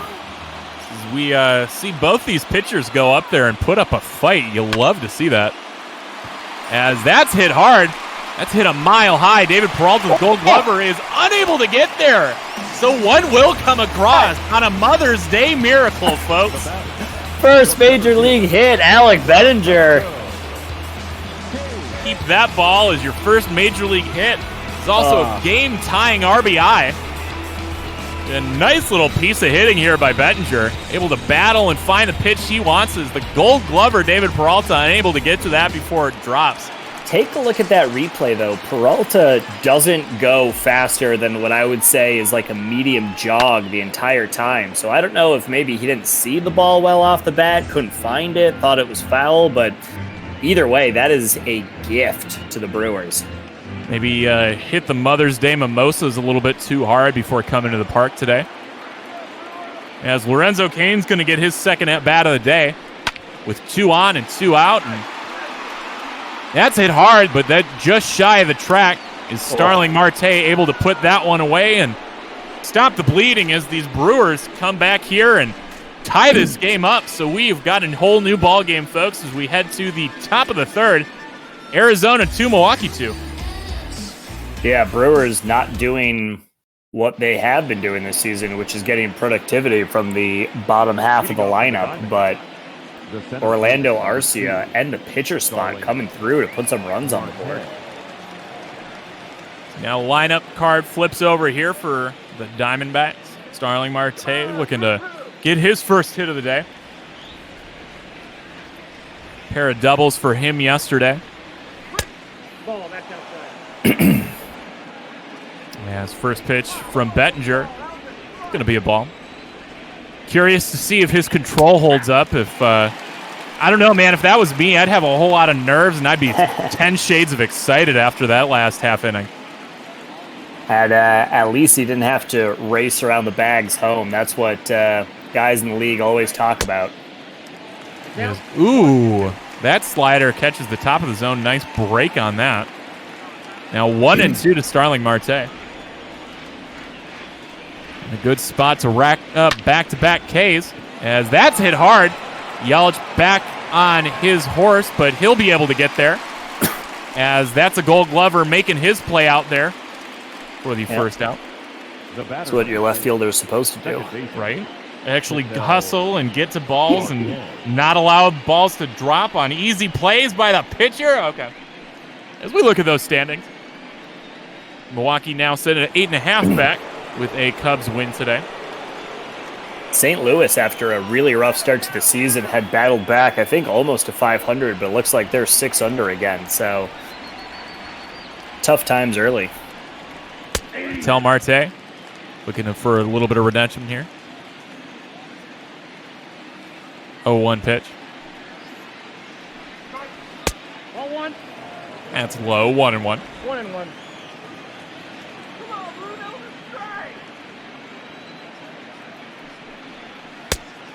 1-1 is outside. So 2-1 spot. Ketel Marte in a good spot to maybe get some more extra bases here. As he's ahead in the count to Bettinger.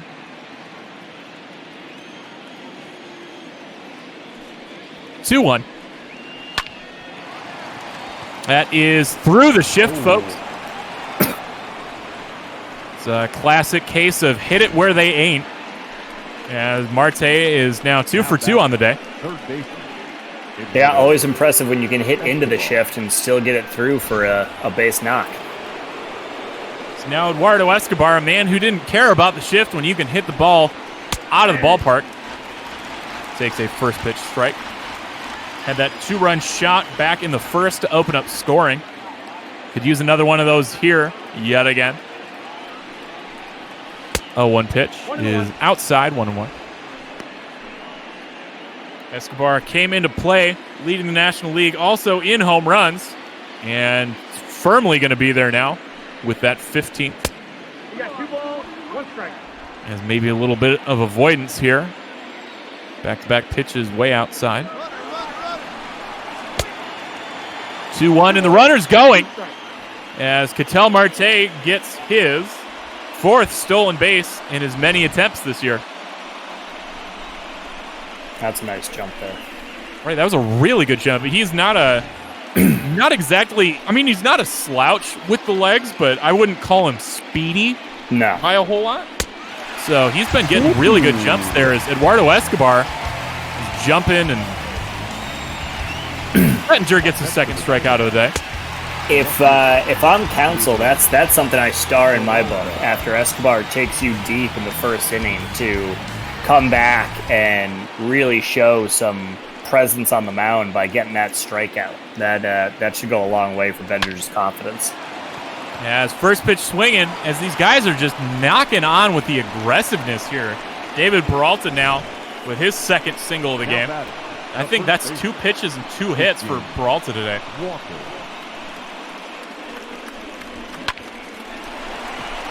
Ketel Marte now advances to 3rd. Able to steal 2nd during the Escobar at bats. So now we have runners at the corners for Christian Walker. Good spot for him to maybe catch another RBI. He caught 2 of those yesterday, a sac fly and a single. And that 5-3 win just 24 hours ago. 1-1. That's hit hard, but that's hit foul.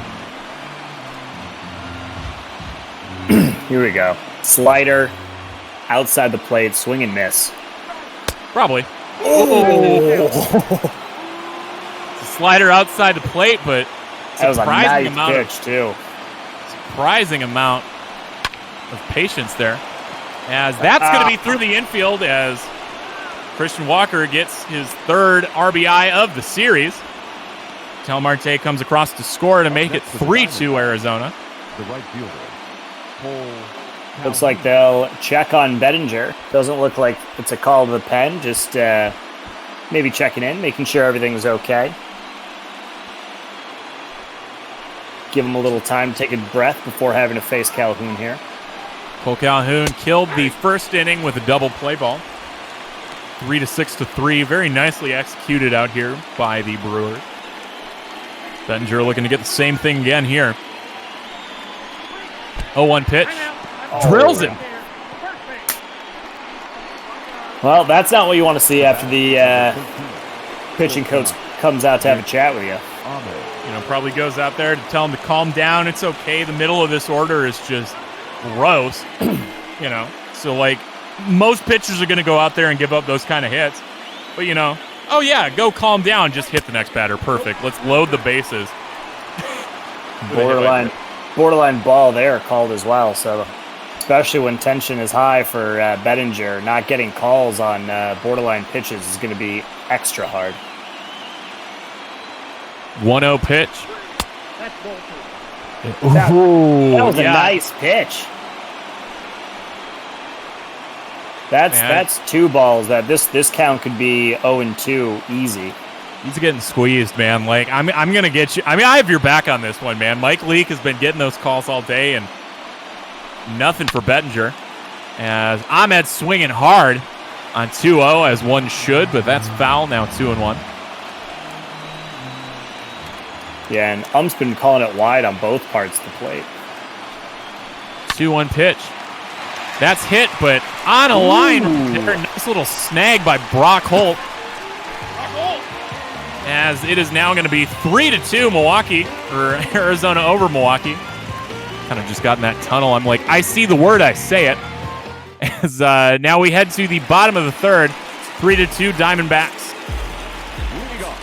There's that neon pink, by the way. We were trying to come up with that name earlier when we saw Yelich, but there's that neon. See that aggressively shifted outfield or infield and outfield from the looks of it.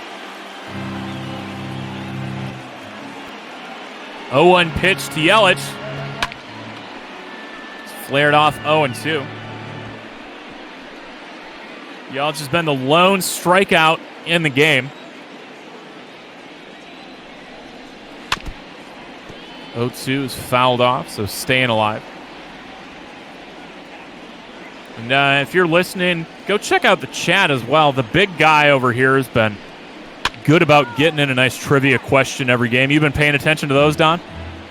Just answered myself. No to Trout. That's surprising. The question in the trivia chat is 7 players have had back-to-back 30-30 seasons, and who are they? So far, we only have Barry Bonds. That was actually my first guess, and that's immediately who sprung to mind. A lot of folks totally forget that Barry Bonds was the definition of a 5-tool player, even up until he started taking steroids in the latter half of his career. Until he quintupled his head size? Oh, yeah. Made himself a human bobblehead. The 0-2 pitch again is finally in fair territory. Escobar able to range over and put the glove on it for the first out of the inning. Now back, second baseman. Catch there. Yura. Testagura now steps in. Speaking of trivia, little prep stuff myself for the Diamondbacks Brewers when they faced each other in the 2011 NLDS, with the Brewers eventually winning that series. Who had the series clinching walk-off base hit for the Brewers? Ooh, what year was this? 2011. Oh, For 1-1 bonus pitch. bonus points, who was the pinch runner they brought in who came around from second base? He had stole second base. Someone got on first, brought him in, stole second, then he came around and scored on this walk-off single.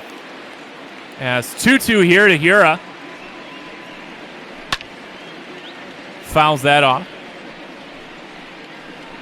Looks like you got a couple quick guesses there in chat.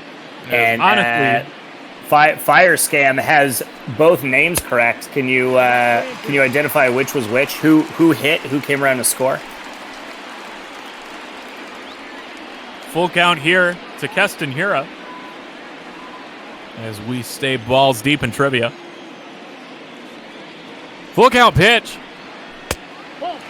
Ooh, no swing. Did he hold? Nice. He did.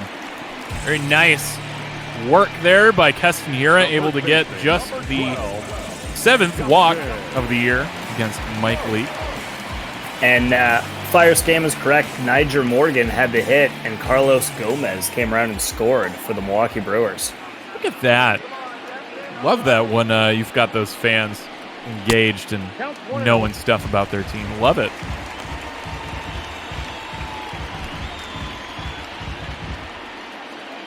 The 1-0 pitch to Justin Smoke, now with a man on first. Nice walk by Hira. Ooh, that was a nice rip. Just needs to get that on time. Time for smoked meat to leave the yard. 1-1. That doesn't leave the yard, but it'll field. So now back-to-back singles here for Justin Smoke. I feel like that's the first time that's probably happened in a while for Smoke.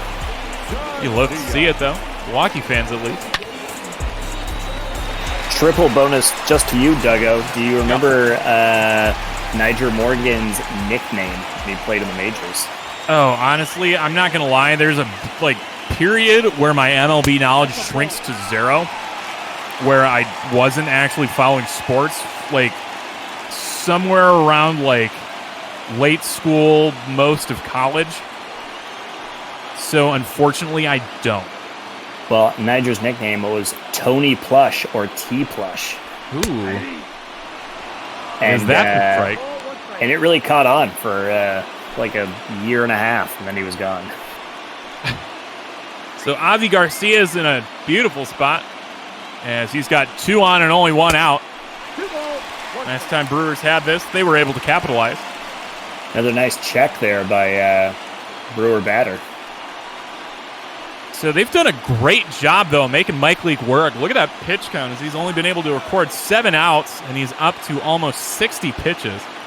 Generally, a Mike Leake start, he might be through 6 full by the time he's here. That'll be just foul now, 2-2.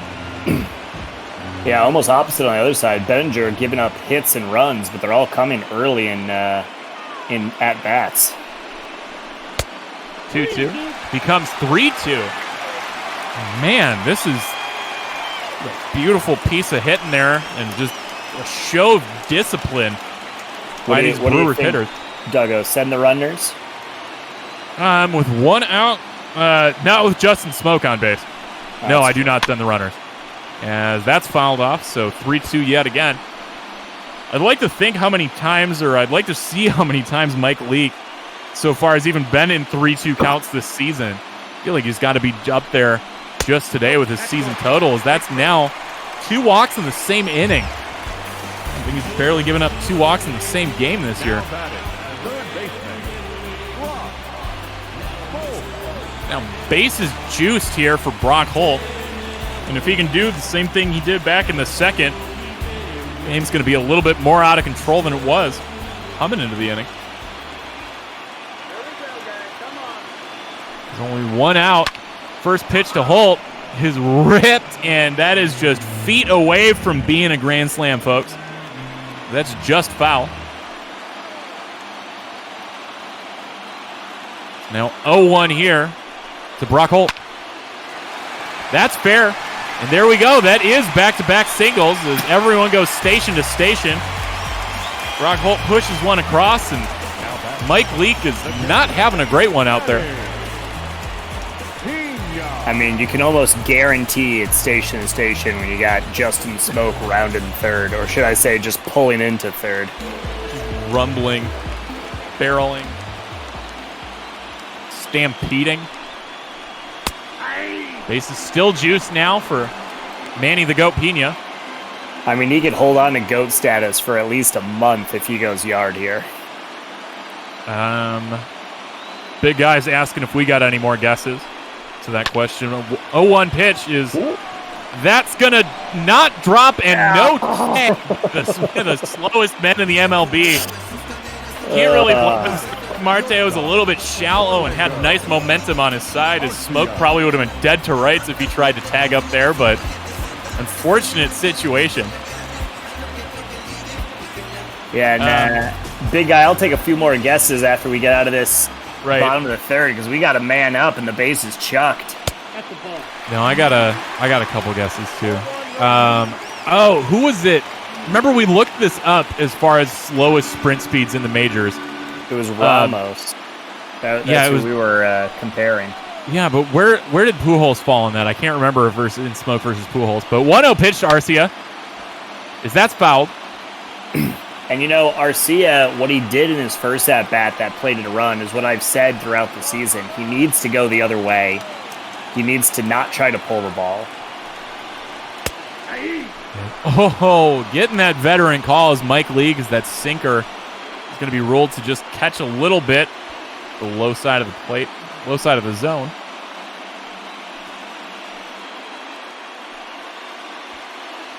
Do it again here. 1-2. Milwaukee fans getting excited. Bases juiced. 2 outs. 1-2 to Arcia. That's going to be lazily over there, but Cole Calhoun able to get his hands on Susan right there to end the inning, but not before Brock Holt ties this ball game back up. So it is just a game full of brand new ball games, folks. 3-3.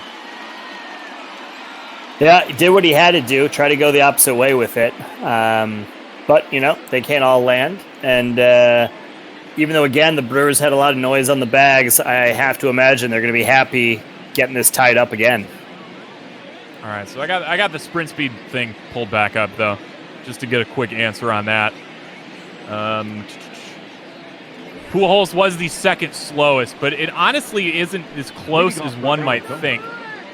As, let's see, Pujols comes in at 22.5 feet per second, and Smoke is 23.5 feet per second. So I'm trying to find a nice comparison. It's like comparing Rougned Odor or Kevin Pillar's sprint speed to Scott Kingery, a little bit faster guy. As 1-1 here to Carson Kelly.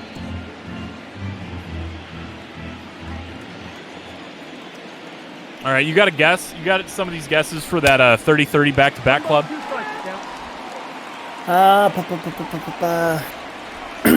What do we got so far? We got Braun was the other one. I think it's just Braun and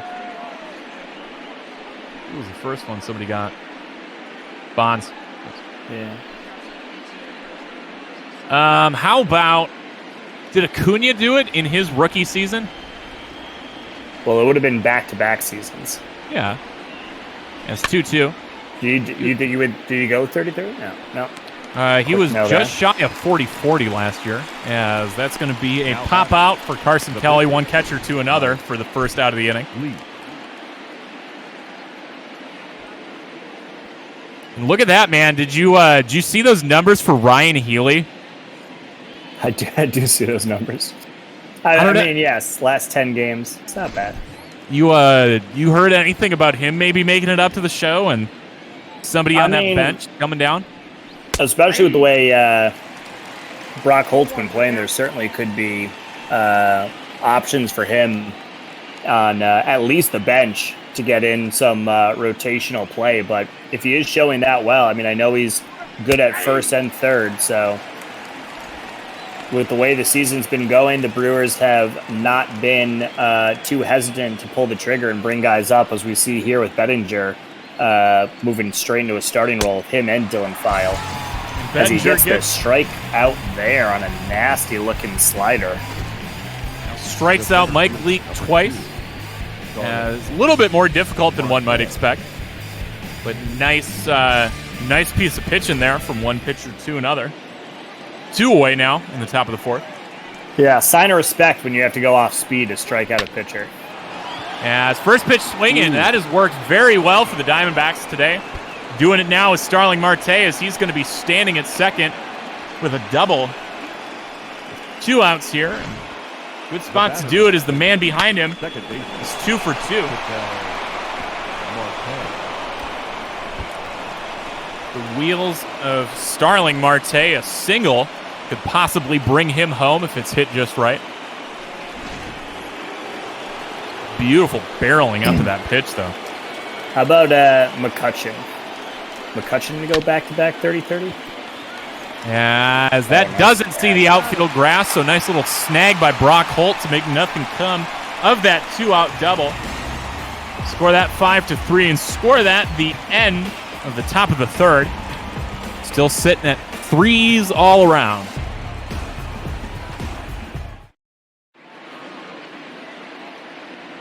Oh, Vlad Guerrero. Makes sense. I can see that. All I think about Vlad, though, is later Vlad.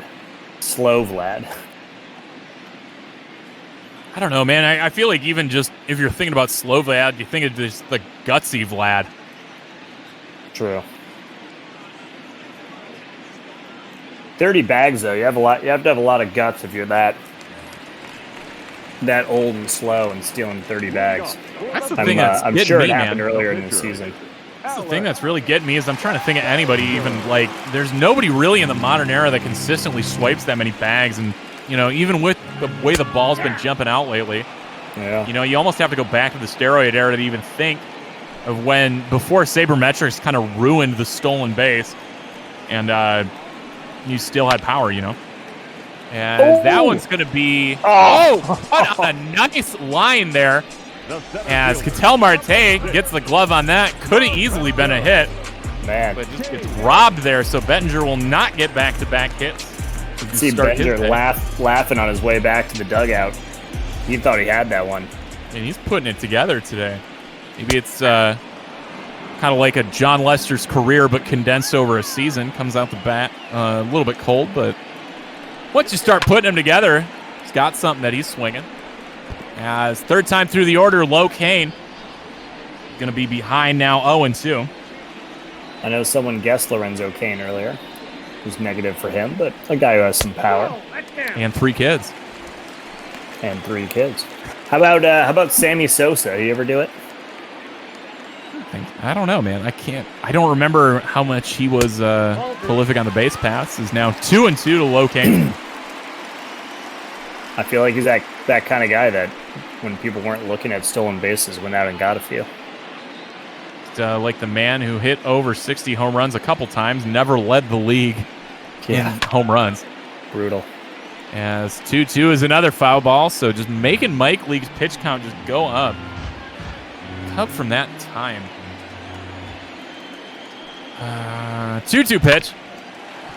That's swung on and playable for Escobar. 5-3 for the second out of the inning. All right, now let's call attention to this Christian Yelich at bat, because he has had 2 woeful plate appearances so far with that strikeout and pop-up. He needs to do something more against a laboring Mike Leake in this game. So we said now 3rd time through the order. Most times folks get to this point, it's getting hairy. You've seen what the pitcher's got in his arsenal. You've talked in the dugout a couple times, and that's hit hard, but just not on time. No, 0-2. Those were like 2 belt-high changeups. How he doesn't rip one of those out of the stands, I have no idea. That one doesn't clear the backstop. It'll be another foul ball. Ooh, Soriano, that's a good guess. 0-2. And that'll be playable there by Christian Walker. I don't know how Christian Walker has been being able to put together a defensive highlight reel this year. Not something he's ever been great at in the majors, but I'll take it, man. As Christian Yelich continues his bad day, now 0 for 3. And as we head to the top of the 5th, 3s all around. Leading off for Arizona, the third baseman, number 5. Eduardo. Yep, will be interesting to see how long the Brewers decide to stay with Bettinger here. Only at 65 pitches and technically a quality start if you can last another couple innings. And that's the problem, like we said. Third time through the order starts getting a little bit spooky. Yeah, he challenged and won the second matchup with Escobar today after getting home run off him in the first. And just able to get there is Brock Holt, but not able to get there is the throw. So score that a throwing error for Brock Holt. As Smoke is pulled far off the bag to make that stop.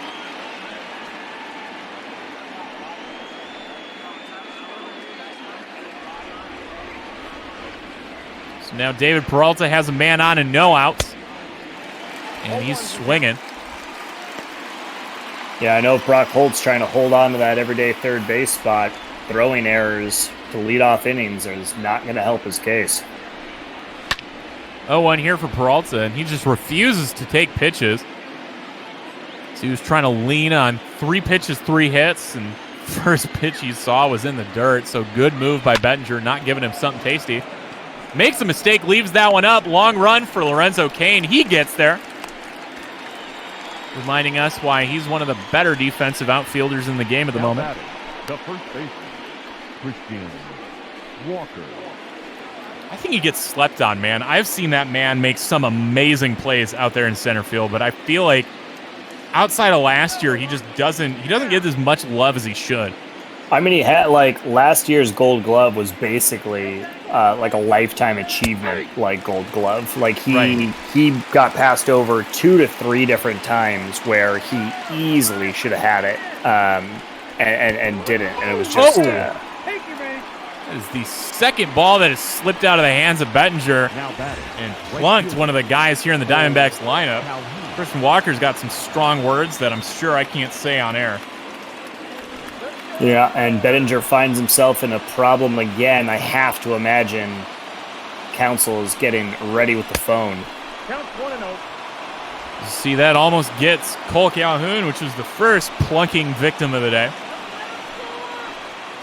He's grounded into a 3-6-3 double play and reached base via that hit by Pitt.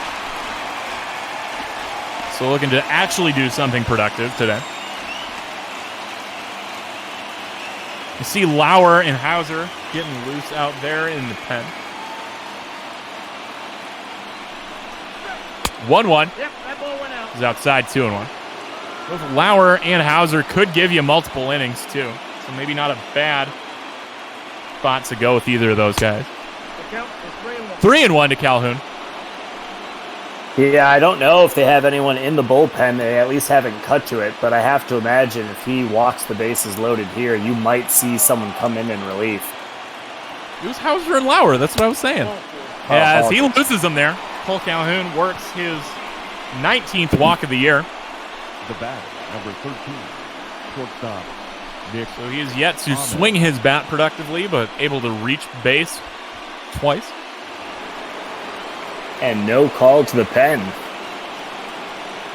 Curious move here by Counsell. I mean, trial by fire if there ever was one. As just loops that breaking ball over the plate. Nick Ahmed frozen on that. Too bad they can't just bring Brett Anderson in, try to get that double play ball. Right. 0-1 here to Ahmed with the bases juice, swinging real early. I'm sure Mark DeRosa or Dan Plesac would say that's the kind of ball is why we want to get netting all the way down the line. 0-2 pitch to Ahmed.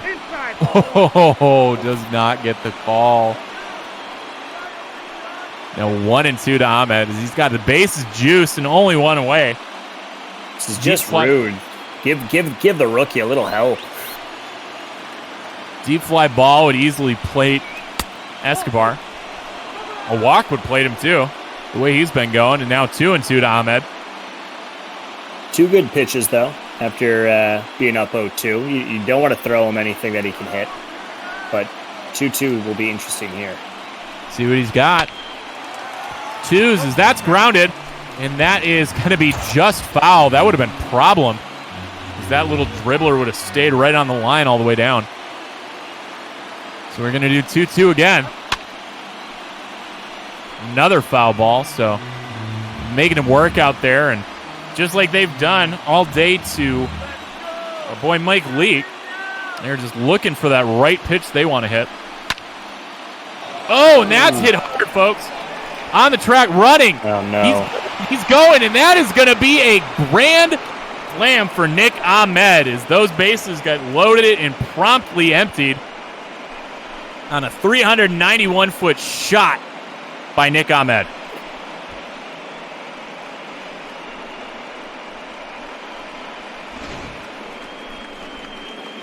You really don't have anything. You're just dead, aren't you? I mean, we said it was going to be trial by fire, and Bettinger got burned as that ball was out of here in a hurry. As that will be the end of the day. Number 27. Maybe wanted to do that a couple batters earlier. Craig Counsell.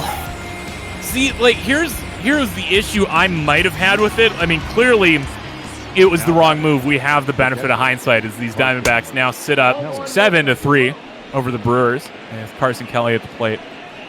My issue is both of those guys he warmed up they're both former starters, correct? Or generally starters? Yeah, they were starters to begin the year and then demoted after having rough seasons. I would just have a little bit maybe of a concern about bringing them in such a nasty spot to start. You know, as starters, they're used to coming in with nothing going on in the inning. You know, I know even a lot of closers have the same issue where you bring them into a dirty inning like that, like runners on or whatever. They turn into head cases and they can't quite get it right. So I'd maybe see if there was any concern with them coming in an unclean inning like that.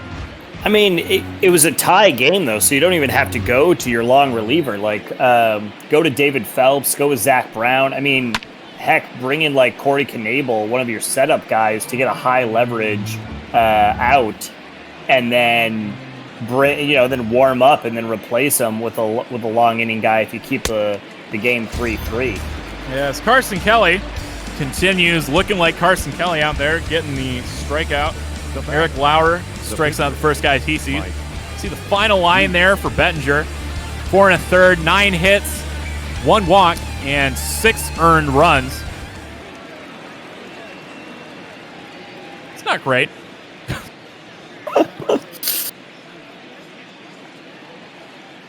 Mike Leake now stepping in, so his day is going to continue. Certainly going to be a rough stretch here for the Brewers. They have the Cubs, the Reds, the Yankees, the Cubs again. Small Giant series squeezed in between there, but a lot of tough baseball over the remainder of May, and just hopefully they're able to stay around the 500 mark they're at now.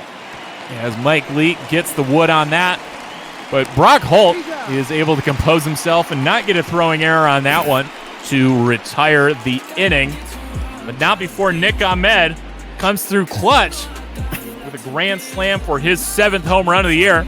We now head to the bottom of the 5th. Arizona now handily on top, 7-3. Oh, no better time to turn back to some trivia guesses. How a good time to throw it out there that we do all this for a charity, folks. We don't get paid, but somebody does, and that somebody is Meals on Wheels. So check below and maybe think about donating there, as Castanheira wants to cut me short as he lines out to Ketel Marte very quickly to start the bottom of the 5th. Yeah, Justin Smoke, couple hits. See if he can maybe get something going here for the Brewers. A couple more guesses at those back-to-back 30-30 seasons. I'm going to go back in the day. Let's go another Brewer great, Hank Aaron. That's probably pretty good. Is he a Brewer or just a Milwaukee Brave? That's right, Brave. No chance he was a Brewer, but no to Aaron. I feel like there's got to be another. I feel like there's got to be another old guy. What about Willie Mays? 0-2 to Smoke. Fouls that off. We're going to go 3 for 3 on his day. Mike Leake trying to avoid that as his pitch count is up there. Through 4 1/3 and at 86 pitches. Now 87 as that misses low. 1-2. How did nobody guess Willie Mays yet? I don't know. Huh. And I 2 did just remain. look up Hank Aaron. He did play 1 season for the Milwaukee Brewers. Oh. 75-76. That's fouled off. 1-2 again to Smoke.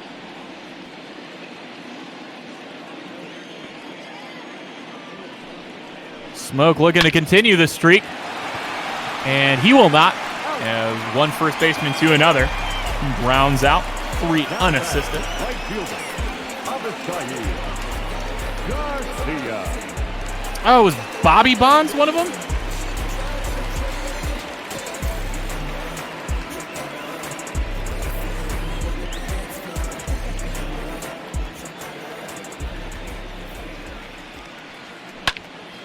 Robbie Garcia, he's first pitch swinging. And David Peralta is first pitch grabbing.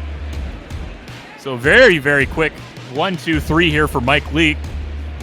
No rest for Eric Lauer as he's got to come back out most likely to start the top of the 6th. Leading off for the Diamondbacks, the center. Yeah, that was exactly the outing Mike Leake needed after the Grand Slam gave him the lead. Now clearing 5 innings has a chance to get the win.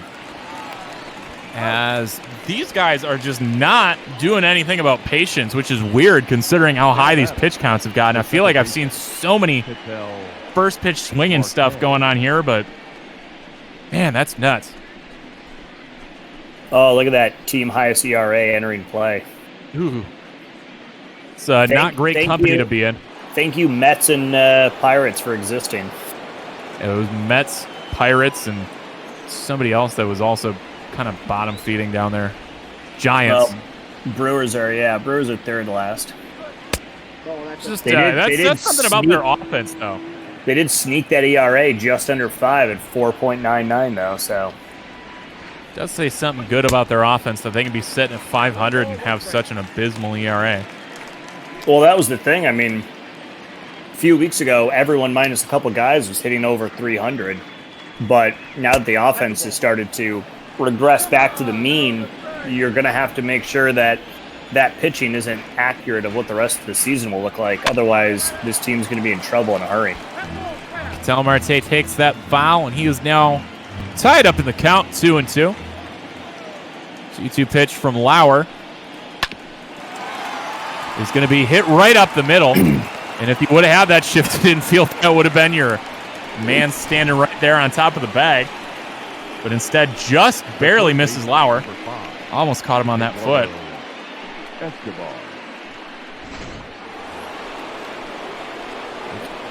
Eduardo Escobar steps up. Started out the game there with that 2-run shot opposite field. He's one of the guys that came around to score on that Ahmed grand slam.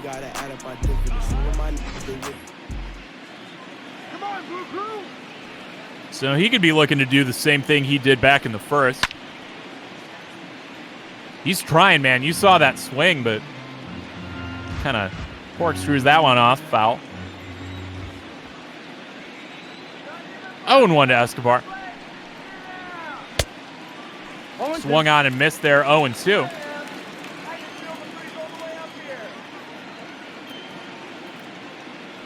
The 0-2 pitch almost gets him. Now a news anchor, the last guy. Played for 8 teams. Ended in 0-3. Was a journeyman. Now a news anchor? 1-2. This is 2-2.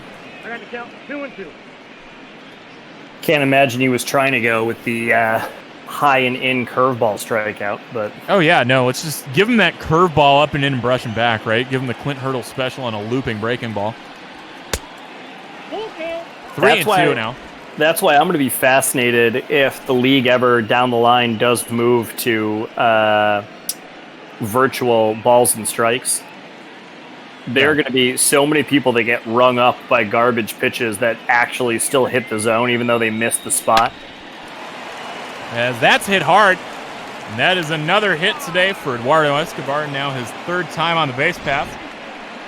Now batting, left fielder. So this middle of the order is finally back on their BS.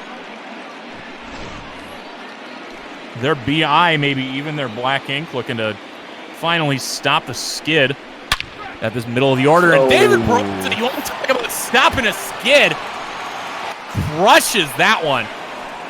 So these black ink boys are just doing it on their own. Single home run out of the black ink boys, Marte, Escobar, and Peralta.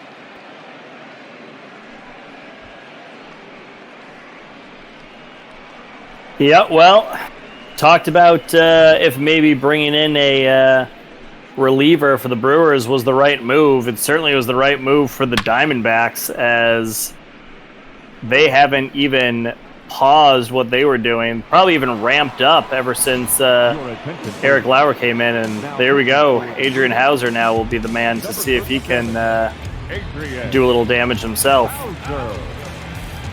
Curious to see how long he goes. He's due up fourth in the bottom of the sixth. That's not good when both righties and lefties are hitting over 300 against you. No. Christian Walker's a good spot to do it. He's 2 for 2 with a hit by pitch today, but historically has been just ice cold. Now, what's the Black Ink Boys reference? I don't know what that means. All right, so black ink, being the bolded text that accompanies a league leader. There was a long time there at the beginning of the season where you looked at just about any hitting category, and one of those three guys was leading in it.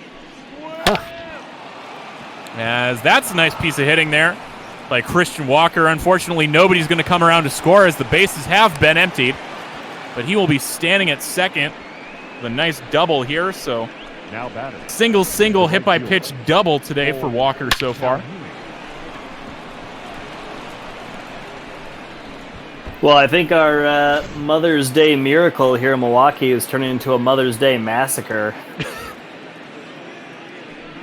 As 10-3 was definitely not what Brewer fans were hoping for at the start of this one, and I think the Diamondbacks can get the brooms out because it's going to be hard work for the Brewers to come back in this one. Move over St. Valentine's Day Massacre. We got the St. Mother's Day Massacre. As nice block there to keep that in front of Pena.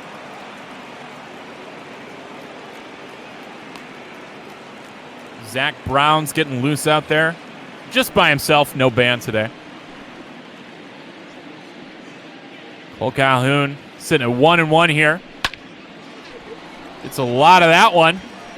But so do the fans just right of the foul pole out in right field.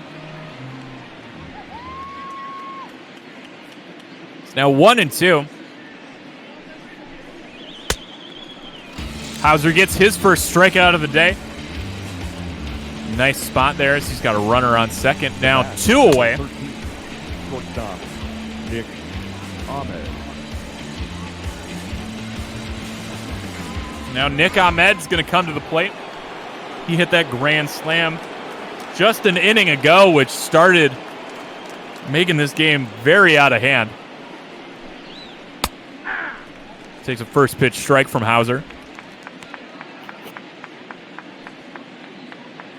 Yeah, and we talked about in a previous game, unfortunately, just no real available options in the minors. Bettinger was one of the guys already called up. Dylan File again. Oh. This is again, folks. Nick Ahmed with his second home run of the day and back-to-back plate appearances to boot. Well, perfect timing talking about the Brewers not having a lot of other pitching options, and it shows you that they need some. How long do you think before they start throwing Ryan Braun out there in the mound? God, they should put someone out there. Too bad we don't have Hernan Perez anymore. He was the positional player that liked to get in and toss a few innings. Yes, Torpedo Sneak. This is exactly what watching the beginning of the season was like for these Snakes. The first to hit 100 runs scored, first to hit 150 runs scored, and just went dark there this past week. But Milwaukee, I'm sorry, Don, it was Milwaukee that really kicked them back into high gear. Well, anything for you, Duggo. Oh, I appreciate it, man. You got a kid coming. You got fun things to look forward to. Carson Kelly continues his cold day now. 0 for 4 with a fly out to right to end the top of the 6th, but Arizona now sitting on top. 12 runs on 14 hits, folks. But, yeah, taking this moment, speaking of having a kid coming, want to give a shout-out to my wife on this Mother's Day. Our second one on the way. Giant shout-out for letting me call this game on Mother's Day. I know it's not just you. I know some of the other guys were like, hey, I don't know how I barely got time to sit in the booth here, as the only look I could get was described with, I don't know why I'm not divorcing you. Yeah, well, you take that and you add in the late stages of pregnancy, and I think my wife wins for Mother's Day. There's a winner of Mother's Day, right? I think so. That's do they make mugs too, like Mother's Day, like we get on Father's Day, which let everybody know that we are handily the #1 dad, as Christian Walker does the dad things, like stopping that ball from seeing the outfield. Now for the first out, nice little dive there by Christian Walker. Yeah, he'd be the MVP of this game if a whole bunch of other guys hadn't completely went off as well. Right? You're looking at a guy who's seen base. Was he 3 for 3 today or something like that? Or 4 for 3 for 3 with a hit by pitch and 2 runs scored and a double. Yeah, and some nice defensive plays, and he's probably 5th in line for MVP. Oh, he's nowhere near the top of the list. As somehow Mike Leake is still out there. He's looking for that dirty quality start. Now he's eligible for the win as he's gone 5 full, but looking to keep that bullpen rested. As I didn't do my research to see where these Snakes are going next. I'm pretty sure that the Mets are coming to town next, as they will. I do have it up. The Mets come to town for a 4-game series at Chase Field. You want to talk about a team that, man, I love the Mets too, and if you're listening to me, Fundies, I apologize, but the way the Mets have been playing, it's another great place for this team to start another win streak, as David Peralta actually runs on for that one finally to make the catch with 2 outs. Not sure where the effort's coming from in a 9-run ball game, and it wasn't there in a tied ball game, but whatever floats your boat, buddy. Yeah, and I hate to further tick off the Mets subreddit. There was a bunch of whiners about their team being absolute trash, but, maybe you could be real fans and come watch your games like I do for my Brewers. There we go, as Christian Walker again just trying to make his case for player of the game. You're not getting it, buddy. As 3 unassisted ends the 6th inning. Long 6th inning there for the Brewers, as we now head to the top of the 7th. And that'll be the end of the day for Mike Leake, as the founding father and luscious booty owner John Jay steps in here to pinch hit to start the top of the 7th. And speaking of top of the 7th, it's time to say hi to our good buddy and Bob Ball organist Shark Shavery. What's going on, my man? Oh, we have ourselves a delightful game. This makes me so happy. I can just like see the look on your face from here, Don. Like I'm sorry. Yeah, I just have to imagine the color commentary is going to get quieter and quieter as the game continues. I've already noticed as Hauser gets another strikeout here. Sets down the pinch hitter very quickly. John Jay goes down swinging. I do like that throughout the majors, there's like differing levels of people who call games that clearly like hardcore live and die for their teams. Like sometimes you can't even tell if it's a home call, and then other times you tune in and guys literally sound like they're ready to just punch the monitor in front of them. I clearly lean more one way than the other. Dude, it was back when we started this season and we were trying to get in the swing of all this, and I was having a little bit more fun with my ethanol consumption during games, man. Like, dude, it got real bad during a Snakes loss. I remember the first loss of the season, my brother and I just went off. And, yeah, by the time the game ended, we were just silent. Oh, it was just silence and seething. Just seething rage and silence. It was palpable. It was bad. I remember that.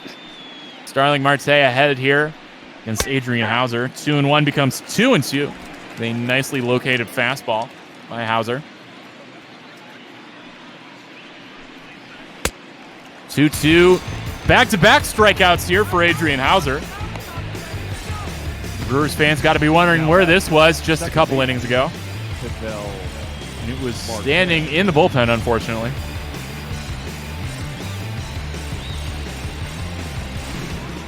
As I can't tell if that's real-life problems that Don's having or if he's just very vocally... Oh, my God, third pitch today.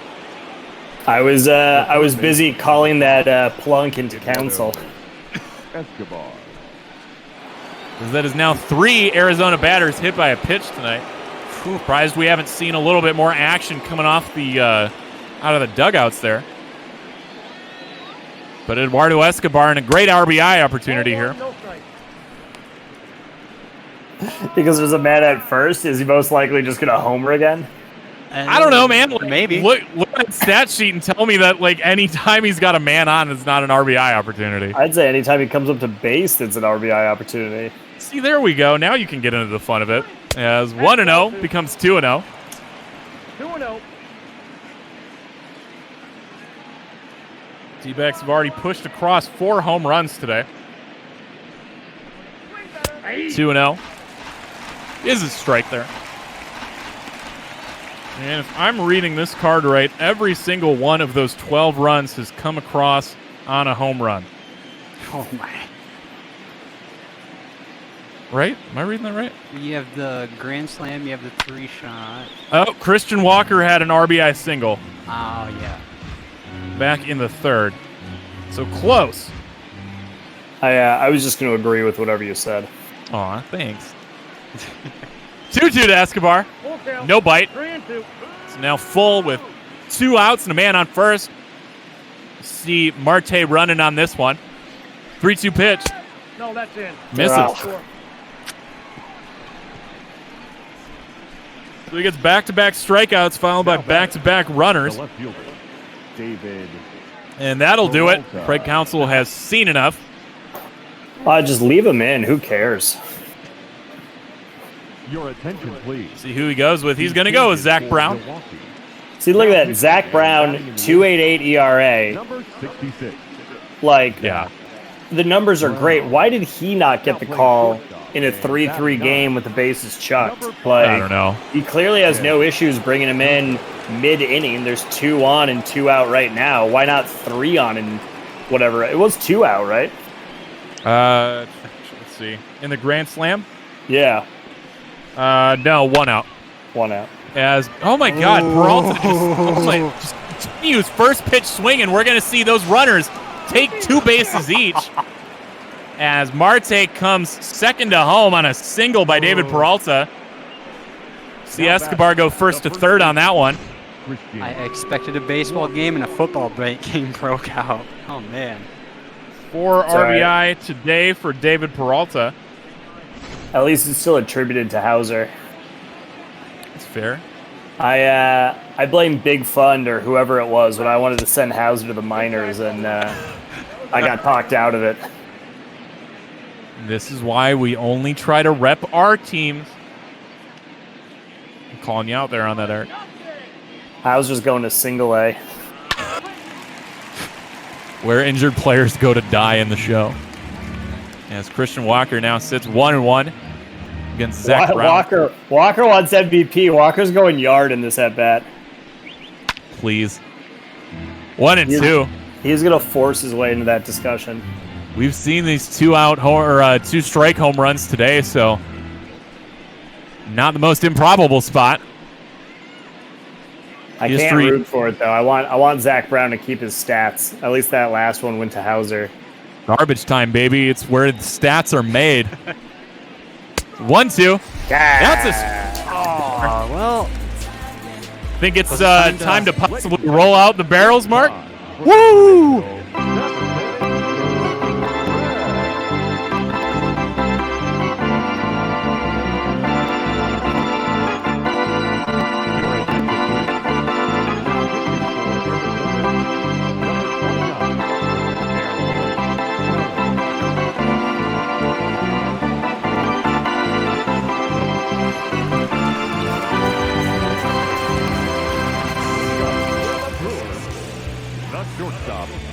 Beautiful. Just beautiful. Thank you. Let's see if the D-backs can extend this lead and if Milwaukee can do anything. Going to be a tough spot here as Merrill Kelly now enters the game in relief of Mike Leake. Very easily in line to get his 5th win of the year. Kelly's been stingy right now. Sub-3 ERA working out of the pen in his first season doing that back in the majors. Already ahead. And we have up the no-no killer. 1 ball, 2 strikes, the count. Jed Jerko, ruiner of my dreams, as you said, broke up Robbie Ray's no-hit bid 7 2/3 of the way through that one back in the first game of the series. And you know, Don, before I step out, just let me know if you want a coffin dance after this game's all over. And with that, I leave you. You can go hell. Yeah, I'll see you there, buddy. No, I do appreciate the roll out the barrel though. I've heard it a couple times now on calls, and it is it's fantastic to hear that being played in the 7th. So it's all love here at Bob Paul. Oh! What's Jerko got, baby? He's got a solo shot. And I want to be excited and be like, these Brewers are back in it, but I'll take the home run from Jed Gierko there, and honestly, Gierko might be playing his way into at least a platoon role back with Brock Holt. That can be your lefty-righty split maybe real soon, because he's showing that he wants it after a breaking up a no-no and now a homer here, hitting over 300. 450 feet that one is just demolished. God, you do not sit in those seats and expect to get a home run ball, folks. The center fielder. Oh, just beautiful piece of hitting by Jed Jerko. Can't believe I said that. As first pitch to Lorenzo Cain, misses high, 1-0. Yeah, it is true what you said, though. It's so disappointing to get a little bit of offensive movement going. Take a quick glance at the score and just go yeah, that's right. Hey, man, what did I say, though? Garbage time is where stats are made. That's another nice ball hit to the outfield, but shy of the track is Cole Calhoun. Put that away for the first out. Here we go. Christian Yelich highlight. 0 for 3. Has been terrible so far. Garbage time. First pitch from Kelly. Hit hard, but hit foul. He did homer in yesterday's game, but after 2 seasons of seemingly every at-bat being a solid at-bat, he has just had far too many trips to the plate where he just looks out of it. He has looked out of it today, as you said. 0 for 3 on his line. Keeps fouling them off here from Merrill Kelly. So it was a perfect spot for Jerko to hit that, as I'm gushing about Kelly and how good he's looked out of the bullpen this year. And hey, get the strikeout there against a tough out. That's garbage. That pitch was a foot wide of the zone, and former MVP Christian Yelich is hacking at that. That's it's tough to go into a season and have a player not play the way you know he should for some reason. Oh, man. But that's the joy of it. We play 162 games, and sometimes days like this happen. See Keston Hura here. He has not struck out today, as many of his teammates haven't. A low strikeout game, but you can expect that with Mike Leake pitching. Did homer a couple nights ago off Archie Bradley. Much to no surprise of any Diamondbacks fan, as that one's hit hard and foul.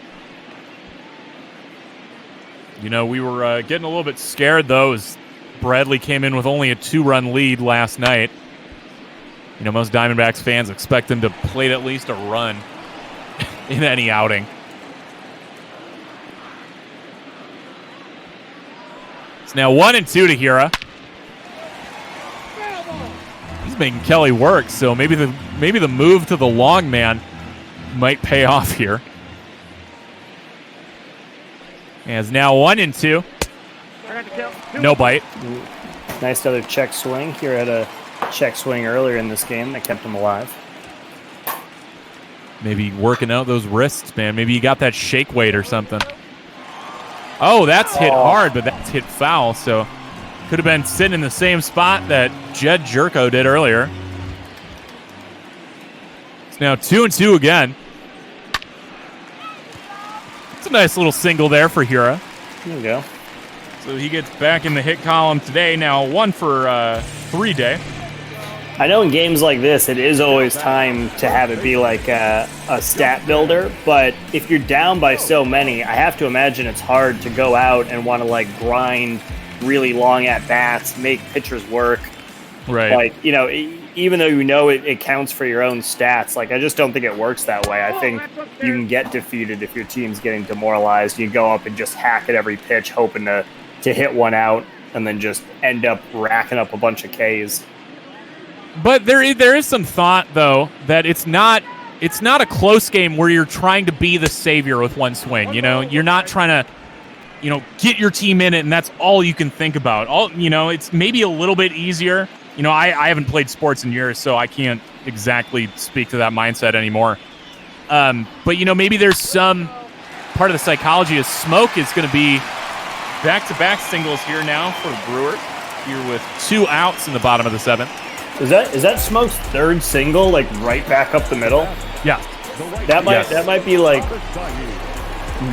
ties the amount of singles back up the middle he's had all year.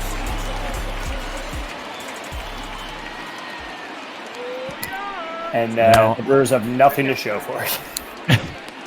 I don't know, but you know what I'm trying to say, though? You know, like, there's less emphasis on, like, oh, I've got to be the guy. I need to do my part for the team. And instead, you can maybe just kind of relax and be like, all right, this game's shot. This is more like batting practice in front of, you know, tens of thousands of people that are pissed off at me and my team.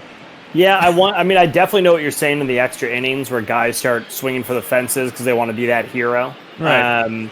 But I think it maybe depends who it is. Like, if you're like a 5, 7, 10-year veteran, like maybe you just want to go home, take a hot shower, like, you know, go lie down. I can imagine if you're a young guy trying to prove yourself, like it might be an opportunity to relax a little bit and get a good at-bat in. And that'll be an easy put out there at second base as Justin Smoke was nowhere near the bag. So call that a 6-4 put out to end the 7th inning. Nothing happens on those singles there by Hira and Smoke. Leading off for the Diamondbacks, the right fielder, Cole Calhoun. So now Zach Brown's going to stay out here to start the top of the 8th.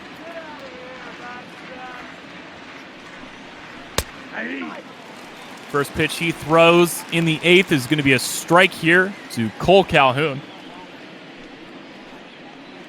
Cole Calhoun, one of the only guys who has not recorded a hit today. He has reached twice. Disgusting, Cole. This is why you get platooned now. Fouls that off now 0-2.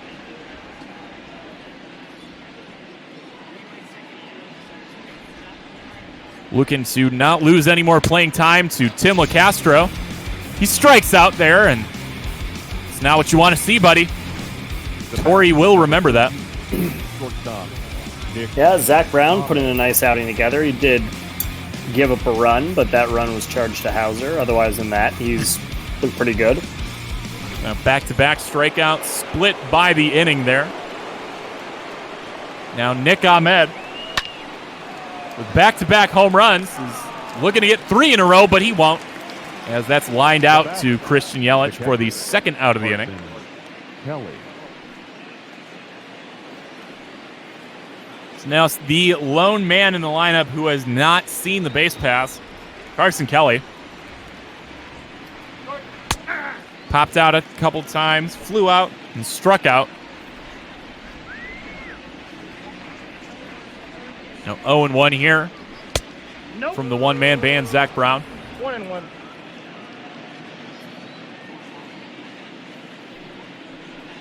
The 1-1 pitch is fouled off. So Zach Brown actually looking to get through a very quick inning here. Brewers fans relieved to see that. They are now 12 pitches, and he started last inning is pretty impressive.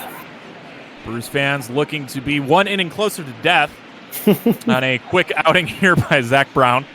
2-2 pitch. Inside 3-2.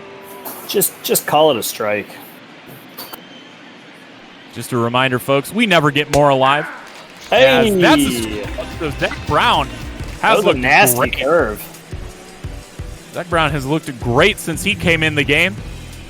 Now 3 strikeouts to his name as we now head to the bottom of the 8th. Milwaukee trying to put up 9 more runs to stay in this ballgame. Yeah, weird what happens when you bring in a guy with like a 6+ ERA to get out of a bases-loaded 1-out jam, and it doesn't work out for you. Exactly why our boy, wow, his name has totally escaped me. Stephon Crichton got DFA'd the other day. Is Stephon Crichton just Urkel Crichton, but after he came out of that like body switch machine? I don't know, man. It was not a good time with Crichton in the majors though this year.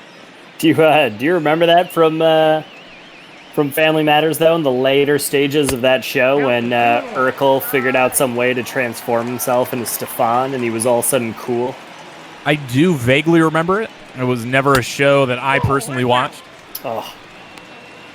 My house was more of a Law and Order or Unsolved Mysteries, sprinkle some Survivor, CSI. That was generally how my household went.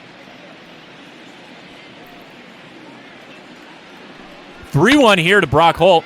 Of course. He pops that up. Nice wasted opportunity for Brock Holt. Brock better enjoy these ABs because I feel like they're going to get cut into pretty quickly with Gierko going off from his bench role and Ron Healy warming up in the minors. I was about to say, man, like there's a couple good options, both already up on the 25 or 26 man and down there in AAA. So some of these guys need to start sweating. Manny Pena was starting the season off hot, but he might be another one of those guys that's maybe should be sweating. He fouls off on the first pitch. Narvaez he's got his average back up and done some good work off the bench. He's another Orlando Arcia situation though, where Pena, you really do have him back there for the defense, but I would say you also have him back for the way he guides the pitching staff, but clearly that's been trash this year. So we will see Narvaez come in to pinch hit for Arcia. All right, I'll take it. What? Sure. I'm not sure if a double switch occurred somewhere in there. Yeah, they must have double switched earlier. I'm sure that's Jerko coming in then for Arcia. Back to start the 7th inning as Narvaez. That's fair, man. I think the GOAT's time behind the plate might be coming to an end here. As Narvaez rips a double for his first hit of the day off the bench. Also, just a reminder for everyone who is tuned in right now, we do have the nightcap with Brother Beard. It's going to be Mariners versus Astros. And Brother Beard, if you are listening, please make sure to join us the second this game ends, because I will be rage quitting and not sitting around for any friendly banter. But Duggo can cover that for us. Oh, I got you. Silvino Bracho, we were talking about Stephon Crichton's DFA there. It was to call up this man right here. Silvino Bracho, been untouched through 2 outings and 3 innings of work. Count 1-0. Well, it won't be untouched for long with the white-hot Jed Gierko at the plate. No-hitter ruining. Beautiful game ruining, Jed Gierko. I'm going RBI single thrown out at second again. Oh, my God. I keep forgetting that, maybe because just how ridiculous it was. Oh, yeah, I'm just going to break up this no-hitter and try to scream into second base, even though this was clearly a single. It's like when you're going for those extra base hit moments on the show, and it's like, all right, might as well try to run in there anyway, because single doesn't help me at all with this. Yeah. The head already to Bracho, 2-1. Drops that in there for a strike. Nice curveball by Bracho. Oh, nice. Bracho looking to continue to be untouched. Get the last out here in the bottom of the 8th. Ooh. Good work there to not come all the way around. Just walk Gierko, walk Kane, and then Yelich can strike out looking. Perfect opportunity here. As 3-2. Stays 3-2 on a foul ball here. Gierko able to get that off late. Yeah, I really do feel your pain in this one, dude. This is never where you want to be. 3-2. As oh my God, stop out there by Nick Ahmed. That is that's Tim LaCastro. Tim LaCastro comes in on the double switch, and he makes a great dive there at shortstop. The light throwing Tim LaCastro able to make the stop and get the throw over there too. So Timmy Lowe saves that inning and saves me from ever having to say anything good about Jed Gierko again. Yeah, David Phelps coming in here for the Brewers. You can see the 5.29 ERA. Phelps got called up with the gentleman that he just replaced on the mound. And obviously, slightly different ways they've gone, but they still like what they've seen from Phelps ever since they called him up. So don't think he'll be going anywhere anytime soon. And especially with the way the bullpen's been pitching, he is still considered middle effectiveness with some of the struggles that the Brewers have had. Tim LaCastro takes 2 straight strikes. A little bit uncharacteristic for him. A walk and a hit by pitch king, as he's going to take that and fly that out into no man's land, but Cura is able to get there for the first out of the inning. Number 2, Starling Marte.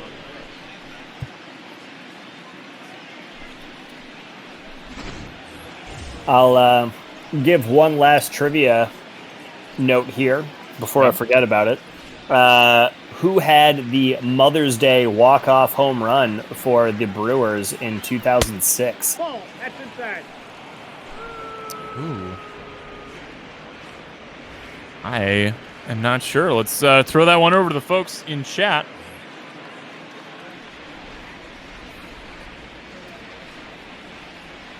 Starling Marte getting a 6th plate appearance of the day. Gone 1 for 5. That one was a double, though. He has somehow not come across to score all day. That's surprising. I think that's the most ridiculous part of it, was there's no runs attributed next to his name so far today. Now 1-2 to Marte. And we will likely not see him cross home plate today, folks. He grounds out to the second baseman, Keston Hira, now for the second out of the inning.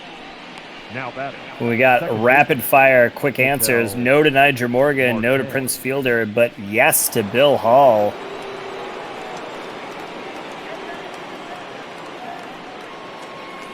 So Ketel Marte, he's got 2 outs here. Ball, that's out. In the top of the 9th. No men on. Which is surprising to say so far in this game.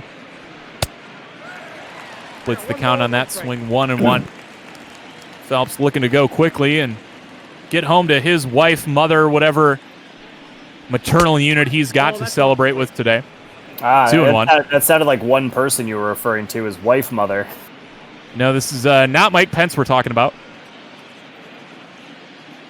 Hello, mother. That's so creepy. 2-1 to Marte. As he's going to have not a base hit. That is a line out to Christian Yelich out there to put away the inning. So quick 1-2-3 here for David Phelps. Last call, Milwaukee Brewers. Hey, top of the lineup. Anything can happen, folks. Anything could happen. It could be 1-2-3. The center fielder. As Bracho now is going to be tasked with getting the last 3 outs. So an inning and a third.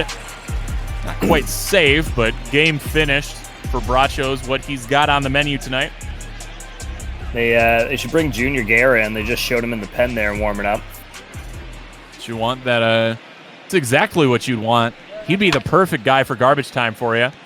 He's rocking that ERA closer to 9 than not. The ex-Brewer actually can't remember what year, but was the opening day starter for the Brewers just a few years ago. It's been interesting times up there in Milwaukee. As Lorenzo Cain gonna fly that out to center field to start the bottom of the 9th. One center fielder to another. I feel like we've seen guys hitting to their respective positions a lot today. Lorenzo Cain's like, screw this, I got 3 kids to get home to. All right, Christian Yelich. Let's see if you can save face with this 0 for 4 day. See what he's got. If Jed Jerko can home run, so can you. As he tries there, but that'll be foul.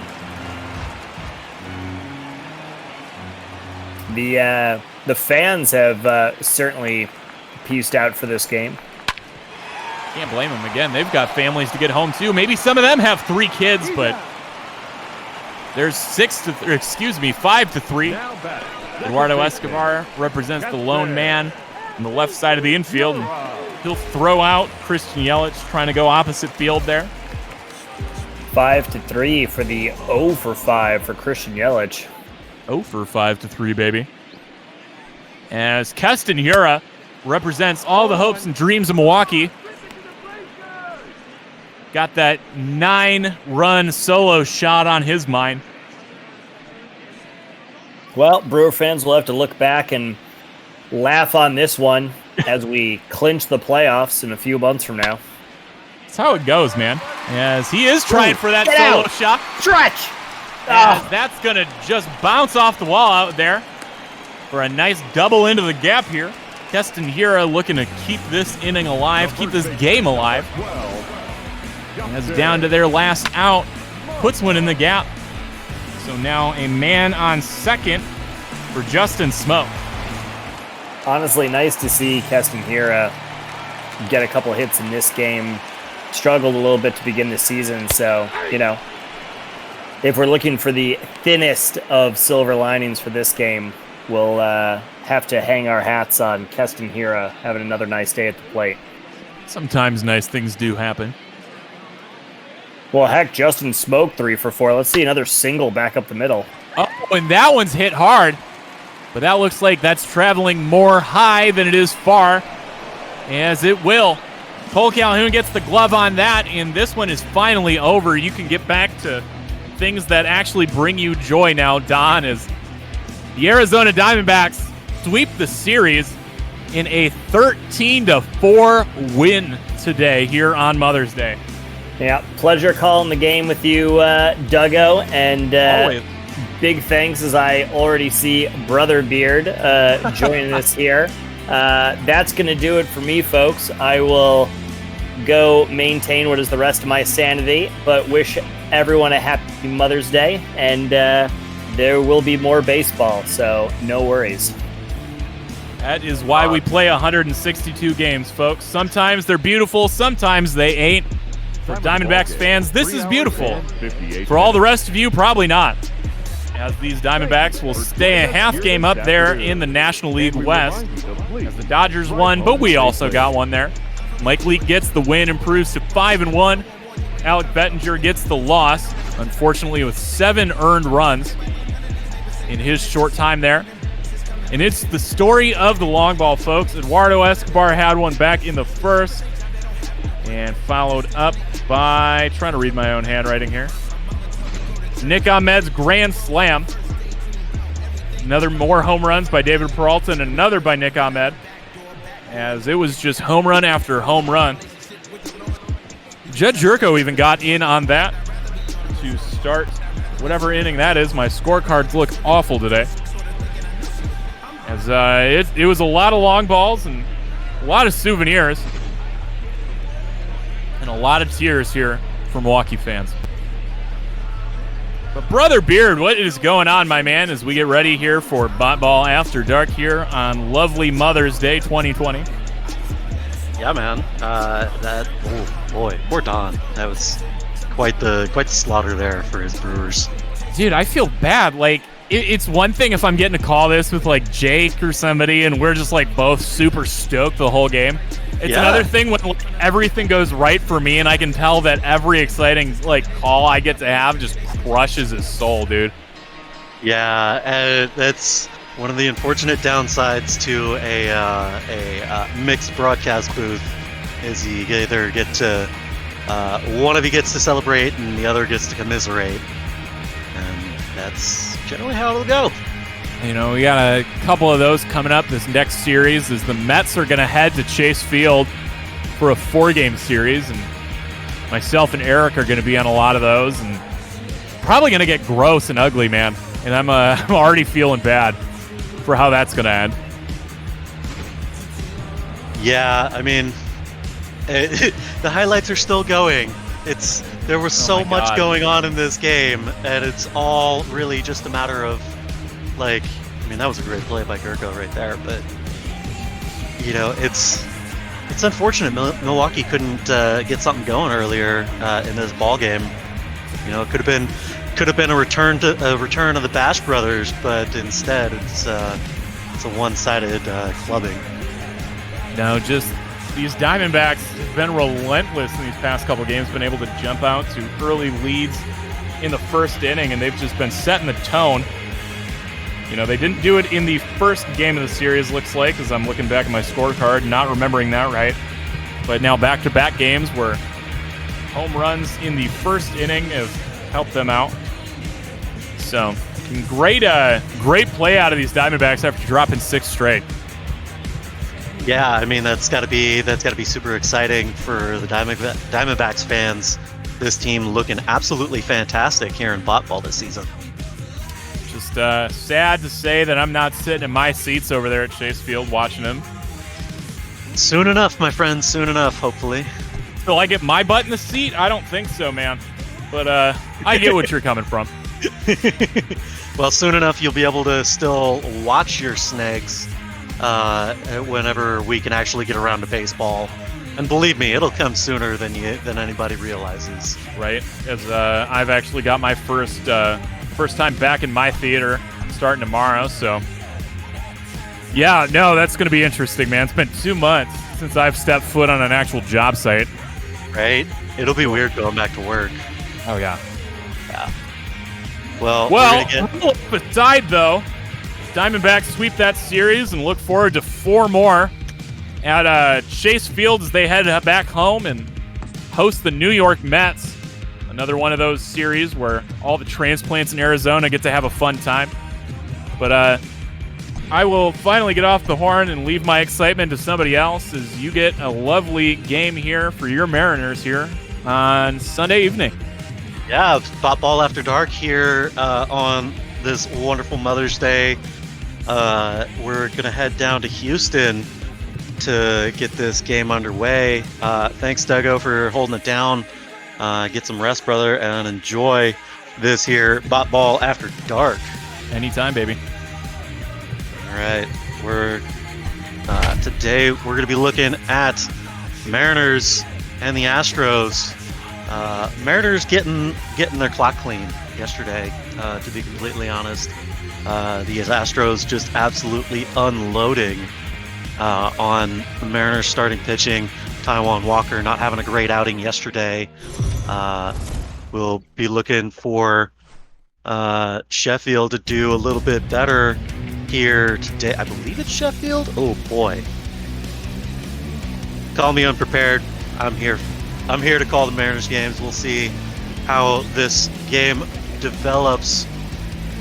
This fourth game in the series here in Houston. The Mariners taking the first 2 of the series. Figuring out their bats.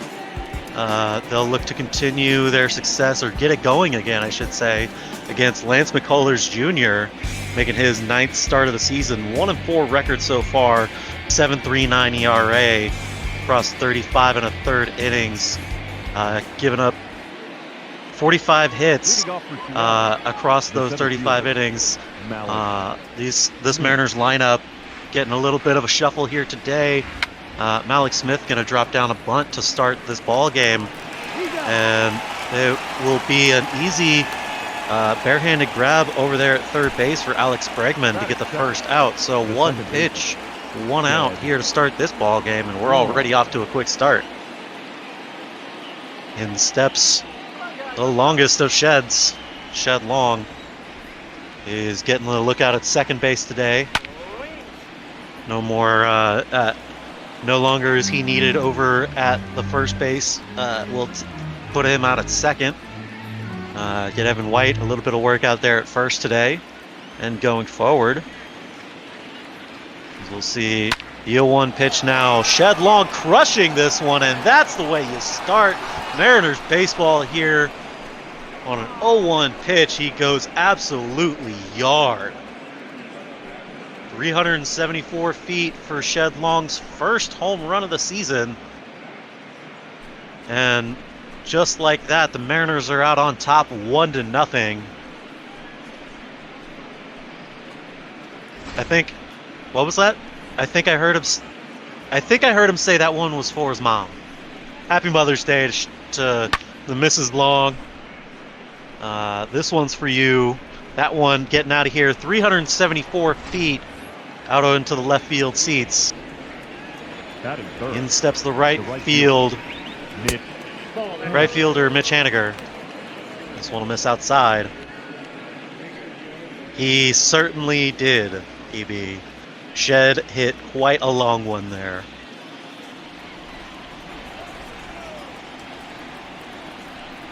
The 1-0 pitch. Haniger will turn this one over, and that'll go real short. McCullers coming over to make the defensive play. The throw just in time to get Haniger. So he's not able to beat out the quick field there. I guess you could call that a swinging bunt. Nonetheless, it's an out. In steps Daniel Vogelbach. This one catching the zone, strike 1.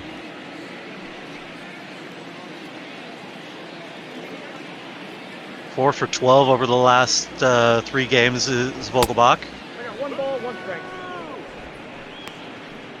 Hitting right about a third. He racked up all of his misses yesterday, though. So that's, well, a bit of them anyways. McCullers delivers this one. This will miss low. 2-1's the count now.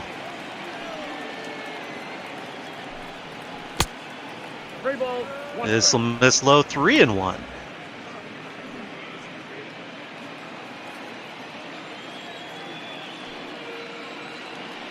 So McCullers kicks and delivers the 3-1 pitch. That'll get over for a strike. So we go to a full count now. 3-2. And this one will get swung on and lifted out to right field. That one's going back to the track, to the wall. That one's off the wall. That'll get him in there for a double. Big Daniel Vogelbach getting around. That is good.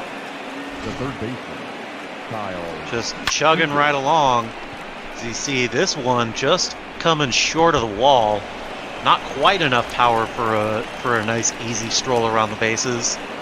But he'll get into second on the sliding attempt. And so just like that, 2 outs here. Mariners have a runner on second. Kyle Seager stepping in.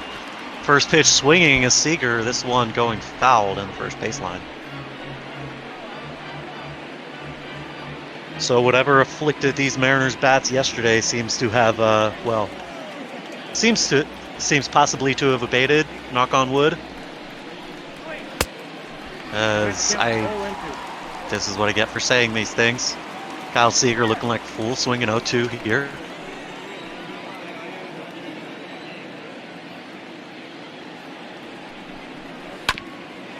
This one will be grounded past the first baseman. That'll get through for a base hit. Vogelbach is rounding third. He's coming home. The throw into the plate. Not in time. So Daniel Vogelbach hustling around third base to get the score. Kyle Seager with a ground ball past the first baseman. That'll be an RBI single. And that'll put the Mariners out to a 2-0 lead here in the top of the first. And in steps the left fielder, Kyle Lewis.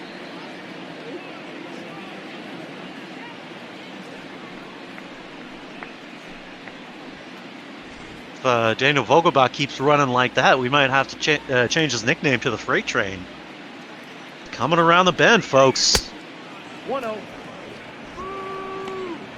So the first pitch misses for ball one. Kyle Lewis showing a bit of patience here. 1-0 pitch delivered. Misses outside with this fastball. Wow, that to be honest, that looks more like a slider than a fastball to me, but you know, what do I know? 2-0, this will be a hit back up the middle. That'll be for a base hit. Kyle Seager stops at second, so Kyle and Kyle back-to-back base hits here. Mariners on a Mother's Day rally here to start this ball game.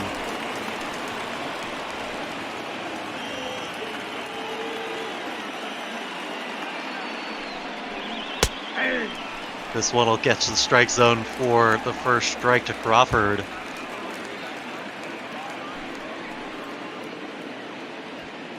Dogo, I will have you know, there are many, many freight trains in this world. If Vogelbach keeps running like that, I will call him what I will. This one getting lifted out to right field, that's carrying, but on the run to make the catch.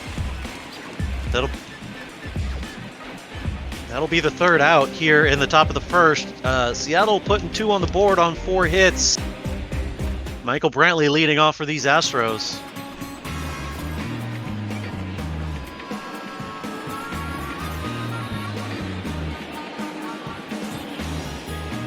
Ooh, we have got the trivia of the night, but not before we take a look at Yusei Kikuchi stepping onto the mound for the Mariners, making his 9th start here in Houston. He'll look to work a bit deeper than he has in the last few appearances, averaging about 4 2/3 innings. Yusei kicks. This one will be low, ball 1.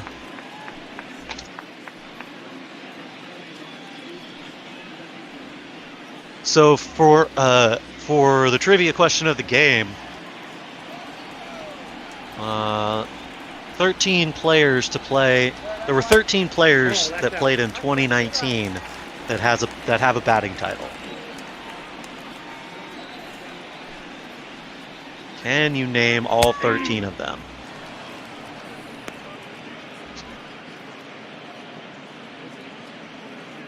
Michael Brantley showing some patience here, working this count to 2-1 against Yusei Kikuchi.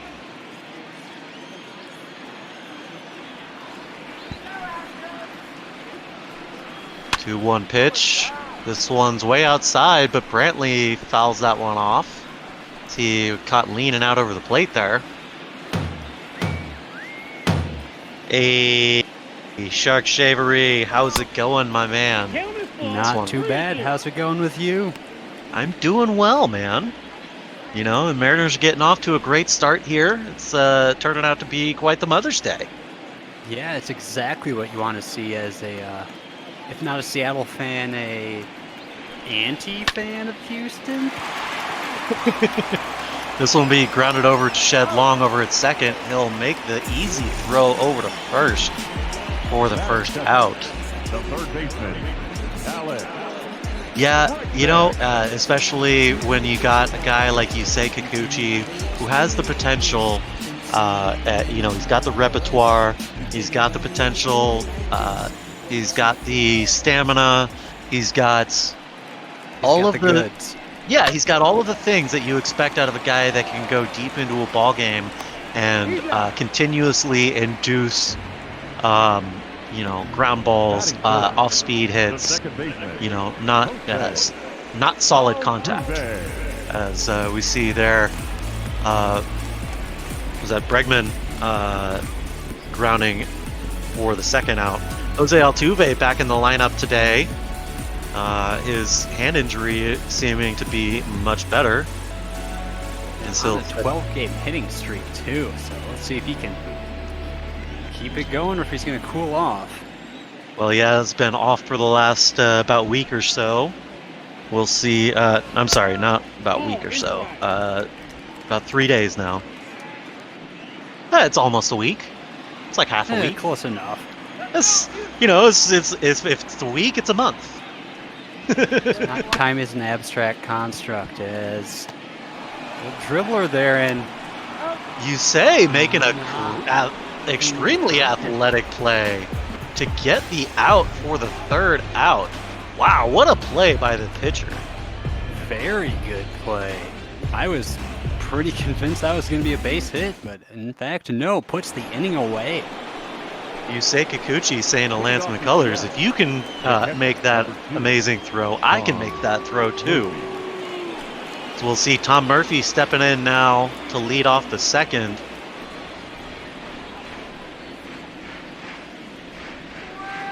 First pitch to Tom Murphy gets him swinging for strike one. What is that? Fourth in the AL with 49 strikeouts. This is why I call him the strikeout king. 0-2 to Tom Murphy. Hey, look at that! He set himself up. I think he's going for 50 here. I don't know if that's the kind of thing that you'd be like, yay, 50, or oh no, 50. Well, I mean, if Seattle's gonna be a so-so team this season, got to lead the league in something, right? It's about those small victories, however imagined they may be. This one, McCullers is saying nay. He does not want to give that strikeout, it seems. McCullers not wanting to give up a strikeout here as he gives him 3 straight balls. Tom Murphy fouling this one off, trying to stay alive. That one looked borderline, as you know. It's a good foul off. We'll see another 3-2 pitch. Murphy racking up the illustrious 50th strikeout of the season. The first baseman, number 12. Like you said, you might as well have something going for you, whether or not positive or not, really.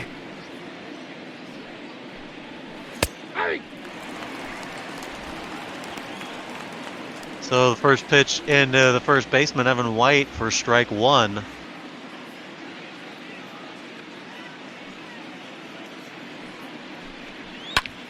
This pitch getting lifted out to right field. Reddick is there. And only have to take a couple steps to his right for that one. Now batting. That'll be the second out here for the Mariners. Smith.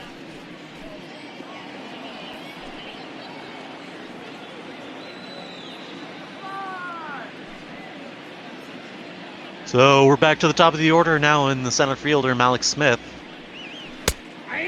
As he checks his swing here, but it doesn't matter as that one gets over for strike one. Looked like he was thinking fastball there when he should have been thinking changeup. The 0-1 pitch. This one missing outside. Ball one.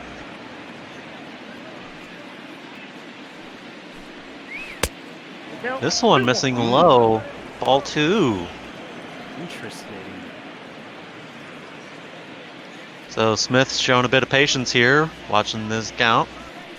2-1, missing low. Ball three. 3-1. These Mariners batters showing a lot of patience at the plate. And definitely good to see that when the pitching is so, I guess, questionable thus far. This one getting over for strike two, so a full count now to Malik Smith. It'll be lifted out to the gap in left field for a base hit. He'll turn it into 2. Making expecting a stand-up double there. Ooh. The batter. What a beautiful shot. He continues to come up that leaderboard with up the doubles leaderboard there in 3rd place with 8.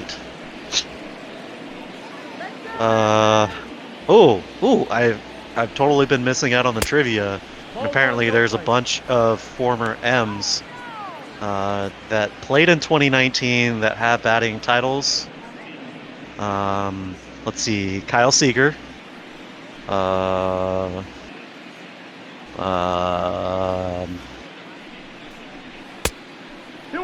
This one will miss inside for ball 2. Back and shed long off the plate.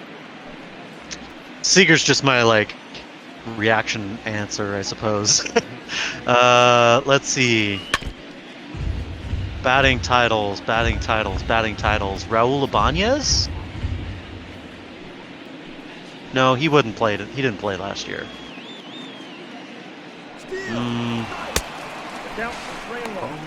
This will be an attempt over at 3rd base in time. He'll field a base.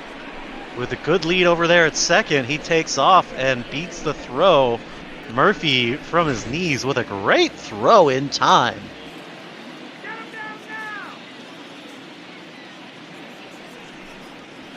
Nope, that's down. Ball 4. Little miss low. Got a walk shed long and bring runners to the corners. Let's see if they can make anything of this.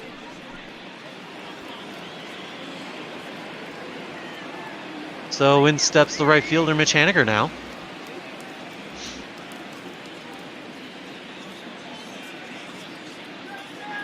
And it looks like he's 1 for 14 on this series, so not doing great, but... Count 1-0. A pitch like that, let's see what happens. Big guy, I said Ibanez, yeah. But no, he didn't play last year. This one will be inside for ball 2 to Haniger.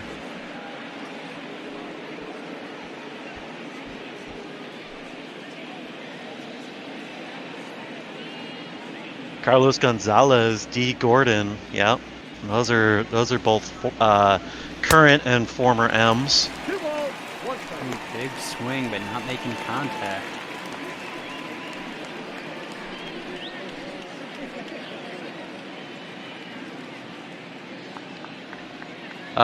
Chris Taylor.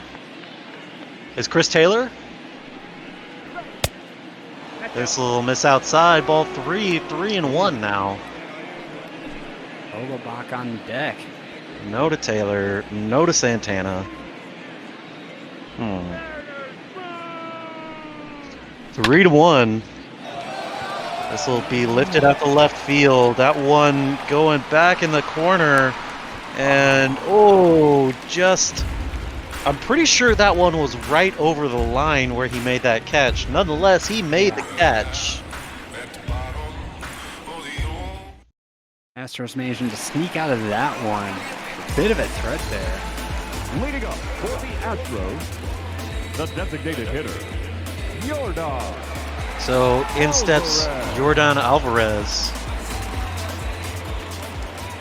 He's got an 8-game hitting streak going right now at that 346 average, so he has been quite good.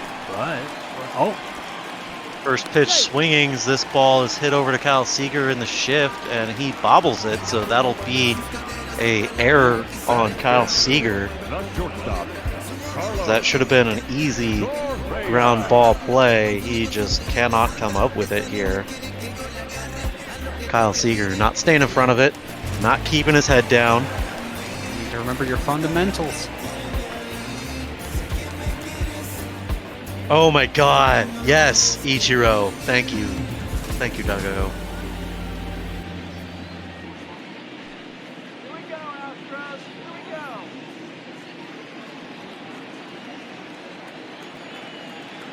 He did technically play in 2019. He played like 4 games. technically is the best kind. Was it 2 games, big guy? 2 games last year, yep.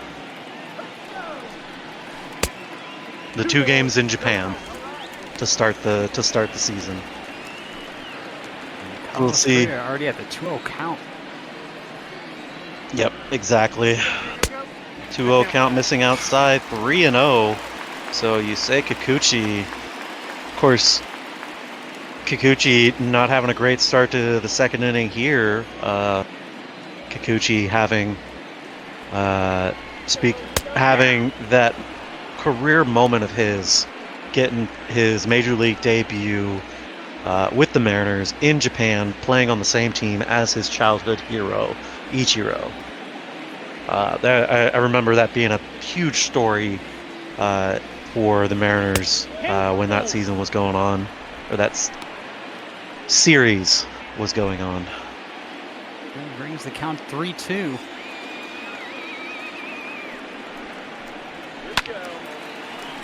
This one lifted down the left field line. That'll go foul.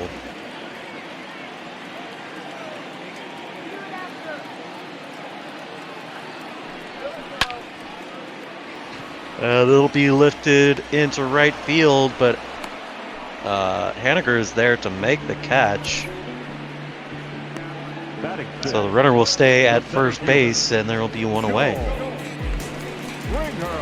We'll see George Springer stepping in now. Of course, he won a Silver Slugger last year.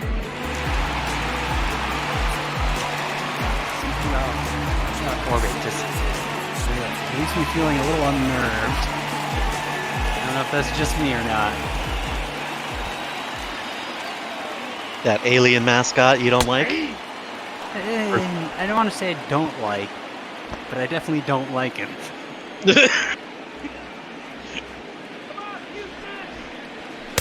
The 0-1 pitch here from Kikuchi, getting over for strike 2. So after giving up the walk, he comes back getting this count ahead, 0-2.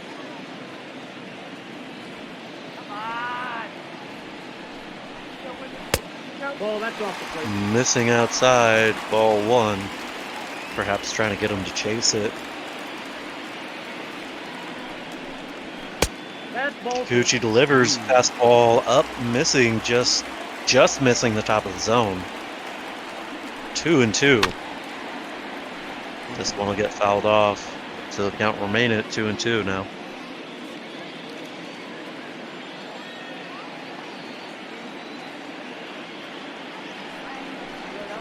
2-2 pitch, missing high for Kikuchi.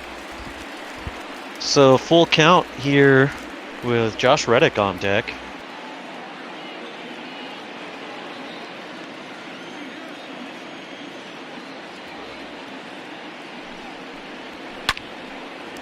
This one will get popped up. That'll be just behind the first baseman, but Shed Long will come over from second to make the play. That runner on first is going nowhere. Where you going? Nowhere.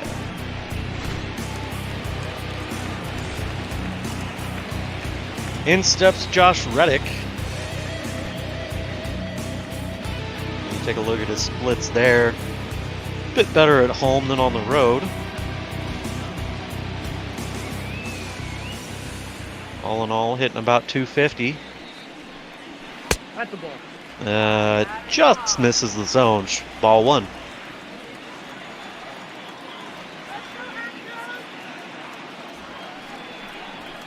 Kikuchi delivers. This one popped up into left field. Kyle Lewis ranging over, and just in time before he runs into the wall, or through it, it looked like. We'll go now to the top of the third. Houston still scoreless here. And still technically with no hits. Leading off with Why you gotta... Why? Hitter, Why? Daniel. Why you gotta say that? I'm just saying. Why you gotta say We that? haven't gotten a hit. What? What's the matter with you? I like chaos. What can I say? I'm trying to be a little bit impartial. The agent of chaos that is the organist of ML Bot Ball, ladies and gentlemen. As this will be beating the shift here down the left field. That'll get down for 1. Vogelbach deciding not to stretch it into 2. As he unloads on this one, going Oppo Taco Field. Vogelbach in there with a single. Just like that, we got this heart of the order hitting around again. Kyle Seager stepping in. First pitch, he unloads on this one. That is lifted out to right field, but not enough. As that finds Josh Reddick's glove for the first out. It looked good. It just didn't go far enough. You know, if that outfielder hadn't been there, it would have been a great hit. Yeah, exactly. If that outfielder had been like anywhere else, that would have been a great hit. Ball 1, no strike. This one missing low. Ball 1. Here we go.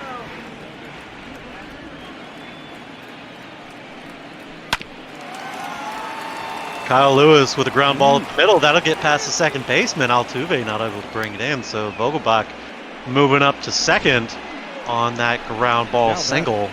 The shortstop, JP Crawford. This is a nice hit by Kyle Lewis. Indeed it was. Getting some nice angles on that hit. Kicks and delivers to Crawford. This will be strike 1. 0-1.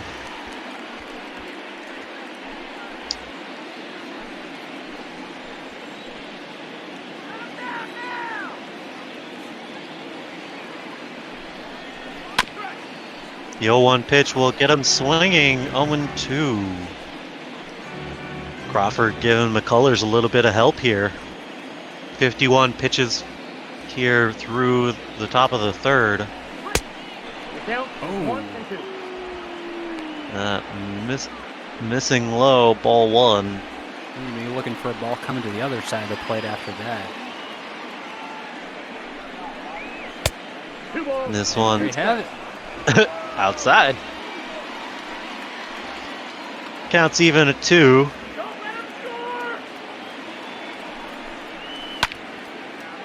Kyle Lewis looping this one into left field. Michael Brantley ranging over to make the catch. And runners will stay right where they are. Nothing doing here for the Mariners yet. We got 2 outs.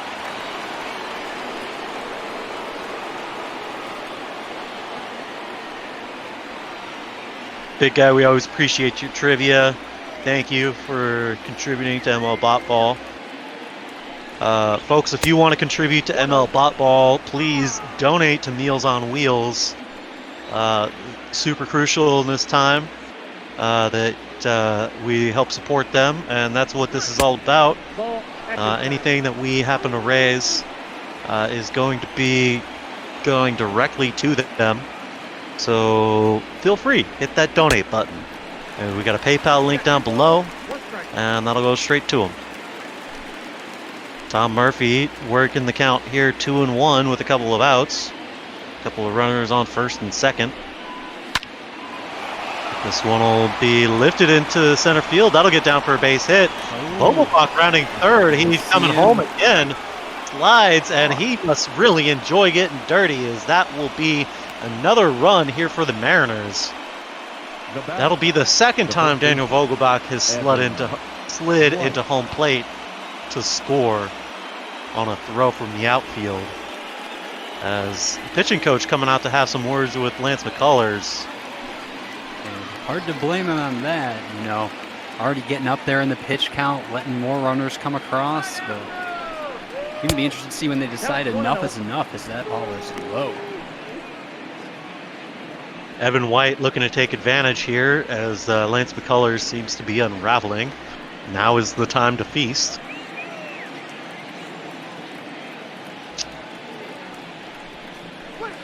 McCullers delivers, and Evan White grounds this one over to his counterpart at first base, so that'll do it here in the third. Seattle puts up one more And we'll go to the bottom of the third. Houston's still looking for a score. With McCullers up to 60 pitches after his third half inning up at the mound, so we'll see if he can stay in or if they're going to take him on out because of that lack of efficiency he's shown. Kikuchi missing the bottom of the zone here, ball one with that splitter. No, that was a fastball, excuse me.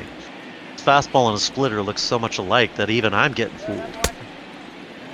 And I've got the heads-up display. Fastball coming in again here for strike one, 1-1. This one missing inside with that curveball. Get that nice low breaking ball in there. Is it just me, or did it look like it really slowed down about 3/4 of the way to the plate? That's kind of what it looked like to me. Yeah, that's kind of what I thought as well. So we've got an even count here, 2-2. Yuli Gurriel watches this one miss inside, so he's got a full count now.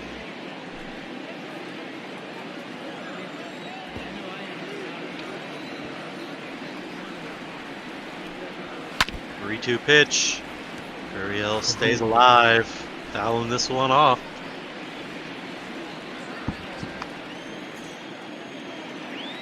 Kikuchi comes set. Kick, and deliver. Missing inside with that curveball. Ball four. Missed opportunity here for Kikuchi.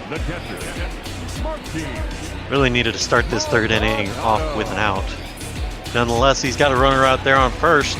That'll bring in Martin Maldonado.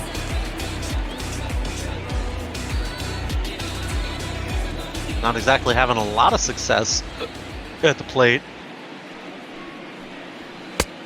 Ball, that's in. This pitch will miss inside, ball one.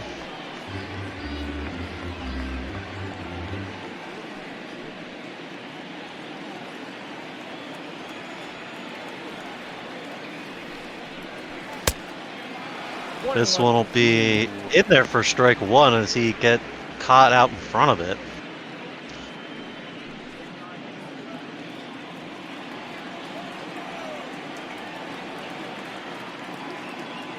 You say delivers, this one will get fouled. Maldonado unloaded on that one. Yeah, swinging hard, but nothing doing on it. 1-2 count. Oh, hit by pitch. That's kind of what it looked like there. Is Maldonado will get a free pass here. That'll be that yep. Slider got away from him a little bit. Yeah, just caught the inside, the backside of his thigh there. You know, it never feels good, but that is the nature of a slider. We'll assume it's accidental. Yep. Yusei is not exactly known for his fiery attitude out on the mound. And if I'm not mistaken, I don't think I'd seen him throw many sliders on the day. No, not many. Probably because he doesn't have a slider. Nope, there it is. There it There it is. is. There it is. As that slider brings up the 0-2 count, as we have 2 on with no outs in the bottom of the third.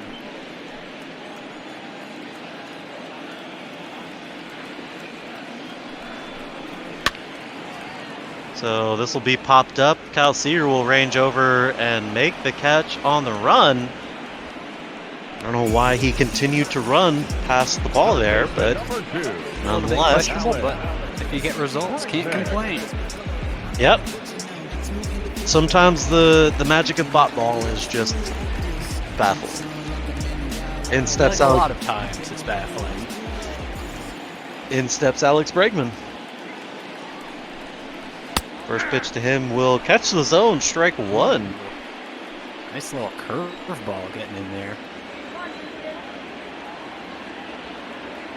The 0-1 pitch from Kikuchi. This will be lined into left field. That'll get down for a base hit. Runner rounds third and coming home. They will score easily. So Houston up on the board here in the third. One out, runners on first and second. That'll be a RBI single. In steps the second baseman, Jose Altuve. First pitch swinging, strike one.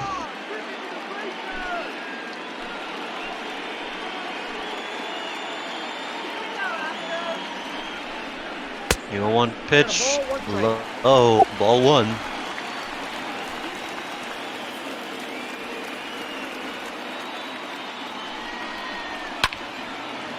This one will be fouled off into the stands. Haniger trying to make a play, not in time.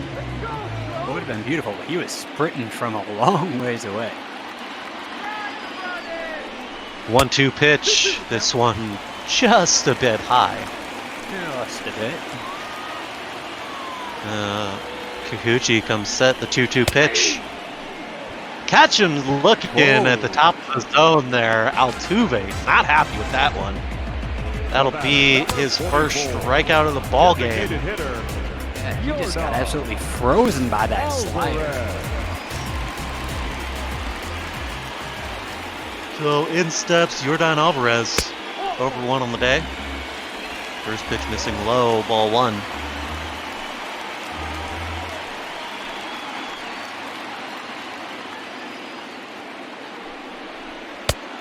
One-0 pitch misses low, ball two.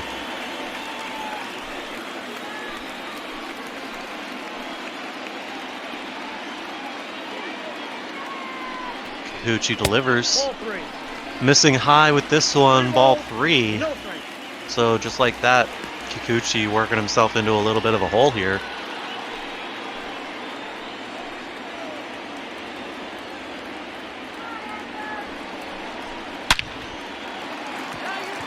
This one will be into right field for a base hit. Runner comes around to score from second. The throw is in time, but off course.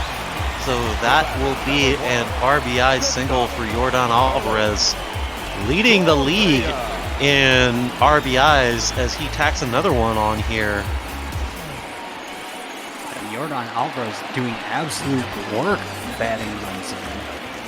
46 second place with 40 and third with only 33.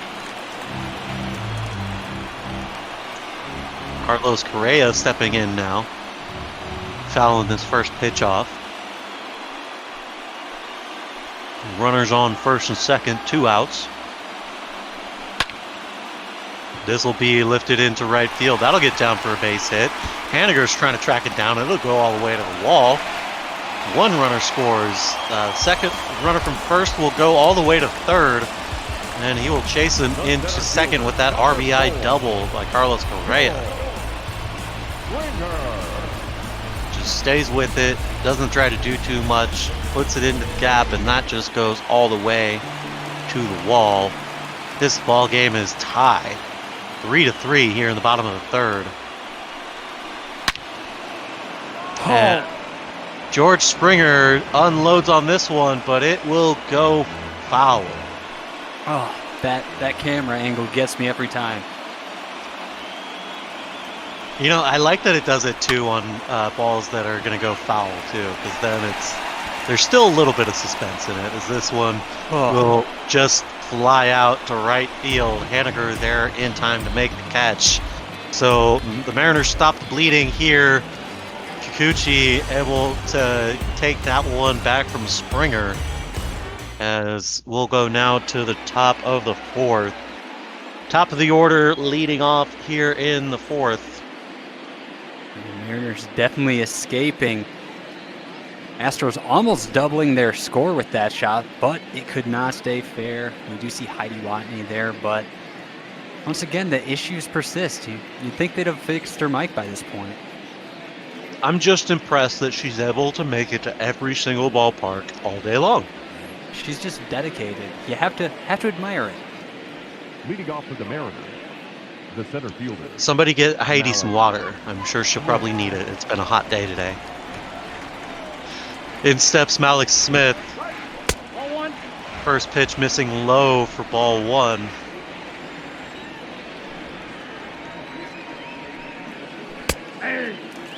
Second pitch in there for strike 1, so the count's evened out now.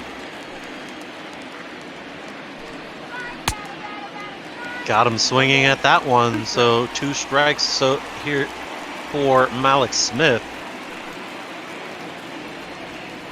Like he's been throwing the knuckle curve a lot. We'll see if he changes his pitch type here. McCullers comes back with the fastball and gets him looking for the strikeout. The batter number 4. Coming back with that 96 mile an hour fastball. It's his second strikeout of the ball game. In steps the longest of sheds. First pitch hack in. This will be a grounder over to the shortstop. He's not able to beat that one. So that will be the second out here in the top of the 4th. Right fielder, Mitch Haniger.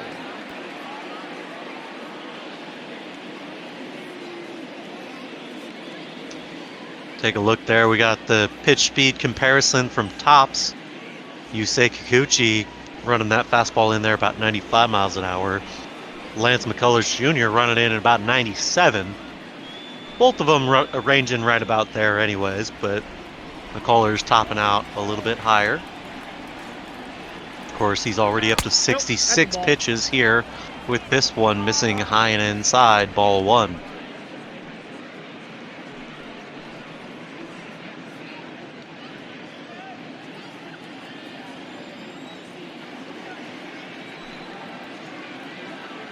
The 1-0 pitch now from McCullers. That misses low. Ball 2. Haniger showing patience here. It'll be definitely interesting to see how long they choose to keep McCullers in for, especially if he, depending on how this at bat goes. And catching the corner here for a strike. 2-1 is the count now to Haniger.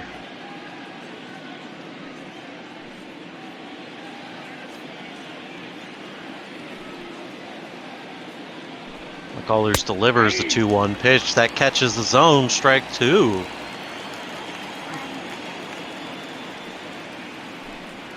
Two-two pitch, missing just at the top of the zone there, ball 3, so we got a full count. McCullers delivers the 3-2 pitch, got him swinging, strike 3. So McCullers comes back after the last inning and sets them down in order. We'll go now to the bottom of the 4th. We got a tie ball game, 3 apiece. Oh, that last swing there was just not what you want to see. To answer Big Guy's question in the chat, Leaf for 10 minutes goes from 2-0 to 3-3. What did I miss? You know, baseball. Indeed. Leading up for the Astros, the right fielder. So we'll see Josh Reddick stepping in now.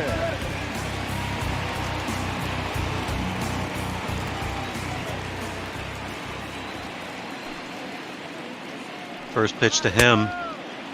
Gets him swinging, strike 1.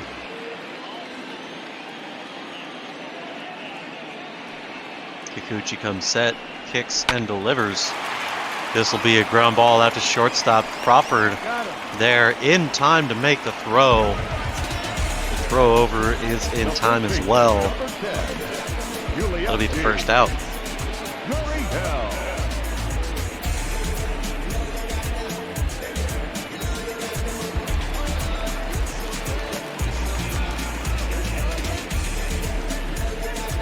And to respond to the big guy.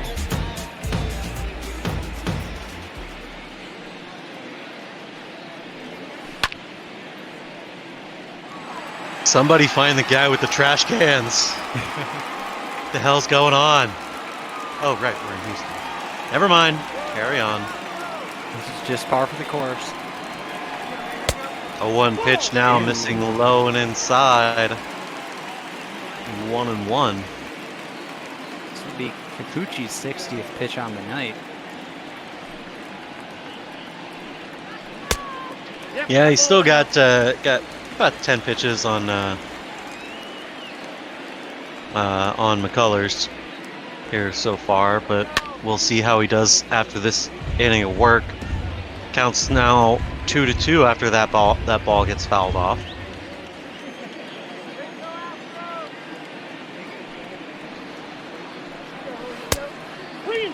Kick and deliver, that one missing inside, so another full count here. You got Martin Maldonado on deck.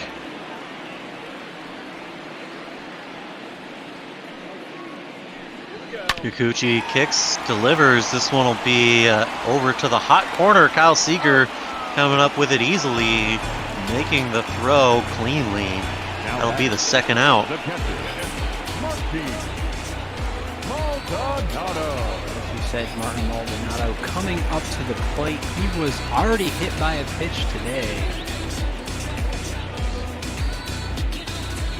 We'll see if that affects his attitude at the plate.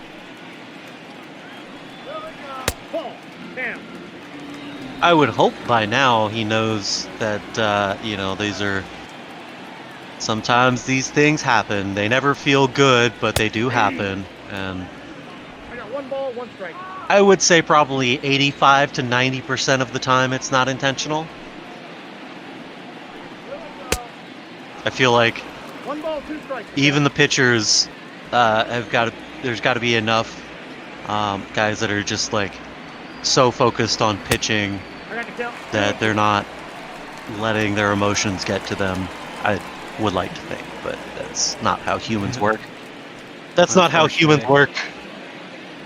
That brings the count 2-2 with 2 away. 2-2 pitch from Kikuchi now. Maldonado fouling that one off. That's a fun name to say, don't you think? I believe, as Doug would say, this is the nicest pitch of the night from Kikuchi coming up. Nice. This one fouling off. Evan White gonna chase that one down. He thinks it's pretty nice, as that'll be the 3rd out here in the bottom of the 4th. A nice pitch it was indeed. So, score's still tied here in Houston, 3 apiece. We'll see which of these AL West foes can break the tie first. We'll see the freight train, Daniel Vogelbach, stepping in. Having quite the night. Yeah, a single and a double and chugging around the bases. Specifically, a great base running performance tonight by Vogelbach.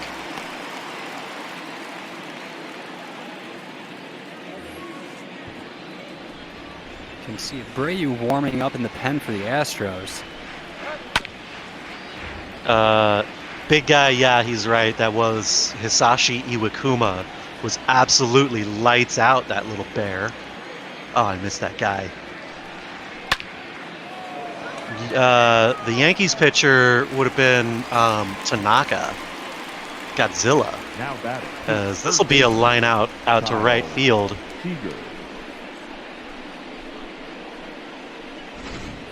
Yeah, the Yankees pitcher was Masahiro Tanaka. I believe he did come over from Japan in that same. He came over in the same time frame as Iwakuma as well. So this one missing low for ball 1 to Kyle Seager. Kyle not wanting to lay off anything here as he swings and dribbles this one out for McCullers to field. The batter, the left fielder, Kyle Lewis.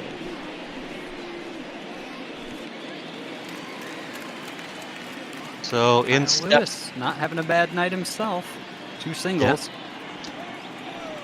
Yeah, this whole 3, 4, 5, 6, the order has been doing all right so far here today. They were able to get the Mariners out to a 2-0 lead here to start this ball game off early.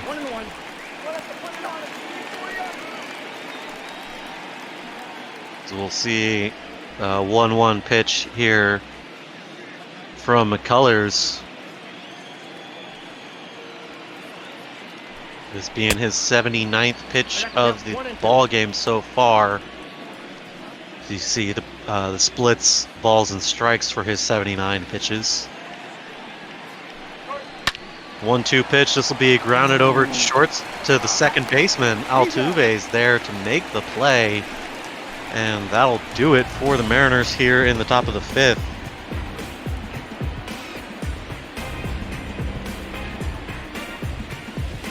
Apparently Bregman and Altuve are coming up to the plate for the Astros. Yeah, top of the order here for the Stros. So we'll take a look. As you see there in the bullpen, we got Johan Ramirez and Eric Swanson getting some stretching going in there. And yes, you did read that right. Johan Ramirez in the bullpen, getting relegated to the bullpen when we moved. Oh, I forget his name now. We brought a pitcher up to bring into the starting rotation. Oh, I'm kicking myself now because we spent like 20 minutes figuring that out. As Kyle Seager was playing the shift there, gets over to make the stop, but not in time with the throw.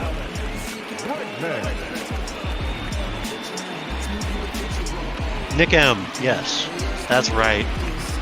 Marsavingas or something like that. Nick is a starting pitcher. He was a starting pitcher in Tacoma. Well, now he's a starting pitcher for the Mariners. He'll get the nod, I believe, in 2 more days.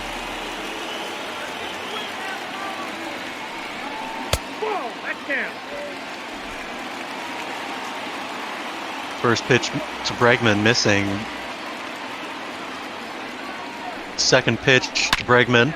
This one is absolutely gone.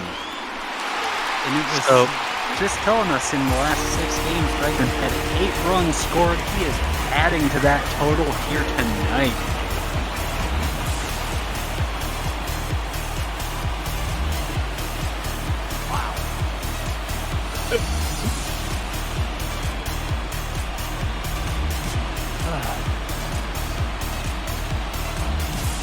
So, Bregman putting a couple on the board here for the Astros, putting them out in the lead here 5-2 with this absolute shot.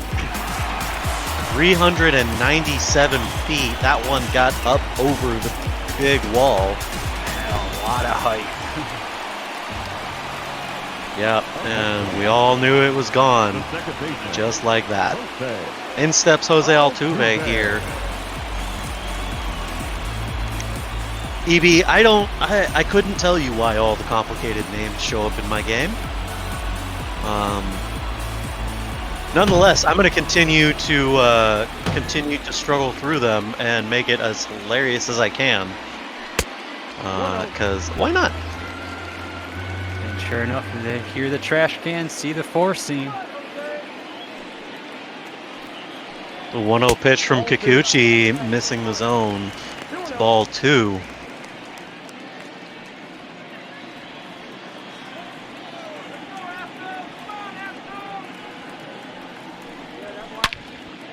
This one will be lined straight over to the shortstop. Crawford making the snag. And that'll be the first out. Take a look at the American League listing highest team ERA entering play today. The Astros atop that list, the Angels second, the Orioles third, and the Mariners fourth. Closing that out with the Royals, Yankees, and Tigers, all north of 4. Well, except for the Tigers, but who cares? Tigers fans, that's who. Nope. This one missing for ball 1.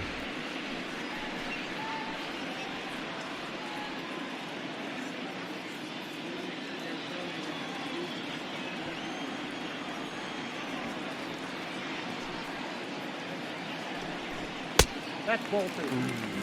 That pitch. Whoa. No strike.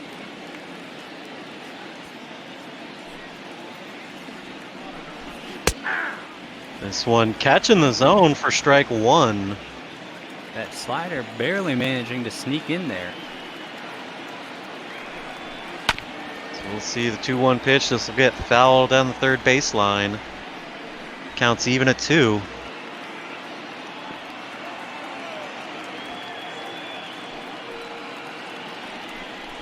Two-two pitch. This one will get lifted out to left field. Nope. Sorry, that one's going to Kyle Seager. My bad. I thought that was going out to left field, but nope. Nope. Kyle Seager. Right to Seager. Yeah, third baseman in the shift there for the second out. In steps Carlos Correa.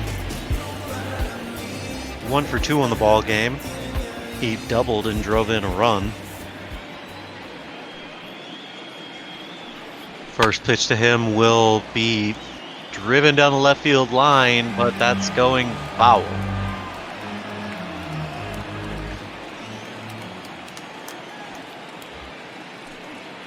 I hope you guys are having fun trying to pronounce all the ridiculous names, because I certainly do. As this one will get lifted down the line.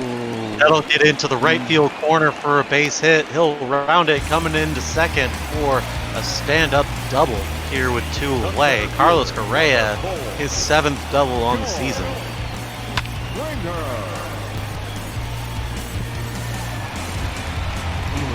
That's just nasty. That's certainly hard to deal with. Not even stand-up. He slid. I don't know why. Yeah, that'll do it for their starter here. Yusei Kikuchi getting the hook. Out comes manager Scott Servius. As we'll see, if I had to guess, probably Johan. Your attention, please. Now pitching for the Mariners. Yeah, you nailed it. 55. Johan Ramirez making his ninth appearance in the season. This his first appearance in relief. 5.36 ERA across 38 and 2/3 innings across 8 starts. They'll be looking to condense that work, get just a few good outs here across the 5th and possibly the 6th. Maybe even into the 7th. We'll see how that plays out as this one missing low, ball 1.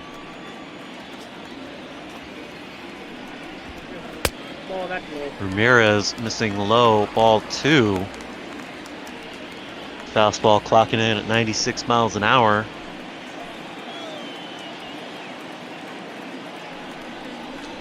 Kicks and delivers. This one's just a bit inside. Ball 3. Let's see if Ramirez can manage to get some composure here. Starting off with 3 balls. This one will go foul, so 3-1.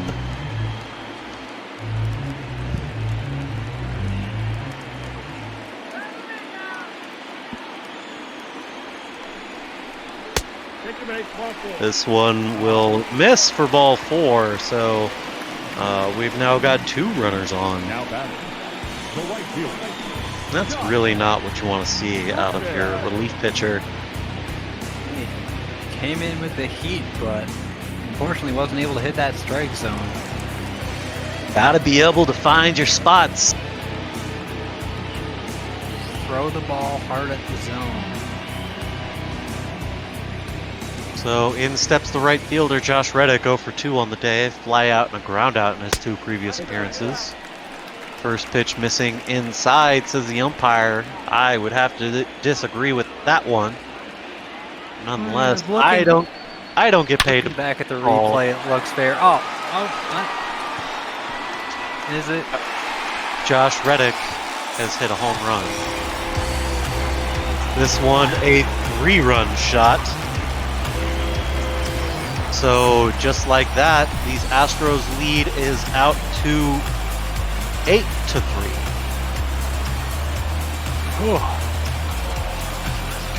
Yep. 408-foot shot, 104.6 mile per hour exit velocity. If you're a Houston fan, you're loving this. If you're among the rest of us, probably not so much. Although, you got to give it to him. That is a beautiful hit. Yeah, I guess I can give it to him. I'm not saying I want to give it to him. Yeah. I'll be cordial. I will give it to him out of the goodness of my heart. Take care, big guy. Thanks for just hanging out with us all day. Yes, thank you for the trivia, big guy. Can't wait to see what you have in store for us over the coming days. We'll see Yuli Gurriel watching this first pitch in there for ball one. The 1-0 pitch now from Ramirez. This would be a ground ball out to second. Shed Long corrals it and makes the throw for the third out. So they're able to get the third out here, but not before a 3-run blast by Josh Reddick. We'll go more runs than hits. We'll go now to the top of the sixth, and JP Crawford leading off for the Mariners. The shortstop, JP Crawford. That's one of those things that blows my mind, is seeing more runs than hits on the board, especially in this high scoring of the game. 0-1. See Brad Peacock and Chris Davinsky warming up in the Astros bullpen. Two righties. As McCullers delivers his 82nd pitch of the ball game, I'd say that's about right on cue.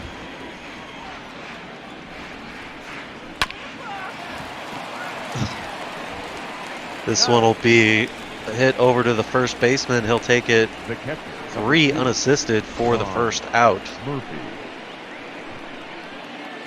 Crawford just getting on top of that one.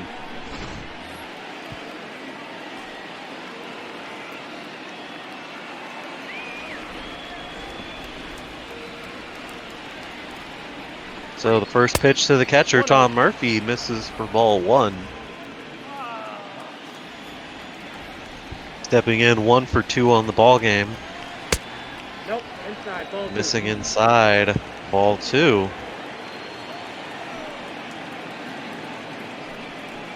That's ball 3. One missing low, ball 3.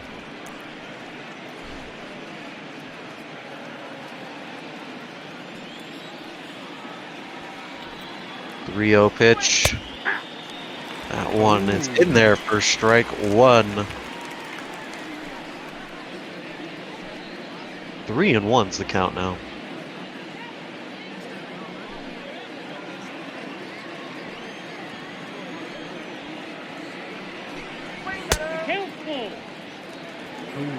Big swing, big miss.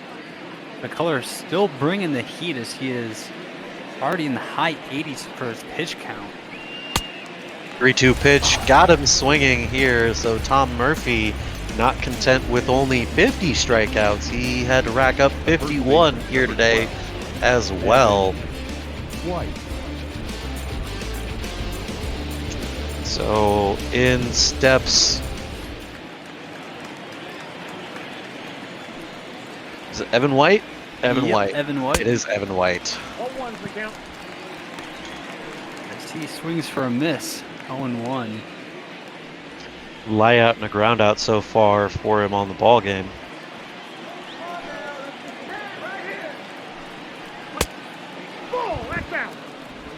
This one missing for ball 1. 1-1. McCullers wasting no time here as he comes back with a fastball for strike 2. 1-2 pitch. He'll chase that one up the ladder. Missing high, 2-2.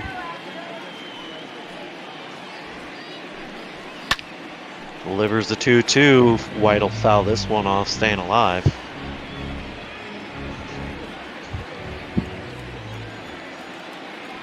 Uh, 2-2 pitch to Evan White. This one will be grounded out to the second base. Altuve's there to make the catch. And that will do it here for the Mariners. Nothing doing here in the 6th. We'll go now to the bottom of the 6th. And orbit still makes me feel uncomfortable. In the chat, you do have a question. What happened to Austin Nola, Aaron's brother, who played with the Mariners last year? Is he injured or just not in this game? He is on the bench. He is the backup catcher, if I'm not mistaken. He is here. I believe he gets the off-day performance. We will have to switch him in for Tom Murphy. There's Martin Maldonado stepping up to the plate. He has been batting quite well. I believe 6 for 12 for the past couple of games here. So we will see if he can stay hot. Maldonado checks his swing as they say no swing here. 2-2 on this count. Yeah, EB, if he probably did fairly good last year. I know he's one of those guys that they're looking to develop for the future. I believe Tom Murphy is kind of more of a stopgap catcher who had a pretty fire end of the season and has done enough to earn the starting job here in ML Bot Ball. Maldonado manages to hit it into the gap for a single. That just hit straight to second base. So with one out and a runner on here, we'll see Alex Bregman stepping in. He homered in his last at-bat.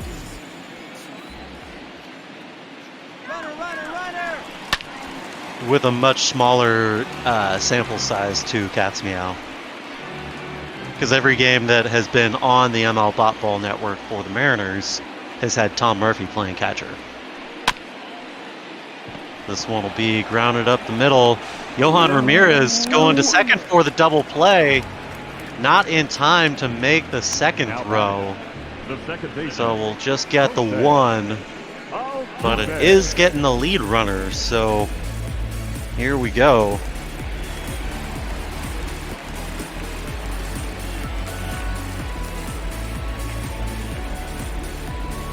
Altuve back up to the plate, 0 for 3 on the night with that line out in the 5th. First pitch to Altuve gets over for strike 1 with that curveball.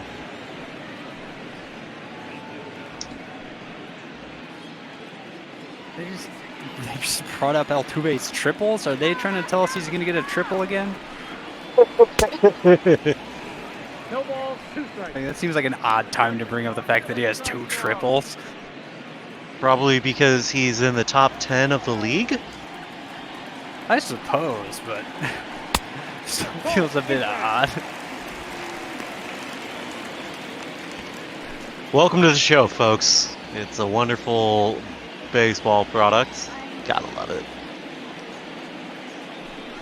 The 1-2 pitch now. Jose Altuve watching this one inside. 2-2.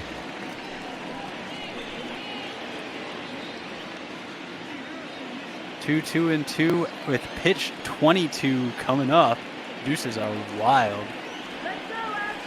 I see Matt Vasgersian has joined me in the booth. This one misses low and outside, ball 3. We got a full count. And Yordan Alvarez in the batting circle.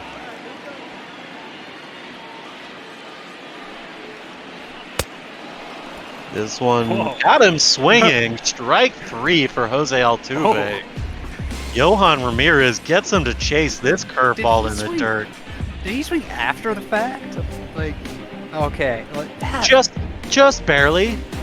That was just barely in time to swing, but not even close.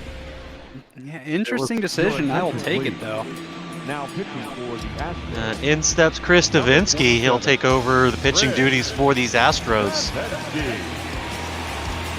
21 far this season. 3.04 ERA, and he's been rather lights out against lefties. Speaking of, in steps Malik Smith. First pitch gets over for strike 1. 0-1.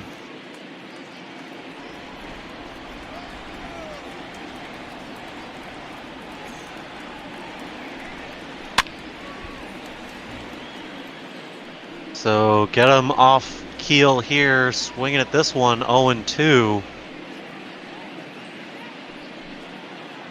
Davinsky not wasting any time here, going right after him. Ball 1. 0-2 low. Ball 1. I certainly hope he was just trying to get him to chase that. Hopefully he's not already throwing that far off. This one will be hit foul. So count remains 1-2.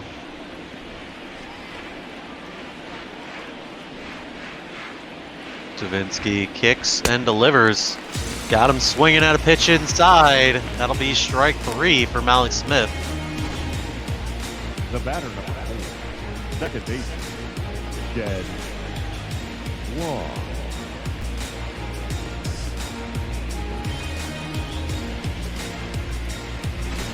Not a good at-bat there for the center fielder. Certainly not. At least I have that Diamondback score at the bottom of the screen there to make me feel a little better about this. Do you enjoy seeing the Seattle Pilots get crushed? Is that what you're trying to tell me? We'll see how it is. All I have to say about the Seattle Pilots is those top cards were fire. This one will be grounded over to first. He'll take it 3 unassisted to get Shed Long. 2 outs here. We got Mitch Haniger stepping in.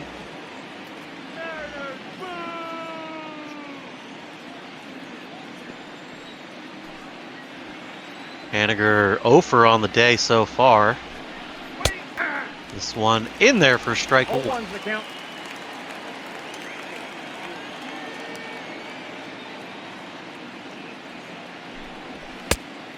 This one got him swinging, strike 2.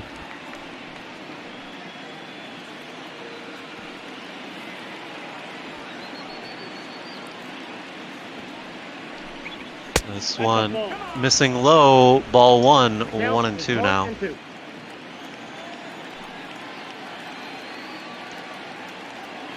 1-2 pitch to Haniger will get him chasing it. This one will be strike 3, and that will end the inning here. Bring us to the stretch.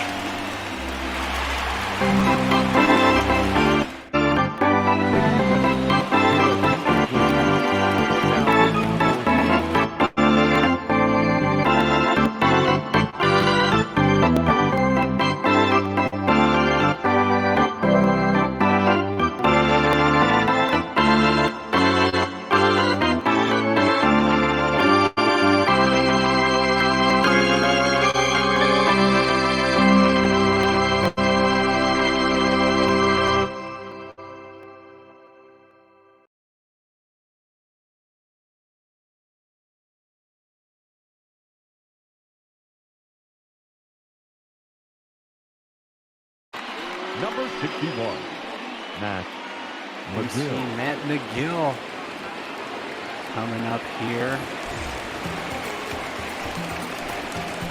And we're here to see if you have any comments on that. The designated hitter, your dog. I had a whole thing that I was saying, and I forgot to turn my mic back on. So I was gonna say, like, conspicuously quiet there. I was like, huh. Yordan Alvarez not conspicuously quiet as he launches this one. That ball is gone. He takes his trot around the bases, 413 feet for Alvarez, his 12th home run of the season. This is quite the interesting question we have here from the Cats Meow. Are there any Mariners relief pitchers with an ERA under 5? Ooh, boy. I'm pretty sure Dan Altavilla is under 5. I'm pretty sure Swanson is sub 4. So yeah, there's at least one. Number 1, shortstop, Carlos I'll tell you what, Cat's Meow. If you are expecting this Mariners ball club to contend this year, I'm sorry, you're just going to be disappointed. This is a rebuilding team. This is a team that's looking to compete in 2 or 3 years, not this year. As much as I would love to call some Mariners playoff action this season. Yep. Yeah, no, that's exactly right. You know, what are you gonna do? It's been a rough start pitching wise. Starting pitchers are young. 3 years is optimistic, yes, to say about that. Ooh, hot take. Right, that is optimistic. I've been optimistic for the last 20. Sue me.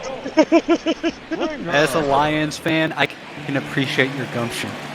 Hey man, I grew up watching Ken Griffey Jr. play baseball in the Kingdom. Like, I grew up watching Alex Rodriguez hit the absolute cover off of the ball. I grew up watching Edgar Martinez hit literally everything. You know, I continue to grow up watching Dustin Ackley fail as a Mariner, watching Kyle Seager win a Gold Glove and a Silver Slugger award. I've watched King Felix pitch a perfect game. You know, like, there's a lot to be proud of in Mariners baseball. It's just not right now. But at least you have something to be proud of. That said, there is a lot of extremely talented guys in this organization, even at this major league level. There are guys that are extremely talented that need work at the major league level in order to get better. And, you know, that's the team that the Mariners are putting together.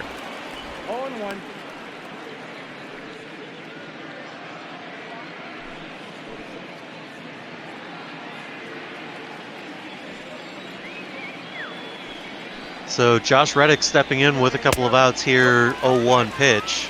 We'll watch this one outside, 1-1.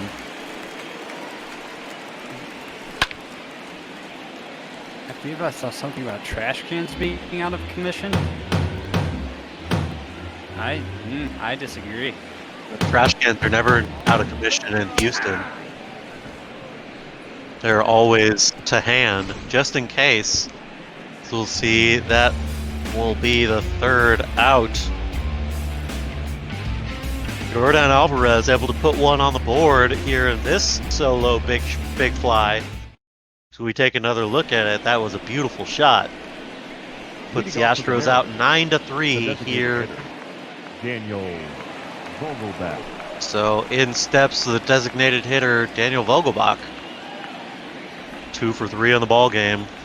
A double and a single, and he came around to score both times. First pitch swinging, he'll just foul off that changeup.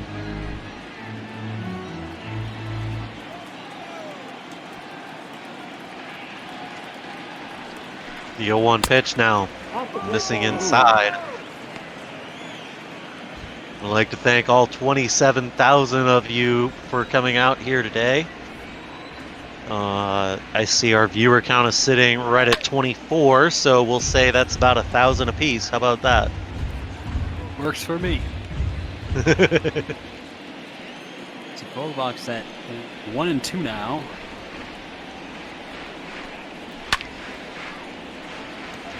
Staying alive here, fouling this one off. I'd love to see more out of Vogelbach. I'd love to see him round the bases a third time, as I'm sure you would as well. I want to see him start. I want to see him light a rally off here. This one will chase him inside. 2-2 now. I'd certainly love to see that. Missing, says the umpire. I don't know about that. Yeah, looking at the replay, it was fairly inside. I think it was a good call. I got the stream up because it's a higher quality. thing I can look back for the replay is that is high outside for a walk for Vogelbach. Ooh. So you might get your wish. Vogelbach getting on base here with nobody out here to start the 8th inning. I'd love to see it. See if Kyle Seager can manage to bring the man around. 1 for 3 on the day. He's singled and drove in a run. That'll be strike 1 to Kyle Seager.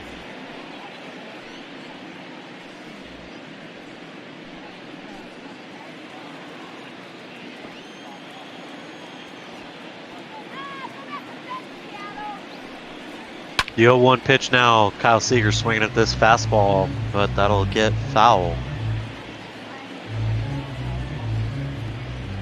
Kyle obviously sitting on that fastball, ready for it.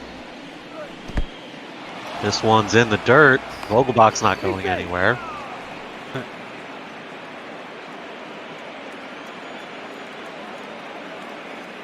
The 1-2 pitch now. Got him swinging. Kyle Seager racking up another K, racking up K here. Now batting, the left fielder, Kyle Lewis.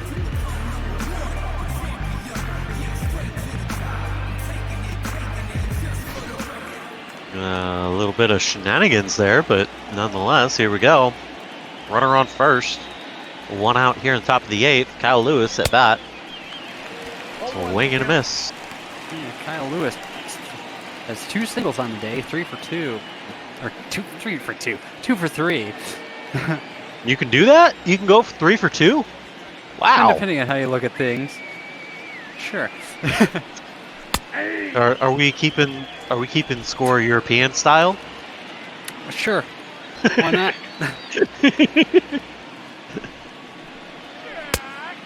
0-2 pitch missing outside. That was a nice slider. Sweeping across the strike zone, but missing. Not nice enough. Well, that 4-seam was nice enough. The bat. It was clearly enough to get Kyle Lewis looking in the wrong place because he was looking like a fool here, swinging at this one. Felt like halfway through that swing he realized his mistake. Yeah. I feel like anytime you even start to swing at those pitches, they're just like, oh no. No, no. Oh no, no, no. So JP Crawford watching a ball here for the first pitch. 1-0. This one lifted out to center field. Altuve ranging back to make the play, and that will be the 3rd out. Altuve looking into the sun to make that fielding effort for the 3rd out here in the 8th. We'll go now to the bottom of the 8th. Yuli Gurriel leading us off. Leading up for the Astros, the first baseman, Yuli Gurriel. First pitch to Gurriel misses high from the hill.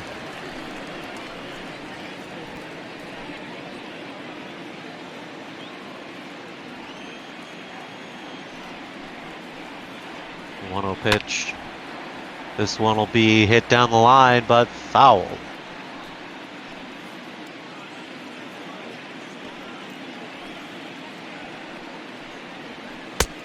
The count is 2-1. This one missing outside, 2-1 now. McGill working with that sweeping slider, trying to get him to chase it out of the zone. 2-1 pitch. This one's right down Main Street with the fastball. That will go foul.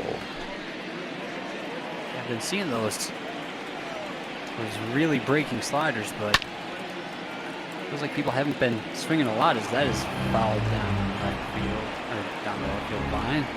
Still at 2-2. McGill delivers. This one will be ripped down the left field line. That'll get foul. That'll get fair and kick off the wall. Kyle Lewis bringing it back in will keep him over at first. So Gurriel with the single down the line. And there's that replay. Entering to stay fair. So in steps Martin Maldonado. First pitch to him. This is high. 1-0.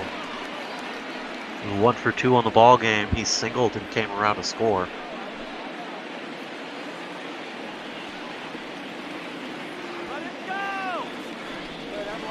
Ball 2. Is that a ball? Yeah, That look at the was a ball. replay. That looked like it caught the strike zone looking at that replay.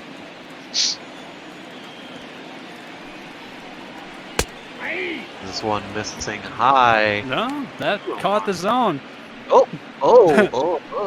Yep, I guess I suppose that would be the... Yeah. He brings his arm up like that. That would be a strike, wouldn't it? Yeah, perhaps a makeup call. That one was definitely in the zone. Strike 2. A 2-2 pitch.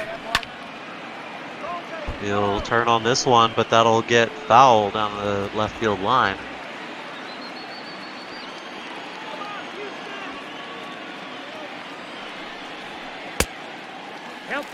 Ooh, he checked his swing there. Full count, 3-2.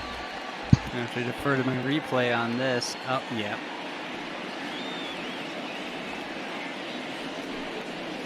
Three-two pitch. Got him looking. Oh, really? Fastball. Matt McGill racking up the strikeout here. 96-mile-an-hour fastball. It looks like he just caught the top corner inside on that. Oh, what a pitch. That's all you need. In steps Michael Brantley leading off here.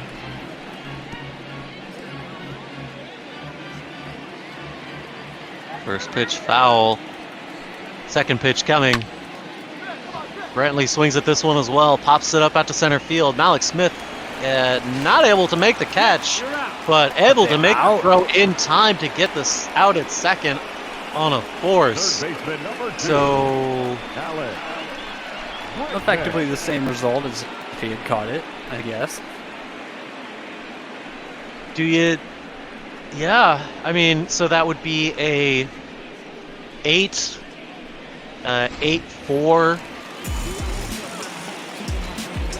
F8 to 4 for an out. Yeah. I guess it'd be a pop up to 4 or pop up to 8.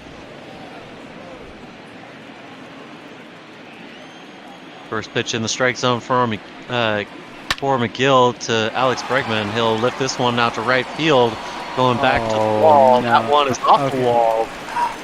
Runners rounding first, coming into second. Bregman pulling up with a double here. Runner will stay put at third as Alex Bregman racks up his 13th double. Oh, man. In steps the shorty, Jose Altuve. 2 outs here in the bottom of the 8th.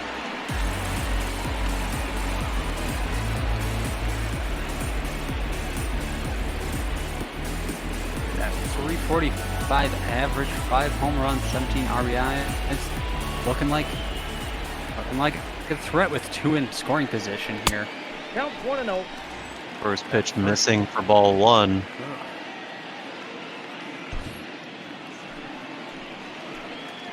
McGill comes set. A 1-0 pitch. Kicks and delivers this one. Catching the zone. Strike 1. Interesting. I'll take it. Although I'm not sure if I agree. This one will get foul. 1-2.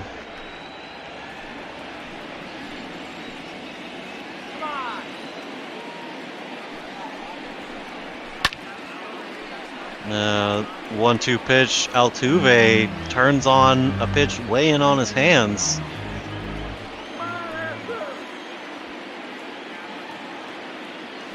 We'll see another 1-2 here. Missing inside. 2-2 with that fastball. brings us to 2-2 and 2 with 2 in scoring position.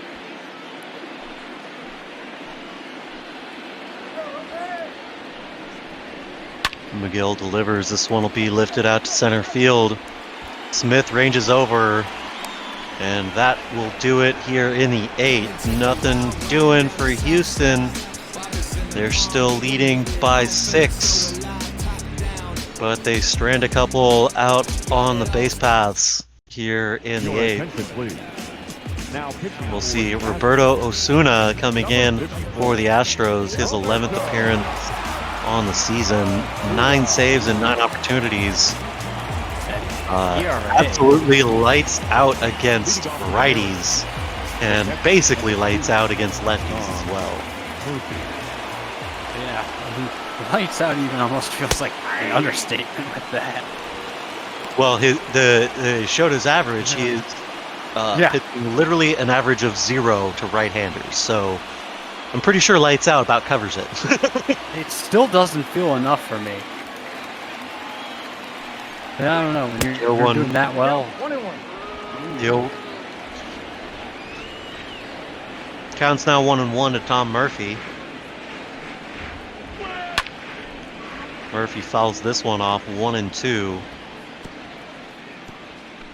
When you see something with like a 0, I think of like what's cooler than being cool, like that sort of a thing. You know, like there's got to be a word, like some sort of superlative for it. Right? 2 balls, 2 strikes. You don't know what's cooler than being cool? Oh, it's ice cold. Okay, I was. I know. I had a moment. You don't know what's cooler than being cool? All right.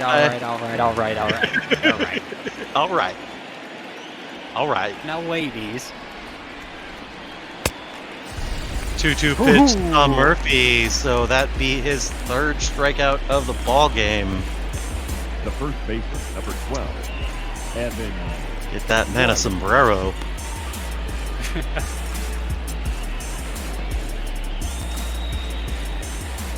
So we'll see the first baseman Evan White step in now. He grounded out back in the 6th, looking for his first hit of the ball game here.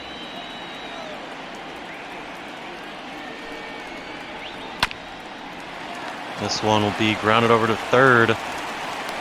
Throw is in time to make the play. That'll be 2 outs here in the top of the 9th. We'll come to these Mariners' last chance. Top of the order, one Malik Smith. 1 for 4 on the day. That one being a double. Smith swinging at the first pitch. This one's lifted out to left field. That one is brought in. That will be the 3rd out. And that will be the ball game here in Houston. Really wasn't any doubt in this one once Houston took their lead after we were tied at 3. Mariners not able to come back here. Houston putting up 9 to win this ball game. Yeah, I mean, I'm not even really sure what to say about that game other than, okay, that was a game of baseball. Houston with that monster 5th inning, that really just kind of sealed the deal. Yeah, it was that 5th inning that really did it. Mariners were able to stop the damage in the 3rd, which is where they tied it up. Of course, they had a couple extra runners on base, and they were able to get the out there, but not able to contain them in the 5th. As we get into the highlights now. Starting the ball game off right, Shed Long with the solo shot out to left. Got me feeling great about this ball game when we got started here with this. Yeah, I was to say, I came into this game feeling optimistic. We followed that up with Kyle Seager grounding into right. That scored the 2nd run of the ball game. And then we see Tom Murphy in the top of the 3rd lining into center, driving in a Daniel Vogelbach from 2nd. And then we get to Alex Bregman in the 3rd. This one a line to left. That drove in 1. And then we see Alvarez lining out to right. This one driving in another one. That would be followed by Correa doubling into right in the bottom of the third. That would tie the ball game at 3. This one going a long way to the wall. And then we come back in the 5th. Alex Bregman putting the Astros up with this 2-run bomb out to left field, up over top of the sign. Over top of the top. And then we follow that one up with this 3-run shot later in the 5th. Josh Reddick, an absolute blast out to right field. That would put Houston firmly in the lead, and they never looked back. Alvarez adding just a little bit of cherry on top with this home run out to right field. Solo shot in the 7th, and that would be all she wrote for the offense in this game. Malik Smith flying out to left field to end the top of the 9th, and that was the ball game, folks. Lance McCullers getting the win, pitching 6 innings, giving up 8 hits, striking out 4, only giving up 3 earned runs. Of course, his team able to come back from that. Yusei Kikuchi picking up the loss, 4 2/3 innings, giving up 6 hits, only striking out 1, giving up 6 runs earned and walking 1. Alex Bregman getting the player of the game. 3 for 5. He had quite the night, getting that homer and a double. And do you agree with Bregman being player of the game? Screw it, why not? Sure. I mean, Yeah, personally, I'm going to stick with trash can player of the game. Myself, I kind of have to stick with that for Houston, but in lieu of that, I'll say, yeah, sure, why not, Bregman? Let's go with it. Well, Bregman 3 for 5 on the day. That home run putting 2 on the board, and then a double putting another on the board, getting him 3 RBIs on the day. And just for good measure, he had a single on top of that. Yeah, no, great night out of Bregman. I would say you kind of got to give it to him. Yeah, do you have any takeaways from this game? Anything the Mariners can kind of do moving forward? Anything Houston needs to keep doing if they want to maintain? Houston needs to figure out their pitching. Seattle needs to grow. Seattle needs to figure out their bats. They need to the Seattle bats need to show patience. They need to show a professional approach to their at-bats every single time. Beyond that, I can't really... They just need to keep coming out and playing their best. These guys have it in them to win some ball games. They're not going to win them all, but they're going to try and win as many as they can. Yeah, and I feel like I've seen glimmers from Seattle where they're not a lost cause. Like you said, they certainly do have what it takes to get some games. There are certain things where things can kind of get away from them, like in this game, but I'm hopeful for them. I do anticipate to see them winning some big games moving forward, especially if they can manage to maintain some composure, sort of like what you said. If they can manage to, have some patience and just kind of push through this. Well, thanks for joining us, folks. This will be the end of ML Bot Ball here tonight. If you want to stick around, we're going to be going on a raid here real quick like. Thanks for joining us, Shark Shavery. It's always a pleasure, my friend. We'll see you next time. I wish it could have been better, but thank you for joining us. Thanks for having me. And that's the end of the stream. Except for stats. Yeah.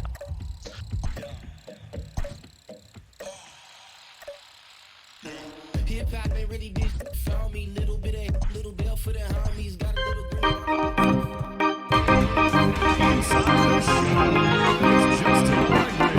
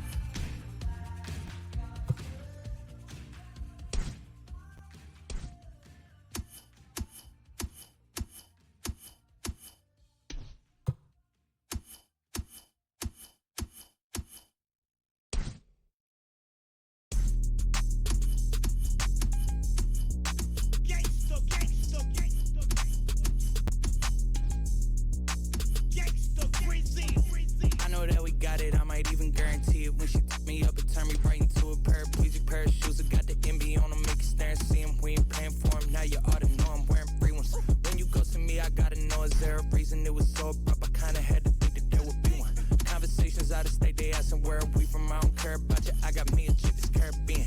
She want me to serenade her, but you know I'm bashful. I got all the whippersnappers and the little rascals. Turned off the way we drippin' with Tabasco.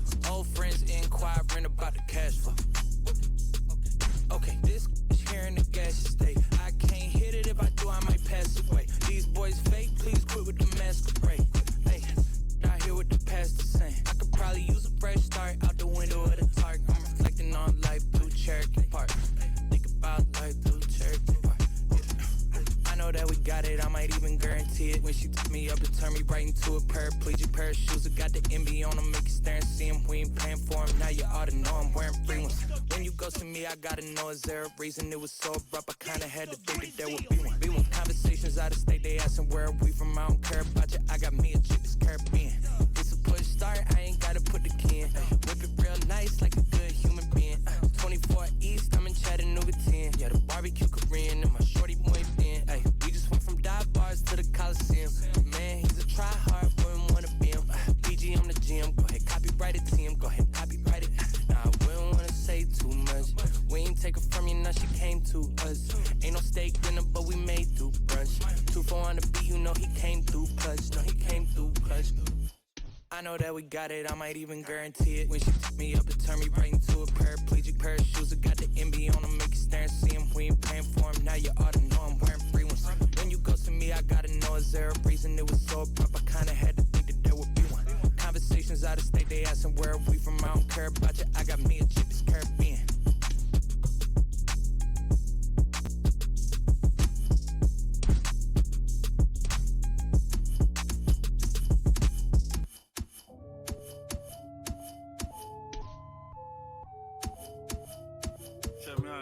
Tony, yeah, walked out of Louis looking like a virgin discount.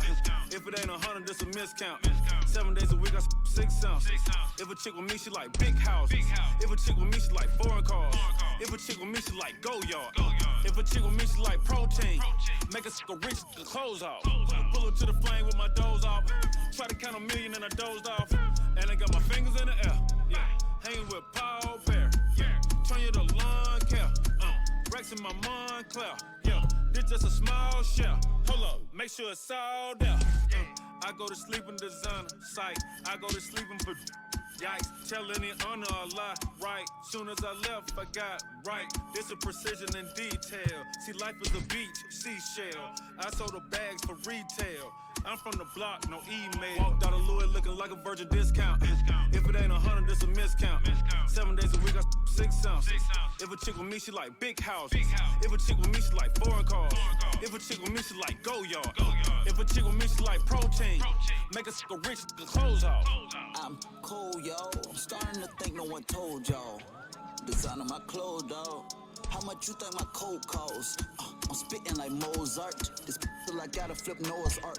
New Lamborghini, the doze off. Fell asleep in the doze off. Get it? My diamonds and stones water. I TD like Coach Carter. Ain't talking about no soda. Girl with me want some products. I pull her on turning hands. I blow the curtain while she turn her nose. This off white. I be rocking Virgil clothes. Walked out of Louis looking like a virgin discount. If it ain't 100, this a miscount. 7 days a week, I 6 cents. If a chick with me, she like big houses. If a chick with me, she like foreign cars. If a chick with me, she like go yard. If a chick with me, she like protein. Make a sucker rich, the clothes off.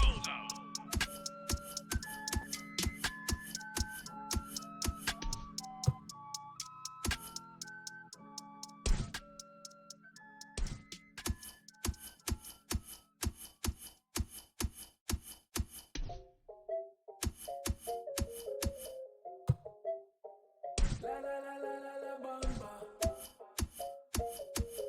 Squad made the beat. La la la la la la bamba. Shaded. Yeah, what you gon' do for the bag? Yeah, spin it like in my last. Yeah, spin it, make it all bad. La la la la la la bamba. Shout it bad. Yeah, all this cash up for grabs. Yeah, there's no cap. She like that, I keep coming back. La la la la la la bamba. Yeah, she doing hard to lean. She like the bar Kareem. I'm trying to get all between. She pop it all on me. Take on the shopping spree. Let her get a property. Hey, come to my palace. I know you tired of them dudes be capping. She like my fashion. I put on strings like Richie Valens.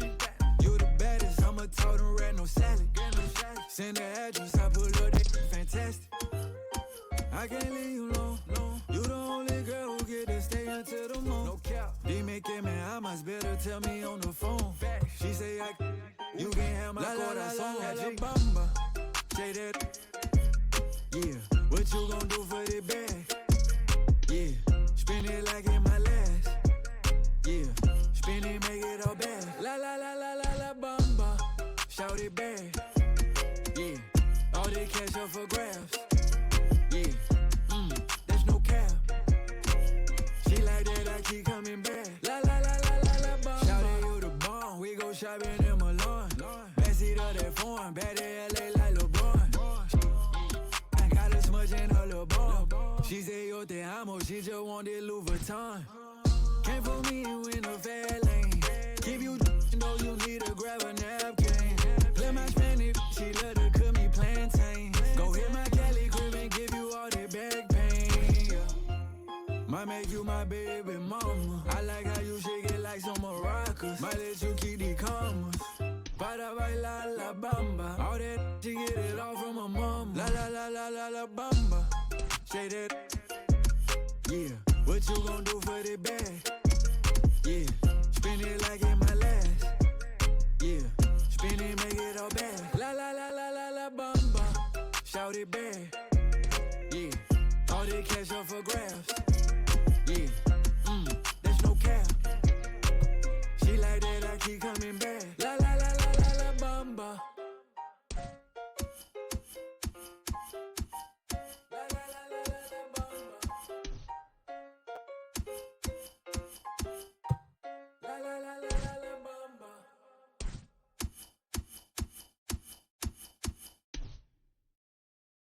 Shiny like a limousine. You're spending like a cash machine. Smile, show your golden teeth. That's how you cover up your cavities. You're glowing like a diamond ring.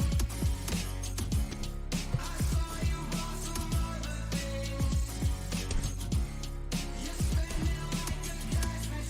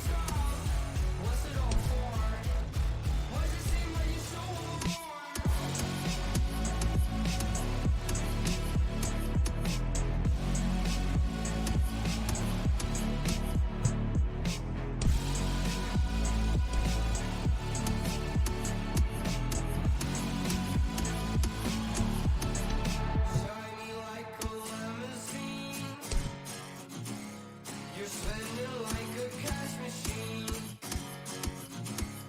Smile, show your golden teeth.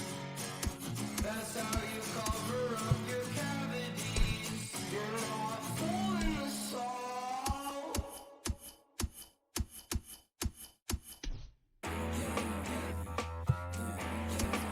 Alright, gangster. Come on. Red light, green light. Red light, green light. Red light, green light.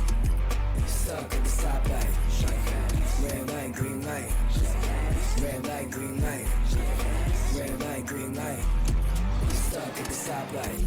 It's about 10 to 4 when the back of the coupe is open. Your girlfriend's gone off that cola. You about for stroking. And I'm also focused for the day that I blow this open. Money like hocus pocus at the club with a bunch of brokers. Also, I can the broken. Hang eyes, trap. Put you all over my Snapchat. Nag, so fat. Gotta get you home like stat. Red light, green light. Red light, green light. Red light, green light. Stuck at the stoplight. Red light, green light. Red light, green light. Red light, green light. Stuck at the stoplight. You know what I'm reaching for. Shot my 3, who's keeping score? Two wait anymore. 1 mile till we make it home. Get a bag, get paid, get low. Ben Frank, don't stop, press go. Pick it up, lot of money on the flow. Keep shaking, 100 days, 100 poles. Hang eyes, trap. Put you all over my Snapchat. Nag, so fat. Gotta get you home like stat. Red light, green light. Red light, green light. Red light, green light. Stuck at the stoplight. Red light, green light. Red light, green light. Red light, green light. Are you gonna be in the car? Two in the back of the black Cadillac, like